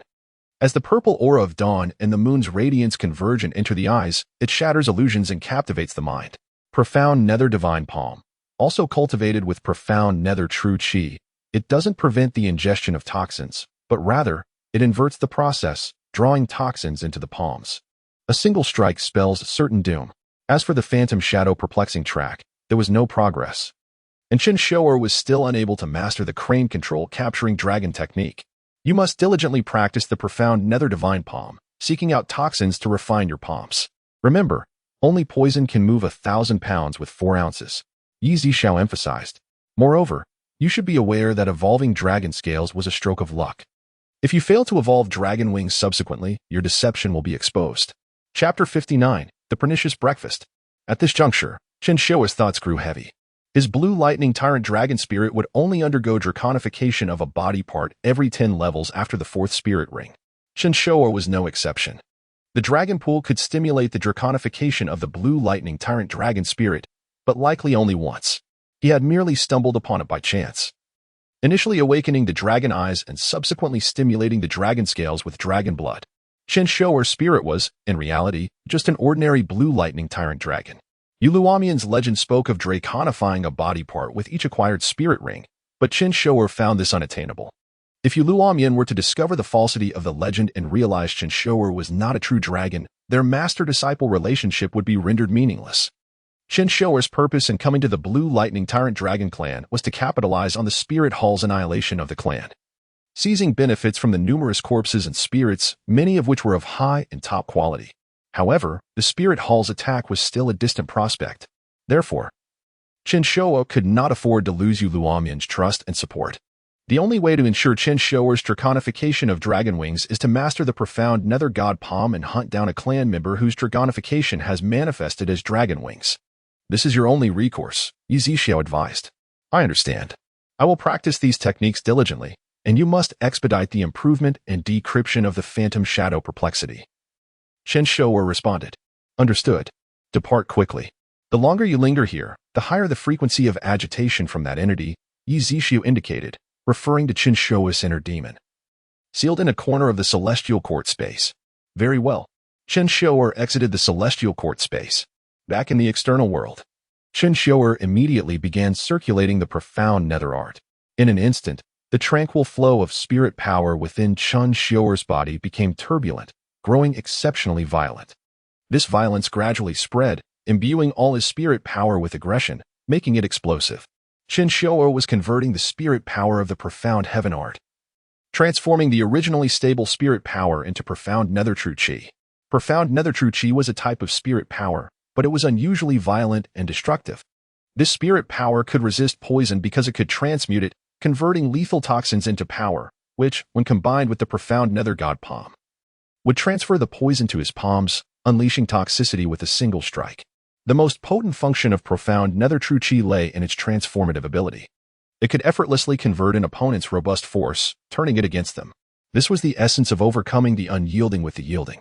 Chen Xiuer, sensing these attributes, felt that Yi Zixiao had understated its potential. Could it be that Yi Zixiao's daily fishing, chess playing, and tea drinking have elevated his realm, making him overly modest? Chen Xiuer mused. Perhaps I should also partake in tea and chess. Soon, the night elapsed. The next day dawned. Yu Tianling arose early, quickly freshened up, and went straight to Chen Xiuer's room. Tianshan, are you awake? Yu Tianling knocked on the door, anxiously inquiring. There was no response. Yu Tianling's heart tightened. He must still be asleep. I'll go in and wake him, and perhaps admire Tianshuan's sleeping countenance. Yu Tianling grew increasingly excited. I'm coming in. Yu Tianling pushed open Chen Xiuer's door, her heart filled with anticipation. But the room was empty. The quilt was folded into a perfect square, and the sheets were taut. It bore no trace of habitation. Strange, where did he go? Yu Tianling wondered, scratching her head, before returning to the hall. Just then, Chen Xiuer pushed open the door from outside. Chen Xiuer's eyes were tightly shut, his face contorted in pain, hesitant to open them. Tianxian, when did you go outside? Yu Tianling asked, puzzled. Ugh. Chen Xiuer clutched his eyes in agony, and Yu Tianling rushed forward to support him. What's wrong? Chen Xiuer abruptly opened his eyes, and two streams of golden light radiated outward. His eyes had turned gold. Yu Tianling was instantly mesmerized, her eyes also turning gold. She stood there, motionless. Chen Xiuer controlled the Spirit Emperor's eyes, slowly dissipating their effect. Old Yi, this Spirit Emperor's eyes and my spirit have undergone a mutation. I felt excruciating pain in my eyes before when I was cultivating. Chen Xiuer hastily communicated with Yi Zixiao. Xiuer, don't be impatient. This mutation is beneficial. You just need some time to adapt, Yi Zixiao replied. I find your answer rather perfunctory, Chen Xiuer retorted. All right, it's nothing. Adapt and practice more. I'm busy fishing in hell with a top-notch obsidian fishing rod, Yi Zixiao said, severing the connection with Chen Xiuer. Is this the effect of the Spirit Emperor's eyes? Chen Xiuer waved his hand in front of Yu Tianling. She stared blankly at Chen Xiuer, her expression dazed. This effect reminded him of the Sharingan from his past life. Chen Xiuer shook Yu Tianling's shoulders. Gradually, Yu Tianling's eyes regained their black color. What just happened? Yu Tianling looked at Chen Xiuer, puzzled. I don't know. You suddenly froze there, and it took me a while to get you to respond, Chen Xiuer said.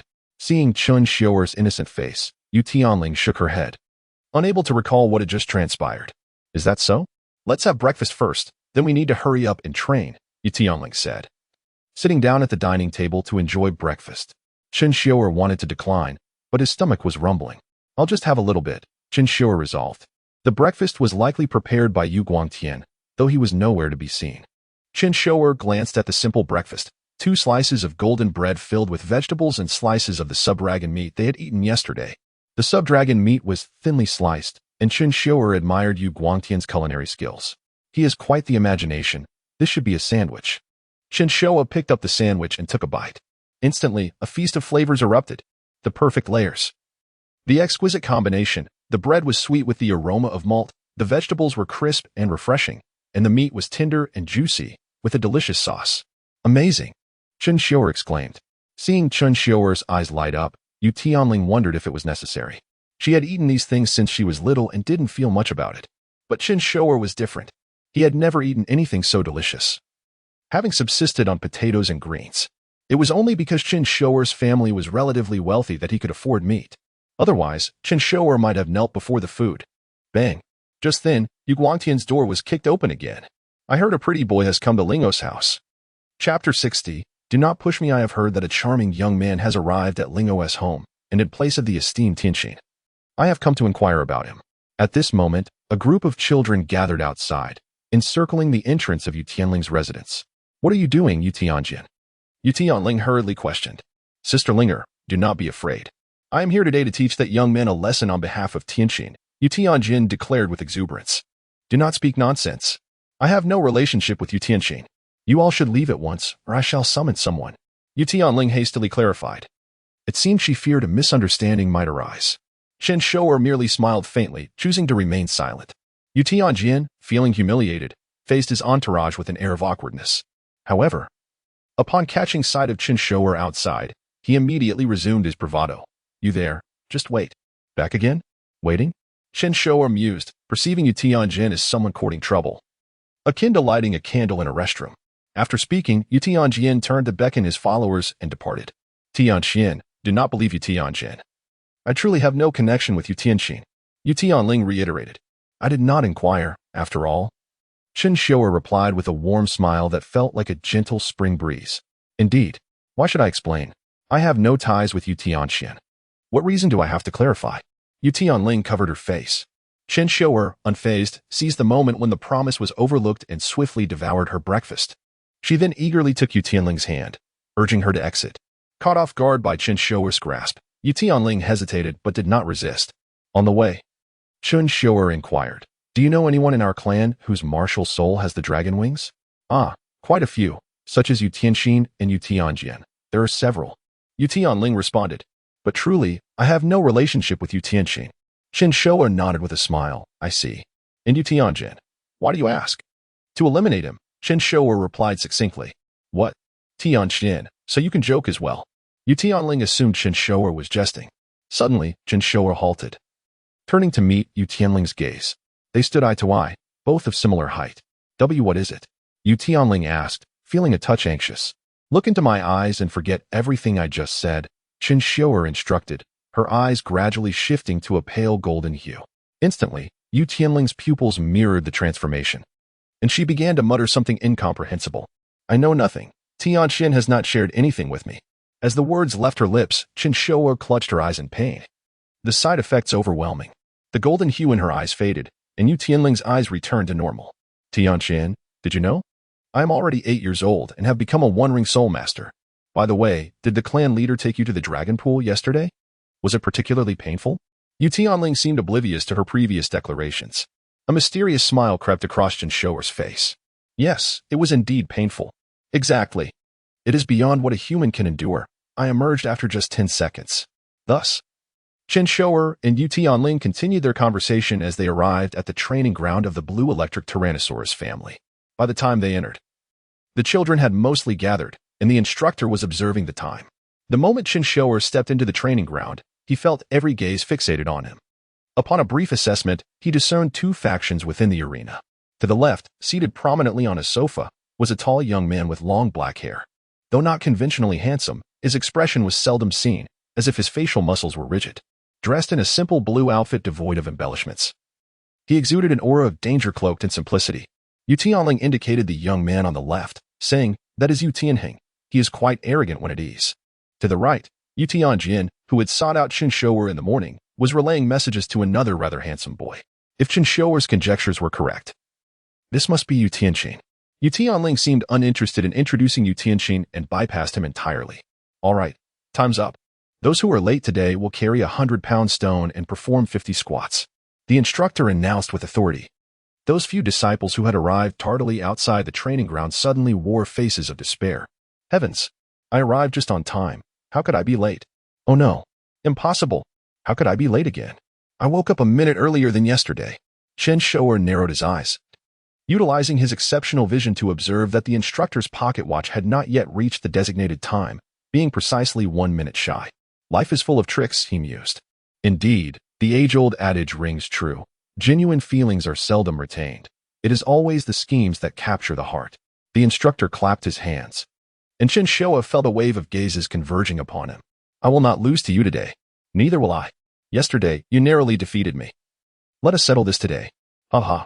Let us fight to our heart's content today. I must defeat you. Likewise. Amidst the training grounds buzz, the scene resembled a matchmaking event. At the forefront, Yu Tianxin and Yu Tianheng locked eyes, exchanging electric glances. Yu Tianxin declared, "Today, I shall not be defeated by you again, my brother." Yu Tianheng retorted, "My foolish brother, if you believe you can surpass me, then come and try." Ahem. The instructor nodded to the crowd, then proclaimed, "Today's lesson focuses on strength and explosive power, Dragon Breaking Stone." Upon hearing the term Dragon Breaking Stone, an excited murmur rippled through the training ground. Excellent. I like Dragon Breaking Stone. Boss, this is your forte.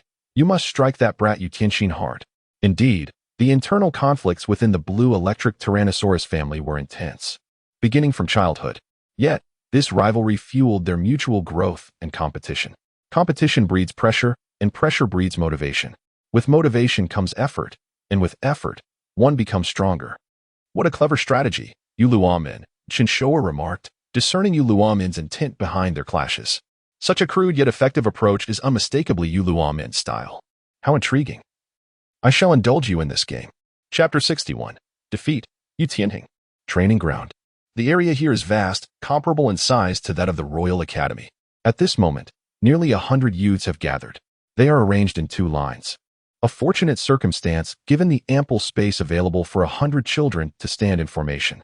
Each pair of children faces off against one another, with a red line in front of them. At the center, a massive square stone stands erect. Chen Xiuer briefly explained the rules, which are akin to a tug-of-war. It is a turn-based system where one participant can strike the stone, followed by their opponent. The objective is to force the stone beyond the opposing red line. This challenge tests not only endurance, but emphasizes explosive power. If one's explosive strength is sufficiently potent, victory can be determined in the first round. Participants may utilize their martial souls and soul skills, but inflicting harm upon one another or damaging the stone is strictly prohibited. Additionally, there exists an unwritten rule among these children. For the first 10 rounds, no one shall employ their martial souls. Group 16, Yu Tianxian, you are the newcomer, correct? The instructor inquired. Yes, teacher, Chen Xiuer replied, maintaining a composed demeanor. The teacher cast a sidelong glance at Chen Xiuer, feeling it necessary to temper the new recruit's enthusiasm. Group 16, you will face Yu Tianheng. Upon this announcement, gasps of astonishment erupted from the crowd. The newcomer was rather unfortunate, encountering the formidable Tianheng on his very first day. How dull. We won't get to see our boss utterly crush Yu Tianxin, someone remarked with a chuckle. Indeed, it is fortunate for him that he did not face our boss. Otherwise, the defeat would be utterly humiliating. You talk nonsense. Your words are foul. You don't wash your feet. You reek of feet. I'll poke your nostrils. I'll gouge your eyes. Fight. The atmosphere was charged with anticipation. As girls faced girls and boys faced boys, Yu Tianling felt a pang of concern for Chen Xiuer. Tianxin surely cannot prevail against Yu Tianheng. I hope he does not push himself too hard, she fretted. Back with Chen Xiuer, he mused, facing Tianheng right from the start. I relish the challenge. Yu Tianheng smirked. Newcomer, encountering me is your misfortune. Do not claim I am bullying you. I want to use my martial soul and will allow you to attack 3 times first. Chen Xiuer chuckled. Indeed, as the rumors suggest, you are quite arrogant. However, I shall not take advantage of you. I too will refrain from using my martial soul. Yu Tianheng furrowed his brow. This individual seems even more pretentious than I am. Were it not to boast prematurely, it would be embarrassing to lose. I return your words in kind. Those who initially looked down upon me have long since turned to dust. With that, Chen Xiuer unleashed a powerful punch against the stone. In that instant, the dragon blood within him surged. His veins glowed a crimson hue, flickering ominously. Boom. Chen Xiuer's fist struck the stone, sending it sliding menacingly towards Yu Tianheng. In that moment, Tianheng was taken aback. If he maintained this level of strength throughout 3 strikes, his defeat would be inevitable. This boy's strength is terrifying. He's practically a monster. In terms of sheer physicality, I may not even rival him.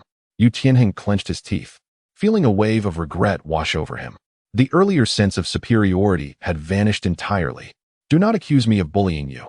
I will only strike this one punch. Besides, you are weaker than I. I do not need the pity of the feeble, Chen Xiuer declared boldly. He was deliberately provoking Yu Tianheng. Through this confrontation, Chen Xiuer aimed to make a name for himself. Yu Tianheng gritted his teeth in frustration. This boy is not only boastful but also audacious. How can I tolerate this? All right, I concede. I underestimated you. I, Yu Tianheng, formally challenge you. With that, Yu Tianheng took a running leap and struck the stone with force. Boom. Instantly, the stone slid back, but did not return to its original position. Yu Tianheng's strength paled in comparison to that of Chen Xiuer. Their duel drew the attention of many, primarily the members of the Blue Lightning Tyrant Dragon clan, but secretly, there were others observing, including the clan leader, Yu Luombin. At that moment, 3 elders gathered on a high platform, affording them a panoramic view of the training ground. Yu Luombin stood at the edge, keenly watching the contest between Chen Xiuer and Yu Tianheng. One was his grandson, the other his disciple. This match was orchestrated intentionally by Yu Luombin. If all goes as expected, the future leader of the clan will emerge from among these two. Tianheng's strength is indeed inferior to Tianshan's. Yet that does not justify his arrogance. His greatest flaw is his hubris. I hope Tianshan can help him recognize this error, mused Yu Luombin. The young lord is, after all, impetuous, a trait common to youth. It is not a fault. Acknowledging one's mistakes and striving to amend them is a virtue. Elder Yu Guangtian concurred from the side. Elder Guangtian, I did not assert he is destined to be the future leader. At present, it is all uncertain. Yu Luombin refrained from making definitive statements. Indeed, clan leader, Yu Guangtian responded, secretly pleased. He had just inquired about Yu Tianheng's opinion of Chen Xiuer, and Yu Luombin had hinted that Chen Xiuer might become the clan leader. Returning to Chen Xiuer, the children were astounded. Yu Tianheng was indeed at a disadvantage in terms of strength against Chen Xiuer. Tianxian is amazing. You must persevere and defeat Yu Tianheng. Yu Tianling silently cheered for Chen Xiuer. Now it is my turn, is it not? Chen Xiuer asked with a smile. By this time, a bead of cold sweat had formed on Yu Tianheng's forehead. There is no point in further discussion. Chen Xiuer shook his head with a smile. Your desperate struggles are futile. You may freely use your martial soul. I can defeat you without mine. As he spoke, Chen Xiuer launched another attack. Chen Xiuer chose not to manifest his martial soul for 2 reasons. First, he was unable to, and second, it was unnecessary. The manifestation of his martial soul would not enhance his strength. Soul skills could be utilized, but if Yu Tianheng employed his martial soul, Chen Xiuer's chances of victory would diminish significantly. However, Chen Xiuer cleverly exploited Yu Tianheng's arrogant nature. As long as Chen Xiuer refrained from using his martial soul, Yu Tianheng would undoubtedly feel compelled to maintain his pride and would not initiate the use of his martial soul first. Given that Yu Tianheng's strength was inferior to that of Chen Xiuer, victory was destined to be Chen Xiuer's. With another punch, this one even more powerful than the last, Yu Tianheng gritted his teeth once more. This time, he was finished. Rather than resorting to his martial soul and suffering humiliation, he would prefer to concede gracefully. Enough. I admit defeat. I, Yu Tianheng, accept my loss. I shall remember you, Yu Tianshan. Your pride is your greatest weakness. Chapter 62, Countless Enemies. Best on the field, Chen Xiuer. In the wake of the collective astonishment and Yu Tianheng's concession, the training ground was utterly eclipsed. Chen Xiuer became the cynosure of all eyes. Upon closer inspection, Yu Tianshan possessed an arresting charm, overshadowing Yu Tianheng in an instant. Indeed. Even Yu Tianxin paled in comparison to Yu Tianshan. Are you an adherent of Yu Tianxin? Are you a partisan of Yu Tianheng? Consensus reached. X to Yu Tianshan. We now stand with you. X2 with Chen Xiuer's triumph. He garnered a multitude of admirers. The habitually arrogant Yu Tianheng, on the other hand, was left in the shadows. Seemingly a mere foil to Chen Xiuer, Yu Tianxin gnashed her teeth. Curse it, Yu Tianheng should have been vanquished by me. He can only be vanquished by me. These accolades are rightfully mine. Yu Tianxin, I've taken note of you. You are now my second adversary. Yu Tianxin hissed. Chen Xiuer was acutely aware that he was now the target of envy, susceptible to attracting numerous adversaries. However, this also presented an opportunity to establish his authority. Had Chen Xiuer lacked the backing of Yu Luombin, he would have never dared to act in such a manner. But, as fate would have it, Chen Xiuer was the sect master's disciple. Who would dare defy him? As the sect master's disciple, he was duty-bound to exude vigor, to distinguish himself and lead the vanguard. Only then would he be worthy of the title of the sect master's personal disciple. You concur, do you not, Luomian? Chen Xiuer cast a sidelong glance towards the elevated platform in the sky. From the vantage point, Luomian was taken aback. He faintly sensed that someone had noticed their presence. Intriguing. Tianxian, you are indeed a fascinating child, Luomian lauded Chen Xiuer. Sect master. He is merely a child returning from abroad. Why such attention? At that moment, the Grand Elder, standing behind Luomian, interjected. The third elder, Yu Guangtian, chuckled inwardly. The Grand Elder was evidently unaware of the sect master's acceptance of a disciple, hence his inquiry. He is an exceptional child, Luomian simply replied to the Grand Elder. Upon receiving the sect master's response, the Grand Elder was momentarily astounded, connecting it to the previous conversation between Yu Guangtian and Luomian. Yu Tianheng may not necessarily become the sect master. Sect master, are you contemplating accepting this foreign upstart as your disciple? The Grand Elder exclaimed. Why, is it not permissible? Luomian inquired with a smile. Sect master, it is absolutely impermissible. The origins of this child, Yu Tianxian, are obscure, his lineage too distant. Further investigation is required. The Grand Elder hastily stated. Humph. Obscure origins, indeed. This child is, in any case, my grandson. He has endured so much hardship abroad, weathered countless storms. He has borne pressures that he should not have had to endure at his age. It is truly. Yu Guangtian had much to say. But ultimately it all coalesced into a sigh. But, the Grand Elder attempted to interject, but Luomian cut him off. Enough. I have already accepted Tianxian as my disciple. Say no more. Do not forget that this family possesses only one titled Douluo. Luomian glared at the three elders, declaring with fervor. Yes, sect master. X3 at this juncture in the training ground. Everyone had been sorted into victors and losers. Yu Tianling's draconic transformation manifested as dragon claws, securing an effortless victory. In the Blue Lightning Tyrant Dragon Clan, victory equates to glory. Failure, on the other hand, invites chastisement. The losing group. Each of you will lift 100 gene stone and perform 50 squats. The instructor sternly commanded. I've lost to you again today. I concede defeat. I welcome your challenge at any time this afternoon. I will certainly challenge you then. This afternoon. Yu Tianxian, I will definitely defeat him. Haha. I will defeat Yu Tianxian before you do. Yu Tianheng was also among the defeated, his eyes not downcast but burning with infinite fury. Yu Tianxian, this afternoon. I will vanquish you fair and square. Yu Tianheng growled. Chen Xiuer observed their suffering from the sidelines, a smile of superiority gracing his lips. Countless young women surrounded him, bombarding him with questions. Yu Tianling was visibly jealous but hesitated to voice her disapproval. Chen Xiuer, however, kept his gaze fixed on Yu Tianheng, his eyes flashing with provocation. As if to say, come at me, then? Upon seeing Chen Xiuer's expression, Yu Tianheng's rage intensified. Noon arrived, signaling lunchtime. Chen Xiuer and Yu Tianling walked into the cafeteria side by side. Instantly, the cafeteria buzzed with excitement. Isn't that Yu Tianxian, the one who defeated Yu Tianheng? I can't believe it. He's so small and scrawny, yet he managed to defeat Yu Tianheng. I witnessed the entire process. Yu Tianheng was completely overwhelmed. Seriously? I find that hard to believe. Why would I deceive you? According to the information I have, Yu Tianxian is only 7 years old this year and has already become a one-ring soul master. Really?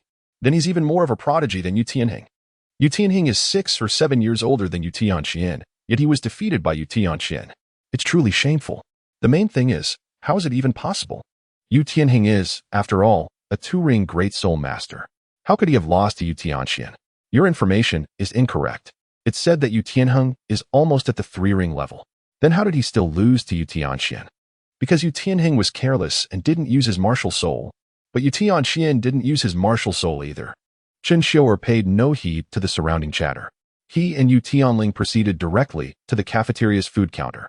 The cafeteria auntie, quite elderly, wore a beaming smile that reminded Chen Xiuer of the cafeteria aunties of his past life. He recalled an instance where the cafeteria auntie had ladled a heaping spoonful of chicken pieces for Chen Xiuer. In his surprise, Chen Xiuer had exclaimed, "Auntie, don't let your hand slip." As soon as Chen Xiuer finished speaking, the auntie's hand trembled, causing 4/5 of the chicken pieces to fall back into the pot. To this day, Chen Xiuer still remembered the auntie's shameless expression. "Young man, why did you shout? See, you startled me, and my hand slipped." Little Linger. "What would you like to eat today?" The cafeteria auntie asked amiably. Chen Xiuer glanced at the options and noticed that the wyvern meat he had eaten yesterday was available again. Could it be that this type of meat was a common dish in every household? Even the cafeteria had it. Indeed, the evils of capitalism. Annihilate. We'll have 2 meals each, Yu Tianling said with a smile. 2. At this point, the auntie noticed Chen Xiuer beside Yu Tianling. Oh my. Little Ling has grown up too. The cafeteria auntie revealed a knowing smile. What are you saying, Annihilate? We're just ordinary siblings. Yu Tianling's cheeks flushed crimson. Oh, aren't they all starting as siblings these days? And then the auntie chuckled mischievously. Watching Yu Tianling blush, Chen Xiuer wore a smile on the surface. But his heart remained utterly tranquil, like a deep, still pool, untouched by the slightest ripple. Someone who blushes at every word and favors whoever is attractive is the type of person Chen Xiuer detests the most. Chapter 63. Under Siege. In the cafeteria. Chen Xiuer and Yu Tianling finished their meal and settled into a secluded spot. With a serious expression, Chen Xiuer grasped a silver fork. Tianqin. Why are you just staring and not eating? Yu Tianling elegantly sliced a small piece of meat and inquired. I feel that lunch is optional. Chen Xiuer replied with a smile. How can that be? If you skip lunch, how will you stand a chance in the afternoon's challenge matches? Yu Tianling insisted. Challenge matches? Chen Xiuer asked, puzzled. Oh, right. You're not aware yet. It's quite simple. The ones who lost in the morning can challenge someone else, Yu Tianling nonchalantly explained. Is that so? Chen Xiuer tightened his grip on the silver cutlery, realizing his oversight. Yu Tianhing would undoubtedly challenge him. With Yu Tianhing's second-ring strength, defeat seemed inevitable for Chen Xiuer. Even more concerning was the possibility of facing a series of attacks from Yu Tianhing's group, exhausting him completely. Only to be defeated by a weaker clan member. That would be utterly humiliating. It appeared he needed to devise a strategy. Come, let me feed you. Yu Tianling said playfully, cutting a small piece of meat and offering it to Chen Xiuer. In a daze, he bit into it. Not bad, quite tasty, he remarked, picking up his knife and fork to continue eating. However, as he savored his meal, Chen Xiuer suddenly realized the gravity of the situation. The meat was bland. They must have forgotten to add salt. While he contemplated this culinary oversight, 2 groups had stealthily approached him. Bang! One of them slammed his fist onto the table, exuding arrogance. It was none other than Yu Tianjian, who had confronted Chen Xiuer earlier that day. Kid, you're truly unfortunate, offending all the wrong people. Today, our 2 groups are united because of you. Consider it an honor, Yu Tianjian sneered. Speak your piece or leave. Chen Xiuer retorted without turning around. Huh, truly audacious. I hope you can maintain that bravado for long. Yu Tianjian scoffed. With that, Yu Tianjian launched a punch at Chen Xiuer. Swiftly, Chen Xiuer seized Yu Tianjian's fist, using his Xianming true energy to dissipate the force. His bright eyes glared at Yu Tianjian, demanding, who do you call a bastard? Of course, I'm referring to you, worthless. Yu Tianjian shot back. A flicker of cold fury crossed Chen Xiuer's eyes. Those who insult his parents deserve punishment. He retaliated with a powerful punch aimed at Yu Tianjian, who barely had time to evade, but his lackeys rushed forward. Reluctantly, Chen Xiuer released Yu Tianjian and created some distance. The cafeteria had emptied. Even the staff had vanished. Chen Xiuer instinctively glanced at the overhead platform. At that moment, Yu Luomian was smiling faintly above. Master, is it wise to indulge such unruly juniors? Yu Guangtian worried. Haha. The offspring of the blue electric Tyrannosaurus family are not that fragile. If he can't handle this minor issue, he does not deserve to be my disciple. Yu Luomian declared grandly. Well, I suppose, Yu Guangtian conceded, realizing he was powerless against authority, with no one to intervene. Chen Xiuer understood that someone had silently permitted this chaos. Thus, he felt no obligation to hold back. Stretching his limbs, Chen Xiuer declared, what do you intend to do? If you gather here to cause trouble, we shall summon the elders. Ha! You Tianling, are a mere harlot. This is none of your concern. Yu Tianjin retorted, pointing an accusatory finger at her. Today, he had not only offended the leader of Tianqin but also Yu Tianhing. If he didn't teach Chen Xiuer a lesson today, he might as well change his name to Yu Tianjian. Step back, Tianling. Chen Xiuer shouted, prompting Yu Tianling to retreat swiftly. He aimed a kick at Yu Tianjian's groin. Ah, damn it. Attack him. Yu Tianjian howled, collapsing to the ground in agony. With his command, dozens surged forward. Chen Xiuer's sharp gaze swept across the battlefield. There were over 80 opponents. Too slow. A faint smile graced his lips, exuding charm. Indeed, to Chen Xiuer, these attackers appeared to be moving in slow motion. The foremost assailant swung a punch at him. Chen Xiuer adeptly neutralized the force with his Xinming true energy and seized the boy's wrist, flinging him into the throng behind. Instantly, his dragon blood surged within him. With a swift motion, he caught two more attackers, using their own momentum against them, sending them staggering back as if they had struck each other. They retreated 6 steps, blood seeping from their fists. At first glance, it seemed a mere scratch. However, upon closer inspection, injuries to the bone were evident. Ah, how painful. Chen Xiuer remained unscathed, untouched by any force. All of you are worthless. Let me handle this. Revitalized by his own pain, Yu Tianjian charged forward. Another assailant crept up behind Chen Xiuer, but he executed a sweeping kick, toppling the boy. Without looking back, he grabbed the assailant's clothing and hurled him towards Yu Tianjian. Bang! You useless fool, get away. Yu Tianjian stumbled as Chen Xiuer sent him crashing into the boy. Yet, as he looked up, he was met with Chen Xiuer's sidekick. The kick connected with his temple, sending him crashing against a nearby table, stars exploding in his vision. As if he had ascended to the divine realm. His head throbbed. Too slow. How could such punches ever reach me? Chen Xiuer gazed skyward at a 45-degree angle. A sense of invincible solitude washing over him.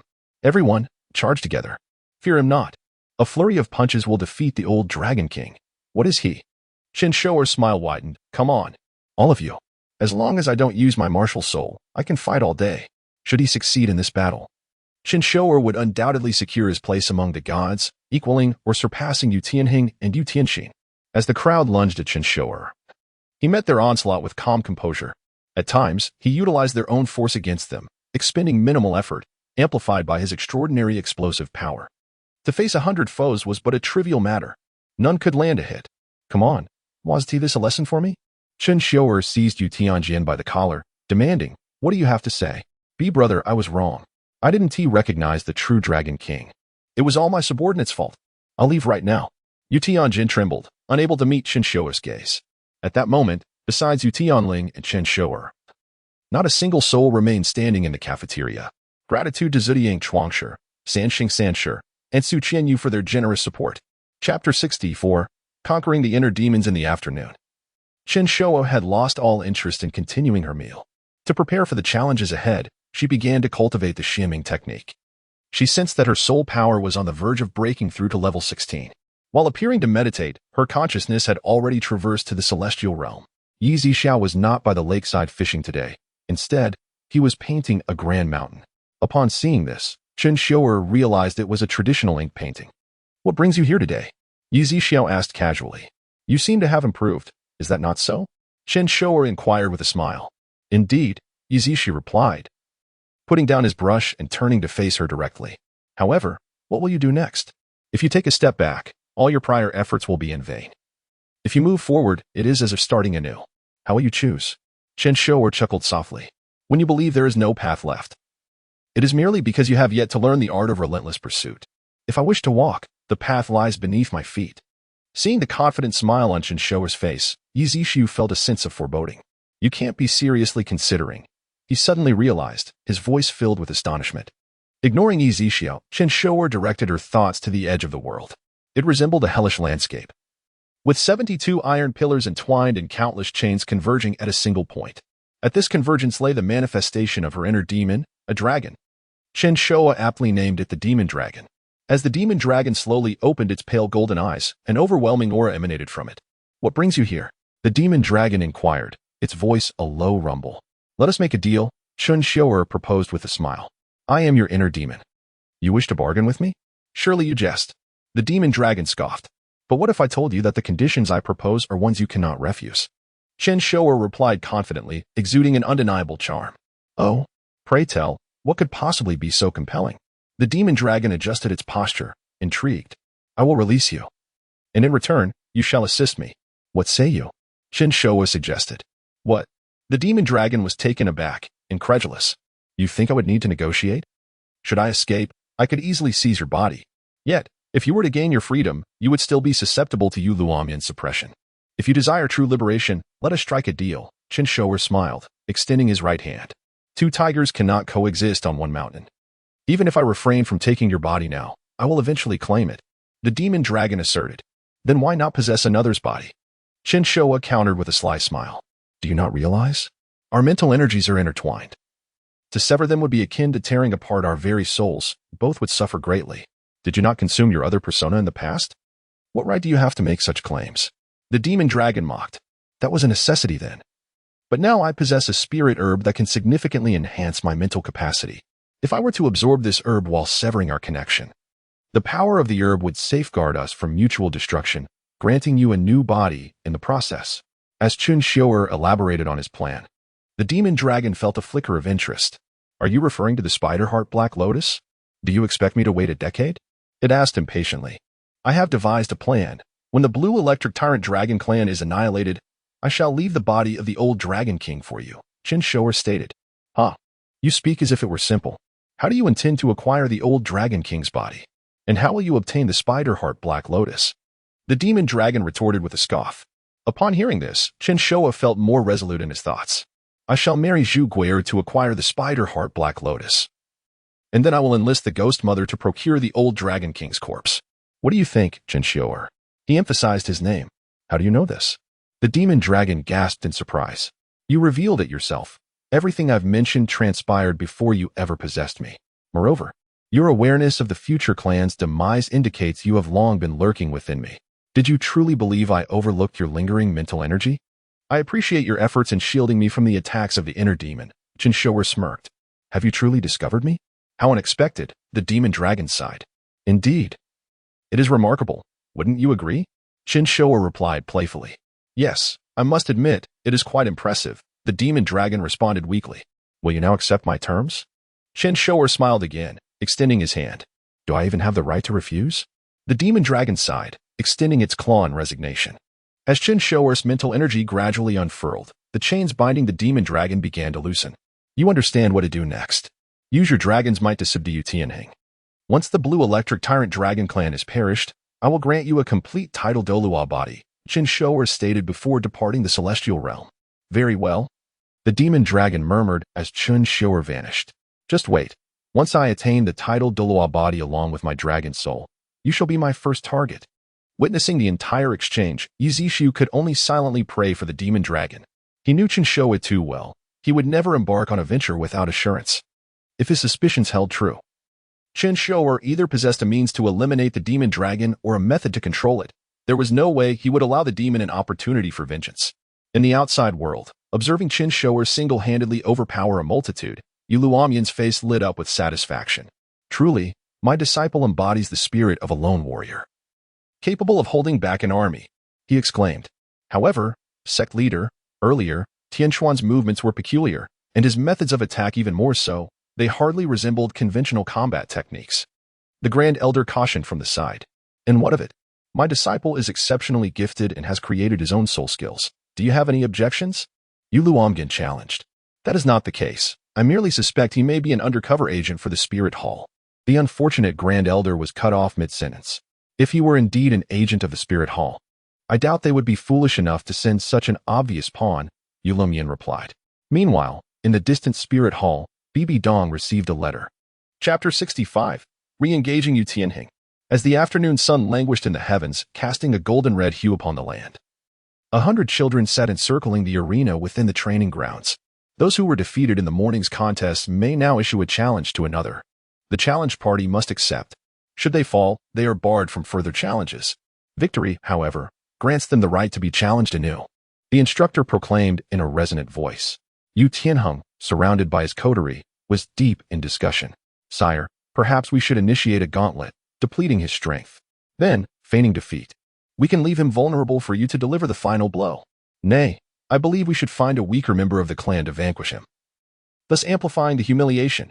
Indeed, had we employed our spirit abilities from the outset, he would never have prevailed against us. Enough, Yu Tianheng interjected, halting their machinations. He shall be defeated by my own hand. He clenched his fist, determination etched upon his face. With a surge of explosive power, Yu Tianheng leaped onto the platform. Yu Tianqian, come forth. This time, fortune shall not favor you, he declared, his tone laced with malice. Chen Xiuer responded with a smile. Do not always wear such a grim countenance.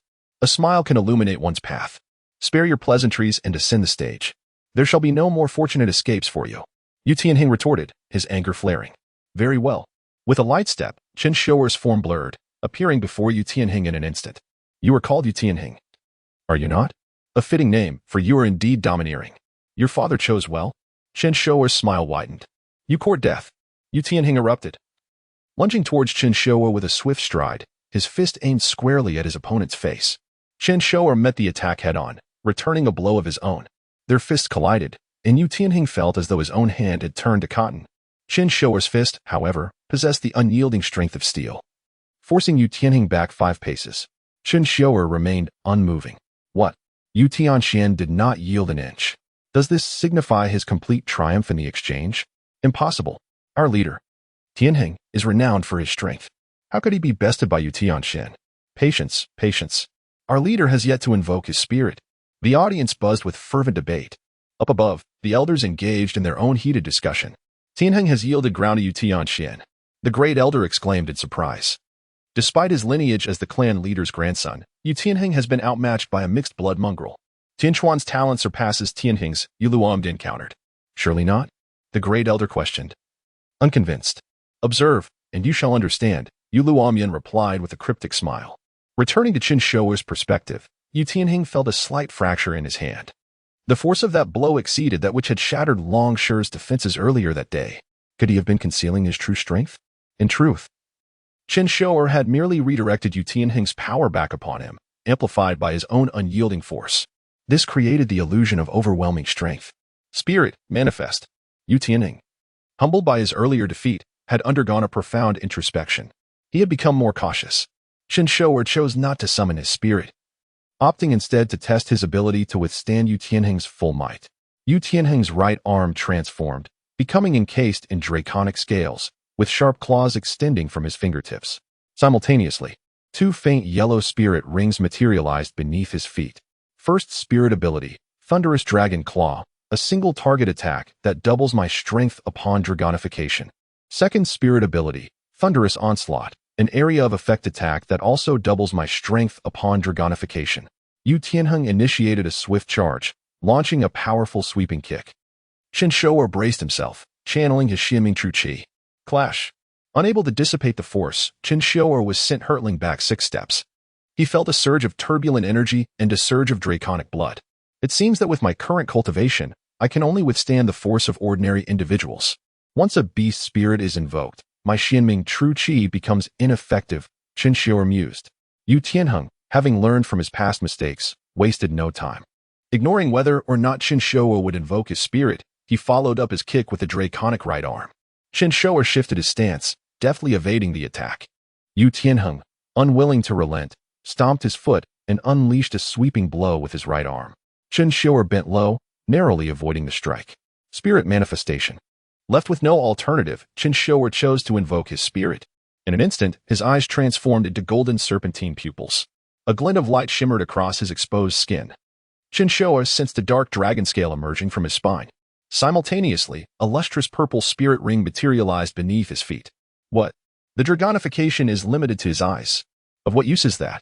Nay, perhaps dragonification enhances his vision? But to what avail? It is useless. Aha. Truly a worthless hybrid. Are you not focusing on the wrong aspect? His first spirit ring appears to be a millennium-level ring. Impossible. How could his first ring be a millennium-level ring? He must be employing some form of trickery. Regardless of its age, he is still merely a one-ringed spirit master. He cannot possibly defeat our leader, Tianheng. Look, our leader. Tianheng has halted his assault. Yu Tianheng gazed upon Chen Xiuer with amusement. I now comprehend why you hesitated to invoke your spirit. It offers no augmentation to your strength. He mocked. Then, dare you test your ability to defeat me? Chen Xiuer's golden dragon eyes flashed with a glint of light. Up on the platform, what? A millennium-level spirit ring. How is this possible? Never have I witnessed a child capable of absorbing a millennium-level ring as their first. The great elder exclaimed in disbelief. And now you have, Yu Luomyan replied with a smile. This. The great elder was rendered speechless. He now understood why Yu Luomyan had taken Chen Xiuer as his disciple. Such a prodigious talent would entice anyone. He also realized why Yu Luomyan had such confidence in Chen Xiuer. A child of such extraordinary talent would be fiercely protected by the spirit hall, never to be released into the world. A wave of envy washed over the great elder. Yu Guangtian's aged face was creased with a wide, joyous smile. Yu Tianheng, seeking a swift resolution, decided to unleash a decisive blow. First spirit ability, Thunderous Dragon Claw. Chapter 66. Triumph over Adversity. Strictly speaking, Chen Xiuer's present endeavor constitutes a challenge that transcends the conventional boundaries of power. For Yu Tianheng, a scion of the second circle, to engage one of the first circle would be a victory devoid of honor, and a defeat utterly humiliating. Yet, the formidable presence Chen Xiuer established in the initial stages has captivated hearts, causing many to overlook this disparity. Indeed, despite being of the first circle, the Millennium Soul Ring alone is enough to overshadow the numerical discrepancy in soul rings. Yu Tianheng invoked his inaugural soul technique, Thunderous Dragon Claw. In an instant, lightning coalesced upon his right hand, unleashing a resplendent radiance. Chen Xiuer swiftly responded, activating his own initial soul technique, Thunderclap. Instantly, lightning enveloped Chen Xiuer's legs as he surged forth with unmatched velocity, akin to a dragon's legs incarnate. Yu Tianheng, caught unawares, unleashed his initial soul technique. Chen Xiuer, with heightened speed and draconic pupils, evaded the strike. The dragon eyes amplified his vision, granting him dynamic sight and unparalleled acuity. Thunderclap. Chen Xiuer intoned a second time. Yet this time, the lightning did not gather upon his legs. Instead, it coalesced entirely upon his right hand. With a swift accumulation of electricity and a resounding avian cry, Chen Xiuer delivered the thunderous blow upon Yu Tianheng. It was akin to a chidori. Yu Tianheng, assailed by this unexpected onslaught, found his chest pierced through. The penetrating force of the lightning left a scorched wound upon his chest. The fabric of his attire turned to ashes. Second soul technique, Thunderous Onslaught. A torrent of electrical energy erupted from Yu Tianheng, forming a barrage of lightning currents aimed at Chen Xiuer. Chen Xiuer swiftly invoked his initial soul technique, Thunderclap. Lightning enveloped his legs as he executed the ghostly shadow perplexing steps, deftly evading the relentless pursuit of the lightning strikes. Yu Tianheng, his resolve unyielding, channeled the lightning into a vast net, seeking to ensnare Chen Xiuer. Once more, Chen Xiuer activated his soul technique, lightning coursing through his form. Crack! Chen Xiuer leaped forth, piercing through the electrical net. What? He had breached the barrier unscathed. Could the Millennium Soul technique be so formidable? The audience was dumbfounded. Save for two figures who comprehended the unfolding events, Chen Xiuer appeared unharmed, yet the majority of his dragon scales had been ravaged. Yu Luo Mian keenly observed the transformation, aware of the latent scales upon Chen Xiuer's person. Should the inverse scale remain intact, the latent scales would regenerate indefinitely. However, its destruction would spell Chen Xiuer's demise. Thus, Chen Xiuer's strategy centered on preventing his adversary from reaching his back. This lad is so elusive. Could he be of the agile assault type? Our clan possesses scant few agile assault practitioners, save for those with dragon wings. He is indeed a rarity. Subsequently, Yu Tianheng, clutching his chest, slowly rose, the searing pain serving as a constant reminder. First soul technique, Thunderous Dragon Claw. This time, Yu Tianheng imbued both hands with the Thunderous Dragon Claw. Having unleashed numerous soul techniques, coupled with his Millennium Soul Ring, his soul power reserves were undoubtedly dwindling. I shall engage him in a battle of attrition. Yu Tianheng's assessment was accurate. Chen Xiuer's soul power was indeed depleting at an alarming rate. Yet, he remained oblivious to the suppression of his abilities. The original 100 power amplification had been reduced to a mere 50. This was due to the malevolent dragon, a manifestation of Chen Xiuer's inner demons, constantly emitting dragon might, suppressing all of Yu Tianheng's attributes. This was the essence of the dragon soul, dragon might. It could suppress and restrict the power, defense, speed, and soul technique intensity of others, acting as a debuff. Unbeknownst to Yu Tianheng, his attacks had been weakened by half. Yu Tianheng, his hands adorned with the Thunderous Dragon Claw, charged towards Chen Xiuer. Chen Xiuer, his hands crackling with lightning, swiftly restrained Yu Tianheng's hands. Yu Tianheng instantly launched a kick. Chen Xiuer, relinquishing his right hand to evade the blow, inadvertently presented an opportunity to Yu Tianheng. The Thunderous Dragon Claw of his left hand struck once more. Chen Xiuer, realizing evasion was futile, activated the Spirit Emperor's gaze. The golden hue of his eyes intensified, causing Yu Tianheng's eyes to involuntarily adopt a pale golden tint. A fleeting moment unnoticed by the onlookers. Chen Xiuer had strategically positioned himself, concealing the subtle transformation from view. Chen Xiuer, however, had no need for concealment, his golden dragon eyes being a natural attribute. Thunderclap, Chen Xiuer intoned, as his right hand once again crackled with lightning. Yu Tianheng's reaction came too late. The two fists collided once more. This time, the clash of lightning unleashed a cataclysmic transformation. Destruction, penetration, annihilation. The paralyzing effect of the lightning was abandoned, leaving only the most potent penetration and destruction to dominate the battlefield. Break. Yu Tianheng roared. Blue electrical arcs intertwined. The collision of forces igniting sparks and flashes. Inflict another wave of dragon might upon him. Chen Xiuer telepathically commanded.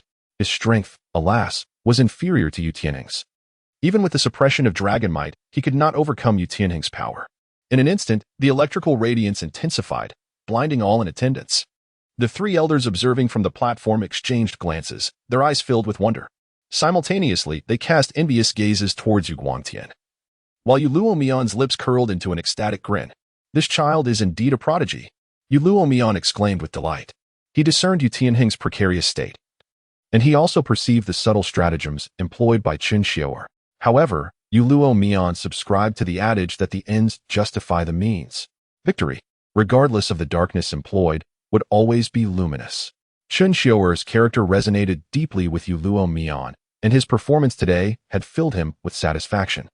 The more Yu Luomian fathomed Chen Xiuer, the more he perceived him as a treasure trove, an inexhaustible repository, each exploration yielding a delightful surprise. Chen Xiuer, meanwhile, struggled to endure, his soul power reserves nearly depleted. The malevolent dragon incessantly unleashed dragon might, yet Yu Tianheng remained as ferocious as gunpowder. Echoed the dual roars, as the electrical discharge engulfed the arena. Both combatants had poured all their soul power into this final exchange. Success or failure hinged upon this moment. Boom. With a deafening explosion, the electrical radiance slowly dissipated. Yu Tianheng collapsed onto the arena floor, succumbing to unconsciousness. Chen Xiuer, however, stood tall before him. His attire tattered, his flesh gleaming with a radiant luster, yet marred with traces of blood.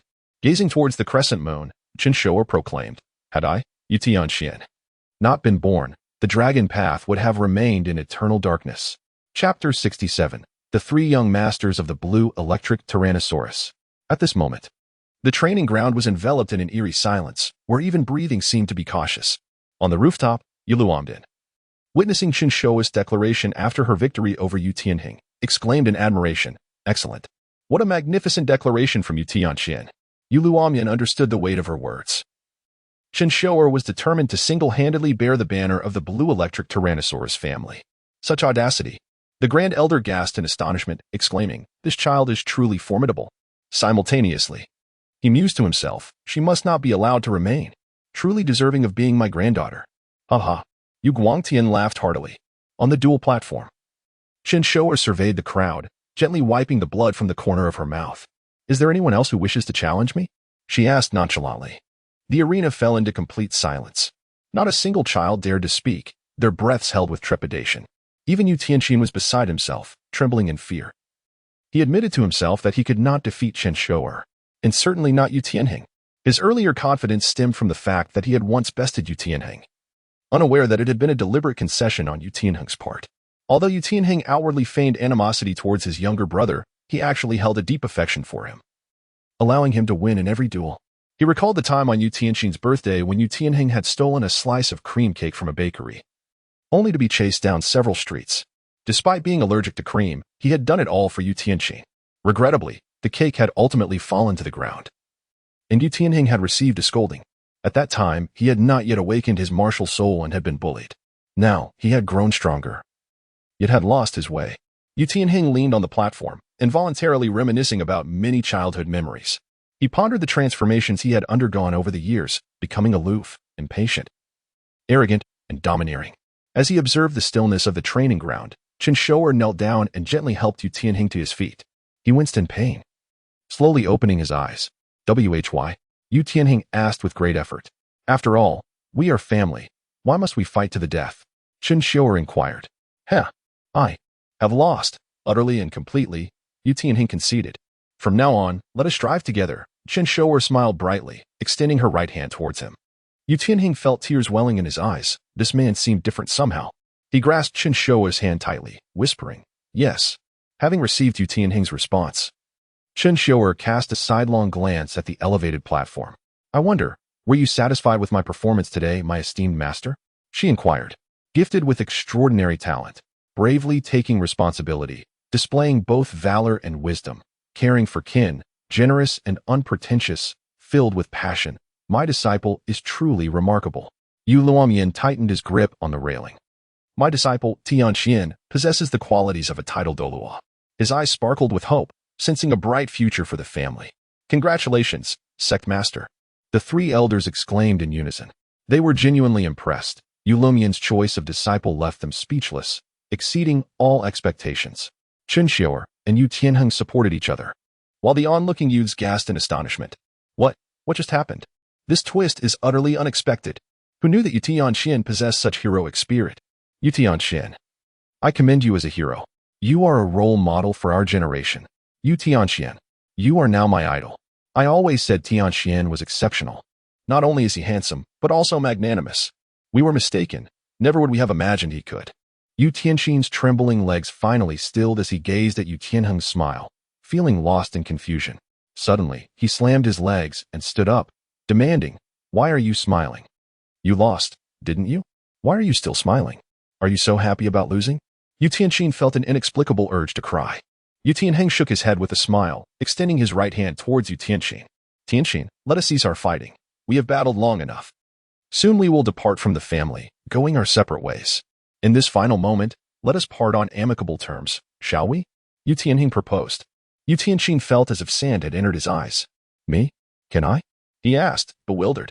Trust me, and trust Tianxian, Yu Tianheng said, glancing at Chen Xiuer, who was also smiling and extending her hand toward Yu Tianxian. In an instant, tears streamed down Yu Tianxian's face. Why are you all like this? Am I truly worthy to stand alongside you? He questioned, lost in despair. Thus, Yu Tianxian slowly approached the platform, while Yu Tianheng struggled to lift Yu Tianxian's hand. Yu Tianxian, startled, quickly assisted Yu Tianheng, and the three of them supported each other, sharing a silent smile. In the future, our family will be upheld by us. Why must we engage in a life-and-death struggle? Chen Xiuer asked. Indeed, fighting endlessly loses its meaning, Yu Tianheng replied, having gained clarity through his defeat. He began to mature and grow steadier. This was growth. While Yu Tianxian still retained a youthful disposition, he was merely being prideful, yet he nodded in agreement. Three young masters of the blue electric Tyrannosaurus. Suddenly, someone in the crowd shouted. Three young masters of the blue electric Tyrannosaurus. Three young masters of the blue electric Tyrannosaurus. Upon hearing the cheers from the clan members below, Chen Xiuer and the others smiled. This was the tale of the future legends, the three young masters of the blue electric Tyrannosaurus. On the rooftop, Yu Luomian turned to the three elders, exchanging knowing smiles. Did we not also come this way in the past? Well then, there are other clan matters to attend to. I shall take my leave. With that, Yu Luomian departed. A faint smile lingering on his lips. The sect master's mood seems quite pleasant, remarked the inconspicuous second elder. Indeed, Yu Guangtian sighed. His own spirits were high, though the grand elder appeared somewhat gloomy. Nevertheless, he genuinely felt glad to see the emergence of elite successors within the family. Well then, we old fellows should get busy, the grand elder declared. Yu Guangtian stroked his beard, agreeing, yes, we are aging. The future of the clan belongs to them. Haha. The three shared a smile before parting ways. The only one feeling discontent was Yu Tianling, who felt overlooked. Meanwhile, a group of vixens cast flirtatious glances at Chen Xiuer, which only deepened Yu Tianling's discomfort and frustration. Yet one person felt even more distressed, Yu Tianjian, who had previously led the charge against Chen Xiuer. Now that their leader had become her brother, his earlier actions felt utterly awkward. Am I not loyal? I truly was, but what now? Can the leader's brother be struck down? Is this not an affront? Thus, Yu Tianjin was filled with frustration, reaching a level where he felt he could burst with internal injuries. I fought tooth and nail for you, and you all just share a smile, and everything is fine? In the end, I am the only villain. Yu Tianjin gritted his teeth and declared. Chen Xiuer naturally noticed Yu Tianjin, who merely revealed a mysterious smile. Chapter 68, The Master-Disciple Ceremony. 3 days later, Chen Xiuer, Yu Tianheng, and Yu Tianxin became friends. The trio dominated the younger generation of the blue electric Tyrannosaurus family, basking in the glory of their newfound camaraderie. Meanwhile, Yu Tianheng learned of Chen Xiuer's decision to take his grandfather as her mentor. At that moment, the three were seated outside a milk tea shop, drawing attention to themselves. Isn't this supposed to be ancient times? Where does milk tea come from? One might quip. And what about the cake? If there's cake, there must be cream. Surely mixing cream into milk tea isn't that difficult? Each of the trio ordered a cup of milk tea, settling into the most conspicuous spot in the shop. By the way, Tianxin, weren't you fond of Tianling? Chen Xiuer inquired with a smile. How could that be? I merely found her appearance appealing and wanted to converse with her more. Besides, how could I possibly steal my elder brother as prey? Yu Tianqin replied with a mischievous grin. We are siblings, and you, being older than me. Calling me brother, doesn't he that feel odd? Chen Xiuer remarked. Yu Tianqin patted his chest, declaring, You are someone I genuinely admire, so I call you brother with utmost sincerity. Chen Xiuer chuckled, tacitly accepting his sentiment. Tomorrow is the master-disciple ceremony. From now on, we shall truly be a family. Indeed, but according to our lineage. You should be my disciple, right? Chen Xiuer's smile deepened. With her taking Yu Tianheng's grandfather as her master, their statuses were no longer aligned. Yu Tianheng faltered, feeling the awkwardness. Doesn't he that mean I'm also your disciple? Yu Tianqin seemed displeased with this hierarchy. Haha. In our trio, although I am the youngest, I hold the highest rank, Chen Xiuer joked. Impossible. I would never call you uncle. Not in a lifetime. Yu Tianqin declared proudly. Everyone eventually succumbs to the truth. And you will too, in due time, Chen Xiuer smiled knowingly. Humph. Even if I had to bark like a dog or jump into a pit of filth. I will never address you as uncle. Yu Tianqin insisted resolutely. A day later, at the master-disciple ceremony, Tianqian, from this day forth, you shall be the direct disciple of Yu Luomian. Should anyone dare bully you, I, your master, will naturally take responsibility. Yu Luomian proclaimed solemnly. By the grace of the dragon god, I, Yu Luomian, today take on a disciple and shall teach diligently. Imparting the spirit of the dragon and the might of the dragon god. Should I violate this oath, may my dragon bones be stripped, my dragon blood drawn, and my dragon soul scattered, condemned to the dragon abyss for eternity. Yu Luomian knelt at the altar. Chen Xiuer knelt beside him, proclaiming loudly, I, Yu Tianqin, am honored to receive my master's affection today. I shall learn the spirit of the dragon god and uphold the name of the dragon god. Should I breach this oath? I shall surely descend into the dragon abyss for eternity. With the oath spoken, a dragon's roar echoed. Yu Luomian rose slowly, and Chen Xiuer stood beside him. Yu Luomian placed a hand on Chen Xiuer's shoulder and addressed the younger generation. Why aren't you greeting your uncle? He commanded sternly. Who are the younger generation? They wondered. Oh, it's Yu Tianqin, Yu Tianheng. Uncle, uncle. Seeing these younger ones address him as uncle, Chen Xiuer could easily sense their embarrassment. Yet, even Yu Tianheng called him uncle. But Yu Tianqin remained defiant. Yu Luomian's brow furrowed. Tianqin. Why do you not call him uncle? Do you have a grievance against your uncle? You uncle. Yu Tianqin struggled to utter the word. Recalling his vow from the previous day, today, the truth was undeniable. Who are you? Yu Luomian's anger surged. Uncle. Yu Tianqin felt his dignity slip away. I, Yu Tianqin, am unyielding. Chen Xiuer smiled knowingly. Did I not tell you? Everyone eventually succumbs to the truth. As the ceremony neared its conclusion, Elder Yu Guangtian hurriedly arrived. His expression fraught with urgency. Chen Xiuer noticed his arrival and greeted him with a gentle smile. Grandfather. Yet, Yu Guangtian paid her no mind. He whispered something into Yu Luomian's ear before hastily stepping aside. Yu Luomian's expression turned grave as he nodded, then swiftly departed. Chen Xiuer quickly followed, casting a questioning glance at him. Yu Luomian met her gaze with seriousness. Yu Tianjin is dead. What? Chen Xiuer exclaimed, disbelief washing over her. Can you believe it? Just yesterday, Yu Tianjin sparred with you, and now he is dead. Some may wish to frame you for this, Yu Luomian cautioned.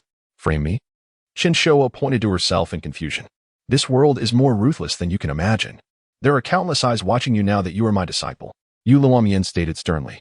Human hearts can be treacherous. I understand, master. I will not let them succeed. Chen Xiuer vowed resolutely. Awareness is a good start.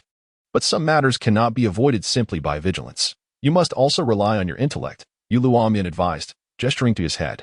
Chen Xiuer understood. He meant to use her mind. What should I do, master? She inquired. From now on, think critically, observe keenly, and learn diligently, Yu Luomian instructed, quickening his pace as if to distance himself from those behind them. Chen Xiuer glanced back, noticing Yu Tianheng and Yu Guangtian were lagging, seemingly intent on keeping their distance from Yu Luomian. Master, what specifically should I learn? Chen Xiuer asked. Walls have ears. Be cautious with your words and actions. These are lessons for your future, Yu Luomian replied gravely. From now on, observe each person's appearance, remember their character, and recognize their true natures until you can see through everyone's hearts at a glance. Yu Luomian was imparting the wisdom of life. The moment he accepted Chen Xiuer as his disciple, he regarded her as his own child. His own son may not have been remarkable, but he had produced an exceptional granddaughter. Yet, that was only because Yu Lumian had pushed them to cultivate diligently. Yu Lumian had longed for a diligent, hard-working, and talented child to take as his disciple. Now, he had finally found one. He resolved to ensure that she would not live with regrets, passing on all his lifelong knowledge to Chen Xiuer. Meanwhile, in the spirit hall, Bibi Dong knelt before a statue of an angel in prayer when suddenly a follower rushed in. Frowning, she was startled as the follower handed her a letter. She accepted it slowly, and the follower withdrew. A wild child from outside, Yu Tianxian, previously of little concern, has unexpectedly become Yu Luomian's disciple, Bibi Dong mused. What secrets does Yu Tianxian conceal? With that, she set the letter down and turned back to the angel statue. A fleeting look of longing crossed her exquisite face. Chen Xiuer, she must have succeeded by now. Perhaps she has long since succeeded. Xiao Gang, rest assured, I will avenge you soon. That time is drawing near. The soul hunting will commence shortly. Just wait a little longer. Chapter 69, The Enigmatic Murder Case of Yu Tianjin in No Time. Yu Luomian arrived at the residence of Yu Tianjin, accompanied by Chen Xiuer. At that moment, Yu Tianjin's mother was inconsolable, weeping uncontrollably, while his father attempted to offer her comfort. However, upon seeing Yu Luomian's arrival, both parents bowed deeply. Addressing him with reverence, we pay our respects to the sect master. Sect master, my son he is gone. You must seek justice for him. Yu Tianjin's mother pleaded, kneeling on the ground. Yu Luomian hurriedly assisted her to her feet, saying, there is no need for haste, please. Recount what transpired. Thank you, sect master. Yu Tianjin's mother replied, tears streaming down her face. Let us enter the house. Yu Tianjin's father beckoned to the others. Thus, Chen Xiuer followed Yu Luomian into their home. Yu Tianjin's lifeless body lay cold upon a table. Please, tell me everything that occurred, Yu Luomian inquired. The Blue Sky Tyrannosaurus family had not witnessed a homicide or vendetta in over a decade. Now, it seemed, a storm was brewing. Yu Luomian sighed in resignation. I recall last night, just before dinner, someone came to summon Tianjin. It appeared to be someone he knew. We urged him to return early, yet he never came back. Yu Tianjin's mother continued, tears falling anew. Taking advantage of the distraction, Chen Xiuer discreetly manifested a white halo upon her right hand. I appreciate your contribution. I shall accept your martial spirit, she silently affirmed.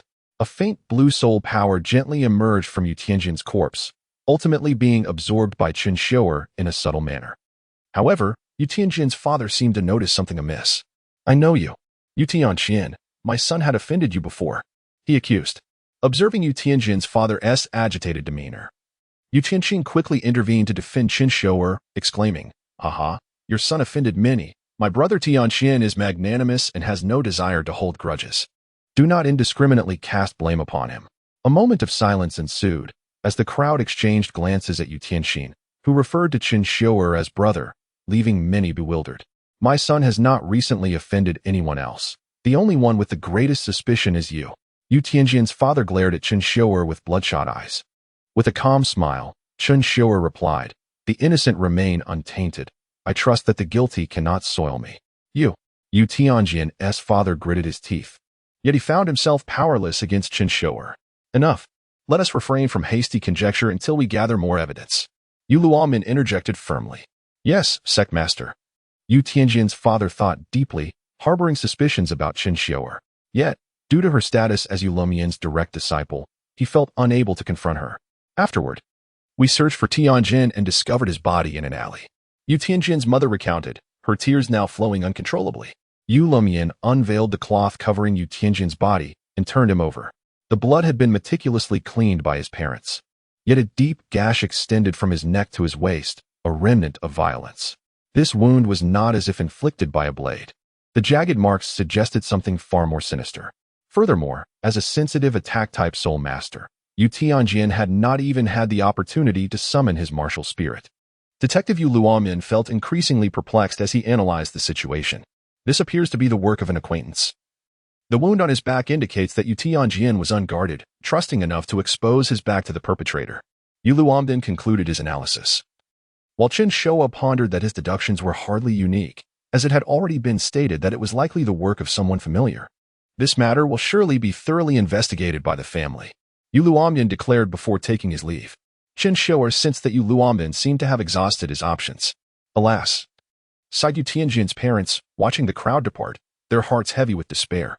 Meanwhile, Chen Xiuer, who had surreptitiously acquired Yu Tianjian's blue electric Tyrannosaurus martial spirit, secretly reveled in her triumph. Little did they suspect that Yu Tianling would be the one to assassinate Yu Tianjian.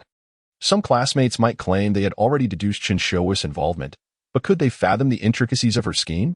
Patience, dear reader, the narrative continues. Sect Master. At the Yu Luomian residence, all of Yu Luomian's descendants gathered, including Yu Guangtian. Overall, the suspicion points most heavily towards Xian'er, Yu Luomian remarked somberly. Grandfather, Tianxian is absolutely innocent. She has been with us nearly all this time. Yu Tianheng hastily defended Chen Xiuer. A flicker of exasperation crossed Yu Luomian's brow. Tianheng, you have changed. I did not accuse Xian'er, merely noted that the suspicions surrounding her are substantial. Those outside will certainly exploit this matter. And what of it? My brother Tianxian is completely blameless, Yu Tianling asserted. Yu Luomian sighed inwardly once more. Children grow up, their loyalties shifting. Regardless, you may leave now. I wish to speak with Tianxian, he instructed the others. Yu Tianheng and Yu Tianling exchanged lingering glances with Chen Xiuer before departing. Yu Guangtian seemed to want to speak with Chen Xiuer but ultimately refrained, catching Yu Luomian's stern gaze. As the crowd dispersed, Yu Luomian's expression grew increasingly somber. I suspect this incident was perpetrated by someone within the family. The dragon transformation aspect points to dragon claws, and it is a girl. These were words Yu Luomian had previously withheld. I already know who is responsible, he declared, as Chen Xiuer's pupils dilated in disbelief. How could he possibly know? I executed this plan flawlessly, with ample alibis. It must be Yu Tianling. Yu Luomian's voice was low, reminiscent of a seasoned smoker. Curse it. Yet, relief washed over her. At least her master had only suspected Yu Tianling, not her. Last night, Chen Xiuer had employed the Eye of the Spirit Monarch to lure Yu Tianjian out in the dead of night. The method was one of seduction. As for further specifics, let your imagination run wild, for such details are not to be inscribed. Yu Tianling had used the pretext of changing clothes to request Yu Tianjian to turn around.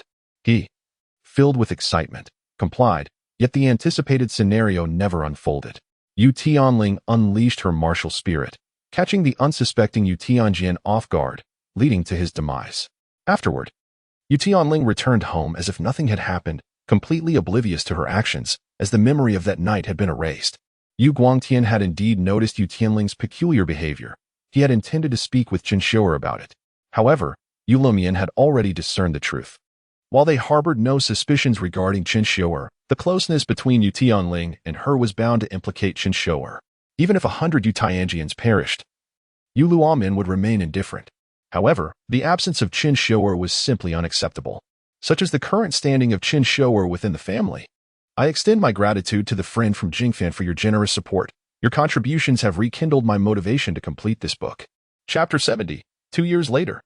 Xian'er, you are exceptionally gifted. You must comprehend the implications of my words, inquired Yu Luomian. Chen Xiuer understood perfectly well what Yu Luomian meant. He was urging her to sever familial ties for the greater good. However, Linger had yet to be exposed. It seemed too premature for such drastic measures. Chen Xiuer was reluctant to sacrifice Yu Tianling's life, not out of emotional attachment, but due to pragmatic concerns. As of now, her identity remained concealed. But what if it were to be unveiled? The repercussions would extend far beyond her own existence.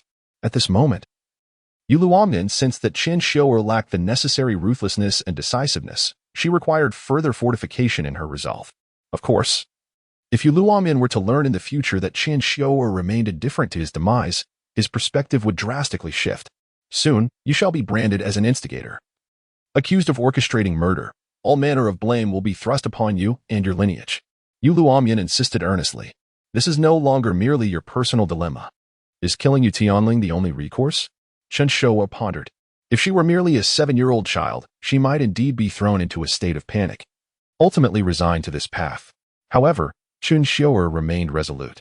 When you believe that all avenues are closed, it is often because you have yet to learn the art of manipulation. As long as you desire a path forward, one shall indeed lie beneath your feet. Master, I have a plan. Grant me a day.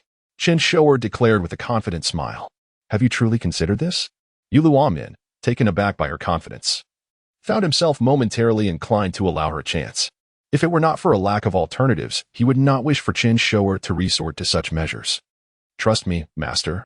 Give me a day, and I shall present you with a satisfactory resolution, she asserted before turning away with unwavering confidence. As long as Chen Xiuer remained undisclosed, all would be well. Yu Luomian was unaware that Chen Xiuer possessed the soul bone of the head, a relic of 100,000 years, capable of transformation. The following day, the perpetrator made a bold appearance, none other than Yu Xiaolei. His martial spirit was not the blue electric Tyrannosaurus, but rather a mutated serpent dragon, and thus he was not of the main lineage. Yet, no one could have anticipated that he would be the culprit, a spy for the Spirit Hall. Consequently, Yu Luomian seized him, exposing the infiltrators from the Spirit Hall within their ranks.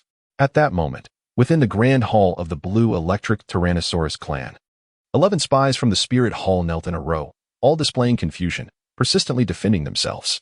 They were oblivious to the reasons behind their exposure. Yu Luomian cast a furious glance around. All were outsiders, none from the inner clan. Humph! Have the claws of the Spirit Hall extended this far? They dare to conspire against our kin, Yu Luomian demanded. Yu Xiaolei glared at him with unbridled fury, laughing maniacally. Why bother with such grandiloquent excuses? What does it matter if you capture me? The Spirit Hall will inevitably crush the Blue Electric Tyrannosaurus clan. Yu Xiaolei was indeed unfortunate. He had been in correspondence with the Spirit Hall the previous night, and upon receiving a letter, his family was suddenly scrutinized. Not only did they possess fabricated evidence concocted by Chen Xiuer, but they also bore irrefutable proof. Who could withstand such a blow? Chen Xiuer had not intended for this to transpire. She merely sought a scapegoat, masquerading as an outsider, Yu Xiaolei. But now, calamity had struck, and his family was under investigation. Along with his fellow brethren, all were spies for the Spirit Hall. Upon learning of this, Yu Luomian's gaze towards Chen Xiuer transformed entirely. My disciple is indeed extraordinary. My apprentice, Tianxian, possesses the bearing of a titled Douluo. Drag them all away and interrogate them rigorously, should any resist to the death. They shall have their tendons severed and be infused with dragon blood, commanded Yu Luomian.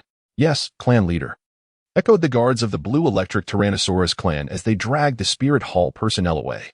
To this day, Yu Xiaolei remained bewildered as to how he had been discovered. Just wait. The Spirit Hall will inevitably trample the gates of the Blue Electric Tyrannosaurus clan. Observing Yu Xiaolei's desperate struggles, Yu Luomian smirked with pride. If that wretched Bibi Dong dares to come, I shall ensure she returns from whence she came.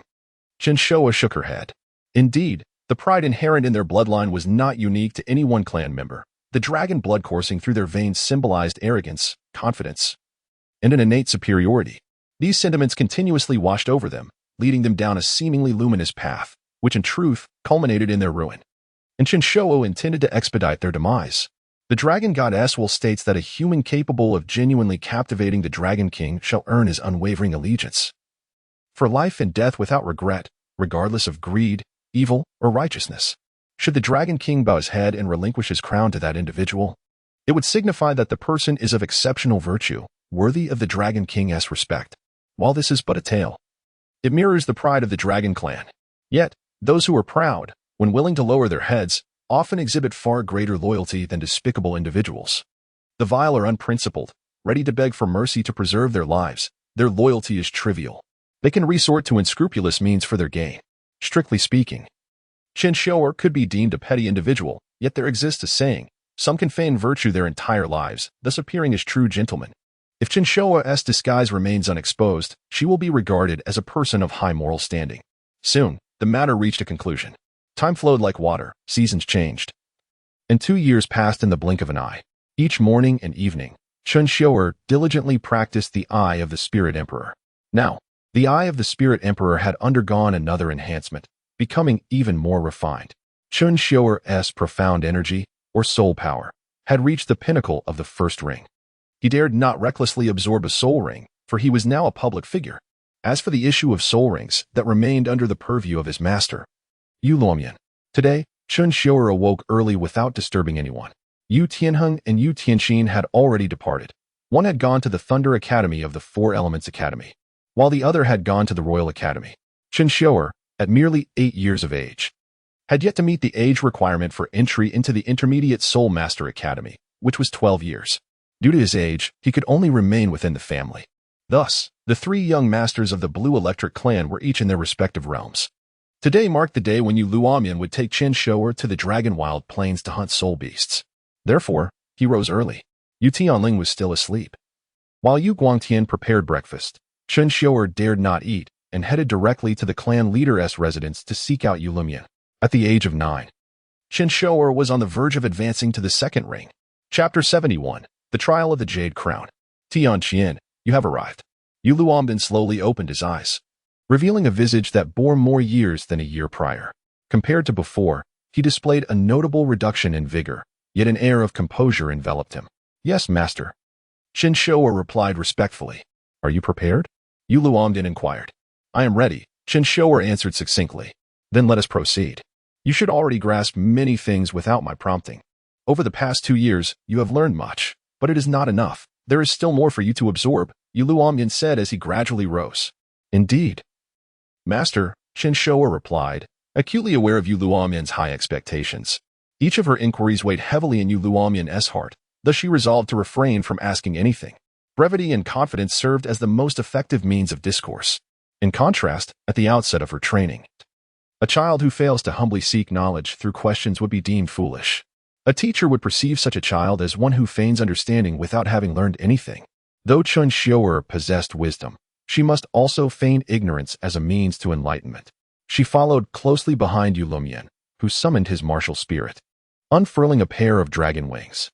His dragon eyes glimmered with a pale golden hue, and dragon scales gradually enveloped his form. 9 soul rings ascended from beneath him. Yellow, yellow, purple, purple, black, black, black, black, and red. With a swift motion, Yu Luombin seized Chen Xiuer with his dragon claw and soared into the sky. The speed was exhilarating, causing Chen Xiuer to squint against the fierce winds that lashed against her face, and the air grew increasingly frigid. Without uttering a word, Yu Luombin communicated the nature of his trial. Unfazed by the biting cold, Chen Xiuer smirked, questioning whether this could truly be considered a test. As if sensing her thoughts, Yu Luombin suddenly accelerated. In an instant, they burst forth from the blue lightning tyrant dragon sect, the ground below vanishing from sight, leaving only towering city walls in their wake. As Chen Xiuer felt the air thinning, each breath exhaled a cloud of mist. Is it cold? Yu Luombin asked. Not at all, Chen Xiuer responded, her tone steady. Yu Luombin nodded, increasing their speed further. Tianqian, do not hold it against me for my sternness. The sons of the blue lightning tyrant dragon family must learn to endure. Frost began to form upon Chen Xiuer's brows, yet Yu Luombin's pace remained relentless, moving so swiftly that to an ordinary person, they would appear as nothing more than a fleeting shadow. Even at such velocity, after 5 minutes, they had yet to exit the domain of the blue lightning tyrant dragon sect. Chen Xiuer had anticipated that today's hunt for soul rings would not be straightforward. It was intertwined with Yu Luombin's trial. 10 minutes later, her limbs had grown numb, frost clinging to her form. Only then did Yu Luombin begin to descend. Yet he showed no intention of landing. However, Chen Xiuer sensed the cold dissipating, warmth gradually returning to the air. We shall head to Longu Ridge, where the soul beasts typically possess a lifespan of a millennium. It is here that the subdragon soul beast suitable for your second soul ring resides, Yu Luombin stated suddenly. Hearing this, Chen Xiuer sighed in relief, recognizing that Yu Luombin's words signified the end of this trial. She was familiar with Longu Ridge. It was a nearby mountain range adjacent to Longya Plain. My defenses are fortified with hidden scales, and my evasion is bolstered by my first soul skill. What I lack, however, is offensive capability. The effects of Thunderclap's attack leave much to be desired, as I realized during my battle with Tianheng, Chen Xiuer remarked against the wind. The soul ring most suited to me at Longu Ridge should be the transforming dragonbone bee, she analyzed. Yu Luombin smiled and nodded. Tianqian, you have not disappointed. Your growth over these 2 years has been commendable. You have a clear understanding of your needs. What I have taught you has not been in vain. The more Yu Luombin reflected, the more gratified he became, feeling reassured that he could leave this disciple behind when his time came. Indeed, the transforming dragonbone bee can only attack once before perishing, yet its lethal strike, when executed by a 1,000-year specimen, can rival that of 10,000-year soul beasts. Yu Luombin exclaimed. Should you absorb its soul ring, you shall undoubtedly acquire its singular soul skill, the lethal strike.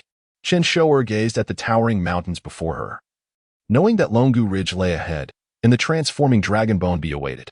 If I acquire this soul skill, I can utilize my first soul skill, Thunderclap, to deplete my enemy's strength, then employ my second soul skill for a decisive blow. Precisely so.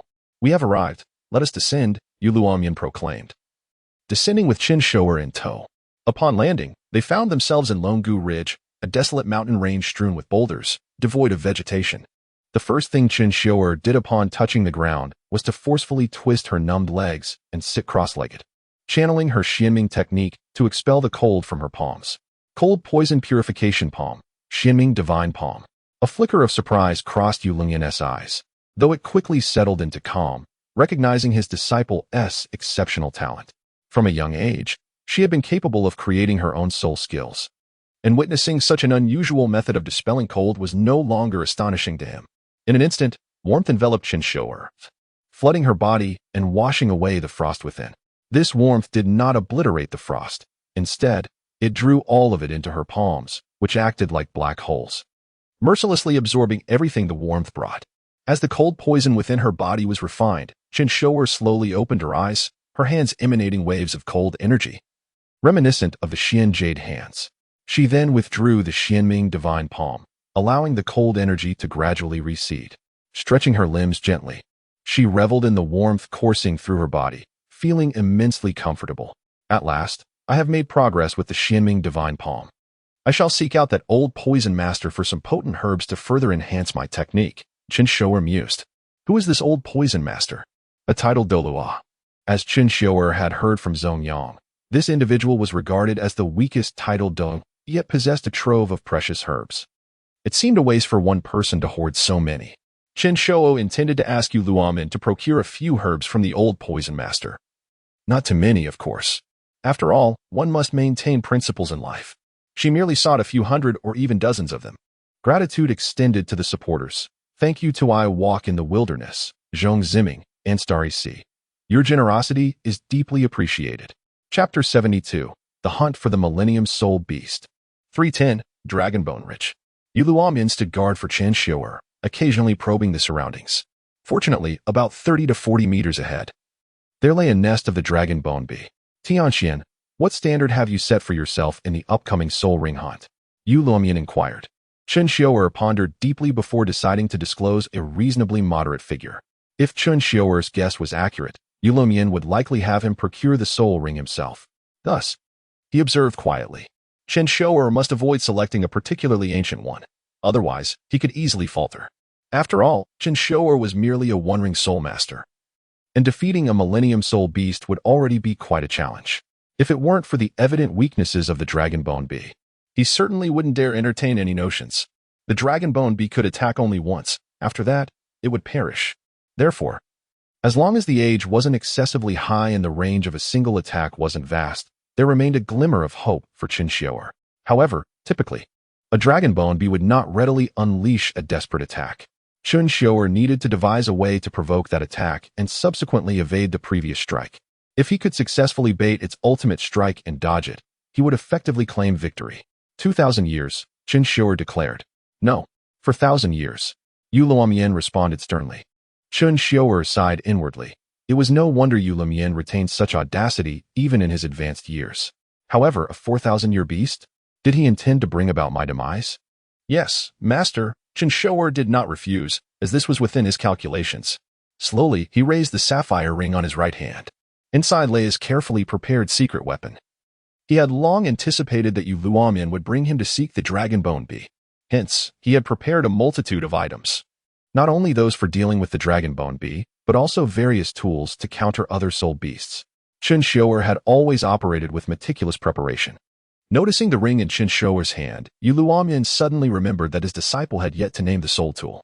It had been 2 years. Yu Luomin felt a tinge of age creeping in, his memory slightly faltering. Xianer, have you not yet named this ring? He asked. Chen Xiuer contemplated for a moment. Indeed, he had used the ring for 2 years without bestowing it a name. Let's call it the storage ring, he said. Storage ring? It is rather plain, yet acceptable. Yu Luomin mused, feeling the name lacked a certain grandeur befitting the identity of the Blue Lightning Overlord. Chen Xiuer lacked the sentimentality of Tang San, who would conjure names like the 24 bridges on a bright moonlit night. Such names seemed merely for embellishment. The name storage ring was simple yet profound, encapsulating infinite meanings within its simplicity.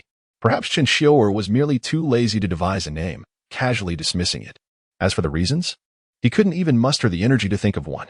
Chen Xiuer activated the storage ring, and in an instant, a jar of pure white honey appeared in his hand. The honey from the dragon bone bee, when applied to the body, could mask one's scent, preventing them from being attacked. A clever tactic indeed, Lumian remarked. Chen Xiuer smiled slightly and activated the storage ring once more, this time producing a pristine white bone flower. The bone flower, a favorite delicacy of the dragon bone bee, could be used as bait. It seemed Xiuer had indeed come prepared, Lumian praised again. Now, you may begin. Lumian intended to instruct Chen Xiuer to commence the hunt for the soul beast. However, Chen Xiuer suddenly raised his right hand, halting Lumian's words. Master, please wait. I have additional preparations, Chen Xiuer smiled. Lumian's lips twitched. His disciple was, indeed, quite cautious. Chen Xiuer activated the storage ring, casting forth an array of items, including some iron implements that he had commissioned the blacksmith to forge as concealed weapons. These were simple traps, among which were 2 hidden crossbows, a Zhuge crossbow, and a chain spike net. Lumian, intrigued by these contrivances crafted by Chen Xiuer, inquired, what purpose do these scraps serve? These are called concealed weapons. Though forged from mundane iron, their power is extraordinary, Chen Xiuer explained, affixing the 2 hidden crossbows to his wrist guards. Surveying the area, where only a massive beehive was visible, he deduced that no other soul beasts lurked nearby, allowing him to confidently set up the spike net. Subsequently, he strapped the Zhuge crossbow to his back. I am ready, master, Chen Xiuer nodded to Lumian. Lumian acknowledged with a nod, unfurling his dragon wings and soaring into the sky. In truth, Chen Xiuer's greatest assurance did not stem from these concealed weapons and minor tactics, but rather from the inner demon residing within him, the sinister dragon. Just yesterday, he had observed it seemingly engaged in a game of chess with Yi Zixiao. Sinister dragon, unleash your dragon might to bewilder the dragon bone bee, Chen Xiuer conveyed telepathically. All right, the sinister dragon replied lazily. The dragon's might had a negligible effect on most soul beasts. However, it exerted a considerable restraining influence on those possessing dragon blood. It should be noted that the blue lightning tyrant dragon, with its soul manifested as a dragon spirit, possesses a unique dragon might that differs from those in the Douluo series. This is a creative aspect of the author, capable of suppressing dragon kin of a lesser bloodline and those with dragon blood, while having no effect on ordinary soul beasts. This was Chen Xiuer's foremost source of confidence. With his martial soul manifesting, a layer of hidden scales enveloped Chen Xiuer's body, his eyes transforming into pale golden, slitted dragon pupils. He gradually smeared the honey over his body, emanating a delightful floral fragrance. Chen Xiuer then produced the bone flower, placing it atop the chain spike net. Immediately after, he poured the remaining honey over the bone flower. Lumian smiled slightly at this clever ploy. Lumian activated his second soul skill, drawing forth a nearly 4,000-year-old dragon bone bee from the distant hive. Chen Xiuer gasped in shock, hastily retreating to hide. Before him, a bewildered dragon bone bee was captured by Lumian, spinning in the air in utter confusion. The dragon bone bee was colossal, comparable to a great bear, sporting 3 pairs of snow-white dragon wings, with a formidable stinger dangling from its abdomen. Chen Xiuer recognized the creature's weakness lay in the 6 antennae atop its eyes. Severing these 6 antennae would render it devoid of hearing, smell, time sense, directional sense, spatial awareness, and the capacity to discern friend from foe. If all 6 antennae were lost, it might not even perceive its surroundings while swimming in muddy waters. After a couple of spins, the bewildered dragon bone bee finally caught a whiff of the honey sweetness and dove downwards. A manic grin spread across Chen Xiuer's face. Chapter 73, Absorbing the Soul Ring. 410, Unleashing the Dragon's Might. At the very moment when the dragon transformation bone bee approached the locking spike net, Chen Xiuer commanded the fallen dragon to release its dragon might. As the dragon transformation bone bee neared the scattered bone flower, it suddenly froze in place. In an instant, the locking spike net pinned the dragon transformation bone bee, as if a giant creature had opened its maw and clamped down upon it. Regaining its senses, the dragon transformation bone bee frantically flapped its dragon wings to ascend. However, due to the constraints of the locking spike net, it could not take flight.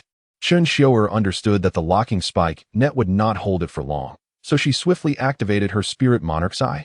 With the enhancement of her dragon gaze, coupled with the spirit monarch's eye, she could now perceive even the minutest disturbances in the air. At this moment, Chen Xiuer resembled an infallible archer.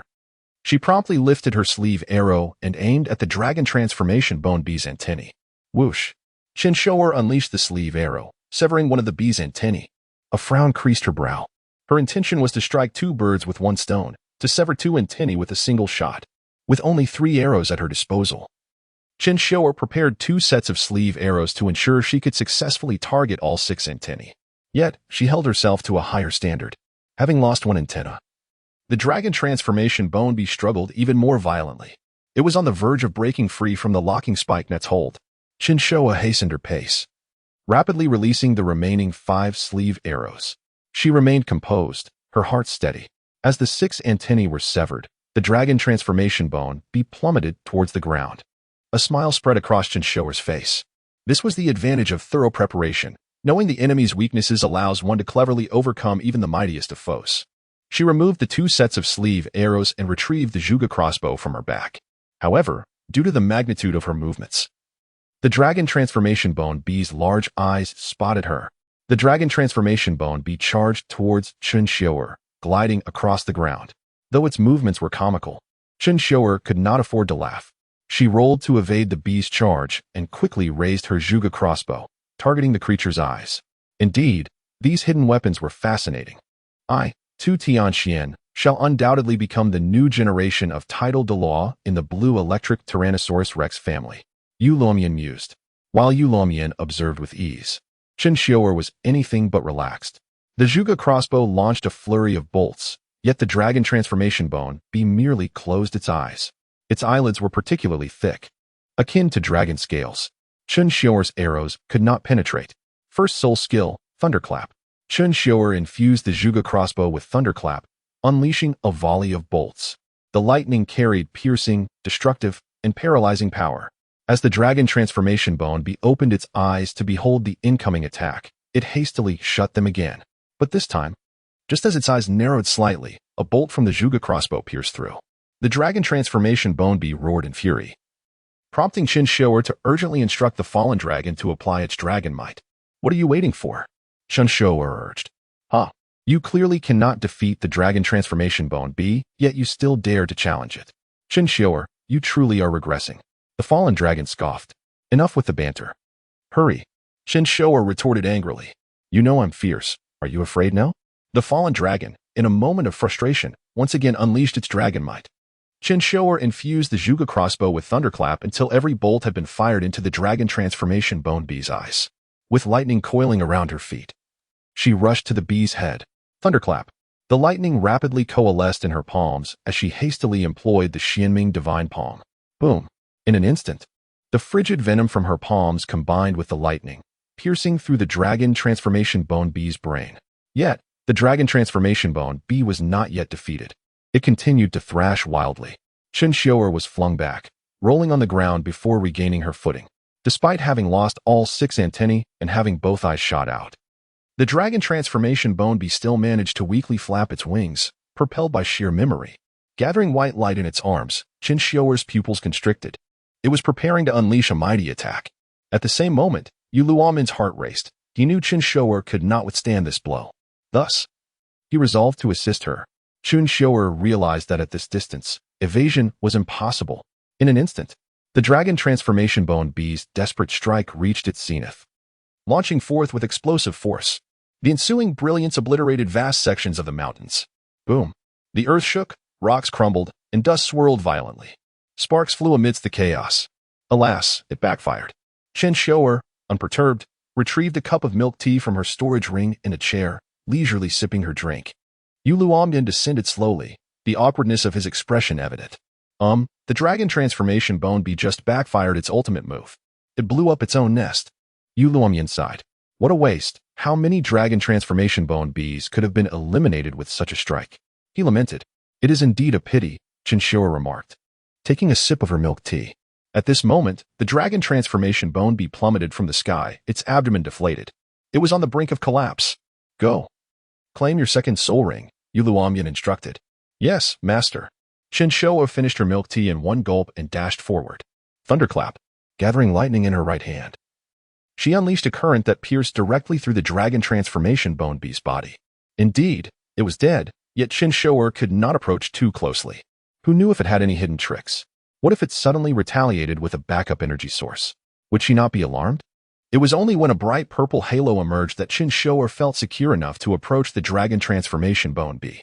Sitting cross-legged, Chen Xiuer activated the shimming technique, drawing the soul ring towards her head. In truth, she did not need to absorb the soul ring, as it would not replenish her own spirit power. This was merely a formality. If the soul ring were absorbed directly by the heavenly court space, it could be directly affixed to her martial soul. Then, Chen Xiuer would reach the 21st level.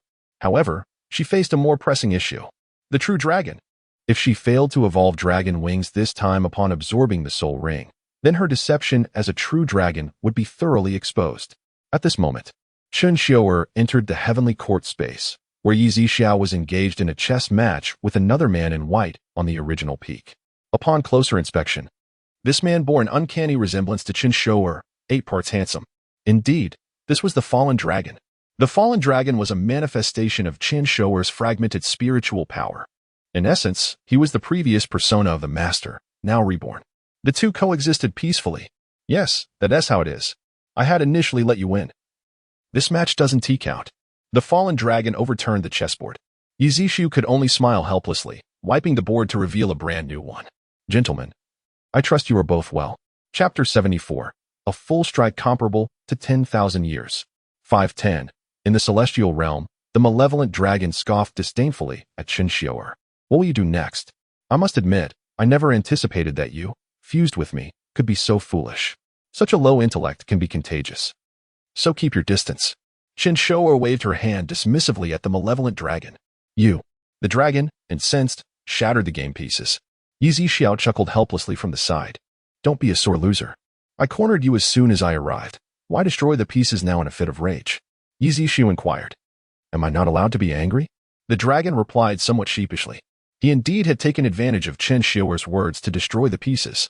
Unbeknownst to him, Yi Zixiao was proving to be quite shrewd, not easily fooled. You two continue your game. I shall meld my martial soul, Chen Xiuer announced, removing her blue electric Tyrannosaurus Rex martial soul from the halo. She then produced the martial soul of Yu Tianjin, which manifested dragon-like wings upon awakening. Her greatest admiration lay with Yu Tianxin, who had similarly transformed with wings, an aspiration she held dearly. Yet, these details were of little consequence. The martial souls are closely related, of high quality, with a success rate of 20, a tenth of the foreign energy, Chen Xiuer noted. Presently, she possessed 26% foreign energy. A tenth of that represented a mere fraction of her total. Although she had previously expended some energy, it was negligible. Success rate, 100, a faint smile graced Chen Xiuer's lips. Excellent. Fusion. In an instant, 2 bolts of electricity erupted, and the phantoms of 2 blue electric Tyrannosaurus Rexes emerged. One was fully covered in scales, its fierce dragon eyes glaring at the other. Strangely, this one lacked a tail, claws, wings, and horns. The other was even more peculiar, possessing neither horns nor claws, nor dragon scales, but solely a pair of dragon wings, resembling a lizard with wings. As the electric currents intertwined, the 2 blue electric Tyrannosaurus Rexes engaged in battle. Roar. X2 the echoes of their roars resonated. The malevolent dragon, embroiled in his game with Yi Zixiao, furrowed his brow. He had lost again. His losing frequency was now rivaling Yi Zixiao's tea-drinking pace. I was once a modern individual, yet I cannot even best a soul beast in a game of Go. The dragon gritted his teeth. Upon hearing the twin roars, he scowled and bellowed, Roar. What a nuisance, you all shout as if I've lost. His thunderous roar shattered the phantoms of the 2 blue electric Tyrannosaurus Rexes, hastening the fusion process. Chen Xiuer raised an eyebrow. I didn't realize you had such vigor. The dragon, filled with pride, turned away. Heh, you remain unchanged. Rest assured, when we finally part ways, I shall return the name Chen Xiuer to you. After her remark, Chen Xiuer continued to observe the changes in the martial soul fusion. Following the dragon's roar, the 2 blue electric Tyrannosaurus Rex martial souls had now fully merged. Although they still appeared odd, they at least possessed dragon scales, wings, and eyes. Purity of blue electric Tyrannosaurus Rex bloodline. 39. Bloodline purity. Intriguing. What if it were to reach 100? Chen Xiuer mused. If her assumptions held true, achieving a bloodline purity of 100 would signify the true dragon as described by Yu Luomin. Over the past 2 years, Chen Xiuer had also investigated the legends surrounding true dragons. However, the final findings surprised her. The true dragon mentioned in the tales referred to the golden sacred dragon. The golden sacred dragon, fascinating. The dragon race is indeed the most enigmatic of all. The day the blue electric Tyrannosaurus Rex family perishes shall be the day I attain the form of a true dragon, Chen Xiuer vowed, clenching her fist. Yet time was of the essence. She could not afford to wait that long. She needed to expedite the destruction of the blue electric Tyrannosaurus Rex family. If she were to eliminate the heir of the Seven Treasures glazed tile school, would the Spirit Hall not seize the opportunity to act sooner? This was Chen Xiuer's objective. As the heir of the blue electric Tyrannosaurus Rex family, she aimed to slay the heir of the Seven Treasures glazed tile school. Surely, such an act would ignite an all-out war between the two factions. Do you think the Seven Treasures glazed tile school is merely a sect of support-type soul masters? Chen Xiuer chuckled. You underestimate them gravely. How could a sect predominantly focused on support attain the status of one of the top 3 sects? It relies not on their strength alone, but on their vast network of relations and subordinate sects. If their entire sect specializes in the strongest support-type martial souls, then their affiliated sects could indeed stand against the blue electric Tyrannosaurus Rex family. Moreover, as described by Zhong Yang, the Seven Treasures glazed tile school boasted 2 titled Douluos. With their allied sects, they could surely contest the blue electric Tyrannosaurus Rex family, prompting the Spirit Hall to initiate their soul-hunting plan. In that scenario, Chen Xiuer would become the fisherman reaping the rewards. At that time, the number of high-level martial souls would be far beyond mere hundreds. This was the true purpose of Chen Xiuer's presence here. She returned the newly formed blue electric Tyrannosaurus Rex martial soul to the halo, then exchanged brief farewells with Yi Zixiao before departing. Yi Zixiao surveyed the enchanting landscape, lush mountains and clear waters, and then glanced at the malevolent dragon. Life is becoming increasingly intriguing, he remarked with a smile. In the outside world, Chen Xiuer remained in a state of martial soul embodiment, her jet-black dragon wings unfurling majestically. Joy danced in Yu Luomian's eyes, nearly compelling him to exclaim, "My disciple Tianxian possesses the essence of a titled Douluo." As Chen Xiuer slowly opened her eyes, 2 brilliant purple soul rings floated beside her. Soul power, level 21. Second soul skill, breaking army for 1,150 years, Dragonbone Beast soul ring. What do you think? Yu Luomian inquired with a hint of anticipation. Chen Xiuer stretched her limbs, and the second soul ring suddenly radiated with brilliance. Master, assuming an offensive stance, her right hand began to gather a tremendous amount of dark energy. My second soul skill is breaking army. I can freely control the magnitude of my soul power and choose to unleash it in full. The only drawback is the charging time, so master, please allow me to demonstrate my most powerful strike. Chen Xiuer beamed. Yu Luomian grinned, exposing his chest. You are truly my disciple, filled with spirit. Come, unleash your strongest attack. He patted his dragon-scaled chest. Chen Xiuer wasted no time, fully activating her second soul skill, breaking army. As the dark energy in her right hand intensified, she infused all her soul power into the strike. Master, I can reach peak power in approximately 20 seconds. She smiled. As she absorbed the soul ring, her soul power had already been replenished. Excellent.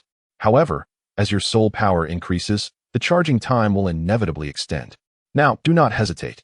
Attack me. Yu Luomian urged boldly. Truly, age has not dulled your spirit. If only my punch could. Chen Xiuer thought as she shattered the stone beneath her feet and charged forward. Boom. The punch, radiating black energy, struck Yu Luomian. His expression shifted drastically as his dragon body quaked, casting Chen Xiuer aside. The power of this blow was already approaching that of a 10,000-year soul ring. Yu Luomian gasped in astonishment. API call failed with status code 429. Error. Code. 429. Message. Resource has been exhausted, e.g. check quota. Status. Resource exhausted. Chapter 75. The Old Poison Master. Unable to weep. Yu Luomian swiftly assisted Chen Xiuer to her feet. At this moment, Chen Xiuer appeared haggard, as if utterly drained. Could a single exertion have left her so depleted? Yu Luomian exclaimed in astonishment. Shanner, please sit down. Allow me to transmit some soul energy to you. Chen Xiuer settled into a cross-legged position, and Yu Luomian took a seat directly behind her. In an instant, a vast surge of soul energy surged into Chen Xiuer's body. This was a secret between the two of them, for under normal circumstances, soul energy could not be transferred between individuals. However, Chen Xiuer, under the pretense of having a true dragon physique, could absorb all forms of soul energy. She successfully deceived Yu Luomian, who was unaware of the unique properties of the true dragon physique. Thus, Yu Luomian's assistance in transmitting soul energy became a secret shared between them. The moment the soul energy entered Chen Xiuer's body, it was immediately transformed. This was due to the interplay of two distinct techniques, the soul absorption technique and the shimming art. These two arts complemented each other perfectly.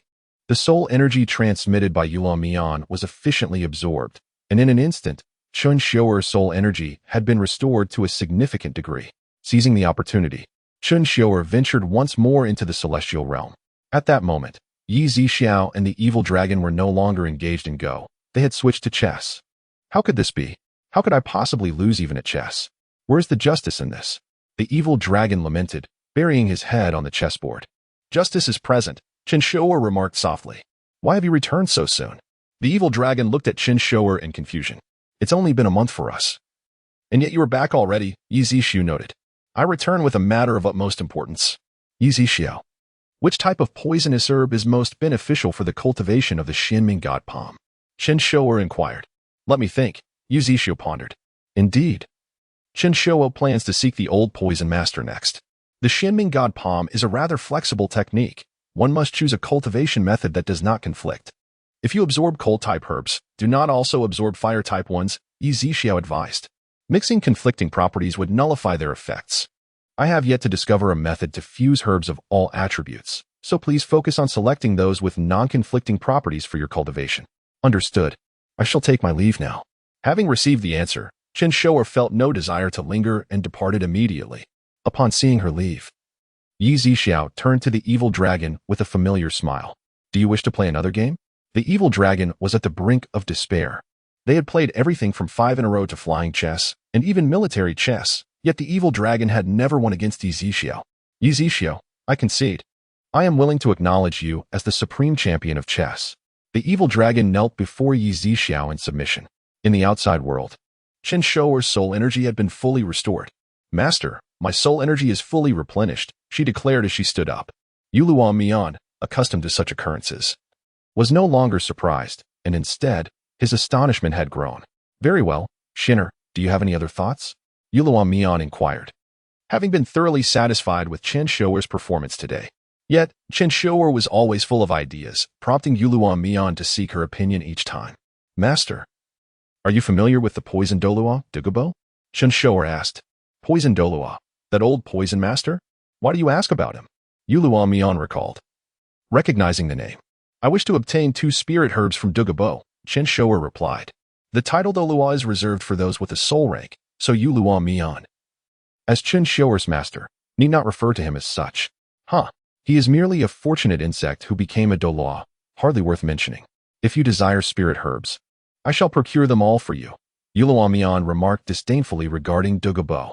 While Douluo was an esteemed Douluo of the older generation, he had stagnated at rank 91, whereas Yulong Mian had attained rank 95 long before. Master, one must not be so ruthless. I only wish to take what I need. Just a few hundred herbs will suffice, Chen Xiuer smiled.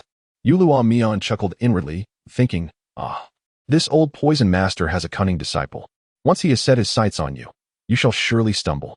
Meanwhile, in another realm, there lay a cavern stretching nearly 1,000 square meters, illuminated by eerie green lanterns.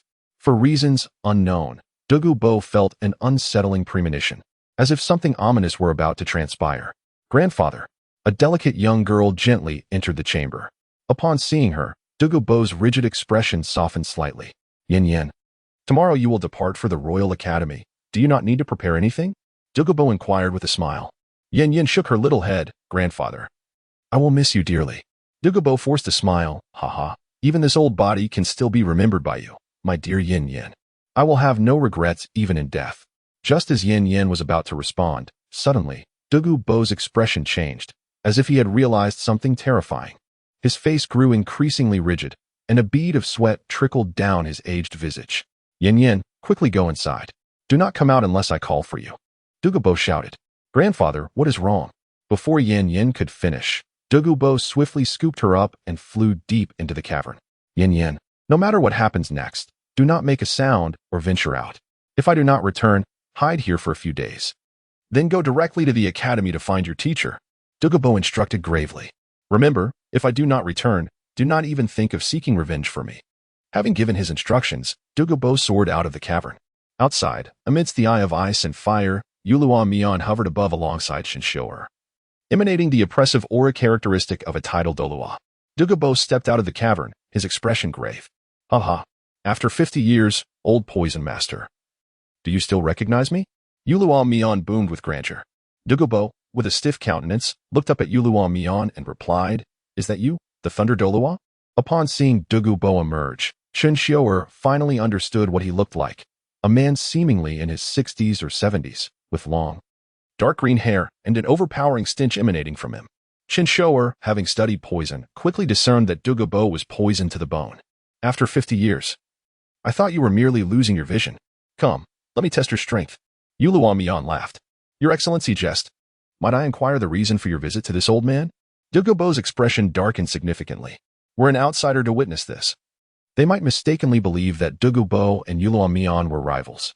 Haha, I come not for any other reason, but to take on a disciple out of admiration for talent, and I wanted to bring him to meet the old poison master. Yuluo Mian said with a smile. Chapter 76, The Octagonal Ice Grass. It turns out to be my esteemed nephew. Here are a few spiritual herbs. I hope you do not find them lacking. As Douluo was about to retrieve several spiritual herbs from his sleeve, Yuluo Mian raised an eyebrow. Are you offering alms? A few herbs are hardly sufficient for my disciple's needs, he remarked disdainfully. Douluo's expression stiffened, and he slowly returned the herbs to his sleeve. I was presumptuous. I should at least offer you dozens, he forced a smile. Dozens? Xiuer, isn't that how many herbs you use for a bath? Yuluo Mian chuckled. Indeed. But I believe the herbs gifted by Uncle Douluo must be of exceptional quality. Just one would surpass our dozens, Chen Xiuer responded with a smile. Douluo's expression froze entirely as he clenched his fists tightly, his nails digging into his flesh. Aha, I was merely jesting earlier. If you fancy anything, my esteemed nephew, feel free to select from my estate. Douluo felt his heart bleed as he spoke these words. Chen Xiuer and Yuluo Mian exchanged knowing glances and smiled. Xiuer, do not forget to thank Uncle Douluo, Yuluo Mian said with amusement. Chen Xiuer understood Yuluo Mian's intent. Typically, one would address Douluo as Senior Douluo. Yet Yuluo Mian deliberately had her call him uncle, thus lowering Douluo's status intentionally. Thank you, Uncle Douluo. I shall not hold back. Chen Xiuer replied cheerfully. Douluo gritted his teeth in silence. One old dragon, one young dragon, equally cunning. Truly, one family does not enter another's door. Yuluo Mian descended slowly with Chen Xiuer, while Douluo offered a wry smile in return. Chen Xiuer followed Douluo into the cave, while Yuluo Mian remained outside, observing. This presented an opportunity to train Chen Xiuer. Douluo would certainly not dare to mistreat her, allowing Yuluo Mian to stand outside with peace of mind. Yuluo Mian and Chen Xiuer exchanged a discreet signal, and Chen Xiuer understood his meaning. She confidently followed Douluo to the medicinal field. Upon traversing the lengthy cave, they emerged into a dense forest. They found themselves atop a hill approximately 500 meters high. Since it was nighttime when Yuluo Mian and Chen Xiuer arrived, they could not appreciate much of the scenery. Douluo moved with ease, ascending the mountain path. Although he appeared to walk slowly, each step spanned 10 meters, and the distance was remarkably consistent, making his ascent resemble a vertical climb. Chen Xiuer activated her martial spirit, enveloping herself in a layer of hidden scales. Her pale golden dragon eyes radiated a sense of pride. A pair of ebony dragon wings unfurled from her back, and two brilliant purple soul rings rose from beneath her feet. With a gentle flap of her wings, Chen Xiuer soared upwards. Douluo was taken aback. This child, truly. As expected of the Dragon King's disciple, she possessed extraordinary capabilities. Not only numerous dragon transformations, but also her first and second soul rings were of the Millennium variety. Douluo mused. Chen Xiuer glanced back at Douluo, who smiled, having reached the mountain's peak in an instant. Chen Xiuer understood. Douluo intended to give her a formidable challenge. With a powerful flap of her wings, Chen Xiuer accelerated and surged upwards. Soon, she reached the summit, where she was taken aback by the landscape before her. Before her lay an inverted basin. They stood at the very edge of this hollow. A thick, warm mist billowed up from the basin, humid and tinged with a distinctive sulfuric scent. Is there a hot spring here? Chen Xiuer exclaimed in surprise. Douluo glanced at her. My esteemed nephew, you seem quite knowledgeable. This indeed is a fine location, Chen Xiuer remarked appreciatively. Unbeknownst to Douluo, his estate had already caught Chen Xiuer's eye.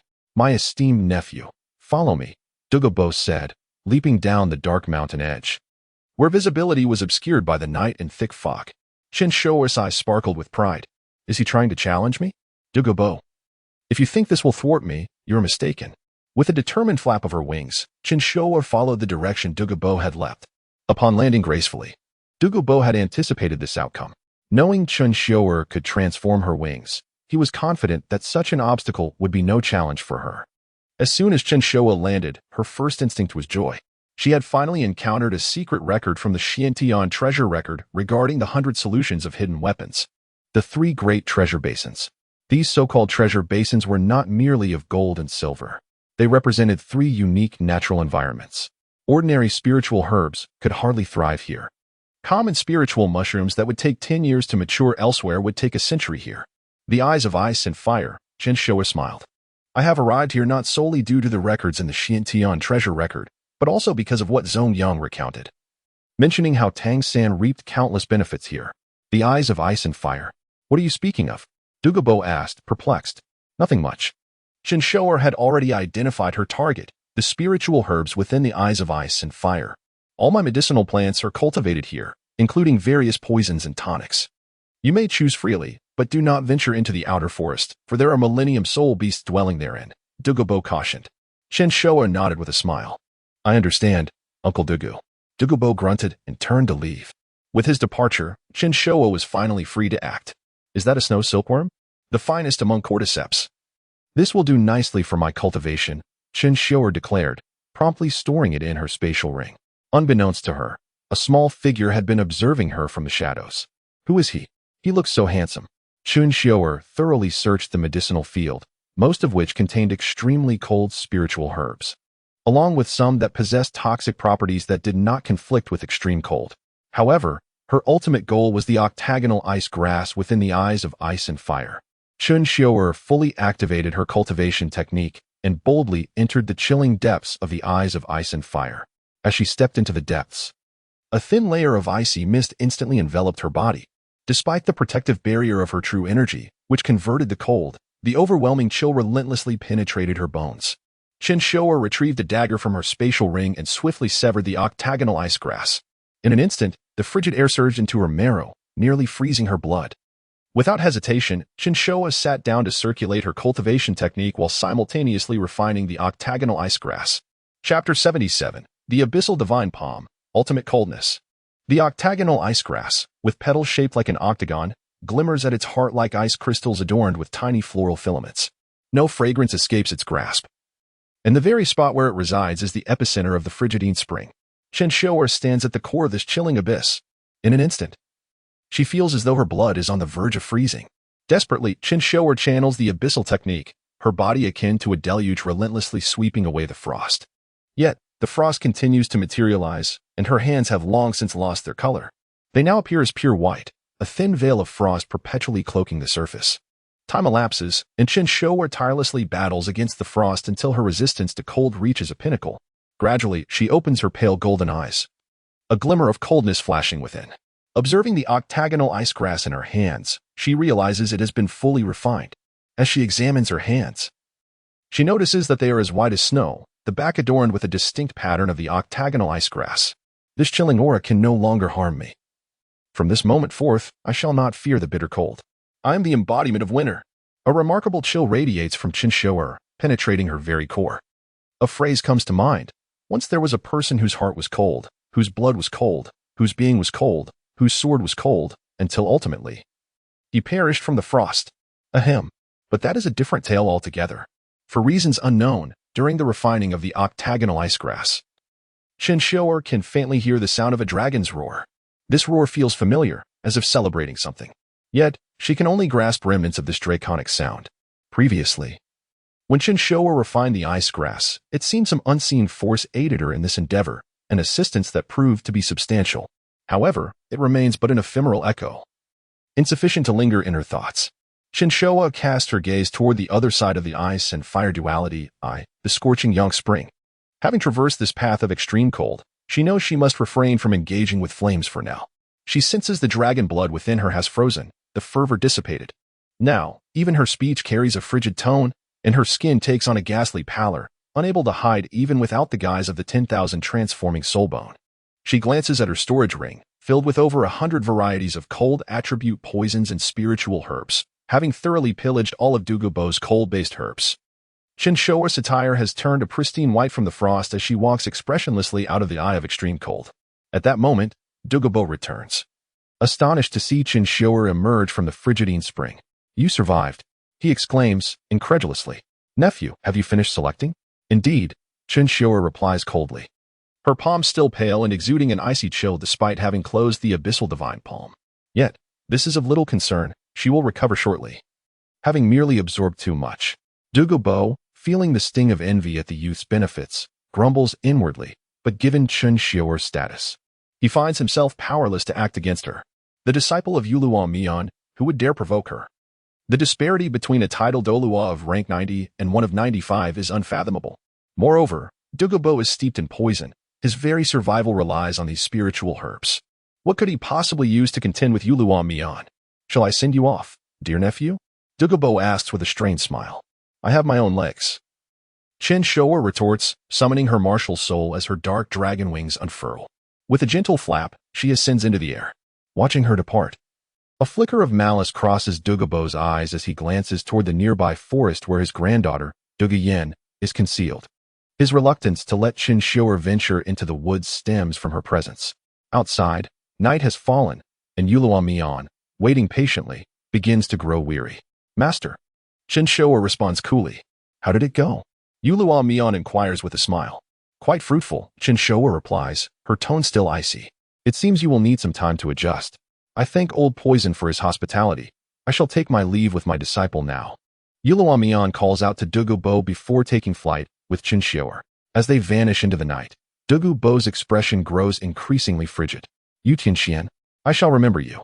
On the journey back to the Blue Lightning Tyrant Dragon Sect, Chen Xiuer's consciousness drifts into the celestial space. At this moment, Yi Zixiao and the nefarious dragon are not engaged in their usual chess game. Instead, they sit in a boat, fishing. The nefarious dragon feels on the verge of collapse, questioning the very invention of fishing. Is it not merely a game of chance?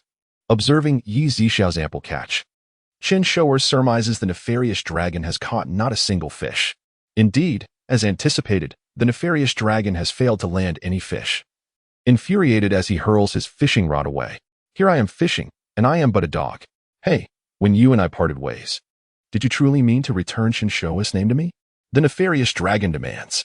"I would never deceive you. After all, you are me, and I am you." Chen Xiuer smiles. "And what of yourself?" Though the nefarious dragon's nature is not malevolent, he has lost some of his initial innocence due to the overwhelming influence of soul beast spiritual energy. "I shall reclaim the name Chen Xiuer, and Chen Xiuer's name shall return to its rightful owner." Yet, as she speaks, Chen Xiuer maintains an enigmatic smile, the meaning of which eludes the nefarious dragon. However, Yi Zixiao comprehends. This young man is certainly not as benevolent as he appears. Yi Zixiao feels a 99% certainty that the nefarious dragon will ultimately fall under Chen Xiuer's control. If not, the nefarious dragon would surely face annihilation at her hands. Yi Zixiao feels a pang of sympathy for the nefarious dragon, recognizing the rarity of a companion in the vast expanse of the celestial space. Having someone to share time with is indeed a comfort. Next, addressing the matter at hand, Yi Zixiao states, "My abyssal divine palm, through the refining of the octagonal ice grass and a multitude of cold toxins, has likely reached a significant level of mastery." Would you not agree? I cannot provide you with a definitive answer. Strictly speaking, it should be considered a second-level perfection, due to certain world rules. The cultivation of your soul skills is closely tied to the limits of your soul rings, Yi Zixiao explains, conjuring a pavilion in the lake center, where the three take their seats. "You mean to say that I must reach a higher level of cultivation for my techniques to progress accordingly?" Chen Xiuer inquires. "That is one way to interpret it," Yi Zixiao replies, producing a cup of tea and savoring a gentle sip. "Wait, Chen Xiuer, do not depart just yet. Let us engage in a round of cards." The nefarious dragon exclaims. "If I cannot outplay him in chess, surely I can best him in poker." "What is poker?" Yi Zixiao feels the door to an entirely new realm swing wide open. Chapter 78. The Crisis of the Blue Lightning Tyrant Dragon Clan. Within the celestial abode, three figures were seated around a stone table in a lakeside pavilion, each holding a hand of playing cards. "Old Yi," Nielong grinned. "You've never played Struggle for Landlords. Just relax and let your teammate carry you." Yi Zixiao responded with an okay gesture. Chen Xiuer smiled helplessly. "You don't stand a chance, child." After a round of intense play, Nielong exclaimed, 3, 4, 5, 6, 7, 8, a straight. Oops, I misplayed. I should have played a pair of twos.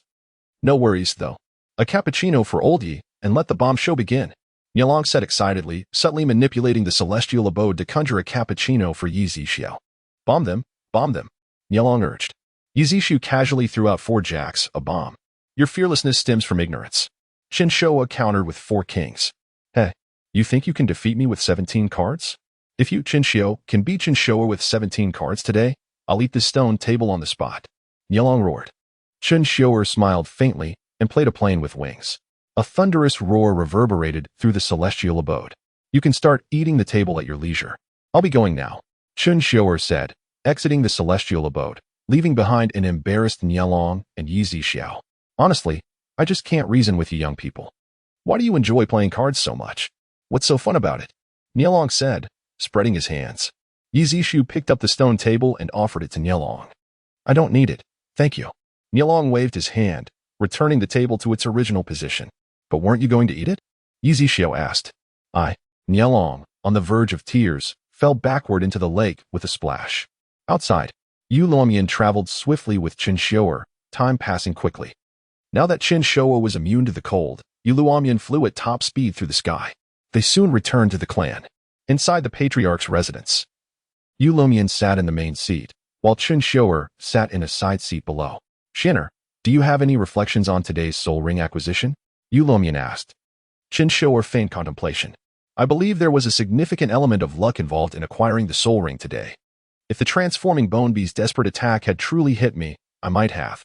Chen Xiuer analyzed. Ultimately, my power is insufficient. I must grow stronger quickly so that I can handle similar situations with ease in the future. Hearing Chen Xiuer's self-reflection and analysis, Yu Luomian nodded approvingly. Indeed. Your victory over the transforming Bone Bee was 50% luck and 50% your own intelligence. Yu Luomian smiled warmly. This was Yu Luomian, domineering and formidable to outsiders, but gentler and more affectionate within the clan. He was a completely different person. Outside the clan, Yu Luomian seemed to fear having too few enemies. Exuding arrogance and provoking conflict at every turn, he was always spoiling for a fight. In Yu Luomian's words, the pride of the Dragon Clan must be paramount in the presence of outsiders. Very well. Chen Xiuer then asked the crucial question, Master, what is the current relationship between our clan and the Spirit Hall? Yu Luomian pondered for a moment before replying with a grave expression. I fear it is nearing a critical point. The slightest external force could shatter the balance. Chen Xiuer smiled faintly. This is the situation I desire.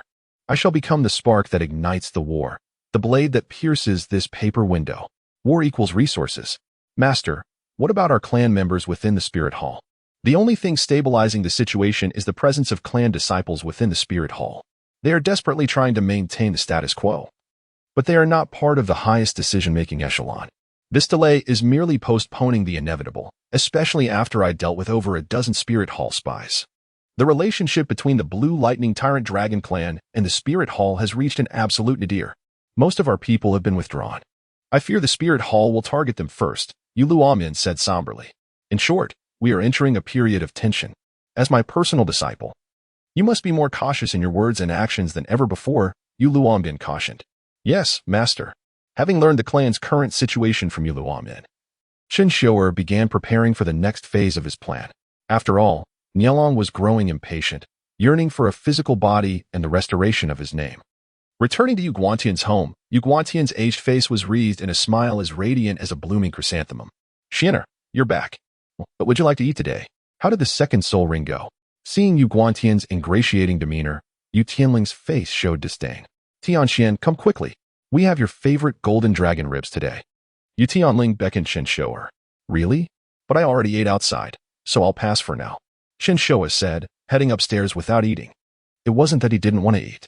Seeing Chen Xiuer hurry upstairs, Yu Tianling felt a pang of disappointment. She sensed that her relationship with Chen Xiuer had been deteriorating recently. Chen Xiuer was no longer as dependent on her as before.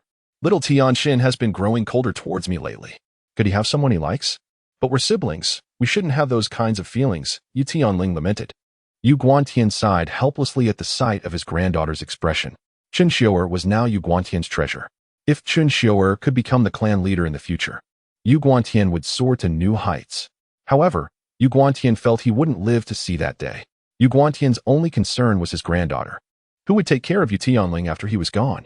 So Yu Guantian was deliberately trying to bring them together, even though Chen Xiuer was only 8 years old. But if Yu Tianling couldn't be bound to Chen Xiuer, she would inevitably be ostracized when Chen Xiuer became the sect leader and took a sect leader's wife. At this thought, Yu Guantian felt a sense of crisis for his granddaughter. My dear granddaughter, speak your love aloud. Don't suppress yourself. Yu Guantian patted Yu Tianling's shoulder with a resolute expression. Chapter 79. The Little Dragon King's 12th birthday. 4 years later, Blue Lightning Tyrant Dragon Clan.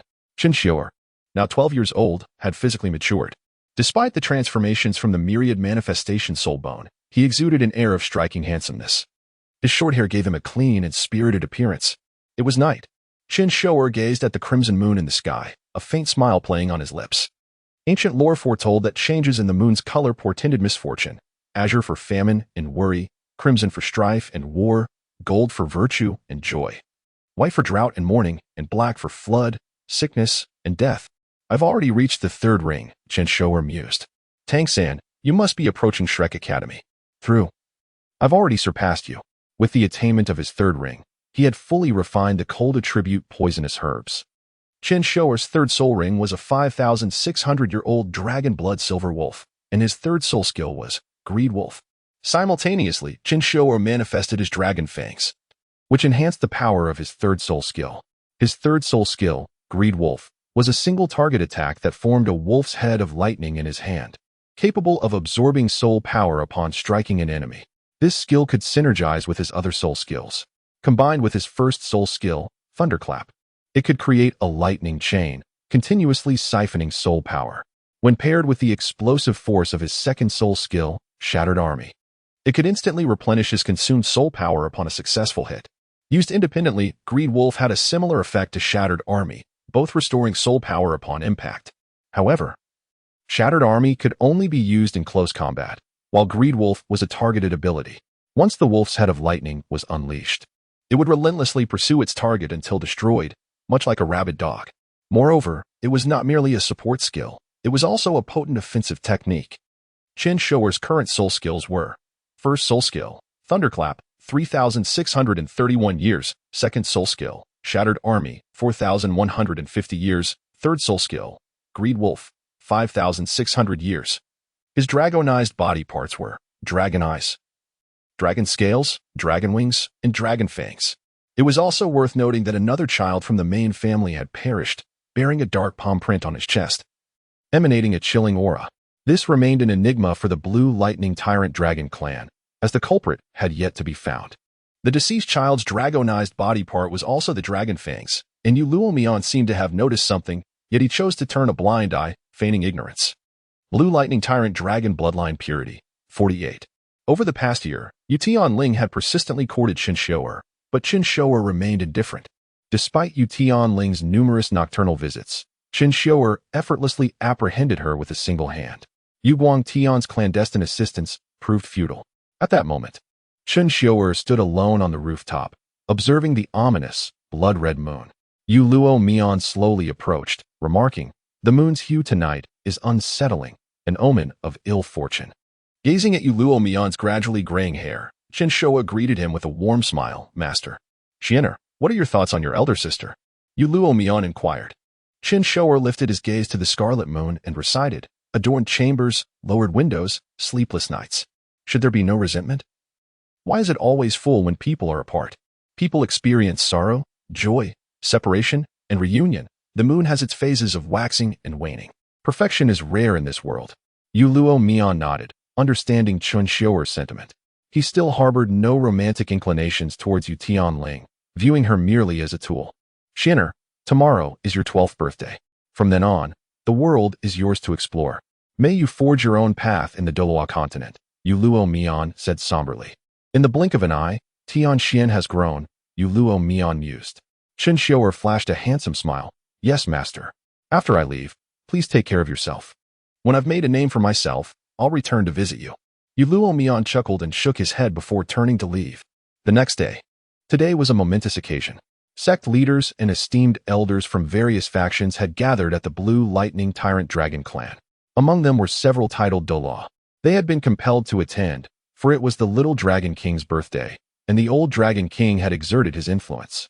Douluo Mian had declared, "My disciple's 12th birthday is approaching. Your presence is purely voluntary. I shall not coerce anyone.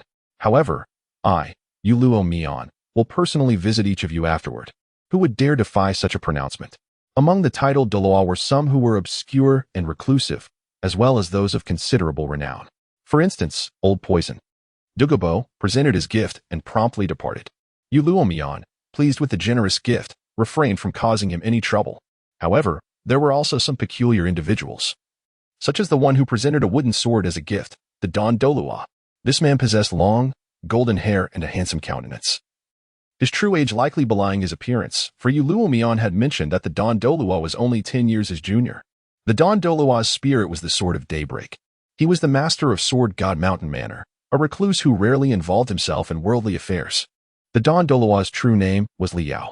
Douluo Mian had been acquainted with Li Yao in their youth. Douluo Mian, being the elder, had always been considered their leader. Now, on the occasion of Chen Xiuer's 12th birthday, Li Yao had come to offer his congratulations. Li Yao was clad in simple white robes, yet he was a genuine level 95 titled Douluo. Adorning his forehead was a golden halo, resembling a miniature sun. "Brother Li Yao, it's been a while." Douluo Mian greeted with a smile. "Indeed, I thought this old dragon had forgotten about me," Li Yao replied with a smile. "This must be your beloved disciple?" Li Yao remarked, immediately recognizing Chen Xiuer, who was dressed in formal attire. "Indeed, my mischievous disciple." Douluo Mian chuckled, patting Chen Xiuer's shoulder. "Do you know the meaning behind my gift of a wooden sword?" Li Yao asked, stroking Chen Xiuer's head. Chen Xiuer shook his head. "This is a promise between your master and me. The wooden sword is crafted from emu, and its specific function you can ask your master. Your master has coveted this sword for years, saying he would save it for his disciple," Li Yao joked. "Humph, I was just saving it for my disciple. It's just a broken wooden sword. I wouldn't want it even if it were given to me for free," Douluo Mian retorted, waving his hand dismissively. "That's not what you said back then. You were begging me." Douluo Mian interrupted Li Yao before he could finish. "I begged you for nothing. That wooden sword was always meant for my disciple," Douluo Mian preemptively declared. Chen Xiuer immediately sensed that there was a story between the two of them. "So, to prevent your master from taking my emu sword, I made a pact with him that on the day he took a disciple, I would personally present him with the emu sword," Li Yao explained with a smile. "You didn't give it to me when I took a disciple, though?" Douluo Mian taunted. "I wasn't aware. You didn't inform me. If it weren't for the little Dragon King's birthday, I might not have known that this old codger had taken a disciple," Li Yao replied with a mischievous grin. Chapter 80. Side Effects. "So, Master, what is the use of the Sword of Emu?" Chen Xiuer inquired curiously. "It's of no use, just a piece of broken wood," Douluo Mian scoffed. "Ha. Old Dragon King, you certainly did not say that back in the day, did you? Tianxian, right? Your master is too embarrassed to admit it. So allow me to enlighten you about the effects of the emu's sword," Li Yao said with a mischievous grin. "What did I say back then? I said nothing. Do not spread rumors," Douluo Mian retorted, his tone becoming more urgent. Observing Douluo Mian's flustered demeanor, Chen Xiuer became increasingly convinced that the two harbored a secret. "Uncle, my name is Tianxian. Could you tell me what the emu's sword truly does?" Seeing Chen Xiuer take the initiative to ask, Li Yao smiled. "Look at you. A good kid, handsome just like I was in my youth." "Ha. In your youth? Even if your face blossomed, you could not compare to my disciple." "Stop gilding your own lily," Douluo Mian sneered. "Old man," Li Yao chuckled. Douluo Mian replied with a laugh. "Aren't you old? 10 years younger than you, even when buried. It will be later than you." Observing Li Yao's sunny demeanor, good looks, and humble attire, ultimately leading to a life of seclusion, Chen Xiuer mused that he could easily be a protagonist in some other fantasy novel.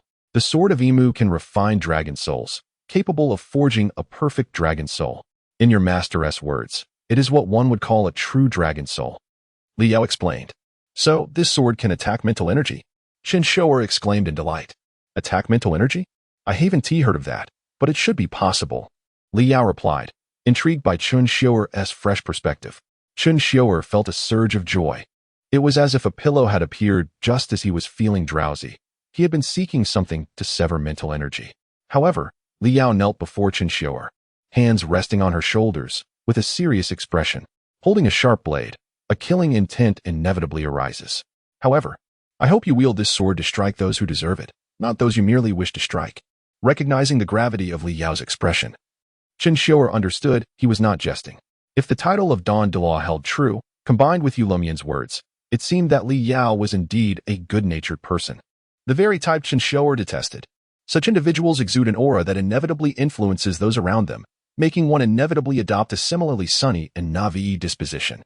In her past life, Chen Xiuer had heard a saying, "Follow the bees, and you will surely find the flowers." Yet, following Chen Xiuer would only lead one to victory. Soon, as events unfolded, Chen Xiuer's 12th birthday celebration came to a close. The only slight regret was the absence of two relatives, Yu Xiaojiang and Lu Erlong. Though not blood relatives to Chen Xiuer, they were related to Yu Tianheng and Yu Luomian. Yu Xiaojiang was Yu Tianheng's uncle, while Lu Erlong was Yu Tianheng's aunt. Thus, one could understand Yu Luomian's desire for a glimpse of Yu Xiaojiang, yet he ultimately did not appear. That night, Yu Luomian allowed Chen Xiuer to choose gifts from the congratulatory presents she had received. Chen Xiuer selected the Sword of Imu and also took some cold attribute poisonous herbs from Douluo's gifts. The remainder, she left entirely for her master. Tianxian, you will embark on your journey tomorrow.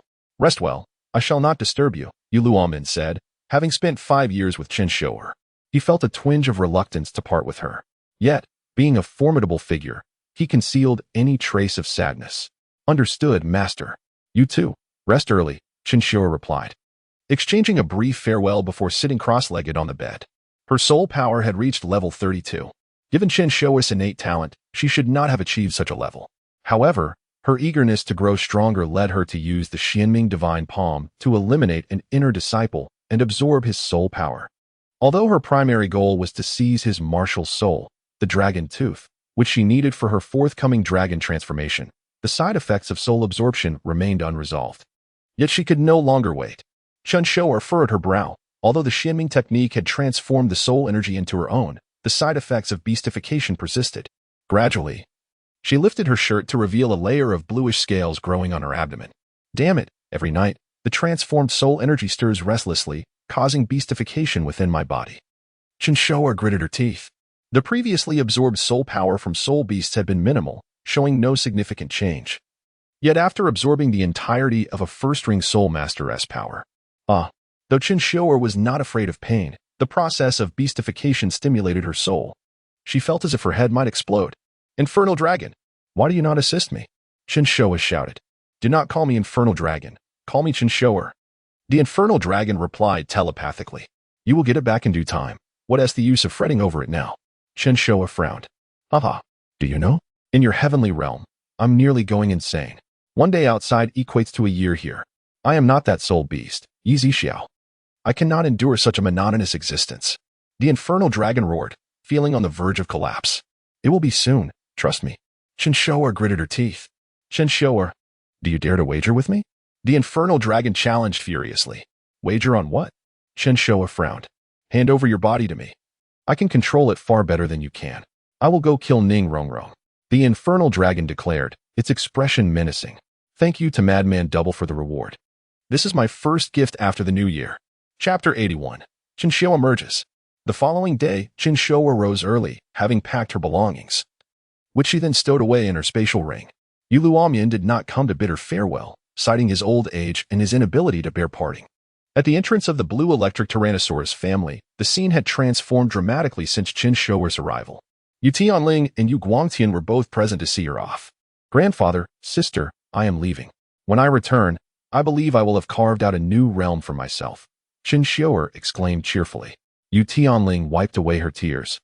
Now having grown into a graceful young lady, she was 4 years Chen Xiuer's senior, now 16 years old.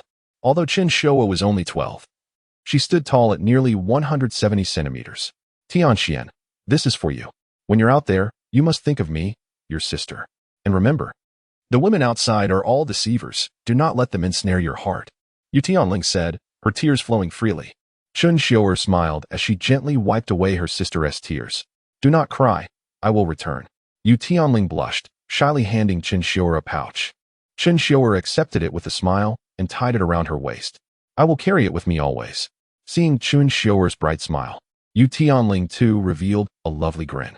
At that moment, Yu Guangtian stepped forward and patted Chen Xiuer on the shoulder. He marveled at how quickly she had grown. She used to be at his waist, but now she was nearly as tall as he. Tianxian, take care of yourself while you're away.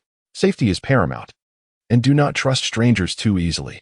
Before Yu Guangtian could finish, Yu Tianling playfully hugged his waist and teased, "Grandfather is starting again. Tianxian, run." Chen Xiuer laughed heartily, bowing deeply to Yu Guangtian before turning to leave, disappearing from sight. As Yu Guangtian observed this, he felt an inexplicable sense of comfort. Outside the city gates, the same two guards from years past stood watch, though their faces now bore the marks of age. "Have you both been well?" Chen Xiuer greeted them with a smile. "Master Tianxian." They responded in unison, "We are all quite well." They felt a bit embarrassed, recalling how they had misjudged her in the past, grateful that she bore no grudge. "That's good," Chen Xiuer replied, casually slipping her hands into her pockets, dismissing the two. She held no resentment, merely considering them unworthy of such feelings. "Tang San, I have come to seek you out. The enmity of blood must be avenged." A glint of determination shone in Chen Xiuer's eyes. Clad in a blue trench coat and adorned with a sapphire ring on her right hand, she slowly removed her pouch and tossed it into the spatial ring. As she distanced herself from the blue electric Tyrannosaurus clan, her smile gradually faded. "Rest assured, I shan't kill you so swiftly. Instead, I shall humiliate you thoroughly." After all, that would be far more entertaining. Chen Xiuer's lips curled into a wicked grin. There is a saying that resonates well. A swift death is not the most satisfying form of revenge. Witnessing an enemy's suffering, seeing them struggle before you while powerless, surely, that is the finest form of retribution. A single strike cannot extinguish the obsessions that dwell in one's heart. The Baloch Kingdom lies to the south of the Tiando Empire, bordering the Fastner province. Although it is deemed a kingdom, its territory is merely 3/4 the size of Fastner province. The Tiando Empire originally comprised 10 provinces, which, following the division among 4 great kingdoms, led to the emergence of 6 factions. The empire directly governs 5 provinces, with each of the 4 kingdoms ruling 1. Additionally, there exists a principality, occupying the smallest province in the eastern part of the empire. The Xinglua Empire faces a similar situation. Within the Baloch Kingdom, 2 cities hold significant importance: the capital city of Baloch, where King Baloch resides, and Soto City, located in the heart of the prosperous Lima Plain. Both cities are heavily fortified. At this moment, in Soto City, just past noon under a blazing sun, 2 young figures entered through the western gate. They appeared to be in their teenage years and carried little in the way of luggage, a boy and a girl. They were none other than Tang San and Xiao Wu. Chen Xiuer had miscalculated the timing. At this juncture, they had only just arrived in Soto City. Yu Lumian had tasked Chen Xiuer with locating a high-ranking Soul Master Academy. However, Chen Xiuer had other plans. "Finally, we have reached Soto City. I wonder what Master was thinking. There are several Soul Master Academies willing to accept us unconditionally. Yet he insists we take the entrance exam for this rundown institution that lacks even a proper ranking," Xiao Wu complained. Tang San smiled faintly. "The teacher asked me to take the exam, but he never asked you to come along. You insisted on following me." Xiao Wu shot him a playful glare. "How ungrateful. I'm only doing this for you. After all, you're my brother. I don't care. To heal my fragile heart, you must spend a few days with me," Xiao Wu declared, hands on her hips, grinning broadly.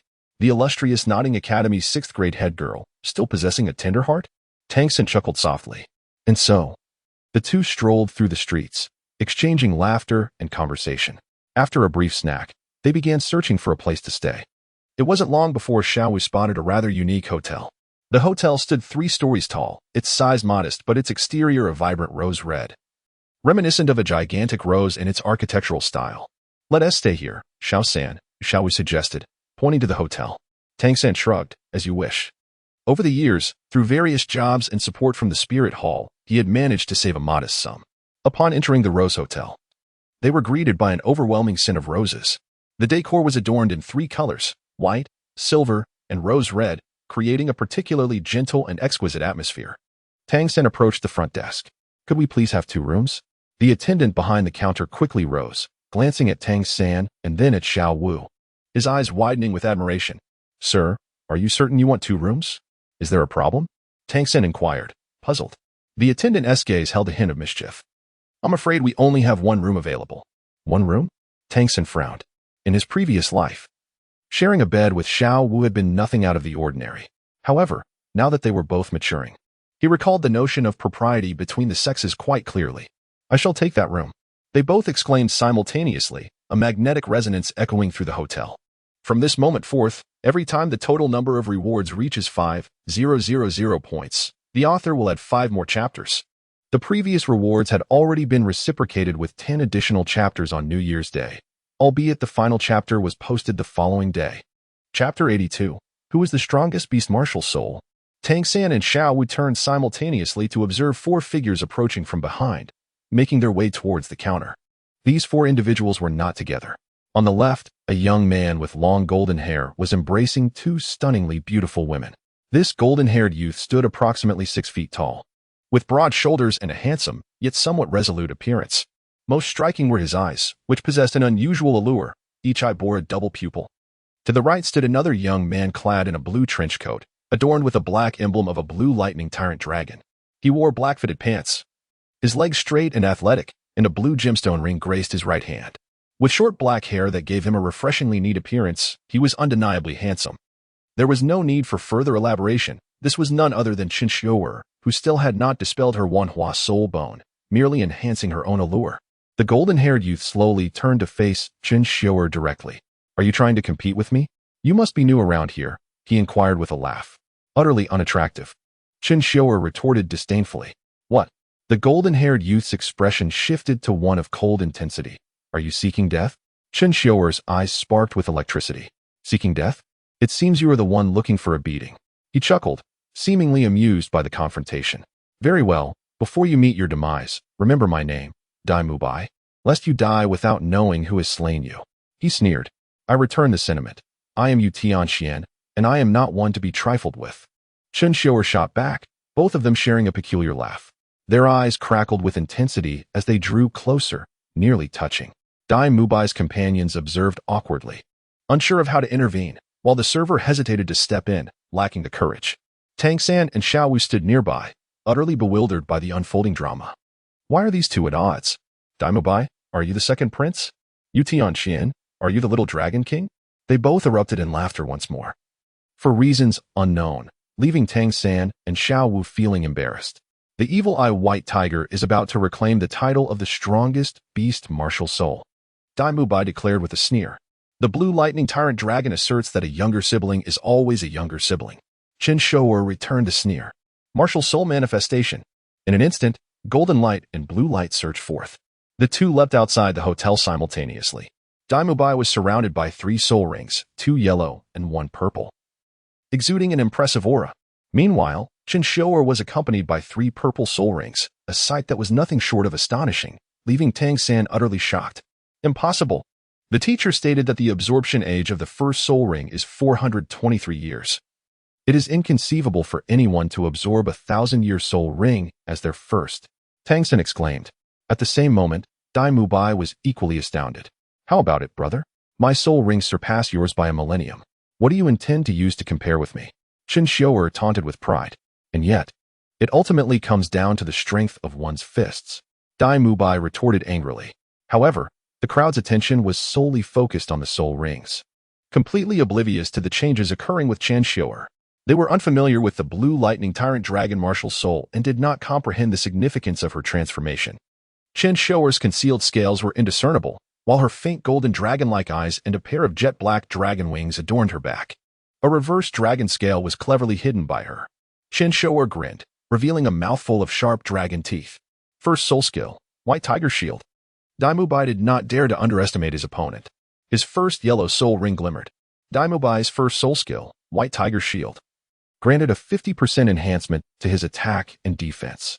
With a flash of sinister light in his eyes, he lunged forward. His right fist aimed directly at Chen Xiuer's chest. With a dismissive smile, Chen Xiuer activated her first 1,000-year soul ring. First soul skill, Thunderclap. She enveloped her right hand with lightning, gathering it into her palm. With a cry, she charged forward, meeting Dai Mubai head-on. This was the pride of a top-tier beast martial soul.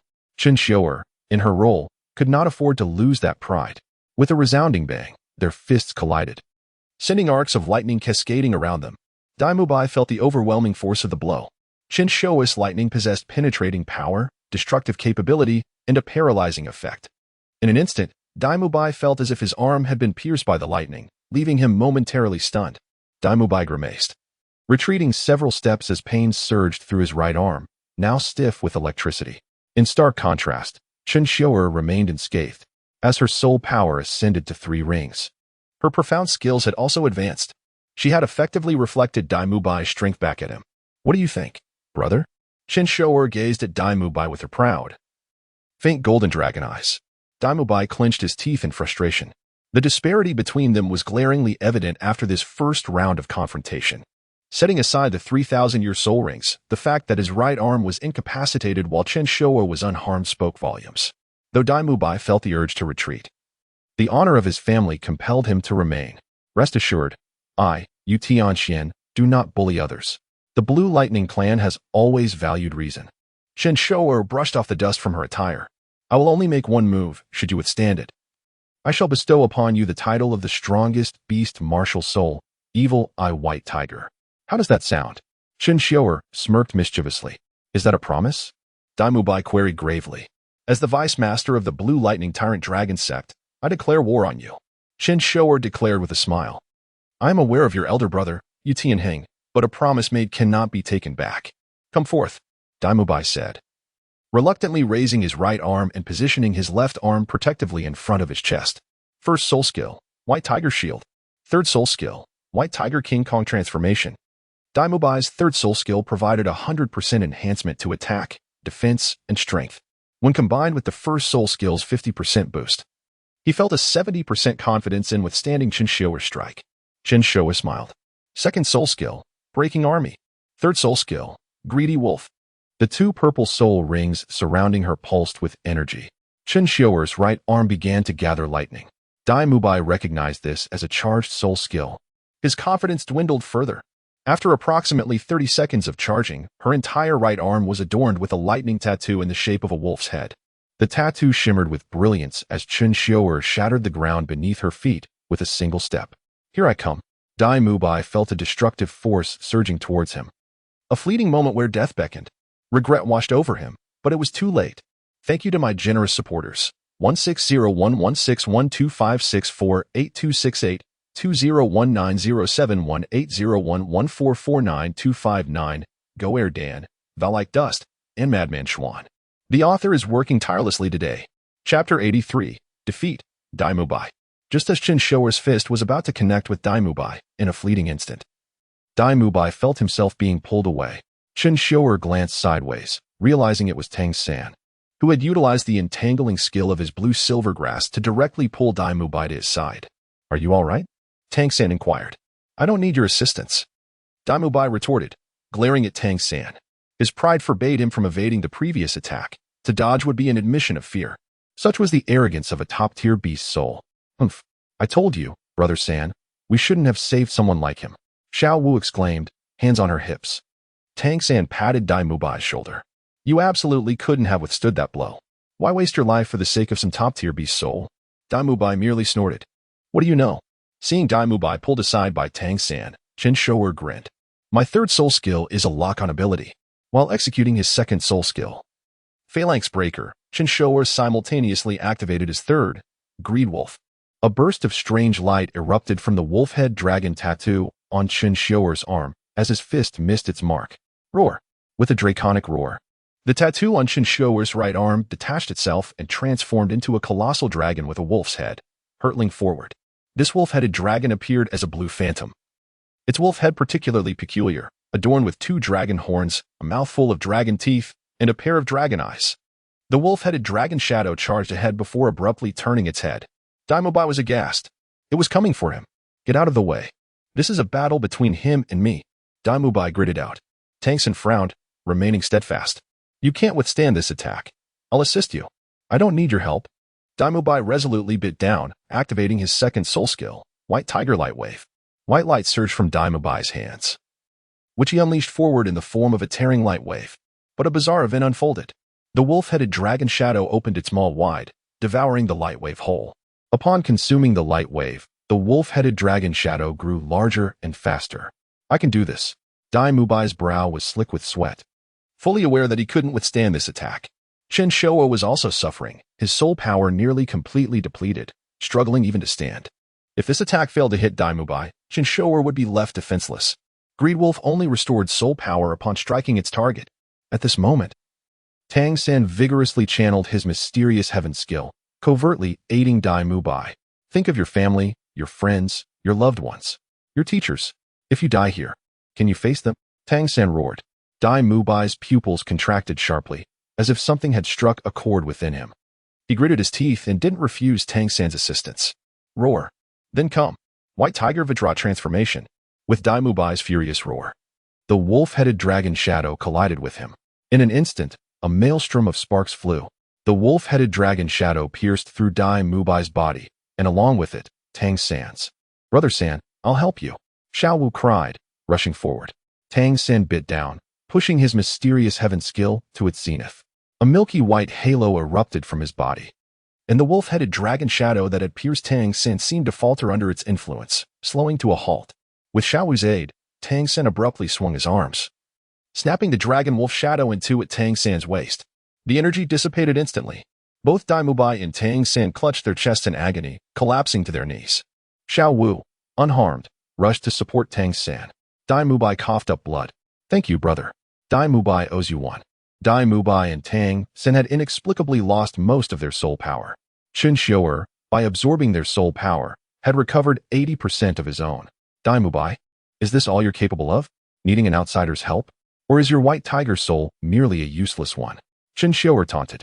You. Dai Mubai spat, his chest heaving with a surge of emotions, unable to utter a word. Supported by Xiao Wu, Tang San spoke slowly. I believe there are no useless souls. Only soul masters who are content to be useless. Your current strength means nothing. You have 3 Millennium Soul Rings, while Dai Mubai only has 1. How can that be considered a fair comparison? Chen Xiuer, hands in his pockets, leaned against a nearby building and grinned at Tang San's words. Kid, what's your name? Tang San steadily revealed his soul, declaring loudly, I am Tang San. My soul is Blue Silvergrass, a 29th level control-type soul master. Haha. A useless soul can be cultivated to the 29th level? Chen Xiuer mocked. Tang San's expression turned serious. I stand by my words. There are no useless souls. Only soul masters who are content to be useless.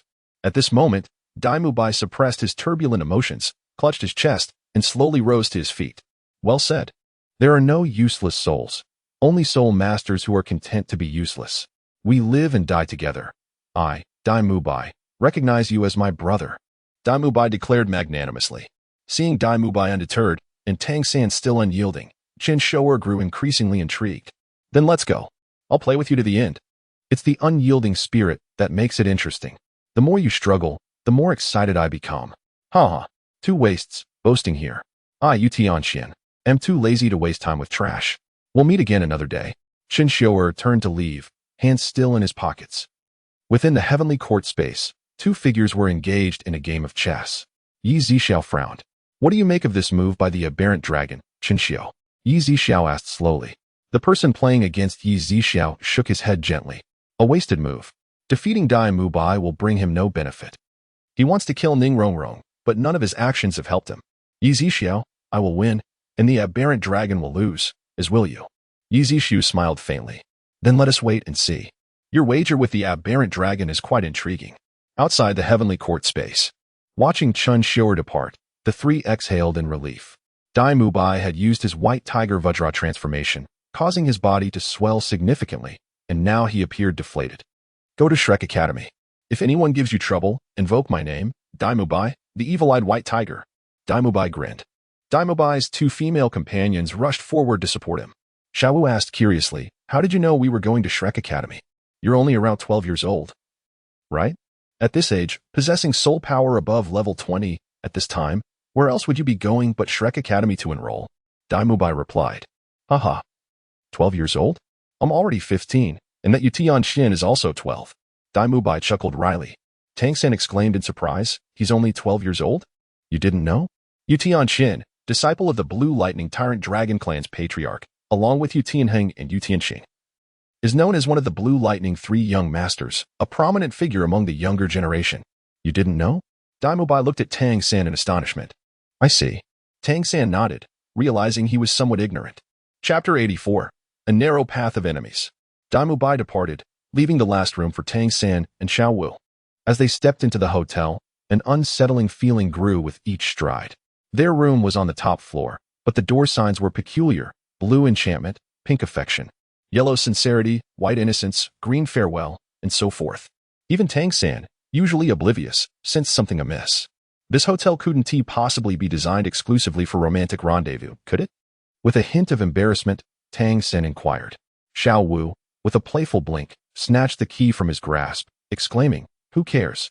As long as we have a place to stay." She bounced ahead, with Tang San trailing behind her. In no time, Xiaowu halted. "Why aren't you moving?" Tang San asked just as she stepped aside, revealing a sight that left him momentarily speechless. Despite having mentally prepared himself, the sheer grandeur of the room overwhelmed him. The spacious living area exceeded 50 square meters, adorned with silver furniture intricately carved with delicate rose patterns. At the center lay a heart crafted from roses, inscribed with the words, 1001, "You are my only." Tang San chuckled ruefully. "It seems my hunch was correct.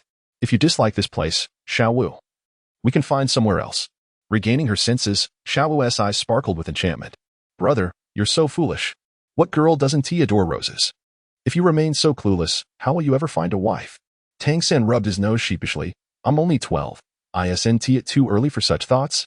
Xiaowu approached and picked a rose, inhaling its fragrance. "Brother, this room is beautifully arranged. I think I've fallen in love with it.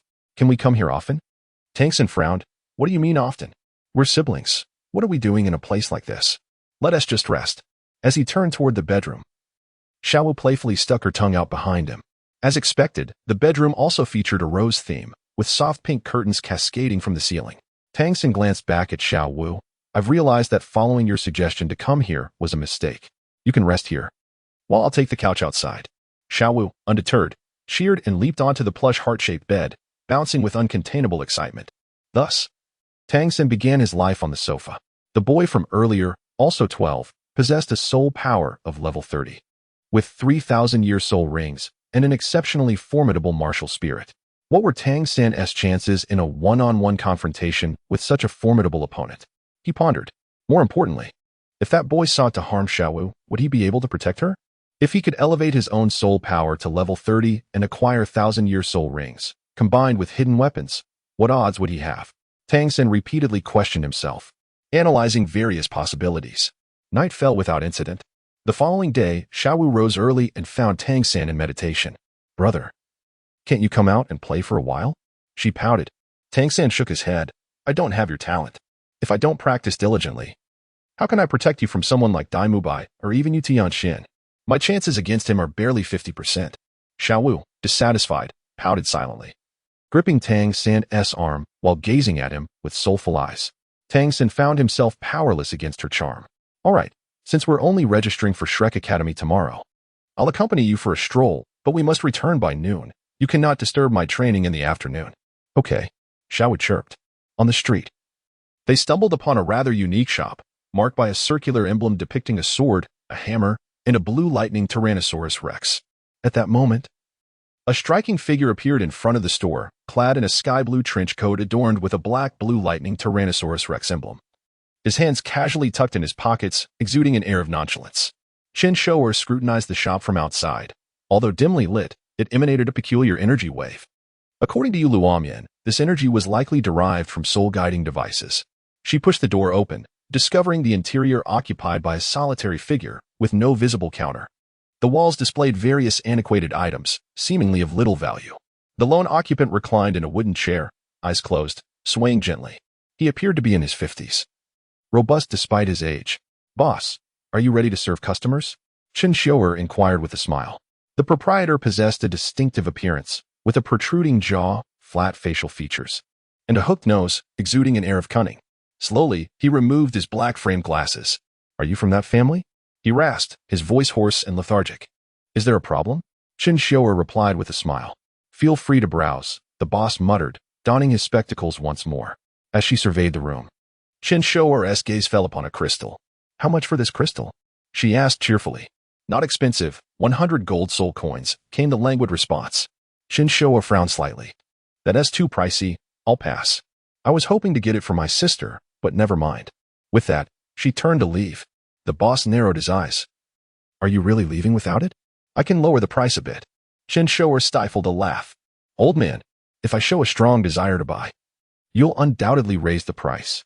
Despite never haggling in her past life, she had observed others do so and had picked up a few tricks.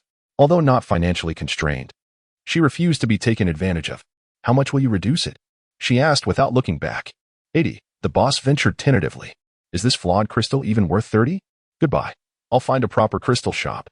As she made to step outside, suddenly, a man and a woman entered the store. Boss, how much for this crystal? Chen Xiuer turned sharply, realizing that the newcomers were none other than Tang San and Xiao Wu. Truly a case of enemies crossing paths. Chapter 85. The unbuyable hair crystal. At this moment, Tang San caught sight of Chen Xiuer. You are here as well? He inquired, astonished. Chen Xiuer disregarded him and turned to seize a crystal. This crystal costs 80 gold soul coins. I shall take it, she declared, observing the abrupt shift in her demeanor. The shopkeeper revealed a sly grin. I have changed my mind. It is now 200 gold soul coins. How outrageous! Tang San exclaimed. 200 is not excessive. If you do not want it, I shall purchase the crystal myself. Brother, are you foolish? He is clearly hiking the price. Xiao Wu interjected, sensing Tang San's predicament. Casting a sidelong glance at Tang San, Chen Xiuer stated, Shopkeeper, I will offer 300 gold soul coins. Sell it to me. The shopkeeper's eyes gleamed with cunning. He sensed an opportunity for profit. I have altered my offer again. 500 gold soul coins, he said lazily. 500 is acceptable. Provided you do not raise the price again, Tang San replied, producing his coin pouch. Seeing the pouch, the shopkeeper hastily added, All right, 1,000. This time, I will not change my mind. Xiao Wu shot the shopkeeper a fierce glare. Third brother, let us leave. Engaging with such a deceitful person is an affront to our intelligence. Tang San cast a lingering glance at the crystal, but, constrained by his insufficient funds, had no choice but to forego it. As he turned to depart, the shopkeeper hastily remarked, If you lack funds, you may prepay 500 and settle the remainder later. Xiao Wu found his voice repugnant. Scoundrel, why don't you just disappear? You are akin to a grave robber, shamelessly seeking money. Chen Xiuer smiled faintly. I shall take it for 1,000 gold soul coins. With a flourish of her right hand, she produced a pouch of coins. Deal, the shopkeeper replied with a smile. As he reached to collect the coins, his gaze fell upon the 24 Bridges moonlit night belt at Tang San's waist. Where did you acquire that belt? He asked, puzzled. Tang San felt a stir of intrigue. This belt was given to me by my master. Do you recognize it? The shopkeeper sat up from his reclined position, his eyes glinting with a peculiar light as he regarded the belt. Hey, shopkeeper. Chen Xiuer waved her hand in front of him, then picked up the crystal and set the pouch aside. I will not sell it anymore. What did you say? Chen Xiuer attempted to leave with the crystal, but the shopkeeper called her back. Are you toying with me? Do you know who my master is? The consequences of trifling with me are severe. Chen Xiuer retorted coldly. If you say you won't sell, then go quickly, the shopkeeper scoffed, tossing the pouch back to her. Chen Xiuer caught the pouch and returned it to her storage ring. Tang San observed the ring on her right hand, realizing it too was a soul guide. Chen Xiuer huffed disdainfully. I will remember you. She was acutely aware of the shopkeeper's identity. He was none other than Frank, the headmaster of Shrek Academy. Were it not for the fact that Yulong Mian would not assist me during my trials, I would have been the first to extinguish you, Shrek. She thought darkly. Seeing Chen Xiuer leave with a fierce expression, Tang San felt perplexed. This shopkeeper was indeed strange. Not only did he raise the price, but when someone was willing to pay 1,000 gold soul coins, he refused to sell. Since you are his disciple, you may have the crystal for free. Frank reclined once more. Tang San remained baffled, though it was evident that this man knew his master. The crystal was not particularly valuable, so he offered it to him, urging him to leave and allow him to rest. Gift? Tang San was taken aback. The contrast in Frank's demeanor was striking. Just moments ago, he was exorbitantly pricing the item, and now he was presenting it as a gift. While Tang San pondered, Xiao Wu unceremoniously cradled the crystal in her arms. Tang San's mind raced with various thoughts, ultimately deciding to leave a pouch of gold soul coins behind, expressing his gratitude before departing. Only after their exit did Frank open his eyes, the slyness vanishing from his countenance. His apprentice had unexpectedly come to collect, and such soul power. Oh, dear master. Will you not evade me this time? However, he had likely offended the little dragon king of the Blue Lightning Tyrant Dragon Clan. But Xiao Gang, you should be able to handle this, right? After all, the crystal has been taken by your disciple, Frank mused, shaking his head with a smile. Meanwhile, a fuming Chen Xiuer pondered her next move. She had originally intended to acquire the dragon beard needle to increase her chances of eliminating Ning Rongrong. Indeed, Chen Xiuer had already begun plotting the assassination of the young master of the Seven Treasure Glazed Tile School. It mattered not. Success or failure would depend on the morrow. Had Frank not been present, Tang San, how could I have ever let you keep that hair crystal? Chen Xiuer sneered to herself. Had Frank not intervened, she would have unhesitatingly seized the crystal from Tang San. At that moment, within the Rose Hotel, Tang San securely locked the door and swiftly drew the curtains. Come. Let us go to the bedroom, he exclaimed with excitement. Xiaowu followed him into the bedroom, bemused. Tang San closed the curtains and shut the door. His excitement now uncontainable, revealing a hint of infatuation and a flush upon his face. Xiaowu instinctively adjusted her clothing, a thought flashing through her mind. Could it be that he is influenced by the hotel's atmosphere and is about to succumb to primal instincts? No, that cannot be. He is merely 12 years old.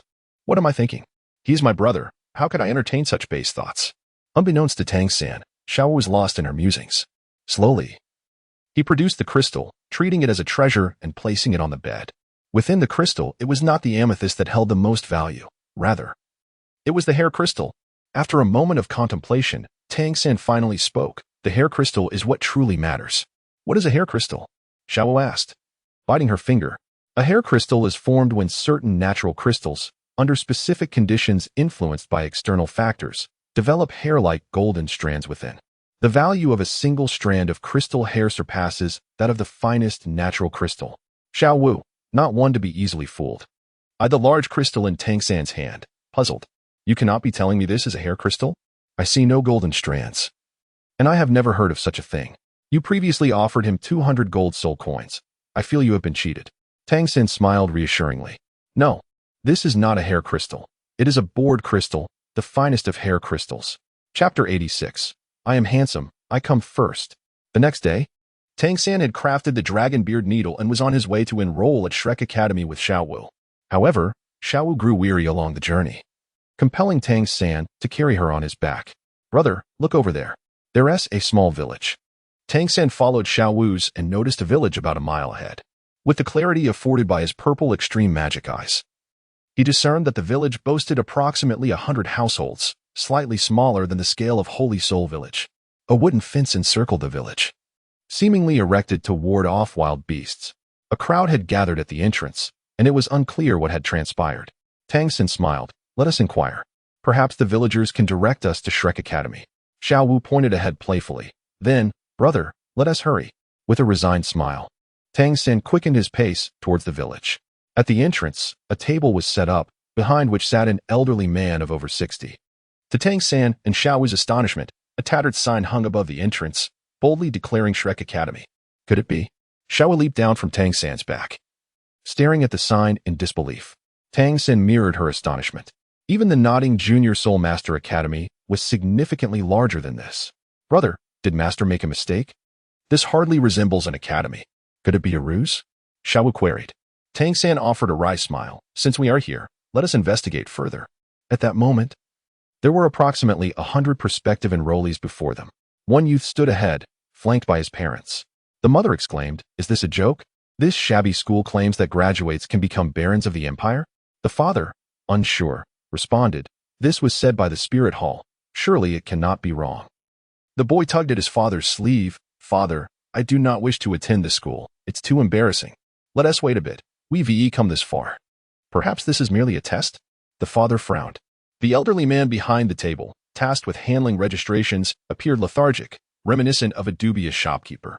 After what felt like ages, a boy stepped forward to register. "The enrollment fee is 10 gold soul coins. Place them in that box," the elder said lazily. The boy's father quickly produced 10 gold soul coins and placed them into a box made of wooden planks. The boy extended his hand as instructed, but the elder squeezed it lightly and shook his head. "You do not meet the age requirement. You may leave." The boy was taken aback and turned to his parents. The father quickly smiled. "Teacher, my son just turned 13. Could you perhaps make an exception?" The elder, growing impatient, replied, "Do not disrupt those behind you. Are you unaware of the academy's rules? We only accept children under 13 with a soul power level of 20. Once registered, the fee is non-refundable." The father could no longer contain himself. This is clearly a scam. Refund our fee, or we shall not leave. The elder glanced at him. Mu Bai. Someone wishes to withdraw their registration fee. Handle it. Suddenly, a figure leaped into view. It was Dai Mu Bai. He activated his martial soul, instantly growing in size. With white tiger attributes manifesting, 3 soul rings floated around him. If you wish to withdraw your fee, you must defeat me first. If I make you vomit blood, will you not owe me more? Dai Mu Bai challenged. The boy's father, seeing the 3 soul rings, understood that they could not afford to provoke him. They retreated, dragging their son and wife away. This is Douluo. Without strength, there is no voice. Suddenly, a bout of raucous laughter echoed from the sky as a figure descended with a crash, stirring up clouds of dust. If you can defeat me, I will return your fee in full. If I make you bleed, will you not owe me more? Chen Xiuer laughed, still clad in her martial soul form. Her attire, specially designed for durability, suited her dragon transformation perfectly, with her coat sporting openings for her dragon wings. What brings you here? Dai Mu Bai asked irritably. Brother, is it not permissible for me to enroll? Chen Xiuer replied, hands in her pockets. Humph. Dai Mu Bai turned away, refusing to engage further. Chen Xiuer tossed 10 gold soul coins, landing perfectly in the box. The elder's demeanor shifted. You are from the Blue Lightning Tyrant Dragon Clan. Is that a problem?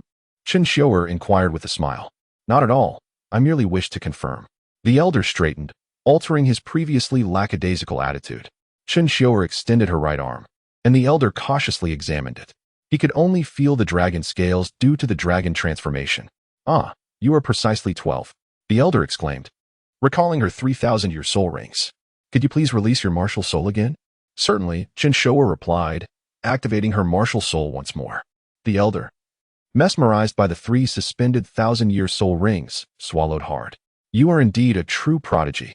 I am Yu Tianxian, a 32nd level battle soul master. Chen Xiuer introduced herself with a smile. Excellent. Mu Bai, quickly escort him to the 4th trial. The elder exclaimed. Dai Mu Bai's lips twitched as Tang San and Xiao Wu felt overlooked. Hey, we arrived first. Why does he get to cut in line? Xiao Wu demanded. Hands on her hips. Dai Mu Bai frowned, recognizing the familiar voice. It's you. He smiled upon seeing Tang San. Chen Xiuer waved her hand. Having noticed Tang San and Xiao Wu long before, she had intentionally chosen this moment to arrive. Because I am handsome, I come first. Farewell, and good luck, she said, departing without a backward glance. What an outrageous person. Xiao Wu fumed. Let it go, Xiao Wu. Since we are here, let us make the best of it. It is now our turn, Tang San reassured her, maintaining a composed demeanor. After all, it was merely a matter of timing. Tang San, being an adult, exhibited maturity and steadiness. The elder, having witnessed Chen Xiuer's prowess, held little hope for the remaining applicants. Or perhaps, having one such prodigy was sufficient. Meanwhile, in the heavenly realm, Yi Zixiao continued his match against Chen Xiuer. Their game had persisted until now. The Dragon of Sin made a grave error. He truly does not regard Zhao Wujis and the others as humans, Yi Zixiao sighed. And what of Shrek? It ultimately depends on how he proceeds. If I were in his position, I could eliminate Ning Rongrong within Shrek and withdraw unscathed, Chen Xiuer remarked with a faint smile. Gratitude is extended to the Poetic Trace Reader for their generous support. Chapter 87. The poised Chen Xiuer as expected. Both Tang San and Xiao Wu passed the preliminary examination. They exchanged glances when suddenly, a soft gas drew Tang San's attention. The elder responsible for the registration displayed a look of uncertainty as he stood before a young girl who was withdrawing her outstretched hand. This girl was unaccompanied. Dressed simply in a white long dress that radiated cleanliness, her short hair neatly framing her face. She stood about half a head shorter than Xiao Wu, and as she faced away from them, her full appearance remained obscured. However, the skin visible on her neck was remarkably fair and smooth. May I inquire if I have passed the initial test? The girl's voice was melodious and enchanting, soft enough to evoke a sense of tenderness. Tang San could discern from his angle that she must be strikingly beautiful. Yet, due to Xiao Wu's sudden pinch at his waist, he refrained from staring. At that moment, Dai Mu Bai returned. He was quite an irritating presence, yet Tang San hoped to avoid any confrontation should they become classmates in the future. Tang San understood whom Dai Mu Bai referred to, agreeing, I have no intention of conflict either. As long as he does not provoke me, I shall remain silent. Very well. Follow me. Dai Mu Bai beckoned to Tang San, Xiao Wu, and the 2 girls behind them. Why are there 2 girls? Tang San pondered, just as another girl approached. This last girl appeared younger than both Tang San and Xiaowu. Her long black hair cascaded over her shoulders, her face slightly bowed, and her height was similar to that of the girl in the white dress. Her skin was equally fair. However, she exuded a distinct aura, contrary to her alluring figure. Her expression was notably indifferent, purely cold. Her black eyes held no hint of warmth, contrasting sharply with her otherwise beautiful visage. Her limbs were long and slender, arms hanging naturally at her sides. Dai Mubai could not help but steal glances at her. What are you staring at?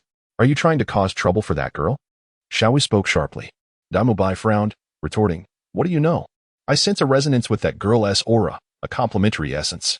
If two similar martial souls unite, their powers can amplify exponentially, yielding what is known as a martial soul fusion technique. Xiaowu burst into laughter. So, you mean her martial soul is a tigress? Dai Mubai's expression turned slightly awkward. That is a possibility. As they entered the village, the surroundings were dominated by wooden structures, aptly described as simple and unpretentious. They had not walked far when Dai Mubai led them to an open space, surrounded by wooden houses, approximately 500 square meters in size.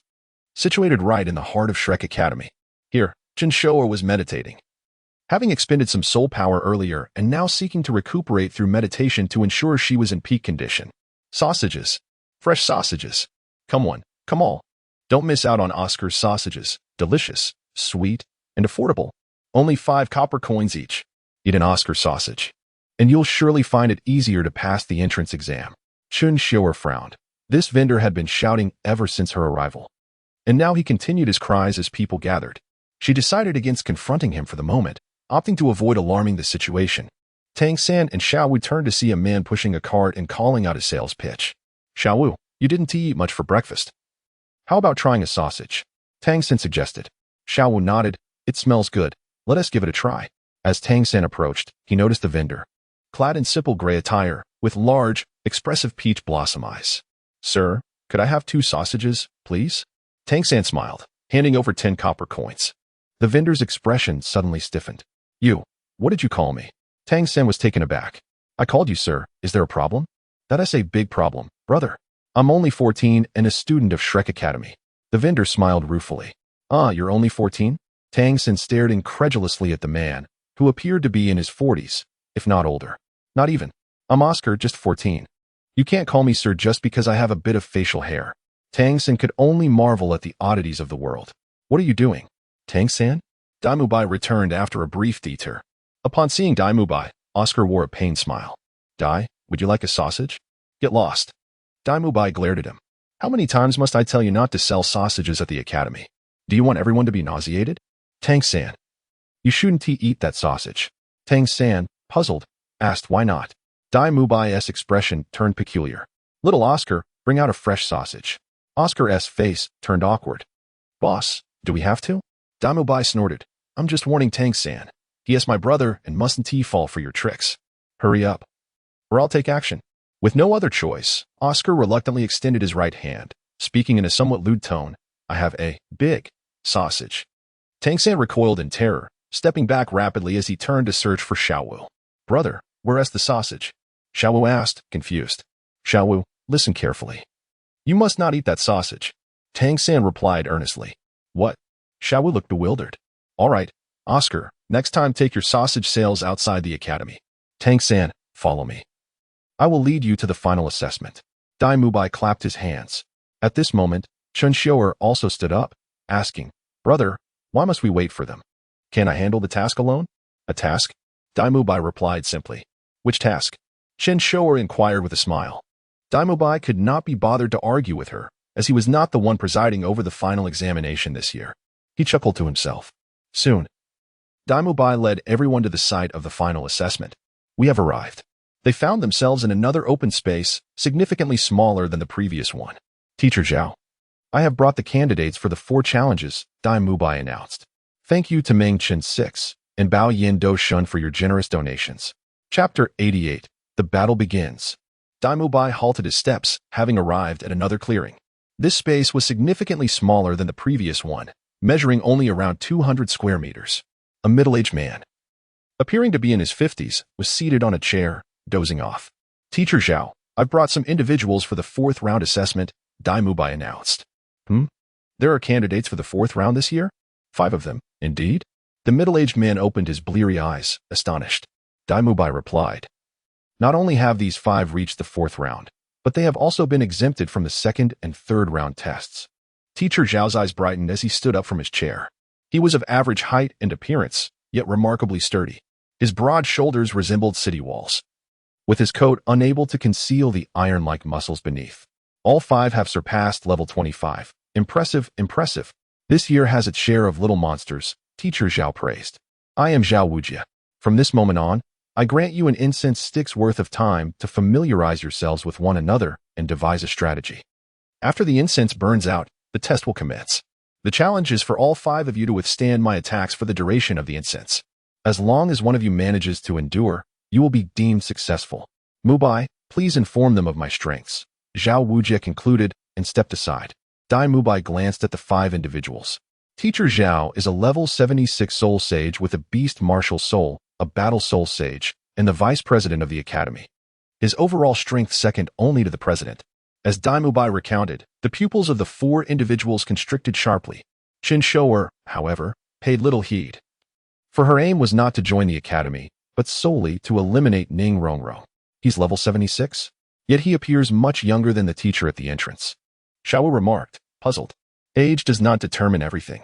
Time is limited, and I can only inform you of Teacher Zhao's abilities. The rest is for you to plan. Dai Mubai stated. He then slowly detailed Zhao Wujie's martial soul's weaknesses and various attack characteristics. Tang San was the first to speak up. I am Tang San. With a tool martial soul, blue silvergrass, and a level 29 control system battle soul master. Xiaowu, observing Tang San, followed with, I'm Xiaowu. With a beast martial soul, rabbit, and a level 29 assault system battle soul master. The girl with short hair hesitated briefly before saying, Ning Rongrong, tool martial soul. 7 treasure glazed tile, level 26 support system soul master. Next was the cold girl, Zhu Zhuqing, beast martial soul, spectral cat, level 27 agility assault system battle soul master. Finally, Chen Xiuer nonchalantly declared, Yutian Xian, beast martial soul, blue lightning tyrant dragon, level 32 battle soul sovereign. What? Battle soul sovereign? Exclaimed Tang San and Xiaowu simultaneously. They were accustomed to such revelations, but Ning Rongrong and Zhu Zhuqing were taken aback. You may devise any plan you wish. I can handle Zhao Wujie alone. Chen Xiuer stated as he turned away, not contemplating how to confront Zhao Wujie, but instead plotting how to eliminate Ning Rongrong amidst the chaos of battle. Noticing Chen Xiuer retreating, Ning Rongrong glanced at his handsome face, seemingly still in a daze. Is he the second of the Blue Lightning 3 young masters? She pondered. How do you all know about the Blue Lightning 3 young masters? Tang San queried, perplexed. They're quite renowned among the younger generation, particularly Yu Tianheng, who boasts about being the foremost among the Blue Lightning 3 young masters wherever he goes, Ning Rongrong explained. Is that so? Tang San replied awkwardly. However, with Chen Xiuer stepping aside, Tang San recalled Ning Rongrong's martial soul. Your martial soul is the 7 treasure glazed tile. Does that mean you hail from the 7 treasure glazed tile sect? Tang San asked, astonished. The 7 treasure glazed tile is a martial soul that is passed down through direct lineage, meaning only direct disciples of the 7 treasure glazed tile sect can possess it. Ning Rongrong playfully stuck out her tongue. Don't look at me like that. I'm no different from an ordinary person. I ran away from home. Let's focus on passing this challenge first.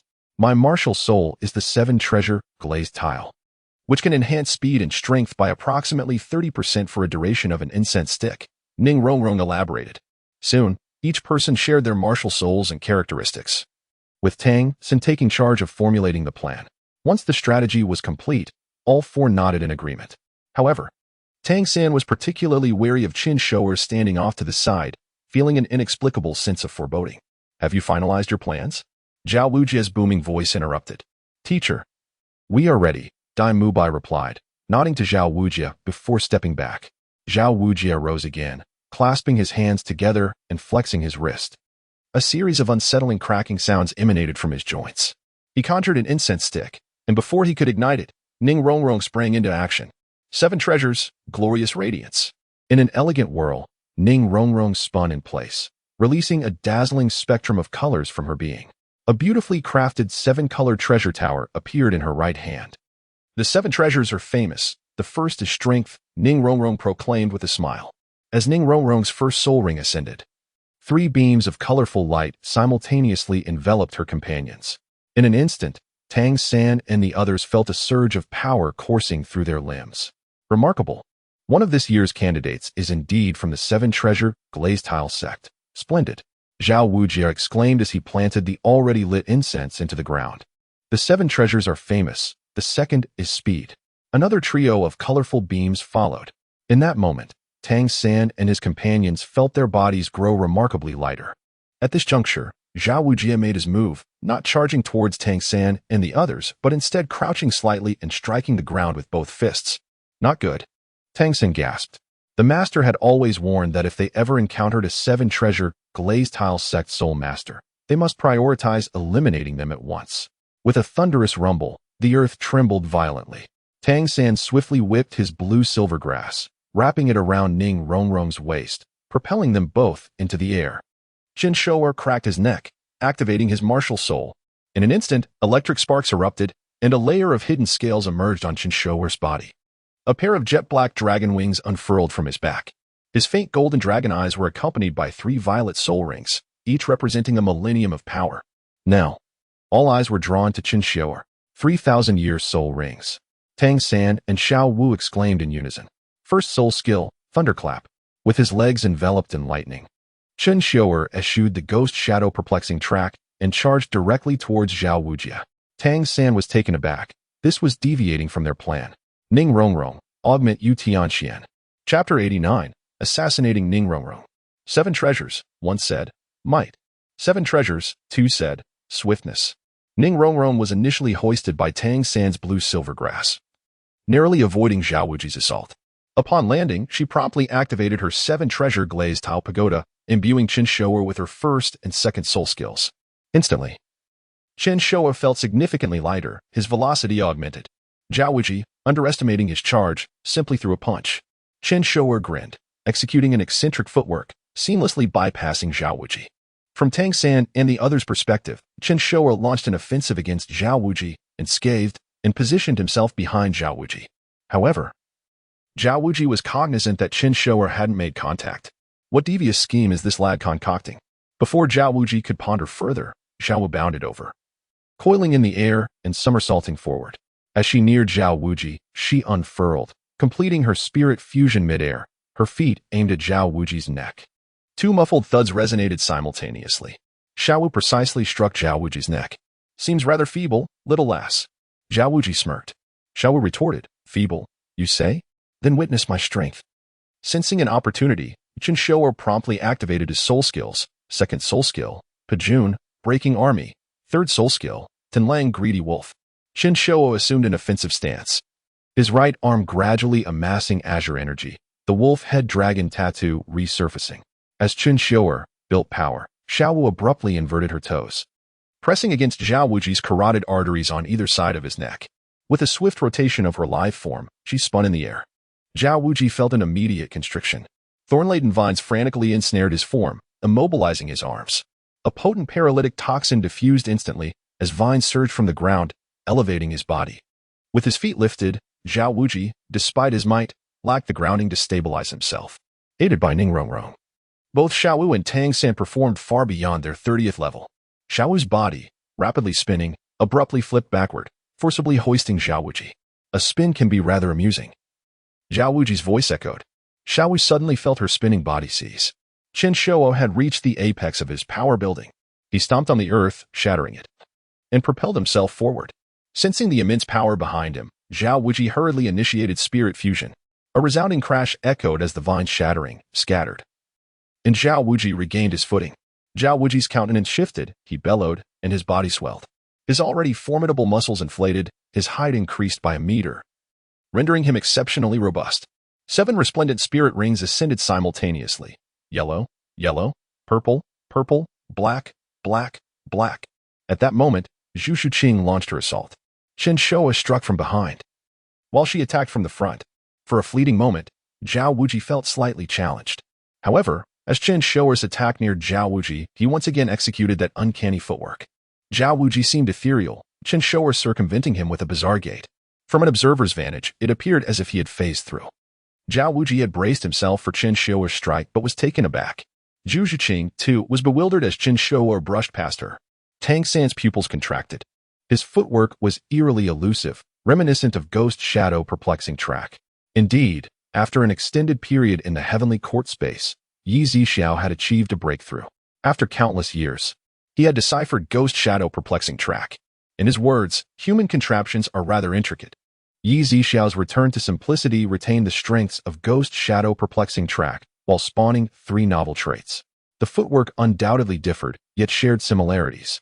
The 3 distinguishing features were: first, creating an illusion of intangibility; second, a bizarre gait that circumvented opponents as if phasing through; third, the essence of the footwork lay in illusion, the enemy perpetually perceiving only the afterimage, never the true entity. This footwork was christened nightmare regression. Tang San, taken aback, swiftly manipulated his blue-silver grass to ensnare Chen Xiuer, only to grasp empty air. Tang San realized the anomaly and activated purple demon eyes. Then, Tang San discerned the genuine Chen Xiuer, now in close proximity to Ning Rongrong. Tang San, no fool, surmised Chen Xiuer's intent. He was targeting Ning Rongrong. Simultaneously, all eyes converged on Chen Xiuer as he rapidly flapped his dragon wings, augmenting his velocity and surged forward. Zhao Wuji, alarmed, stomped the ground, sprinting like a berserk bear. "You Tianxin, what are you doing?" Tang San exclaimed. "Murder." Chen Xiuer grinned, unabated. Tang San, now able to pinpoint Chen Xiuer, manipulated his blue-silver grass to entangle him. "Are you insane? Committing murder in Shrek Academy?" The blue-silver grass instantly bound Chen Xiuer's feet, who scoffed. "Petty tricks." Chen Xiuer exerted force, yet the blue-silver grass remained intact, leaving him stunned. With Zhao Wuji closing in, Chen Xiuer's eyes narrowed, and he unleashed his first soul skill, Thunderclap.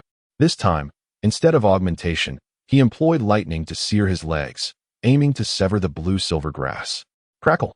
Hearing the sizzling of lightning, Tang San was aghast. What animosity fuels this? Why must you slay Ning Rongrong? Chen Xiuer broke free, poised to strike Ning Rongrong, who was petrified. Die! Success would ensure impunity and incite war between the 7 Treasure Glazed Tile School and the Blue Lightning Tyrant Dragon Clan, allowing the Spirit Hall to exploit the chaos. This was the culmination of Chen Xiuer's elaborate scheme. Dragon extinction. Tang San's violet eyes narrowed, resorting to his trump card. Tang San pinched a minuscule object between his fingers, its sharp edges glinting in the sunlight. Dragon Beard Needle. Tang San flicked the Dragon Beard Needle with lightning speed. Chen Xiuer felt an immediate rigidity in his neck, his protective dragon scales proving futile. He realized Tang San had deployed the Dragon Beard Needle. "Now, I wager everything." Chen Xiuer's eyes blazed with fanaticism. Success would validate his efforts, despite the excruciating pain in his neck. Amidst Ning Rongrong's horrified gaze, Chen Xiuer unleashed his attack. Roar! Chapter 90. The expected deviation. If Chen Xiuer's plan succeeds, she will become President Chen. If it fails, she may simply be referred to as Chen. In that fleeting moment, a spark ignited. Everyone's hearts were suspended in anticipation. Some were still grappling with the situation, while others were oblivious to the unfolding chaos. Among them, the principal party, Ning Rongrong, remained completely in the dark. Tang San attempted to utilize other hidden weapons, but it was already too late. Chen Xiuer and Ning Rongrong were merely a meter apart. At that moment, due to the Dragon Beard Needle, Chen Xiuer's expression was rigid, forcing herself to charge forward. In Ning Rongrong's eyes, Chen Xiuer appeared as a vengeful spirit. Her frozen visage twitched unnaturally, revealing a sinister grin, her sharp dragon teeth glinting ominously. And her demonic wings spread wide, the attack from her right arm reminiscent of death beckoning to her. This scene would haunt Ning Rongrong's psyche for a lifetime. "No!" Ning Rongrong cried out, losing her balance and collapsing to the ground. As Chen Xiuer advanced towards her, Zhao Wuji gritted his teeth, summoning the 4th soul ring that encircled him, which flared to life. He paused momentarily, then leaped into the air, the ground shattering beneath him. This leap propelled him several dozen meters. Roar! Chen Xiuer's right hand, poised with the breaking army technique, unleashed a fierce strike, accompanied by the 3rd soul skill, Greedy Wolf. Boom! In an instant, it seemed as though the heavens and earth had shifted hues, as thunder enveloped the arena, obscuring everyone's vision. The explosion's sound drowned out Ning Rongrong's screams, which had long been silenced by the thunder. Chen Xiuer was oblivious to the unfolding events. Her soul technique had already been released. Shortly thereafter, A terrifying shockwave propelled Chen Xiuer 3 meters away. Her soul power was drained. Yet she remained in a state of emptiness. A chill ran down Chen Xiuer's spine. Had she been intercepted? Clutching her chest, she hastily knelt upon the ground. Her choice to release at close range had been made to avoid anyone blocking her breaking army. At this moment, thoughts of fleeing began to surface. But she had already staked everything. If this assault failed, Chen Xiuer would have no fallback. Nevertheless, these individuals would undoubtedly hesitate to harm her. This much she was certain of. As the young master of the Blue Lightning Tyrant Dragon Clan, her connections were formidable. Gradually, the dust in the air settled, and the flashes of lightning began to fade. Chen Xiuer's pupils constricted sharply. Zhao Wujia had, in the final moment, shielded Ning Rongrong from her breaking army. That was quite the feat, young scion of the Blue Lightning Tyrant Dragon Clan. Zhao Wujia's voice resonated. Chen Xiuer's light golden dragon pupils glanced upward, noticing the charred marks on Zhao Wujia's chest. Yet, his defenses remained intact. Chen Xiuer's breaking army had failed to breach Zhao Wujia's defenses. Haha, how amusing. I never anticipated that the immovable king of wisdom, Zhao Wujia, possessed a displacement soul skill. This immovable king is rather underwhelming, wouldn't you say? Chen Xiuer grinned widely. Hee. Boy, there's no need for bravado. Whatever you say now is futile. Your soul power must be nearly exhausted, wouldn't it? Zhao Wujia inquired with a chuckle. And what of it? Do you dare to kill me? Chen Xiuer retorted with a grin. From the perspective of onlookers, Chen Xiuer appeared completely unperturbed. In truth, she felt no fear of Zhao Wujia, for she possessed absolute confidence. As long as your connections are strong enough, you can exude the same audacity as Chen Xiuer. I may not dare to harm you, but the one you intended to slay is from the Seven Treasures Glazed Tile School. Their leader would not hesitate, Zhao Wujia stated.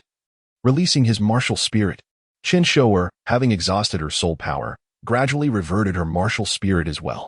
I care not for the grievances between you and this disciple of the Seven Treasures Glazed Tile School, but you must never act against her within Shrek Academy. That is your gravest error, Zhao Wujia admonished sternly.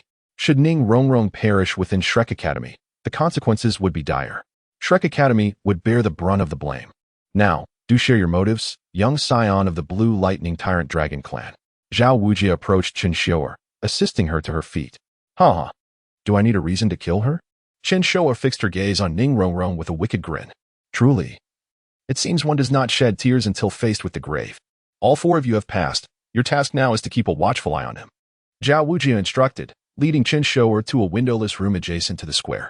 Xiao helped the still shaken Ning Rongrong to her feet.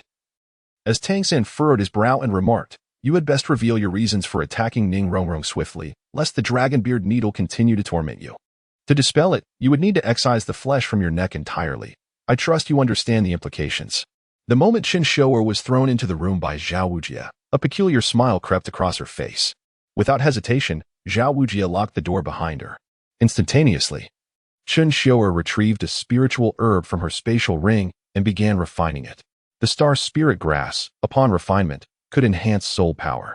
Initially, Chen Xiuer intended to use it to purify others' soul power. However, it also had restorative effects, serving as a valuable supplement. The searing pain in her neck caused Chen Xiuer to frown. She assumed a strange posture, tapping her neck several times. Then, as if guided by her soul power, she extracted a strand of golden thread, as fine as a hair, from her flesh. The moment this thread was pulled free, it vanished into thin air. Hiki, is it not merely the dragonbeard needle? Do you think I cannot unravel it? Tang San? Chen Xiuer had inherited the art of hidden weapons. Though her skill may not rival that of Chen Xiuer, she was still proficient. At this moment, Chen Xiuer sat cross-legged with difficulty, her legs still scorched. The thunderous aftermath had not only damaged her dragon scales but also harmed her flesh. Ignoring her bodily pain, she hastily refined the star spirit grass. Outside, Tang San and Xiaowu comforted Ning Rongrong, while Zhu Zhiqing pondered silently.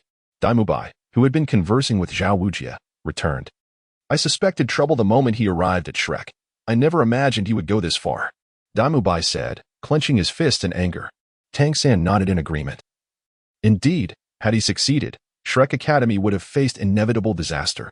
But what was his true aim? Have you considered that? Daimubai mused, perplexed. What could possibly be his motivation? Was it merely vengeance against Shrek? Could it be? Tang San suddenly stumbled upon a startling revelation. Thanks to book character, Afu Ping, Sangchi Benai, Zingruiu, Yingying, and Guangyao for their generous support. Let me clarify matters regarding the Blue Lightning Tyrant Dragon Clan. Some claim I am mistaken. Yu Yuanjin is the title Douluo, while Yu Luomian is merely an 80-level soul Douluo. If you believe this, I can only say you have not read the original novel. You are viewing the adapted comic version. In the comic, Yu Yuanjin is indeed the title Douluo, capable of taking on 4 opponents, akin to a super Douluo. However, in the novel, it is clearly established that Yu Luomian is the title Douluo, without a single 100,000-year soul ring. Yet, the author enhanced him by making his final ring a 100,000-year soul ring. Additionally, some have argued that if Yu Luomian possesses a 100,000-year soul ring, he must be comparable to Hao Tian Douluo. In reality, the progression from one title Douluo level to the next represents a significant leap. Tang Hao possesses a soul power of level 96, while Yu Luomian, due to unique circumstances, is destined to remain at level 95 for life. The comparison between Tang Hao and Yu Luomian is fundamentally flawed for 2 reasons. Firstly, under normal conditions, Yu Luomian would undoubtedly be unable to defeat Tang Hao. However, should Yu Luomian utilize his soul bone, he would essentially overpower Tang Hao with ease. Yet, the side effects of his soul bone are considerable. Its initial use diminished his soul power from 96 to 95, rendering him incapable of further advancement throughout his life. Furthermore, the Blue Lightning Tyrannosaurus Rex is recognized as a premier beast martial soul, showcasing its formidable strength and advantages. The inherent power of a martial soul is intricately linked to the strength of its wielder. For instance, if the Haotian Douluo were also at level 96 wielding a mere iron hammer, would its potency be comparable? It can be said that the entire Blue Lightning Tyrannosaurus family relies solely on Yu Luomian's prowess. I shall refrain from elaborating further to avoid revealing too much. Chapter 91. Yu Tianxian has escaped. It is highly likely that Yu Tianxian intends to incite a war between the Blue Lightning Tyrant Sect and the 7 Treasure Glazed Tile Sect. Tang San exclaimed in astonishment. How could that be? The Blue Lightning Tyrant Sect is his own family. What benefit would it bring him? Dai Mubai queried, perplexed. Tang San too found it hard to comprehend. This is precisely the enigma that baffles me. Wait, did you mention benefits? Suddenly, Tang San felt he had stumbled upon a clue. Indeed, if there are no benefits, why would he do such a thing? Dai Mubai said. Benefits. Provoking a war between the 2 sects would certainly yield advantages for him. If we can uncover what that benefit is, we may understand how it could be advantageous for Yu Tianxian. In this conflict, the only one who stands to gain is the Spirit Hall. No, that still doesn't make sense. There are too many inconsistencies. Tang San's mind raced, as Tang San and Dai Mubai contemplated Chen Xiuer's motives. Xiao was comforting Ning Rongrong. How on earth did you attract that madman? Ning Rongrong, hugging her knees, tears brimming in her eyes, looked pitiful. I don't know.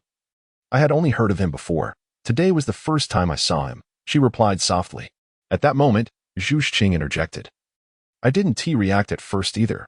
His movements were quite strange. I felt a blur, and suddenly, a figure brushed past me. Don't worry, when the time comes, I will ensure our sect master gives that arrogant fellow a good thrashing, Xiao Wu declared, clenching her small, delicate fists. Ning Rongrong nodded in agreement. Tang San paced restlessly, feeling as though he had overlooked something crucial. The answer eluded him like a fleeting thread, always just out of reach. Daigo, let's go for a stroll. Perhaps inspiration will strike, Tang San suggested to Dai Mubai. Dai Mubai nodded. All right, but let us not stray too far. He shouldn't recover any time soon. With that, Dai Mubai set off. As their footsteps faded away, Chen Xiuer, having regained 70% of her soul power and healed her leg injuries, smiled widely. 10 minutes later. Bang, bang, bang. Suddenly, there was a loud knocking at the door. Xiao Wu, open the door. Startled, Xiao Wu exclaimed, Sanji's voice. How could he be inside? She rushed to open the door, but Zhu Zhuqing quickly grabbed her hand. Something is amiss. Let us take a look through the small window on the door, Zhu Zhuqing advised. Realizing her recklessness, Xiao Wu paused. This room had no windows, but there was a small peephole on the door. Slowly, Xiao Wu opened the peephole and confirmed that it was indeed Tang San inside, wearing the same clothes. San Ge, how did you end up in there? Xiao Wu asked in surprise. Hearing her, Tang San lamented, I never imagined that Yu Tianxian would dig a hole and escape. Dai Ge has already gone after him. Hurry and open the door so we can pursue him together. Tang San urged. Is it really you, Tang San? Zhu Zhuqing inquired. Xiao Wu nodded and stepped aside. Seeing that it truly was Tang San, the three quickly grabbed the key given by Zhao Wudre and unlocked the door. As the door swung open, Xiaowu rushed to ask, Sangu, what is going on? You'll find out once you check the room, Tang San indicated with his hand towards the interior. Without hesitation, Xiaowu dashed into the room, followed closely by Zhu Qing. Tang San grinned and then turned to Ning Rongrong. Rongrong, please tell me how you know Yu Tianxian and what expression he had when he faced you. Ning Rongrong nodded without hesitation. But at that moment, Dai Mubai and Tang San returned. Ning Rongrong, seeing two Tang Sans, suddenly covered her mouth in shock. The Tang San before her was none other than Chen Xiuer. Chen Xiuer seemingly sensed something, abruptly turning around. The two Tang Sans locked eyes. Sangu, there is nothing inside the room, Xiaowu exclaimed, having just finished her inspection and was about to exit. Chen Xiuer swiftly grabbed the lock and secured the door. Spirit possession.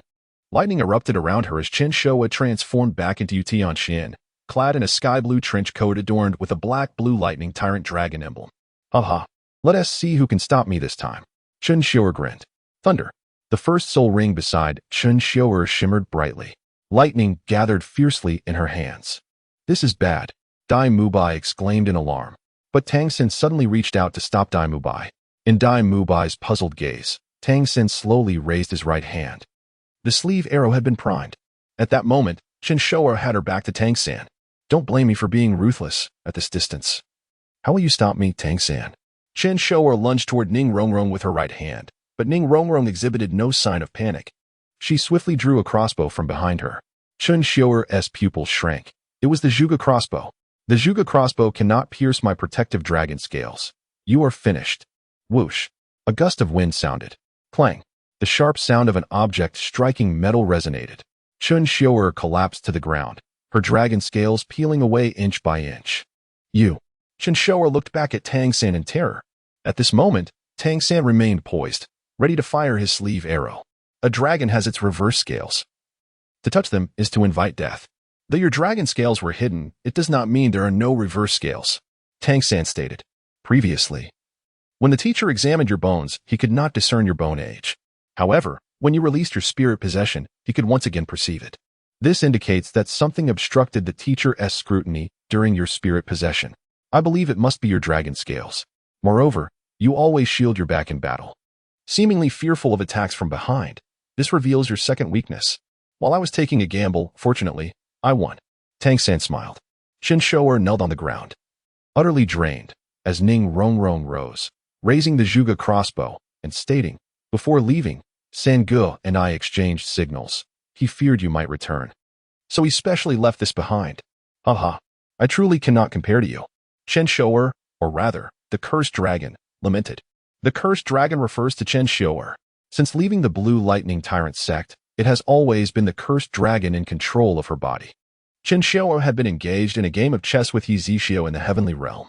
In the heavenly realm, the figure of the cursed dragon slowly materialized, kneeling before Chen Xiuer. I have lost. At that moment, Chen Xiuer was still engrossed in her game against Yi Zixio. With a slight smile, she placed her piece down, causing Yi Zixio's expression to shift. I have won. Did I not tell you? He would lose, and so would you. Chen Xiuer remarked with a smile. Do you know where you failed? Chen Xiuer inquired. The cursed dragon glared in resentment. It's all because Tang San is too cunning. Chen Xiuer shook her head. No. Firstly, you were too impatient. Secondly, you deliberately imitated my thought process, which was fundamentally flawed. You executed your hidden weapon skillfully. Yet you missed the essence. Your actions were overly arrogant and conspicuous. You cared too much about others' perceptions. You were desperate to prove yourself, to show that you are superior to me, and feared the exposure of your weaknesses. In reality, this only hastened the revelation of your vulnerabilities. If it were I would opt for the most prudent approach, discreetly entering Shrek Academy to earn Ning Rongrong's favor, and when the moment is ripe, strike unexpectedly rather than during the assessment period, Chen Xiuer smiled. Nian Long, this time you have lost, Yi Zixi remarked, shaking his head. Nian Long gritted his teeth, fully aware of his defeat, one that was utterly conclusive. Previously, he had grown impatient, nearly losing his sanity in the heavenly realm. Thus, Nian Long and Chen Xiuer devised a wager. Upon Chen Xiuer's arrival in Soto City, his body would be entrusted to Nian Long, with all actions directed by him to execute the assassination of Ning Rongrong. Nian Long endeavored to emulate Chen Xiuer's thought processes and wield his exceptional skills. Meanwhile, Chen Xiuer engaged in a game of chess with He Zixiu in the heavenly realm. They played a single match, which, in the outside world, lasted 3 days, yet it was uncertain how much time had passed in their realm. Ultimately, Chen Xiuer emerged victorious. You once were a failure, and still are.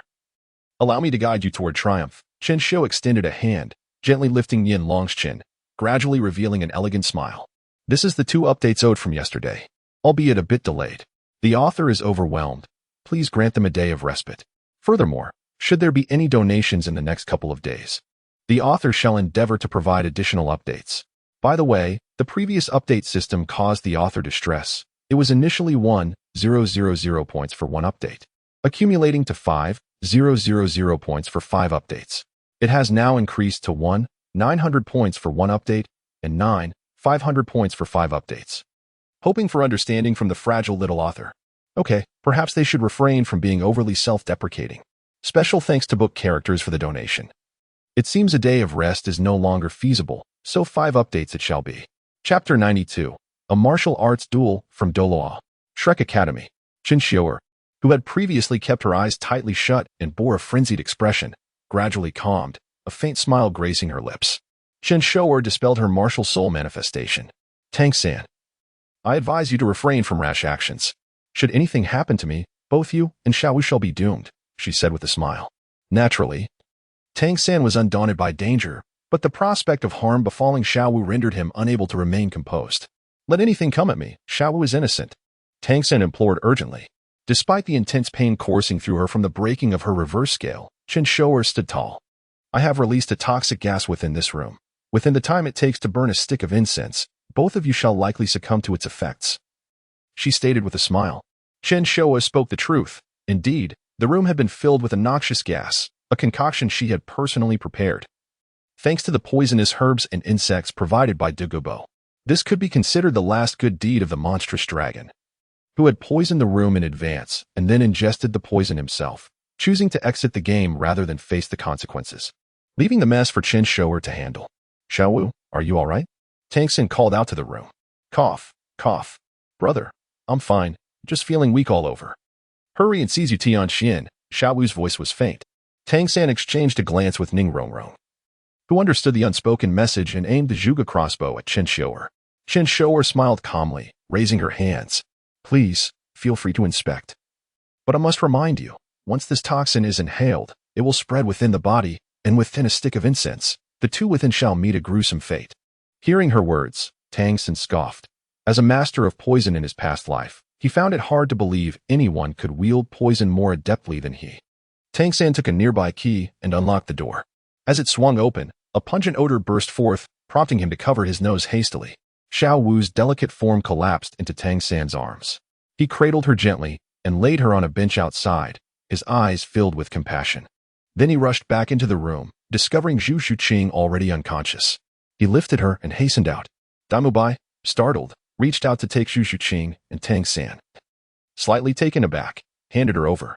Damubai, momentarily flustered, seemed unsure of his own actions. Tang San paid him no mind, his expression serious as he regarded Chen Xiuer. What kind of poison is this? Tang San admitted that he could not decipher it quickly, and with Xiaowu in dire straits, only Chen Xiuer might possess the antidote. Chen Xiuer grinned. This poison is called corpse decaying fragrance. Once ignited, it transforms into a cloud of smoke within 3 breaths. If inhaled, I need not elaborate. You surely understand. I have the antidote, but do not harbor thoughts of seizing it or attempting to unravel my poison. This fragrance is concocted from 49 varieties of poisonous herbs and 36 types of venomous insects. Without a span of 10 days to half a month, it cannot be solved. Chen Xiuer's smile deepened. Tang San gritted his teeth. This Tianxian seemed to have transformed into a formidable adversary. Chen Xiuer, leveraging the toxic fragrance, had successfully turned the tables. Despite her current disadvantage, she had managed to dominate the situation. Now, tell me, how can I obtain the antidote? Tang San inquired, his heart racing. With Xiao Wu gravely poisoned, how could he not be anxious? Chen Xiuer smiled faintly, finally luring him in. Let us engage without our martial souls, relying solely on our innate abilities. If you defeat me, I shall grant you the antidote and allow you to do as you wish. Chen Xiuer paused dramatically. However, if you lose, I shall still provide you the antidote, but you must allow me to leave. What say you? Chen Xiuer's smile remained. I accept your terms, Tang San declared without hesitation. Damo Bai stood by, gazing at Zhu Qing, lost in thought. Xiao lay unconscious on the bench beside them. Ning Rongrong, crossbow raised, focused intently on Chen Xiuer. For reasons unknown, Ning Rongrong's hands trembled slightly. She had previously begun to overcome her fear of Chen Xiuer.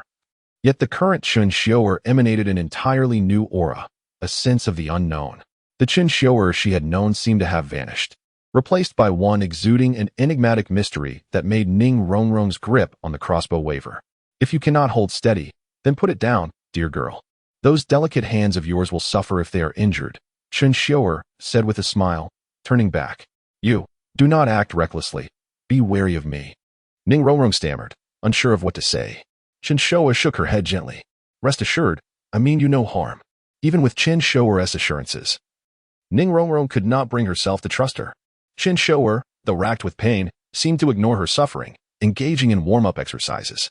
Suddenly, Tang San's eyes turned violet, his steps taking on an eerie quality as he appeared before Chen Xiuer in an instant. Tang San could not wait any longer. In such haste. You deny me even a moment to warm up? Chen Xiuer smiled. Tang San's palm shone with a pearlescent glow as they struck toward Chen Xiuer's chest. Chen Xiuer merely smiled, making no attempt to block.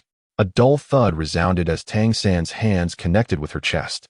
However, Chen Xiuer had already circulated her Xianming true qi, dissipating the force effortlessly. It was but a soft touch. Tang San's pupils constricted, realizing she must possess some profound soul skill. This was a martial arts duel unfolding upon the Douluo continent. Opponent, Tang San.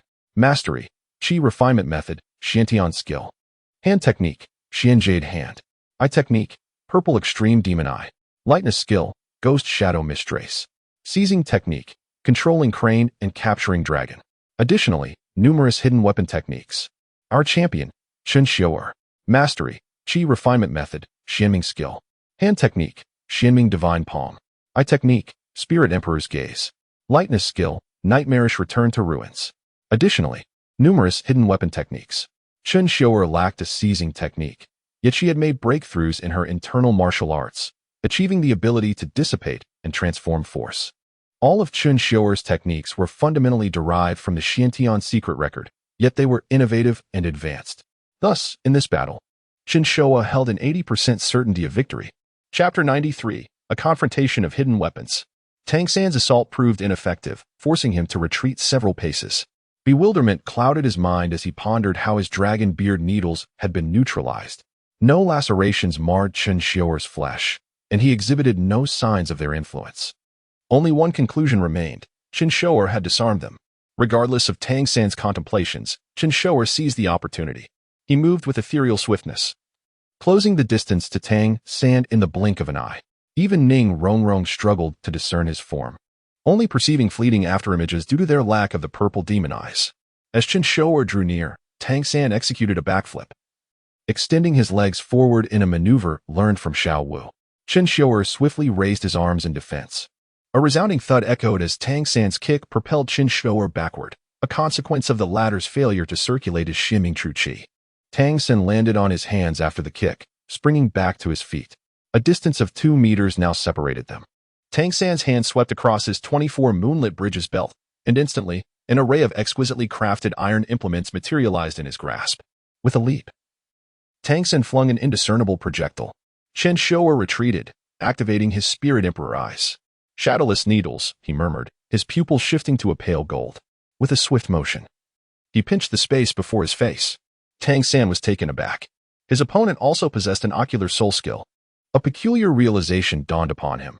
The soul skills of Chen Xiuer mirrored his own in an uncanny fashion. Shadowless needles returned. Chen Xiuer articulated a strange gesture, his left hand supporting his right, which was contorted into an arcane mudra. He launched the needles back with formidable force. Tang San, aided by his purple demon eyes, tracked the projectiles and evaded them with a backflip, retaliating with 2 more hidden weapons. Tang San was unsurprised by Chen Xiuer's ability to intercept the shadowless needles, reasoning that enhanced vision would suffice to glimpse their trajectory. However, these needles were the signature weapon of the second elder of the Tang sect in his past life. Their attack method was so unique that even after perusing the comprehensive compendium of hidden weapons, Tang San required considerable time to grasp it. Yet, Chen Xiuer seemed to possess this knowledge innately. Chen Xiuer was an enigma. While Tang San's mind raced, his hands remained active. He had launched the yin-yang twin blades, which now assailed Chen Xiuer from both flanks. Yin-yang twin blades, Chen Xiuer mused, a smile playing on his lips. Forged from a unique black iron. The blades embodied opposing yin and yang energies, attracting and repelling each other. Neutralizing one blade would release the other, causing it to strike the temple with astonishing speed. The method of countering them was both simple and complex. Success hinged on simultaneously striking both blades with impeccable timing. Disparate impacts would leave one blade free to deliver a fatal blow. However, the comprehensive compendium of hidden weapons contained not only methods of deployment but also countermeasures. Tang San. Your arsenal is futile against me, Chen Xiuer thought to himself. The second tenet of the profound Heaven Treasure Record, General Principles stated, hidden weapons are specialized armaments employed covertly to achieve victory. Once their use is anticipated, they cease to be hidden weapons and become overt instruments. The tide of battle was ever shifting, with success often hinging on seizing fleeting opportunities. The element of surprise was paramount. Chen Xiuer was already privy to the methods of employing and countering all of Tang San's hidden weapons, knowledge imparted by Tang San himself. The yin-yang twin blades closed in on Chen Xiuer, separated by mere inches. With a swift tactical lean, Chen Xiuer allowed the blades to collide. The moment of contact was fleeting. Chen Xiuer knew that repulsive forces would soon tear them apart. With remarkable speed, he seized both blades and hurled them back at Tang San. Tang San was perplexed. How could his opponent know the intricacies of each weapon, particularly the yin-yang twin blades? Success required allowing the blades to approach, evading at the last moment, and exploiting the 0.1 second interval of contact. Only those with extraordinary vision could discern this pause. An alternative method, documented in the comprehensive compendium of hidden weapons, involved capturing the blades during that brief interval and redirecting them. Witnessing the blades return, Tang San narrowly evaded them, opting to launch two slender iron swords to deflect the yin-yang twin blades. The battle raged fiercely. Dai Mubai watched with bated breath. The two combatants, devoid of their martial souls, had reached a level of combat rivaling that of soul masters. Ning Rongrong nodded in agreement. Third brother's repertoire is endless. Yet Tianxin seems to anticipate his every move, thwarting his attacks. Their soul skills are diverse, golden eyes versus purple eyes, but I sense a strange similarity between them. A bead of perspiration trickled down Tang San's brow. His performance was hampered by his concern for Xiao Wu, causing him to yearn for a swift resolution. Chen Xiuer, however, appeared unhurried, exacerbating Tang San's anxiety. This was the crux of their duel, to destabilize the opponent's resolve. An unsteady mind led to unsteady hands, hindering the full expression of one's abilities. Within the heavenly court dimension, the sinister dragon watched the spectacle with growing inferiority. Yi Zixiao patted his shoulder, offering solace. Life is a journey of learning. With enough study, you too can emulate him. The sinister dragon gazed at Yi Zixiao with fervent hope. Really? No. With those words, Yi Zixiao vanished, leaving the sinister dragon despondent. Back in the real world, Chen Xiuer taunted, Tang San, show me what else you have. Tang San, fueled by Chen Xiuer's derisive grin, demanded, how do you know the counters to my hidden weapons? Because I am your shadow, Chen Xiuer replied cryptically. In that instant, Tang San superimposed Chen Xiuer's image with that of a childhood companion who had uttered the same phrase. Tang San now understood how Chen Xiuer had neutralized the dragon beard needles. If he knew the counters to other weapons, the dragon beard needles would pose no difficulty. Let's see how you counter this. With those words, Tang San unleashed the ghost shadow perplexing track, circling Chen Xiuer with incredible speed. Ning Rongrong and Dai Mubai could only perceive a series of afterimages. A barrage of projectiles, launched from Tang San's fingertips, assailed Chen Xiuer's shoulders, eyes, throat, heart, knees, groin, and abdomen. Countless icy beams of light targeted various positions, each distinct from the other. The piercing sound of projectiles slicing through the air resonated. Who could fathom how many concealed weapons Tang San had unleashed? In any case, Tang San wielded every hidden weapon at his disposal with abandon. Chapter 94. Defeating Tang San. Chen Xiuer wore a composed smile, her eyes scanning the surroundings with acute awareness. A chilling aura emanated from her hands, gradually draining the color from her fingertips. The intricate pattern of the 8-pointed ice grass began to materialize on the back of her hands, harmonizing beautifully with her sky-blue cloak. As lethal projectiles surged towards her from all directions, the brilliance in Chen Xiuer's eyes intensified. In an instant, her hands moved with the swiftness of the wind. intercepting these weapons with astonishing speed. The array of projectiles varied in size and shape, each laced with deadly poison. Yet, Chen Xiuer's own mystic palm was inherently venomous, thus, she harbored no fear of their toxicity. The sound of metal clashing echoed as if she possessed 3 heads and 6 arms, her speed rendering her almost otherworldly. For every projectile Tang San hurled, she caught it with remarkable precision. Beside her, Dai Mubai and Ning Rongrong were left utterly bewildered. What kind of speed is this? It's monstrous, Dai Mubai exclaimed. Both were adept in their respective fields, one in control and the other in brute force, yet their rapidity was astonishingly swift. So much so that an unknowing observer might mistake them for agile attackers, Ning Rongrong remarked, covering her mouth in disbelief. Tang San relentlessly unleashed his hidden weapons, each attack meticulously aimed at different targets. Yet, Chen Xiuer managed to intercept every single one, even using the projectiles she caught to counteract a multitude of Tang San's attacks. Tang San began to suspect that Chen Xiuer might also be from the Tang sect, and now he found it impossible to decipher her true nature. Previously, she had been rife with vulnerabilities, easily read by him. But now, she exuded an unsettling calmness that sent shivers down his spine. You are devoid of flaws. Cease your futile attempts, Tang San. If you prolong this, perhaps Xiaowu will truly succumb to her poison. Chen Xiuer smiled confidently. Xiaowu. But Tang San was reluctant to let Yu Tianxin escape. The notion of being flaw-free was not unfounded. A glimmer of coldness flickered in Tang San's eyes. He realized that only by targeting a specific point could he seize victory. However, having already utilized the dragon whisker needle, he found himself at a loss. Stop dodging. Let us conclude this conflict, Chen Xiuer declared as she charged directly towards Tang San. Throughout this encounter, she had not merely been on the defensive. She had meticulously analyzed Tang San's speed and positioning. Now, she could pinpoint his location with precision. Tang San, sensing her approach, reacted swiftly, retreating while his hands moved like fluttering butterflies, deploying a series of dazzling attacks. The air crackled with the cold gleam of various projectiles, willow leaf blades, locust stones, golden money darts, and bone-piercing nails, all aimed at the singular target, Chen Xiuer's form. Yet, no matter the maneuver Tang San employed, Chen Xiuer mirrored his actions, deftly catching every single attack while swiftly closing the distance between them. Come, receive my mystic palm. Chen Xiuer beckoned with a smile. The gust of her palm carried an icy chill, akin to a realm of extreme frost.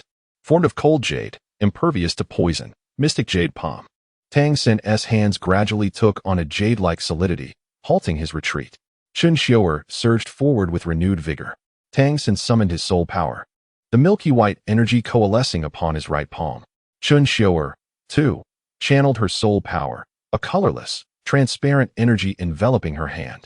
When their palms collided, an invisible force erupted, momentarily stilling the air. Dai Mubai and Ning Rongrong unconsciously swallowed hard. In that fleeting moment, Tang San felt his power dissipate. He, too, possessed the art of dissipating force and quickly employed it to counter Chen Xiuer's strength. Yet, Chen Xiuer realized she could not neutralize Tang San's force. She understood it was the effect of the crane-controlling dragon technique, her sole vulnerability. Had she not later compensated for this shortcoming with her mystic energy, she would have indeed faced a true disadvantage against Tang San. The mystic palm was imbued with supreme cold toxicity. Yet it failed to inflict any harm upon Tang San, perhaps due to the protection of the mystic jade palm. However, a mysterious smile crept upon Chen Xiuer's lips. Tang San, ultimately, I shall prevail. In an instant, Tang San's eyes shifted from purple to a pale gold, only to revert back to their original hue within a heartbeat. The battlefield shifted dramatically in that brief moment, determining the outcome. Tang San, momentarily distracted, found his soul power unevenly distributed. Boom. Tang San was sent reeling by the force of Chen Xiuer's soul power. Tang San, Dai Mubai exclaimed in alarm. Tang San braced himself with one hand on the ground. Kneeling before Chen Xiuer, blood trickling from the corner of his mouth, Chen Xiuer slowly retracted her soul power, gazing down at him. It appears you are merely average. From this moment forth, you can no longer claim to be my rival, for you lack the qualification. Here is the antidote. With that, she produced a small white jade vial from her storage ring. Do not perish. If you do, I shall lose an interesting companion on my ascent to greatness. Chen Xiuer gently placed the vial before Tang San, smiling. Tang San gritted his teeth, blood surging through him, but he could not afford to hesitate. Grasping the antidote, he laboriously crawled towards Xiaowu. Xiaowu, do not fear. Once you take the antidote, everything will be fine, he weakly reassured her. For reasons unknown, Witnessing Tang San in such a state awakened a peculiar emotion within Chen Xiuer. How to describe it? In 2 words, it was simply delight. The road ahead is long. I shall take my leave first, she said, waving goodbye to Tang San. Leaving? Not so easily, Dai Mubai roared.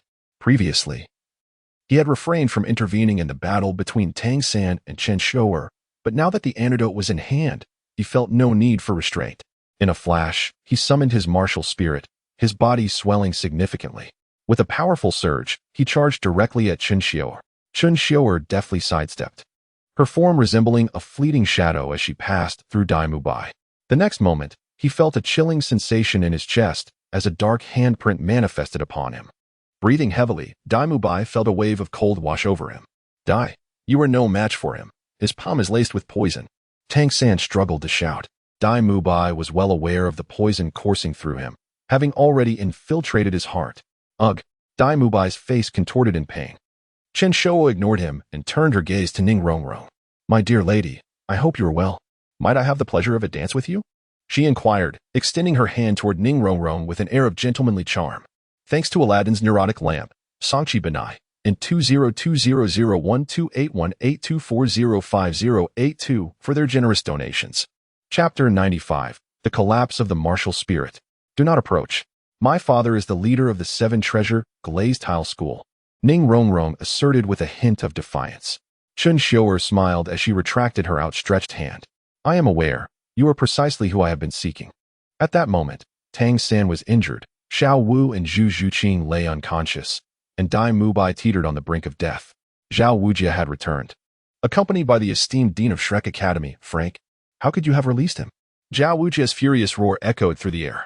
Chen Xiuer was not as reckless as that foolish Nielong, who gambled everything without a thought for retreat. She preferred a strategy that ensured her safety. If there were no escape route, she would rather forego a fleeting opportunity in hopes of discovering a better one in the future.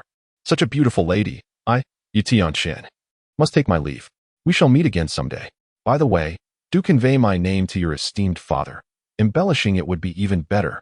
Chen Xiuer smiled as she activated her martial spirit. However, as soon as she did, a frown crossed her brow. Something felt amiss with her martial spirit. It was not a suitable place for a thorough examination. She quickly unfurled her dragon wings and leapt upward, diving away. Zhao Wujia attempted to intercept her, but she had already soared more than 20 meters away. Dear friends, I must take my leave. We shall remain steadfast, and in due time, our paths shall cross again. Chen Xiuer's voice resonated from afar. Zhao Wujia promptly turned to Frank. Dean, you are the only one capable of pursuing her. Yet Frank shook his head gently. There is no need to chase. It would be futile.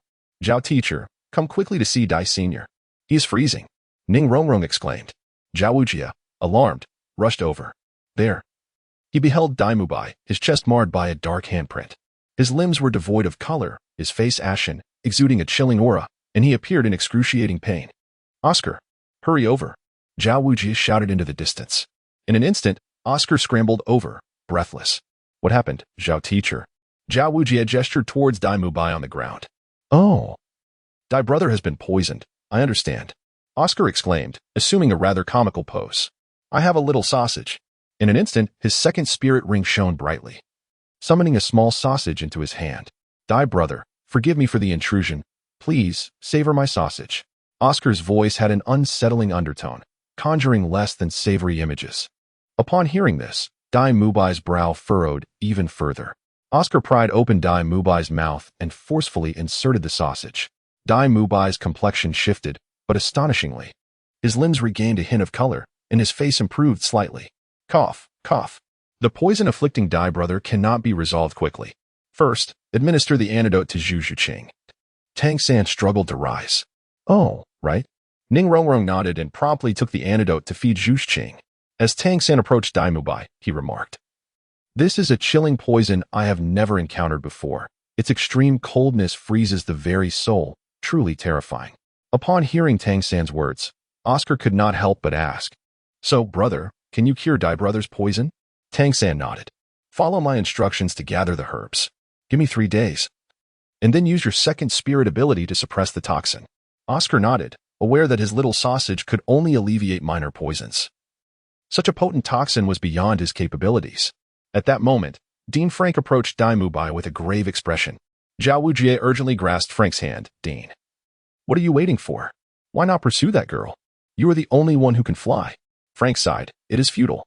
What would be the point of bringing her back? She is a disciple of Yu Lumian.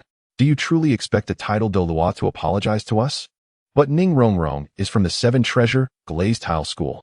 Zhao Wujie insisted fervently. Frank shook his head. It is pointless.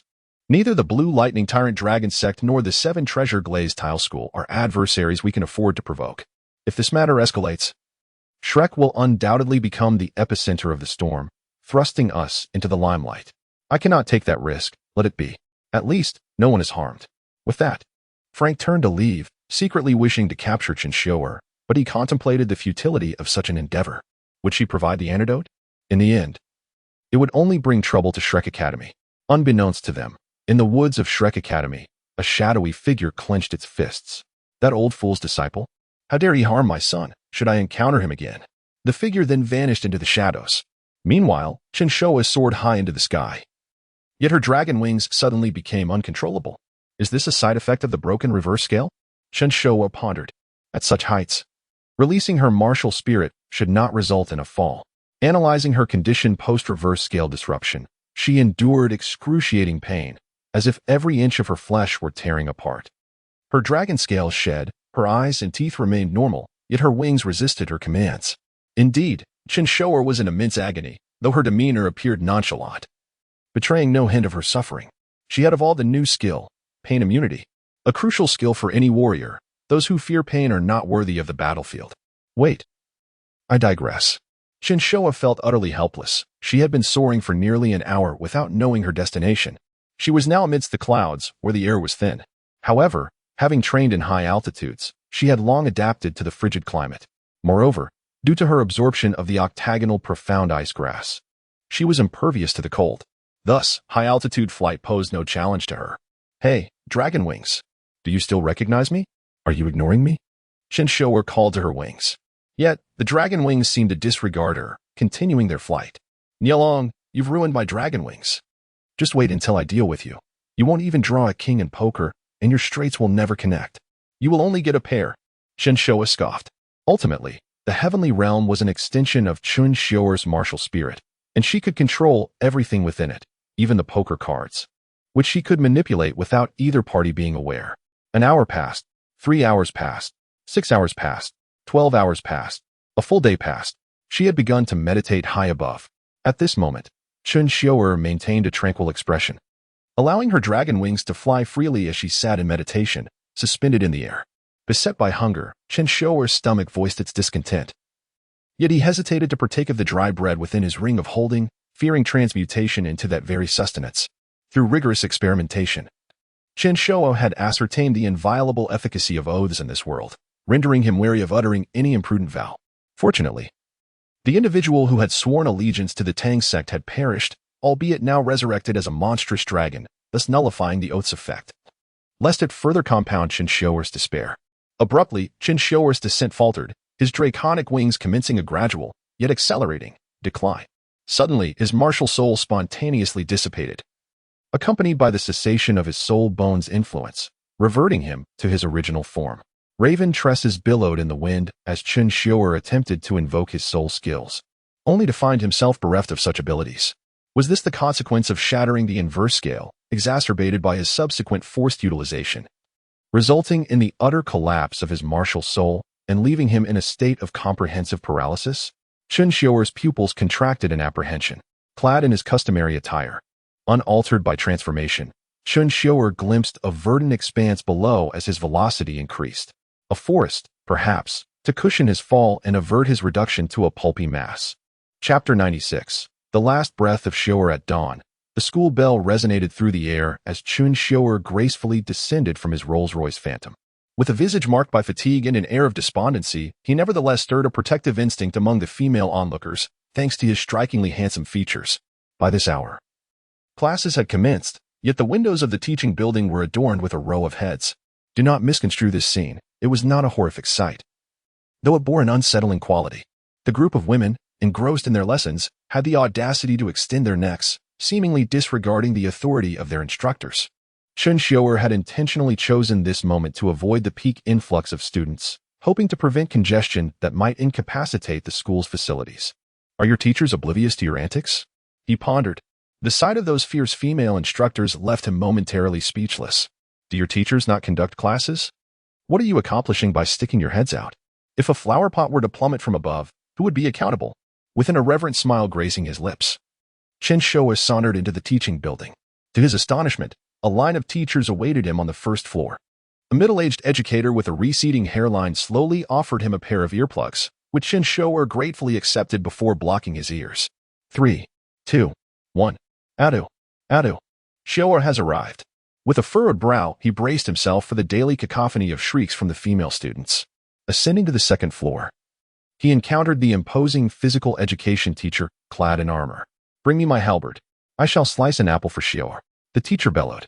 Chen Xiuer, drenched in cold sweat, hastened up to the third floor. There, the head of the department, donned in traditional attire, clutched a guitar. Xiuer, do not leave. Allow me to serenade you with east wind breaks. Chen Xiuer swiftly evaded the director's grasp and dashed to the fourth floor. There, the principal, adorned in a majestic robe, commanded. Do not move. Bring forth my imperial seal. I shall crack a walnut for Xiuer. In a surge of urgency, Chen Xiuer propelled himself to the fifth floor. Suddenly, a blinding light enveloped him. In an instant, the world faded into obscurity as he groggily opened his eyes. It had all been a dream. Pain coursed through his body, as if every bone were dislocated.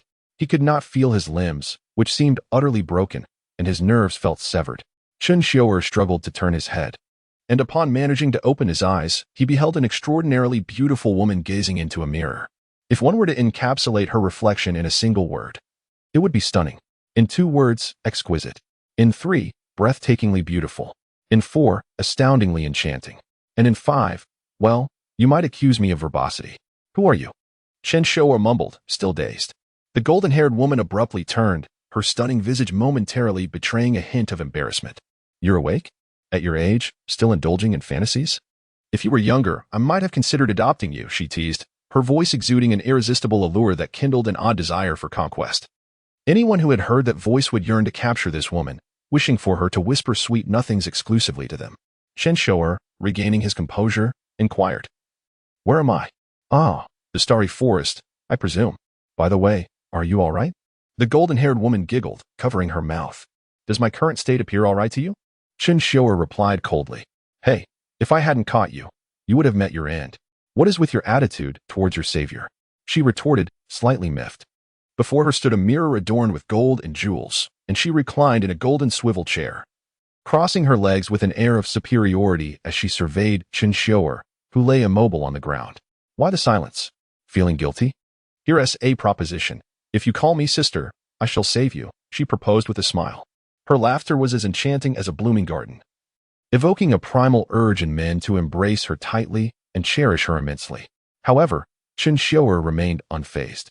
My dear, the one capable of making Chen Xiuer bow his head has yet to be born, he declared, his expression icy. The golden-haired woman froze in disbelief. What is happening? Something feels off.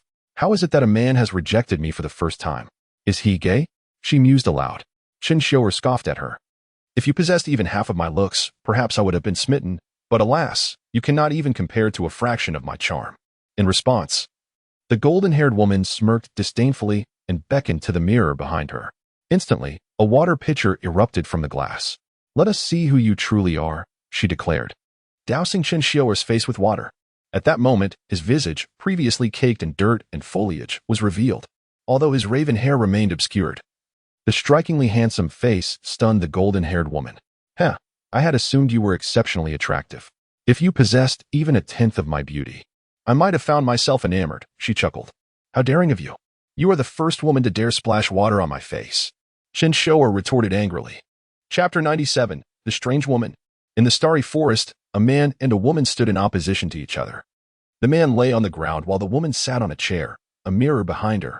The golden-haired woman smiled gently at Chen Xiuer and then waved at the mirror behind her. Suddenly, a metal frame and a fiery red crystal emerged from the mirror. Confused by the phenomenon, Chen Xiuer speculated that the mirror was likely a soul guide device. The golden-haired woman paid no heed to Chen Xiuer and proceeded to set up the iron frame. placing an assortment of firewood within it. Is that mirror a soul guide device? Chen Xiuer inquired. Humph, I'm not telling you. Yes, for yourself, man, the golden-haired woman retorted with a light scoff. This woman, astonishingly, could disregard his handsome face. Very well, my dear lady, you have successfully captured my attention. The golden-haired woman infused her soul energy into the red crystal, and in an instant, a searing beam of light erupted forth. With a flick of her hand, she cast the crystal onto the wood. Engaged in her task, she casually asked, So, how did you fall down? Chen Xiuer remained silent. The woman shot him a sidelong glance and teased. Could it be that you're too embarrassed to say? Did someone throw you down? Chen Xiuer continued to ignore her, exuding an air of indifference, as if to say, You may speak on. I shall not respond. Look at you. Aren't you embarrassed? The golden-haired woman chuckled, seemingly unfazed, confident in her ability to draw him out. As the flames flickered, Chen Xiuer felt a hint of warmth. Soon after, the woman produced several skewers of raw meat from the mirror. Chen Xiuer's pupils dilated. It was then he realized that the iron frame was, indeed, a barbecue grill. Before long, the fire died down, leaving only the glowing embers of charcoal. The golden-haired woman retrieved several exquisite small bottles and a brush from the mirror. She arranged the skewers in a line and began to brush something onto them. Chen Xiuer, sensitive to scents, could discern that she was applying a sauce. But wait, there were hints of cumin and chili powder. How could it be? How could there be cumin in Douluo continent? How could there be chili powder? How could there be a barbecue grill?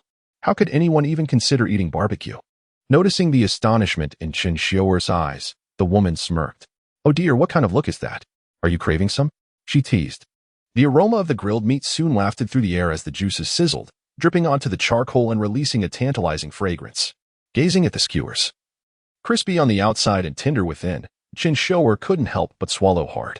He pondered the succulent skewers, dripping with juices and exuding a rich aroma. I, Chen Xiuer, am destined to soar to the heavens and look down upon all mortals. How could mere cravings impede my path? He declared quietly. The golden-haired woman chuckled and shook her head. Then, ignoring the heat, she began to eat the skewers directly. This flavor, indeed, reminds me of home. A taste that is simply unforgettable. Her eyes sparkled with delight. Home. Chen Xiuer suddenly recalled something astonishing. Would you like some? The golden-haired woman knelt, holding a fragrant skewer in front of Chen Xiuer's nose. Even without her offering it directly, the aroma was irresistible. I have an oath binding me. I cannot indulge in food lightly, Chen Xiuer thought, attempting to turn his head away, yet found his neck frozen in place. Truly, it was a case of the tiger falling into the plains to be bullied by dogs.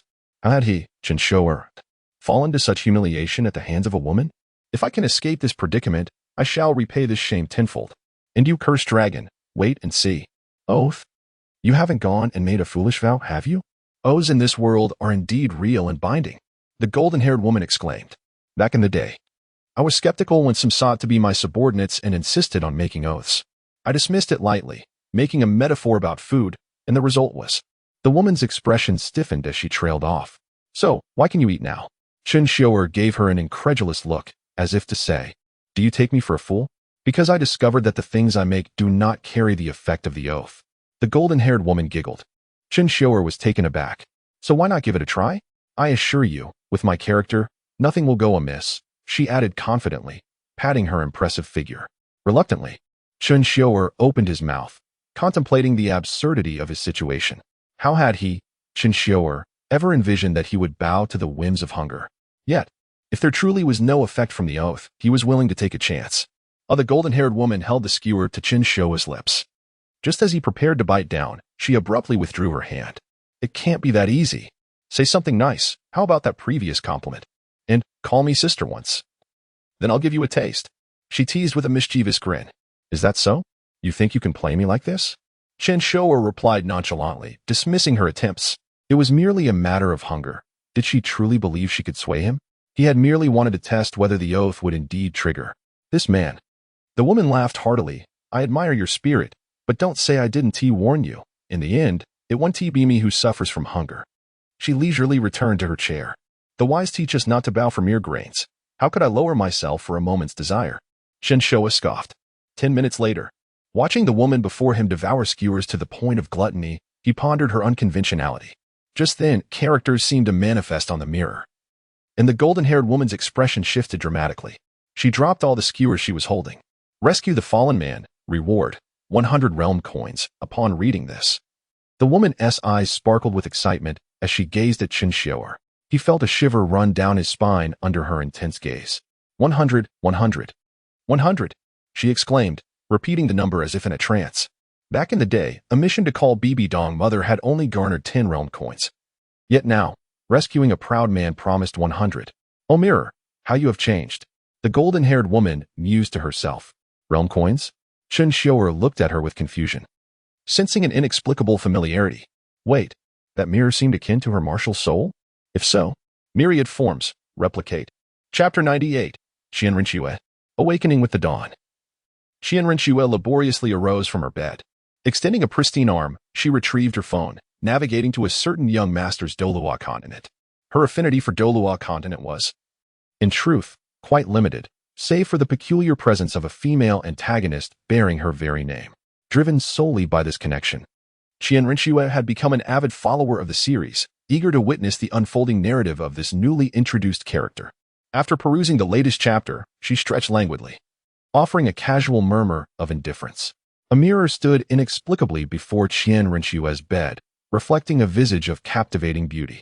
The reflection showcased a countenance of profound grace, radiant eyes, and skin of unparalleled smoothness. Her features were a symphony of delicate curves and refined elegance, a testament to her innate loveliness. Her beauty was such that it would inspire poets and artists. A beatific smile gradually graced her lips, radiating an irresistible charm, capable of captivating hearts and inspiring unwavering devotion. It was a smile destined to become an eternal masterpiece, a testament to her captivating allure. A transmigration occurred. Chen Xiuer found herself inhabiting the very body of her namesake within the Douluo continent universe. Accompanying her was a peculiar surge of energy, its nature unknown. However, upon awakening her spirit during her 6th year, she manifested the seraphim spirit. It was then that this energy found its conduit converging within her left hand, birthing a second spirit, the mirror of illusions. Chen Xiuer was taken aback. The very mirror that had transported her to this world had accompanied her. Though uncertain of her destiny, she resolved to seize control of her fate, determined to carve a path as an unparalleled female titled Douluo. At the tender age of 6, her eyes gleamed with ambition, envisioning her future triumphs. My advantages are considerable, she mused, innate full spirit power, coupled with twin spirits. Tang San. Witness how I surpass you to become the protagonist of this era. Chen Xiuer had already designated Tang San as her destined rival. With my mirror of illusions, I need only complete tasks to earn realm coins, with which I can acquire countless treasures. How can you possibly compete, Tang San? She exclaimed with a delicate laugh. Tang San, oblivious to the machinations of fate, remained blissfully unaware of the challenges that awaited him. Little did he know, his tribulations were only just beginning. Years elapsed, and Chen Xiuer infiltrated the Heaven Do Empire, successfully assuming the identity of Crown Prince Shui Qinghe. However, due to certain peculiarities, she found herself unable to partake in the native cuisine of the Douluo continent. Thus, whenever a craving arose, she would venture into the Star Do Great Forest to satiate her appetite. On this day, Chen Xiuer, utilizing her Mirror of Illusion's first spirit ability, Void, traversed to the Star Do Great Forest as was her custom. Her second spirit, the Mirror of Illusions, possessed a first spirit ring of 10,000 years, granting her the ability, Void. This allowed her to establish fixed points, or voids, enabling instantaneous travel between them upon activating her spirit. However, the Star Do Forest seemed to hold an unusual ambience. In the very spot where she had established her void, a man descended from the heavens. Thus, the subsequent events unfolded. Returning to the present, Chen Xiuer retrieved a verdant elixir adorned with 4 floral patterns from the mirror, offering it to Chen Xiuer with a tender smile. Listen to me, dear sister. Ah, she cooed, placing the elixir near Chen Xiuer's lips. Chen Xiuer furrowed his brow. He had already replicated Chen Xiuer's spirit, the Mirror of Illusions, using myriad manifestations. Having ascertained its function, he knew that Chen Xiuer could not possibly intend to harm him, given the task issued by the Mirror of Illusions to assist him. Thus, without hesitation, Chen Xiuer consumed the emerald elixir. The elixir dissolved instantly upon contact, and Chen Xiuer felt a surge of warmth permeating his limbs. Miraculously, his injuries began to heal, and the grime that had covered his body vanished. With a sudden surge of strength, Chen Xiuer rose abruptly, grasping Chen Xiuer and pushing her to the ground. without hesitation. He pinned her delicate form beneath him, securing her slender wrists. I am brimming with innovative ideas, so abundant that I often find myself at a loss for how to articulate them. Should I attempt to draft 10 outlines, I would undoubtedly create 10 distinct narratives. My mind is perpetually teeming with avant-garde concepts, to the extent that I fear they may be too unconventional for anyone to appreciate.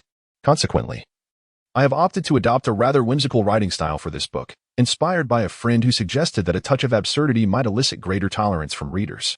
Despite this, I am inherently drawn to crafting intricate plots, bursting with originality, tales that have yet to be told. Within my imagination, inspiration flows incessantly. Yet I hesitate to translate these visions into words, fearing they may not resonate with you. I dread the possibility of being dismissed as someone who has lost touch with reality. Many narratives today seem unpalatable to audiences, particularly those involving multiple time travelers. The presence of additional characters alongside the protagonist can lead some to feel that the main character has lost their edge. For instance, when I introduced 3 time travelers, the reaction was overwhelmingly negative. I wished for them to enrich the story and create a new dynamic, yet readers reacted vehemently. Thus, I was compelled to alter my original plot, relegating them to mere subordinates, rendering them non-threatening to the protagonist, which culminated in a peak of my whimsical style. Yet, even with these adjustments, some readers remained unsatisfied with the inclusion of the 3 time travelers. This marks my inaugural foray into such narrative territory. Perhaps, in the future, this trope will no longer seem novel, and others will succeed in popularizing it. However, at present, I rarely encounter such storytelling, notwithstanding the realm of infinite streams. To you, this may seem like a toxic endeavor. Your immediate thought might be that the introduction of time travelers poses a threat to the protagonist. How can the main character navigate such a situation? It seems utterly detrimental. If everything were predetermined, with characters adhering strictly to their original trajectories, the protagonist would ultimately confront the same adversaries, triumphing through foresight and extraordinary abilities, culminating in invincibility. The narrative would become monotonous, and no matter how one attempts to innovate, it remains unchanged. For example, if the protagonist were to be a member of the 7-treasure glazed tile school, they would discover a method for the 7-treasure glazed pagoda to launch an attack, akin to the character Li Tianwang. They would continuously grow stronger, overpowering Tang San or forming a brotherly bond with him. The essence of the story would remain intact, regardless of the character's identity or familial background. Even if the protagonist were transformed into a member of the Haotian school or a completely new lineage, or even a female character, they would inevitably become embroiled with Tang San, reiterating the same tale. The original narrative of Douluo continent would persist, showcasing the protagonist's brilliance while diminishing Tang San's intellect, perhaps even rendering him foolish to elevate the protagonist's superiority. This could create moments of exhilaration, but does that mean Tang San remains unchanged? My portrayal of Tang San is neither a deliberate vilification nor an embellishment. It is an objective analysis based on my thorough examination of the original text. While readers yearn to witness the protagonist overpowering Tang San for a sense of superiority, I aspire to depict a narrative that does not revolve solely around Tang San. Douluo continent encompasses more than just him. However, given reader preferences, I find myself compelled to craft numerous confrontations between the protagonist and Tang San. Well aware that many may contest my approach, this is the crux of Douluo Dalu's storyline. If one is already aware of the unfolding events, what significance remains for the novel? Only through relentless innovation and exploration of uncharted narratives can I find true intrigue. If Chen Xiuer were to follow Tang San unerringly, merging seamlessly into the main plot, would that be engaging?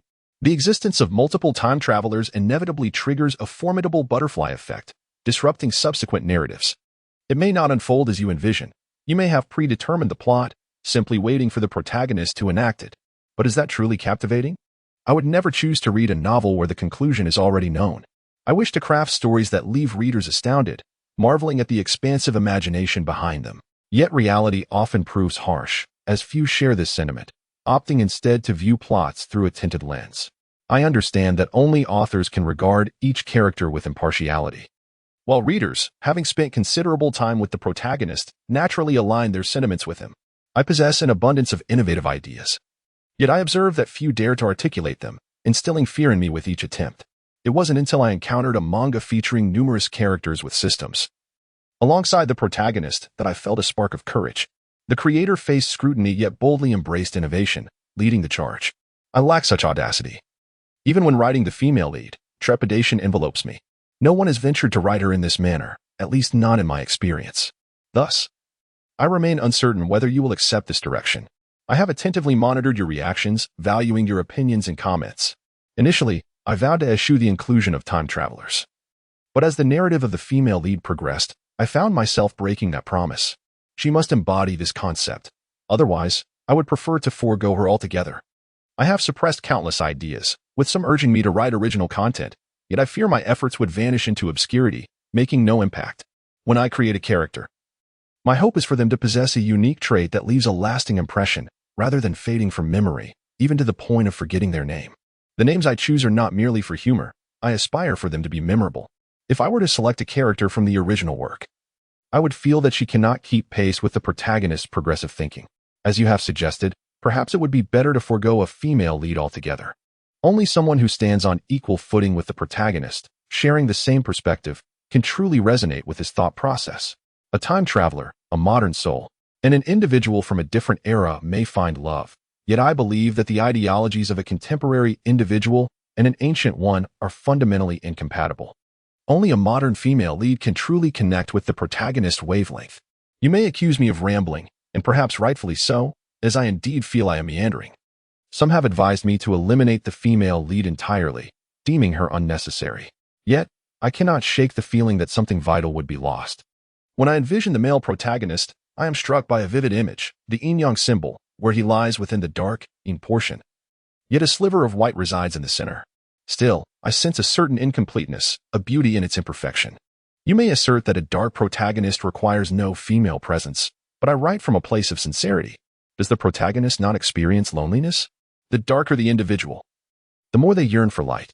The more callous a person, the more fragile their heart. They merely conceal their vulnerability. The unfeeling are not inherently so. They have simply endured too much pain, becoming desensitized, resulting in their emotional detachment. Chen Xiuer may be unbound by morals, employing any means necessary, reflecting her character, however. She too possesses pride and experiences a full spectrum of emotions, joy, anger, sorrow, and happiness. To those who have read this far, I extend my gratitude. This marks my first attempt to voice my innermost thoughts, words I have pondered for an extended period. I lack the audacity to lead the way, for I fear that if my innovations are met with universal disapproval, it would be a daunting prospect. API call failed with status code 429, error, code 429. Message, resource has been exhausted, e.g. check quota. Status, resource exhausted, chapter 99. Are you also a transmigrator? In the starry forest at noon, Chen Xiuer spotted Chen Xiuer and, like a fierce tiger, pinned her beneath her. In that instant, Chen Xiuer was thrown into a state of confusion. Wait, what is happening? This scenario does not align with the script. Shouldn't I be the one rescuing him, after which he kneels before me, pledging his loyalty? This diverges from the narrative I have followed for years. A smile spread across Chen Xiuer's face. You were rather arrogant before. As she observed Chen Xiuer's demeanor, Chen Xiuer suddenly recalled something ominous. However, she swiftly regained her composure from the earlier panic. I give you 3 seconds to remove yourself from atop me, or else your fate will be far worse than what you just encountered, Chen Xiuer stated coldly. With a swift motion, Chen Xiuer waved her right hand, instantly causing the soul imprint of the illusory mirror to vanish, replaced by the soul imprint of the deadly thorn vines. This single gesture sent her long black hair cascading around her. Chen Xiuer couldn't help but marvel. In this light, Chen Xiuer indeed possessed half of her beauty. Wait, am I focusing on the wrong aspect? In an instant, several black vines erupted from the ground, ensnaring Chen Xiuer's limbs. With a smile, Chen Xiuer rose. How did you just humiliate me? She asked as she slowly picked up a water bottle from the ground. Chen Xiuer shook her head with a cold smile. Do you realize the gravity of your current actions? Chen Xiuer paused momentarily, then laughed. I do not wish to know. I merely want to use this water bottle to replicate everything you just did to me. Then come and try, Chen Xiuer retorted with a grin. Break free, she commanded, as her limbs trembled, seemingly attempting to shatter the black vines ensnaring her. However, nothing transpired. Chen Xiuer regarded Chen Xiuer as if she were a fool. A flicker of surprise passed through Chen Xiuer's beautiful eyes. Oh dear, these little vines are rather sturdy. Just a moment, she remarked, her teeth clenched. The deadly thorn vines wielded 3 millennium soul rings, granting them exceptional resilience. In conjunction with the amplifying effects of the rings, They possessed not only extraordinary toughness but also a bone-corroding poison. Chen Xiuer refrained from unleashing the poison immediately, as she intended to torment Chen Xiuer a little longer. As for why there were 3 rings, over the years, Chen Xiuer had not merely equipped the Blue Lightning Tyrant Dragon Martial Spirit with soul rings. She had also conferred rings upon the Deadly Thorn Vines, merging them with her soul. Deadly Thorn Vines. First Soul Ring. Battlefield of Thorns, 100,000 years. Chen Xiuer's first soul ring, derived from Yi Zixiao's essence, would enhance in accordance with her soul ring absorption limit. It grants a domain type ability, allowing her to continuously absorb soul power from enemies within the area. Additionally, her martial spirit can grow anywhere within the domain, except in midair. Second Soul Ring. Seeds of War, 3,464 years, a composite soul ring. Chen Xiuer intended to further merge soul rings but had yet to find suitable ones. The Seeds of War technique consumes a significant amount of soul power by scattering the seeds of the deadly thorn vines. She can summon black thorn soldiers using her soul power. Each soldier's blade is exceedingly sharp, equivalent to that of a Millennium Soul Beast. However, summoning each soldier consumes 1/10 of her soul power. Third Soul Ring. Thorn Spear, 6,560 years. This is her primary attack method, allowing for immediate release without delay. Upon invoking this technique, Chen Xiuer conjures a deadly thorn spear, razor-sharp and capable of easily piercing through enemies. With that introduction complete, Chen Xiuer exerted all her strength but could not break free from the deadly thorn vines. I had hoped to keep my identity concealed, but it seems I must silence you. Martial Spirit Manifestation. As she spoke, a glimmer of cold light flashed in her beautiful eyes.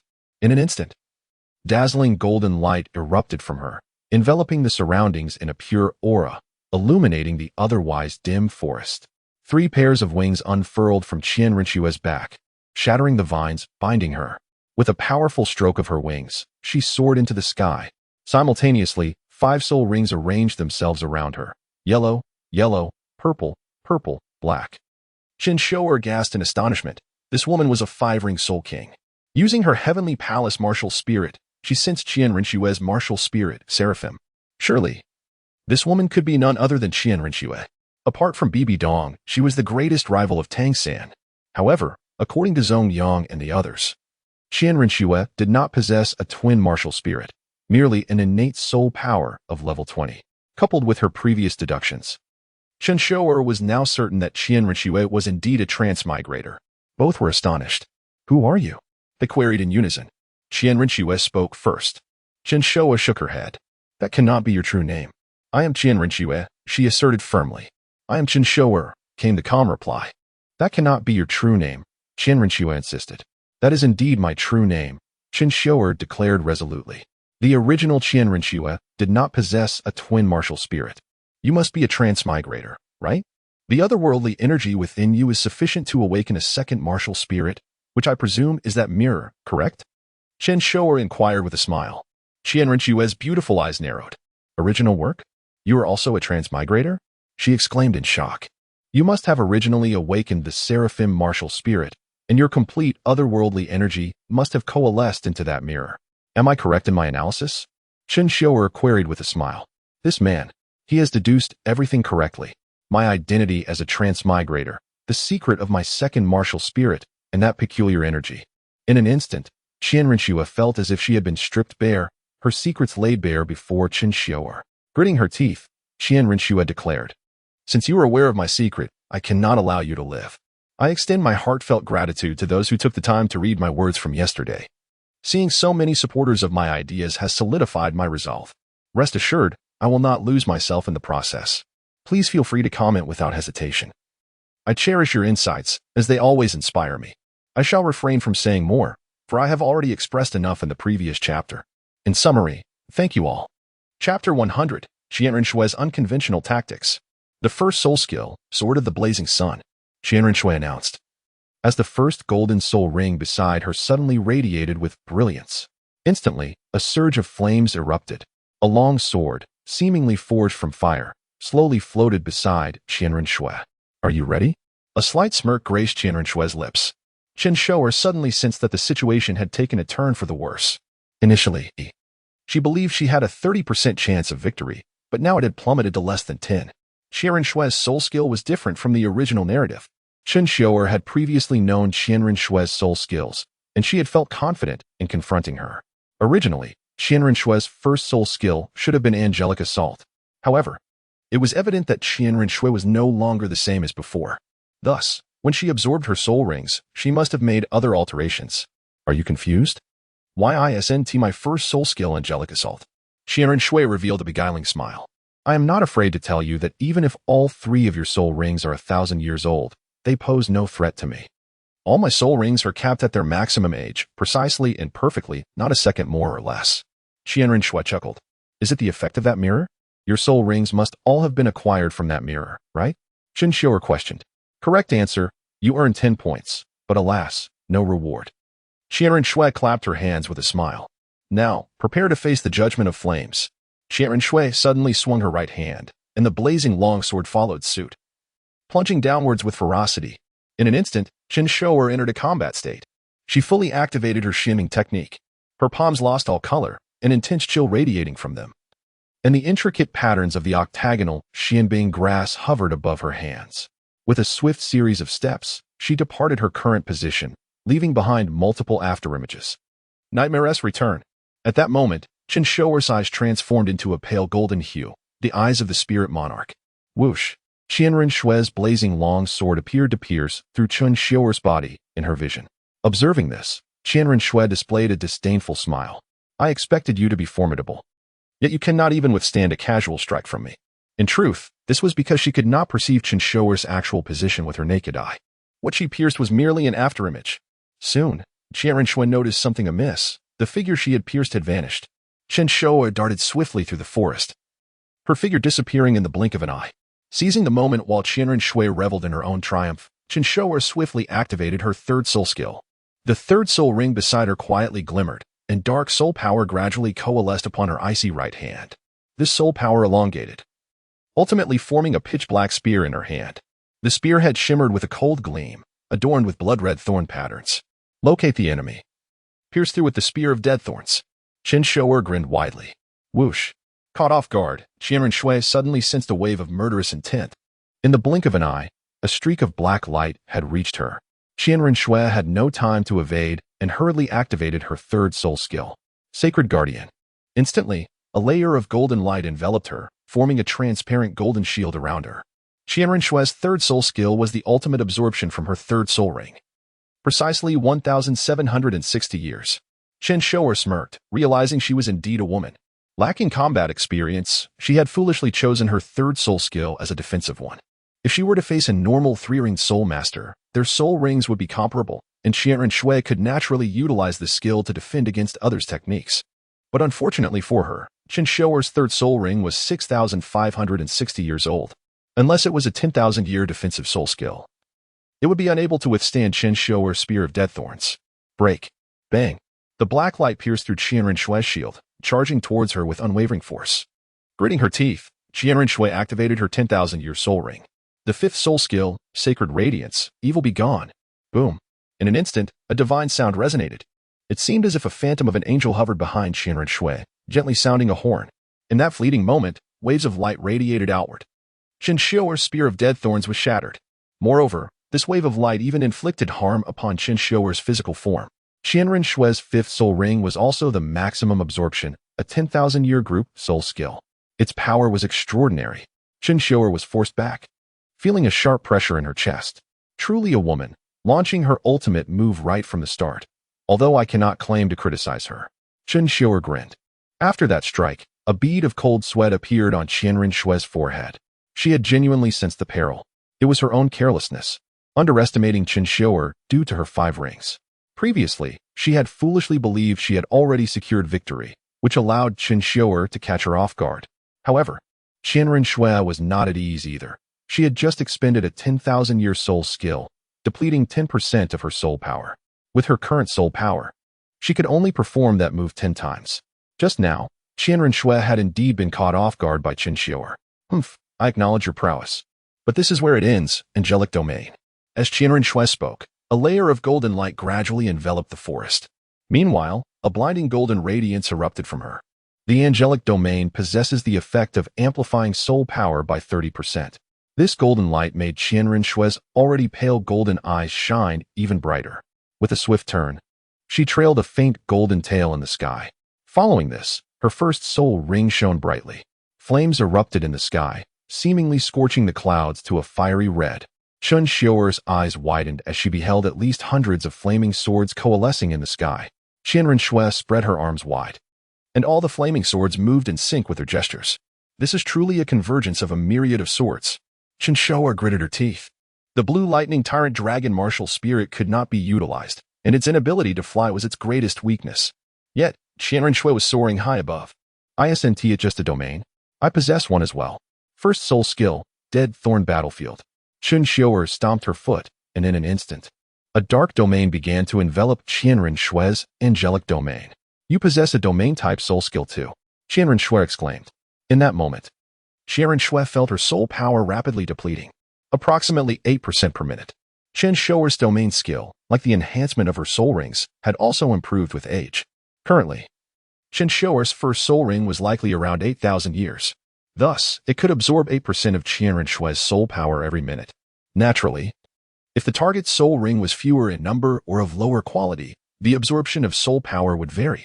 For instance, when Chen Xiuer had only 100 years of power in her Dead Thorn Battlefield, she could wildly absorb the soul power of Iron King, who at that time had only 2 rings, while Chen Xiuer was merely at 1. Now, although Chen Xiuer possessed an 8,000-year soul ring, she was still 2 rings behind Chen Xiuer. Therefore, the effectiveness of the domain against Chen Xiuer was somewhat diminished. However, sensing the depletion of her soul power, Chen Xiuer could not afford to remain calm. She had various potions and treasures for soul power recovery on her person. Yet, none were usable. This was the distinctive characteristic of Chen Xiuer's domain, rendering any means of soul power recovery ineffective, be it food, spiritual herbs, or inherent soul recovery techniques. Thus, Chen Xiuer could not hesitate any longer. Redeemer, Flames of Judgment. Chapter 101, The Sudden Assault of the Titan Gorilla. Chen Xiuer's pale golden eyes widened as she gazed at the fiery rain of swords descending from the heavens. In a moment of urgency, she summoned her martial spirit, having previously planted the thorn of death seeds around the forest's perimeter. With a resounding thud, a multitude of black vines surged forth from the ground, densely packed, directly opposing the fiery onslaught unleashed by Chen Xiuer. The sound of explosions filled the air as the black vines were relentlessly battered by the flames, threatening to be consumed entirely. Determined, Chen Xiuer gritted her teeth and activated her third soul skill, the Thorn of Death Spear. She had been reluctant to employ this skill due to its immense energy consumption. If she had a century-old soul ring, she could summon hundreds with ease, much like Chen Xiuer. However, as a 3-ring soul master utilizing a millennium soul ring, the energy expenditure was substantial. Each use of the Thorn of Death Spear depleted a quarter of her soul power, limiting her to 4 uses. With the recent activation, her soul power had dwindled to less than half. Despite the considerable energy gained from Chen Xiuer, it could not instantly replenish the 25 of her soul power that had been expended. The disparity of their soul rings was evident. A glimmer of golden light flashed in her eyes as she hurled the Thorn of Death Spear, its color blending with the black vines, allowing it to pierce through the fiery swords and surge toward Chen Xiuer. Having learned from their previous encounter, Chen Xiuer was no longer passive. She activated her 2nd century-old soul ring, Angelic Mirage, instantly splitting into 2. The Thorn of Death Spear struck one of the apparitions, which dissipated like a mere illusion. Is that all your soul skill can do? I have already witnessed your 1st and 3rd soul skills. Do you have no other tricks up your sleeve? Chen Xiuer inquired with a smirk. Chen Xiuer refrained from using her 2nd soul skill, knowing it would be futile. Summoning more thorn soldiers would not reach Chen Xiuer. Her only aerial capability lay with her 3rd soul skill. Suddenly, a deafening roar echoed, startling both Chen Xiuer and Chen Xiuer. The commotion they had created had attracted the Titan Gorilla. Cease hostilities, they shouted in unison. They simultaneously withdrew their abilities. Chen Xiuer retracted her black vines, and Chen Xiuer dispelled her fiery swords. As Chen Xiuer prepared to descend and return to the imperial palace of the Heaven Do Empire, it was too late. The imposing figure of the Titan Gorilla loomed closer. If she were to descend now, it would be wiser to flee. Without hesitation, she flapped her wings, ready to escape. However, Chen Xiuer was unwilling to let her go. Wait, don't rush off yet. Look at this, Chen Xiuer said with a smile, raising her right hand. Chen Xiuer furrowed her brow in confusion as she turned to see the soul mark on Chen Xiuer's palm had transformed. With a swift motion, Chen Xiuer summoned his martial spirit, and a radiant golden mirror materialized before him. The mirror bore 3 purple gemstones, indicating the addition of 3 Millennium Soul Rings. In contrast, Qian Rengshu's mirror displayed a single black gemstone, signifying a 10,000-year soul ring. As the Titan gorilla approached, Qian Rengshu found herself frozen in the air, losing all desire to flee. Chen Xiuer, meanwhile, leisurely manipulated the mirror, akin to a tablet, browsing through an array of items, soul rings, soul beast corpses, and various treasures. The lower right corner displayed a substantial sum of 221 realm coins. Since Chen Xiuer did not possess this martial spirit nor had he completed any tasks, the realm coins undoubtedly belonged to Qian Rengshu. Her eyes widened in shock as she rapidly dove downward. Chen Xiuer, you can't be serious. You're spending my hard-earned money. Qian Rengshu exclaimed in disbelief, squatting in despair. Quickly, the Titan gorilla is coming. Chen Xiuer urged, stowing the 10,000-year soul ring into his spatial realm. Go. Qian Rengshu commanded angrily. Then you should leave. Chen Xiuer replied cheerfully. Let us go together. Qian Rengshu insisted, abruptly lifting Chen Xiuer's waist and soaring into the air with her 6 wings. Chen Xiuer's intent was clear. If he could not escape, he would take her down with him, ensuring that she would grieve his loss. Though Qian Rengshu felt utterly defeated, the remaining realm coins provided a sliver of comfort. However, seeing Chen Xiuer spend her last bit of savings left her disheartened. With a relaxed grin, Chen Xiuer appeared unfazed by their perilous situation. While Qian Rengshu clutched him tightly, he continued to survey the surroundings, oblivious to the Titan gorilla's increasing proximity. Could you stop looking around? The Titan gorilla is gaining on us. Qian Rengshu urged desperately. Had she been alone, she might have escaped already. But carrying Chen Xiuer slowed her down. Oh, I see. I could purchase a supreme coffin for exactly 1,000 realm coins. What will you do then? Chen Xiuer mused. Release my realm coins. And your body, don't fidget. It's already taxing enough to fly with you. Qian Rengshu replied, visibly frustrated. Then you could just drop me. I can buy my own coffin in midair and conveniently tuck myself inside.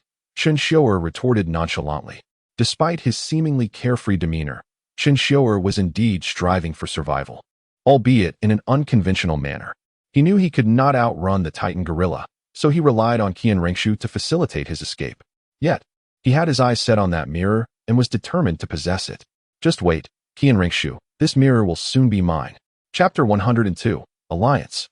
Noticing the Titan giant ape closing in behind them, Chen Xiuer gestured to Qian Rengshu, signaling her to remain calm.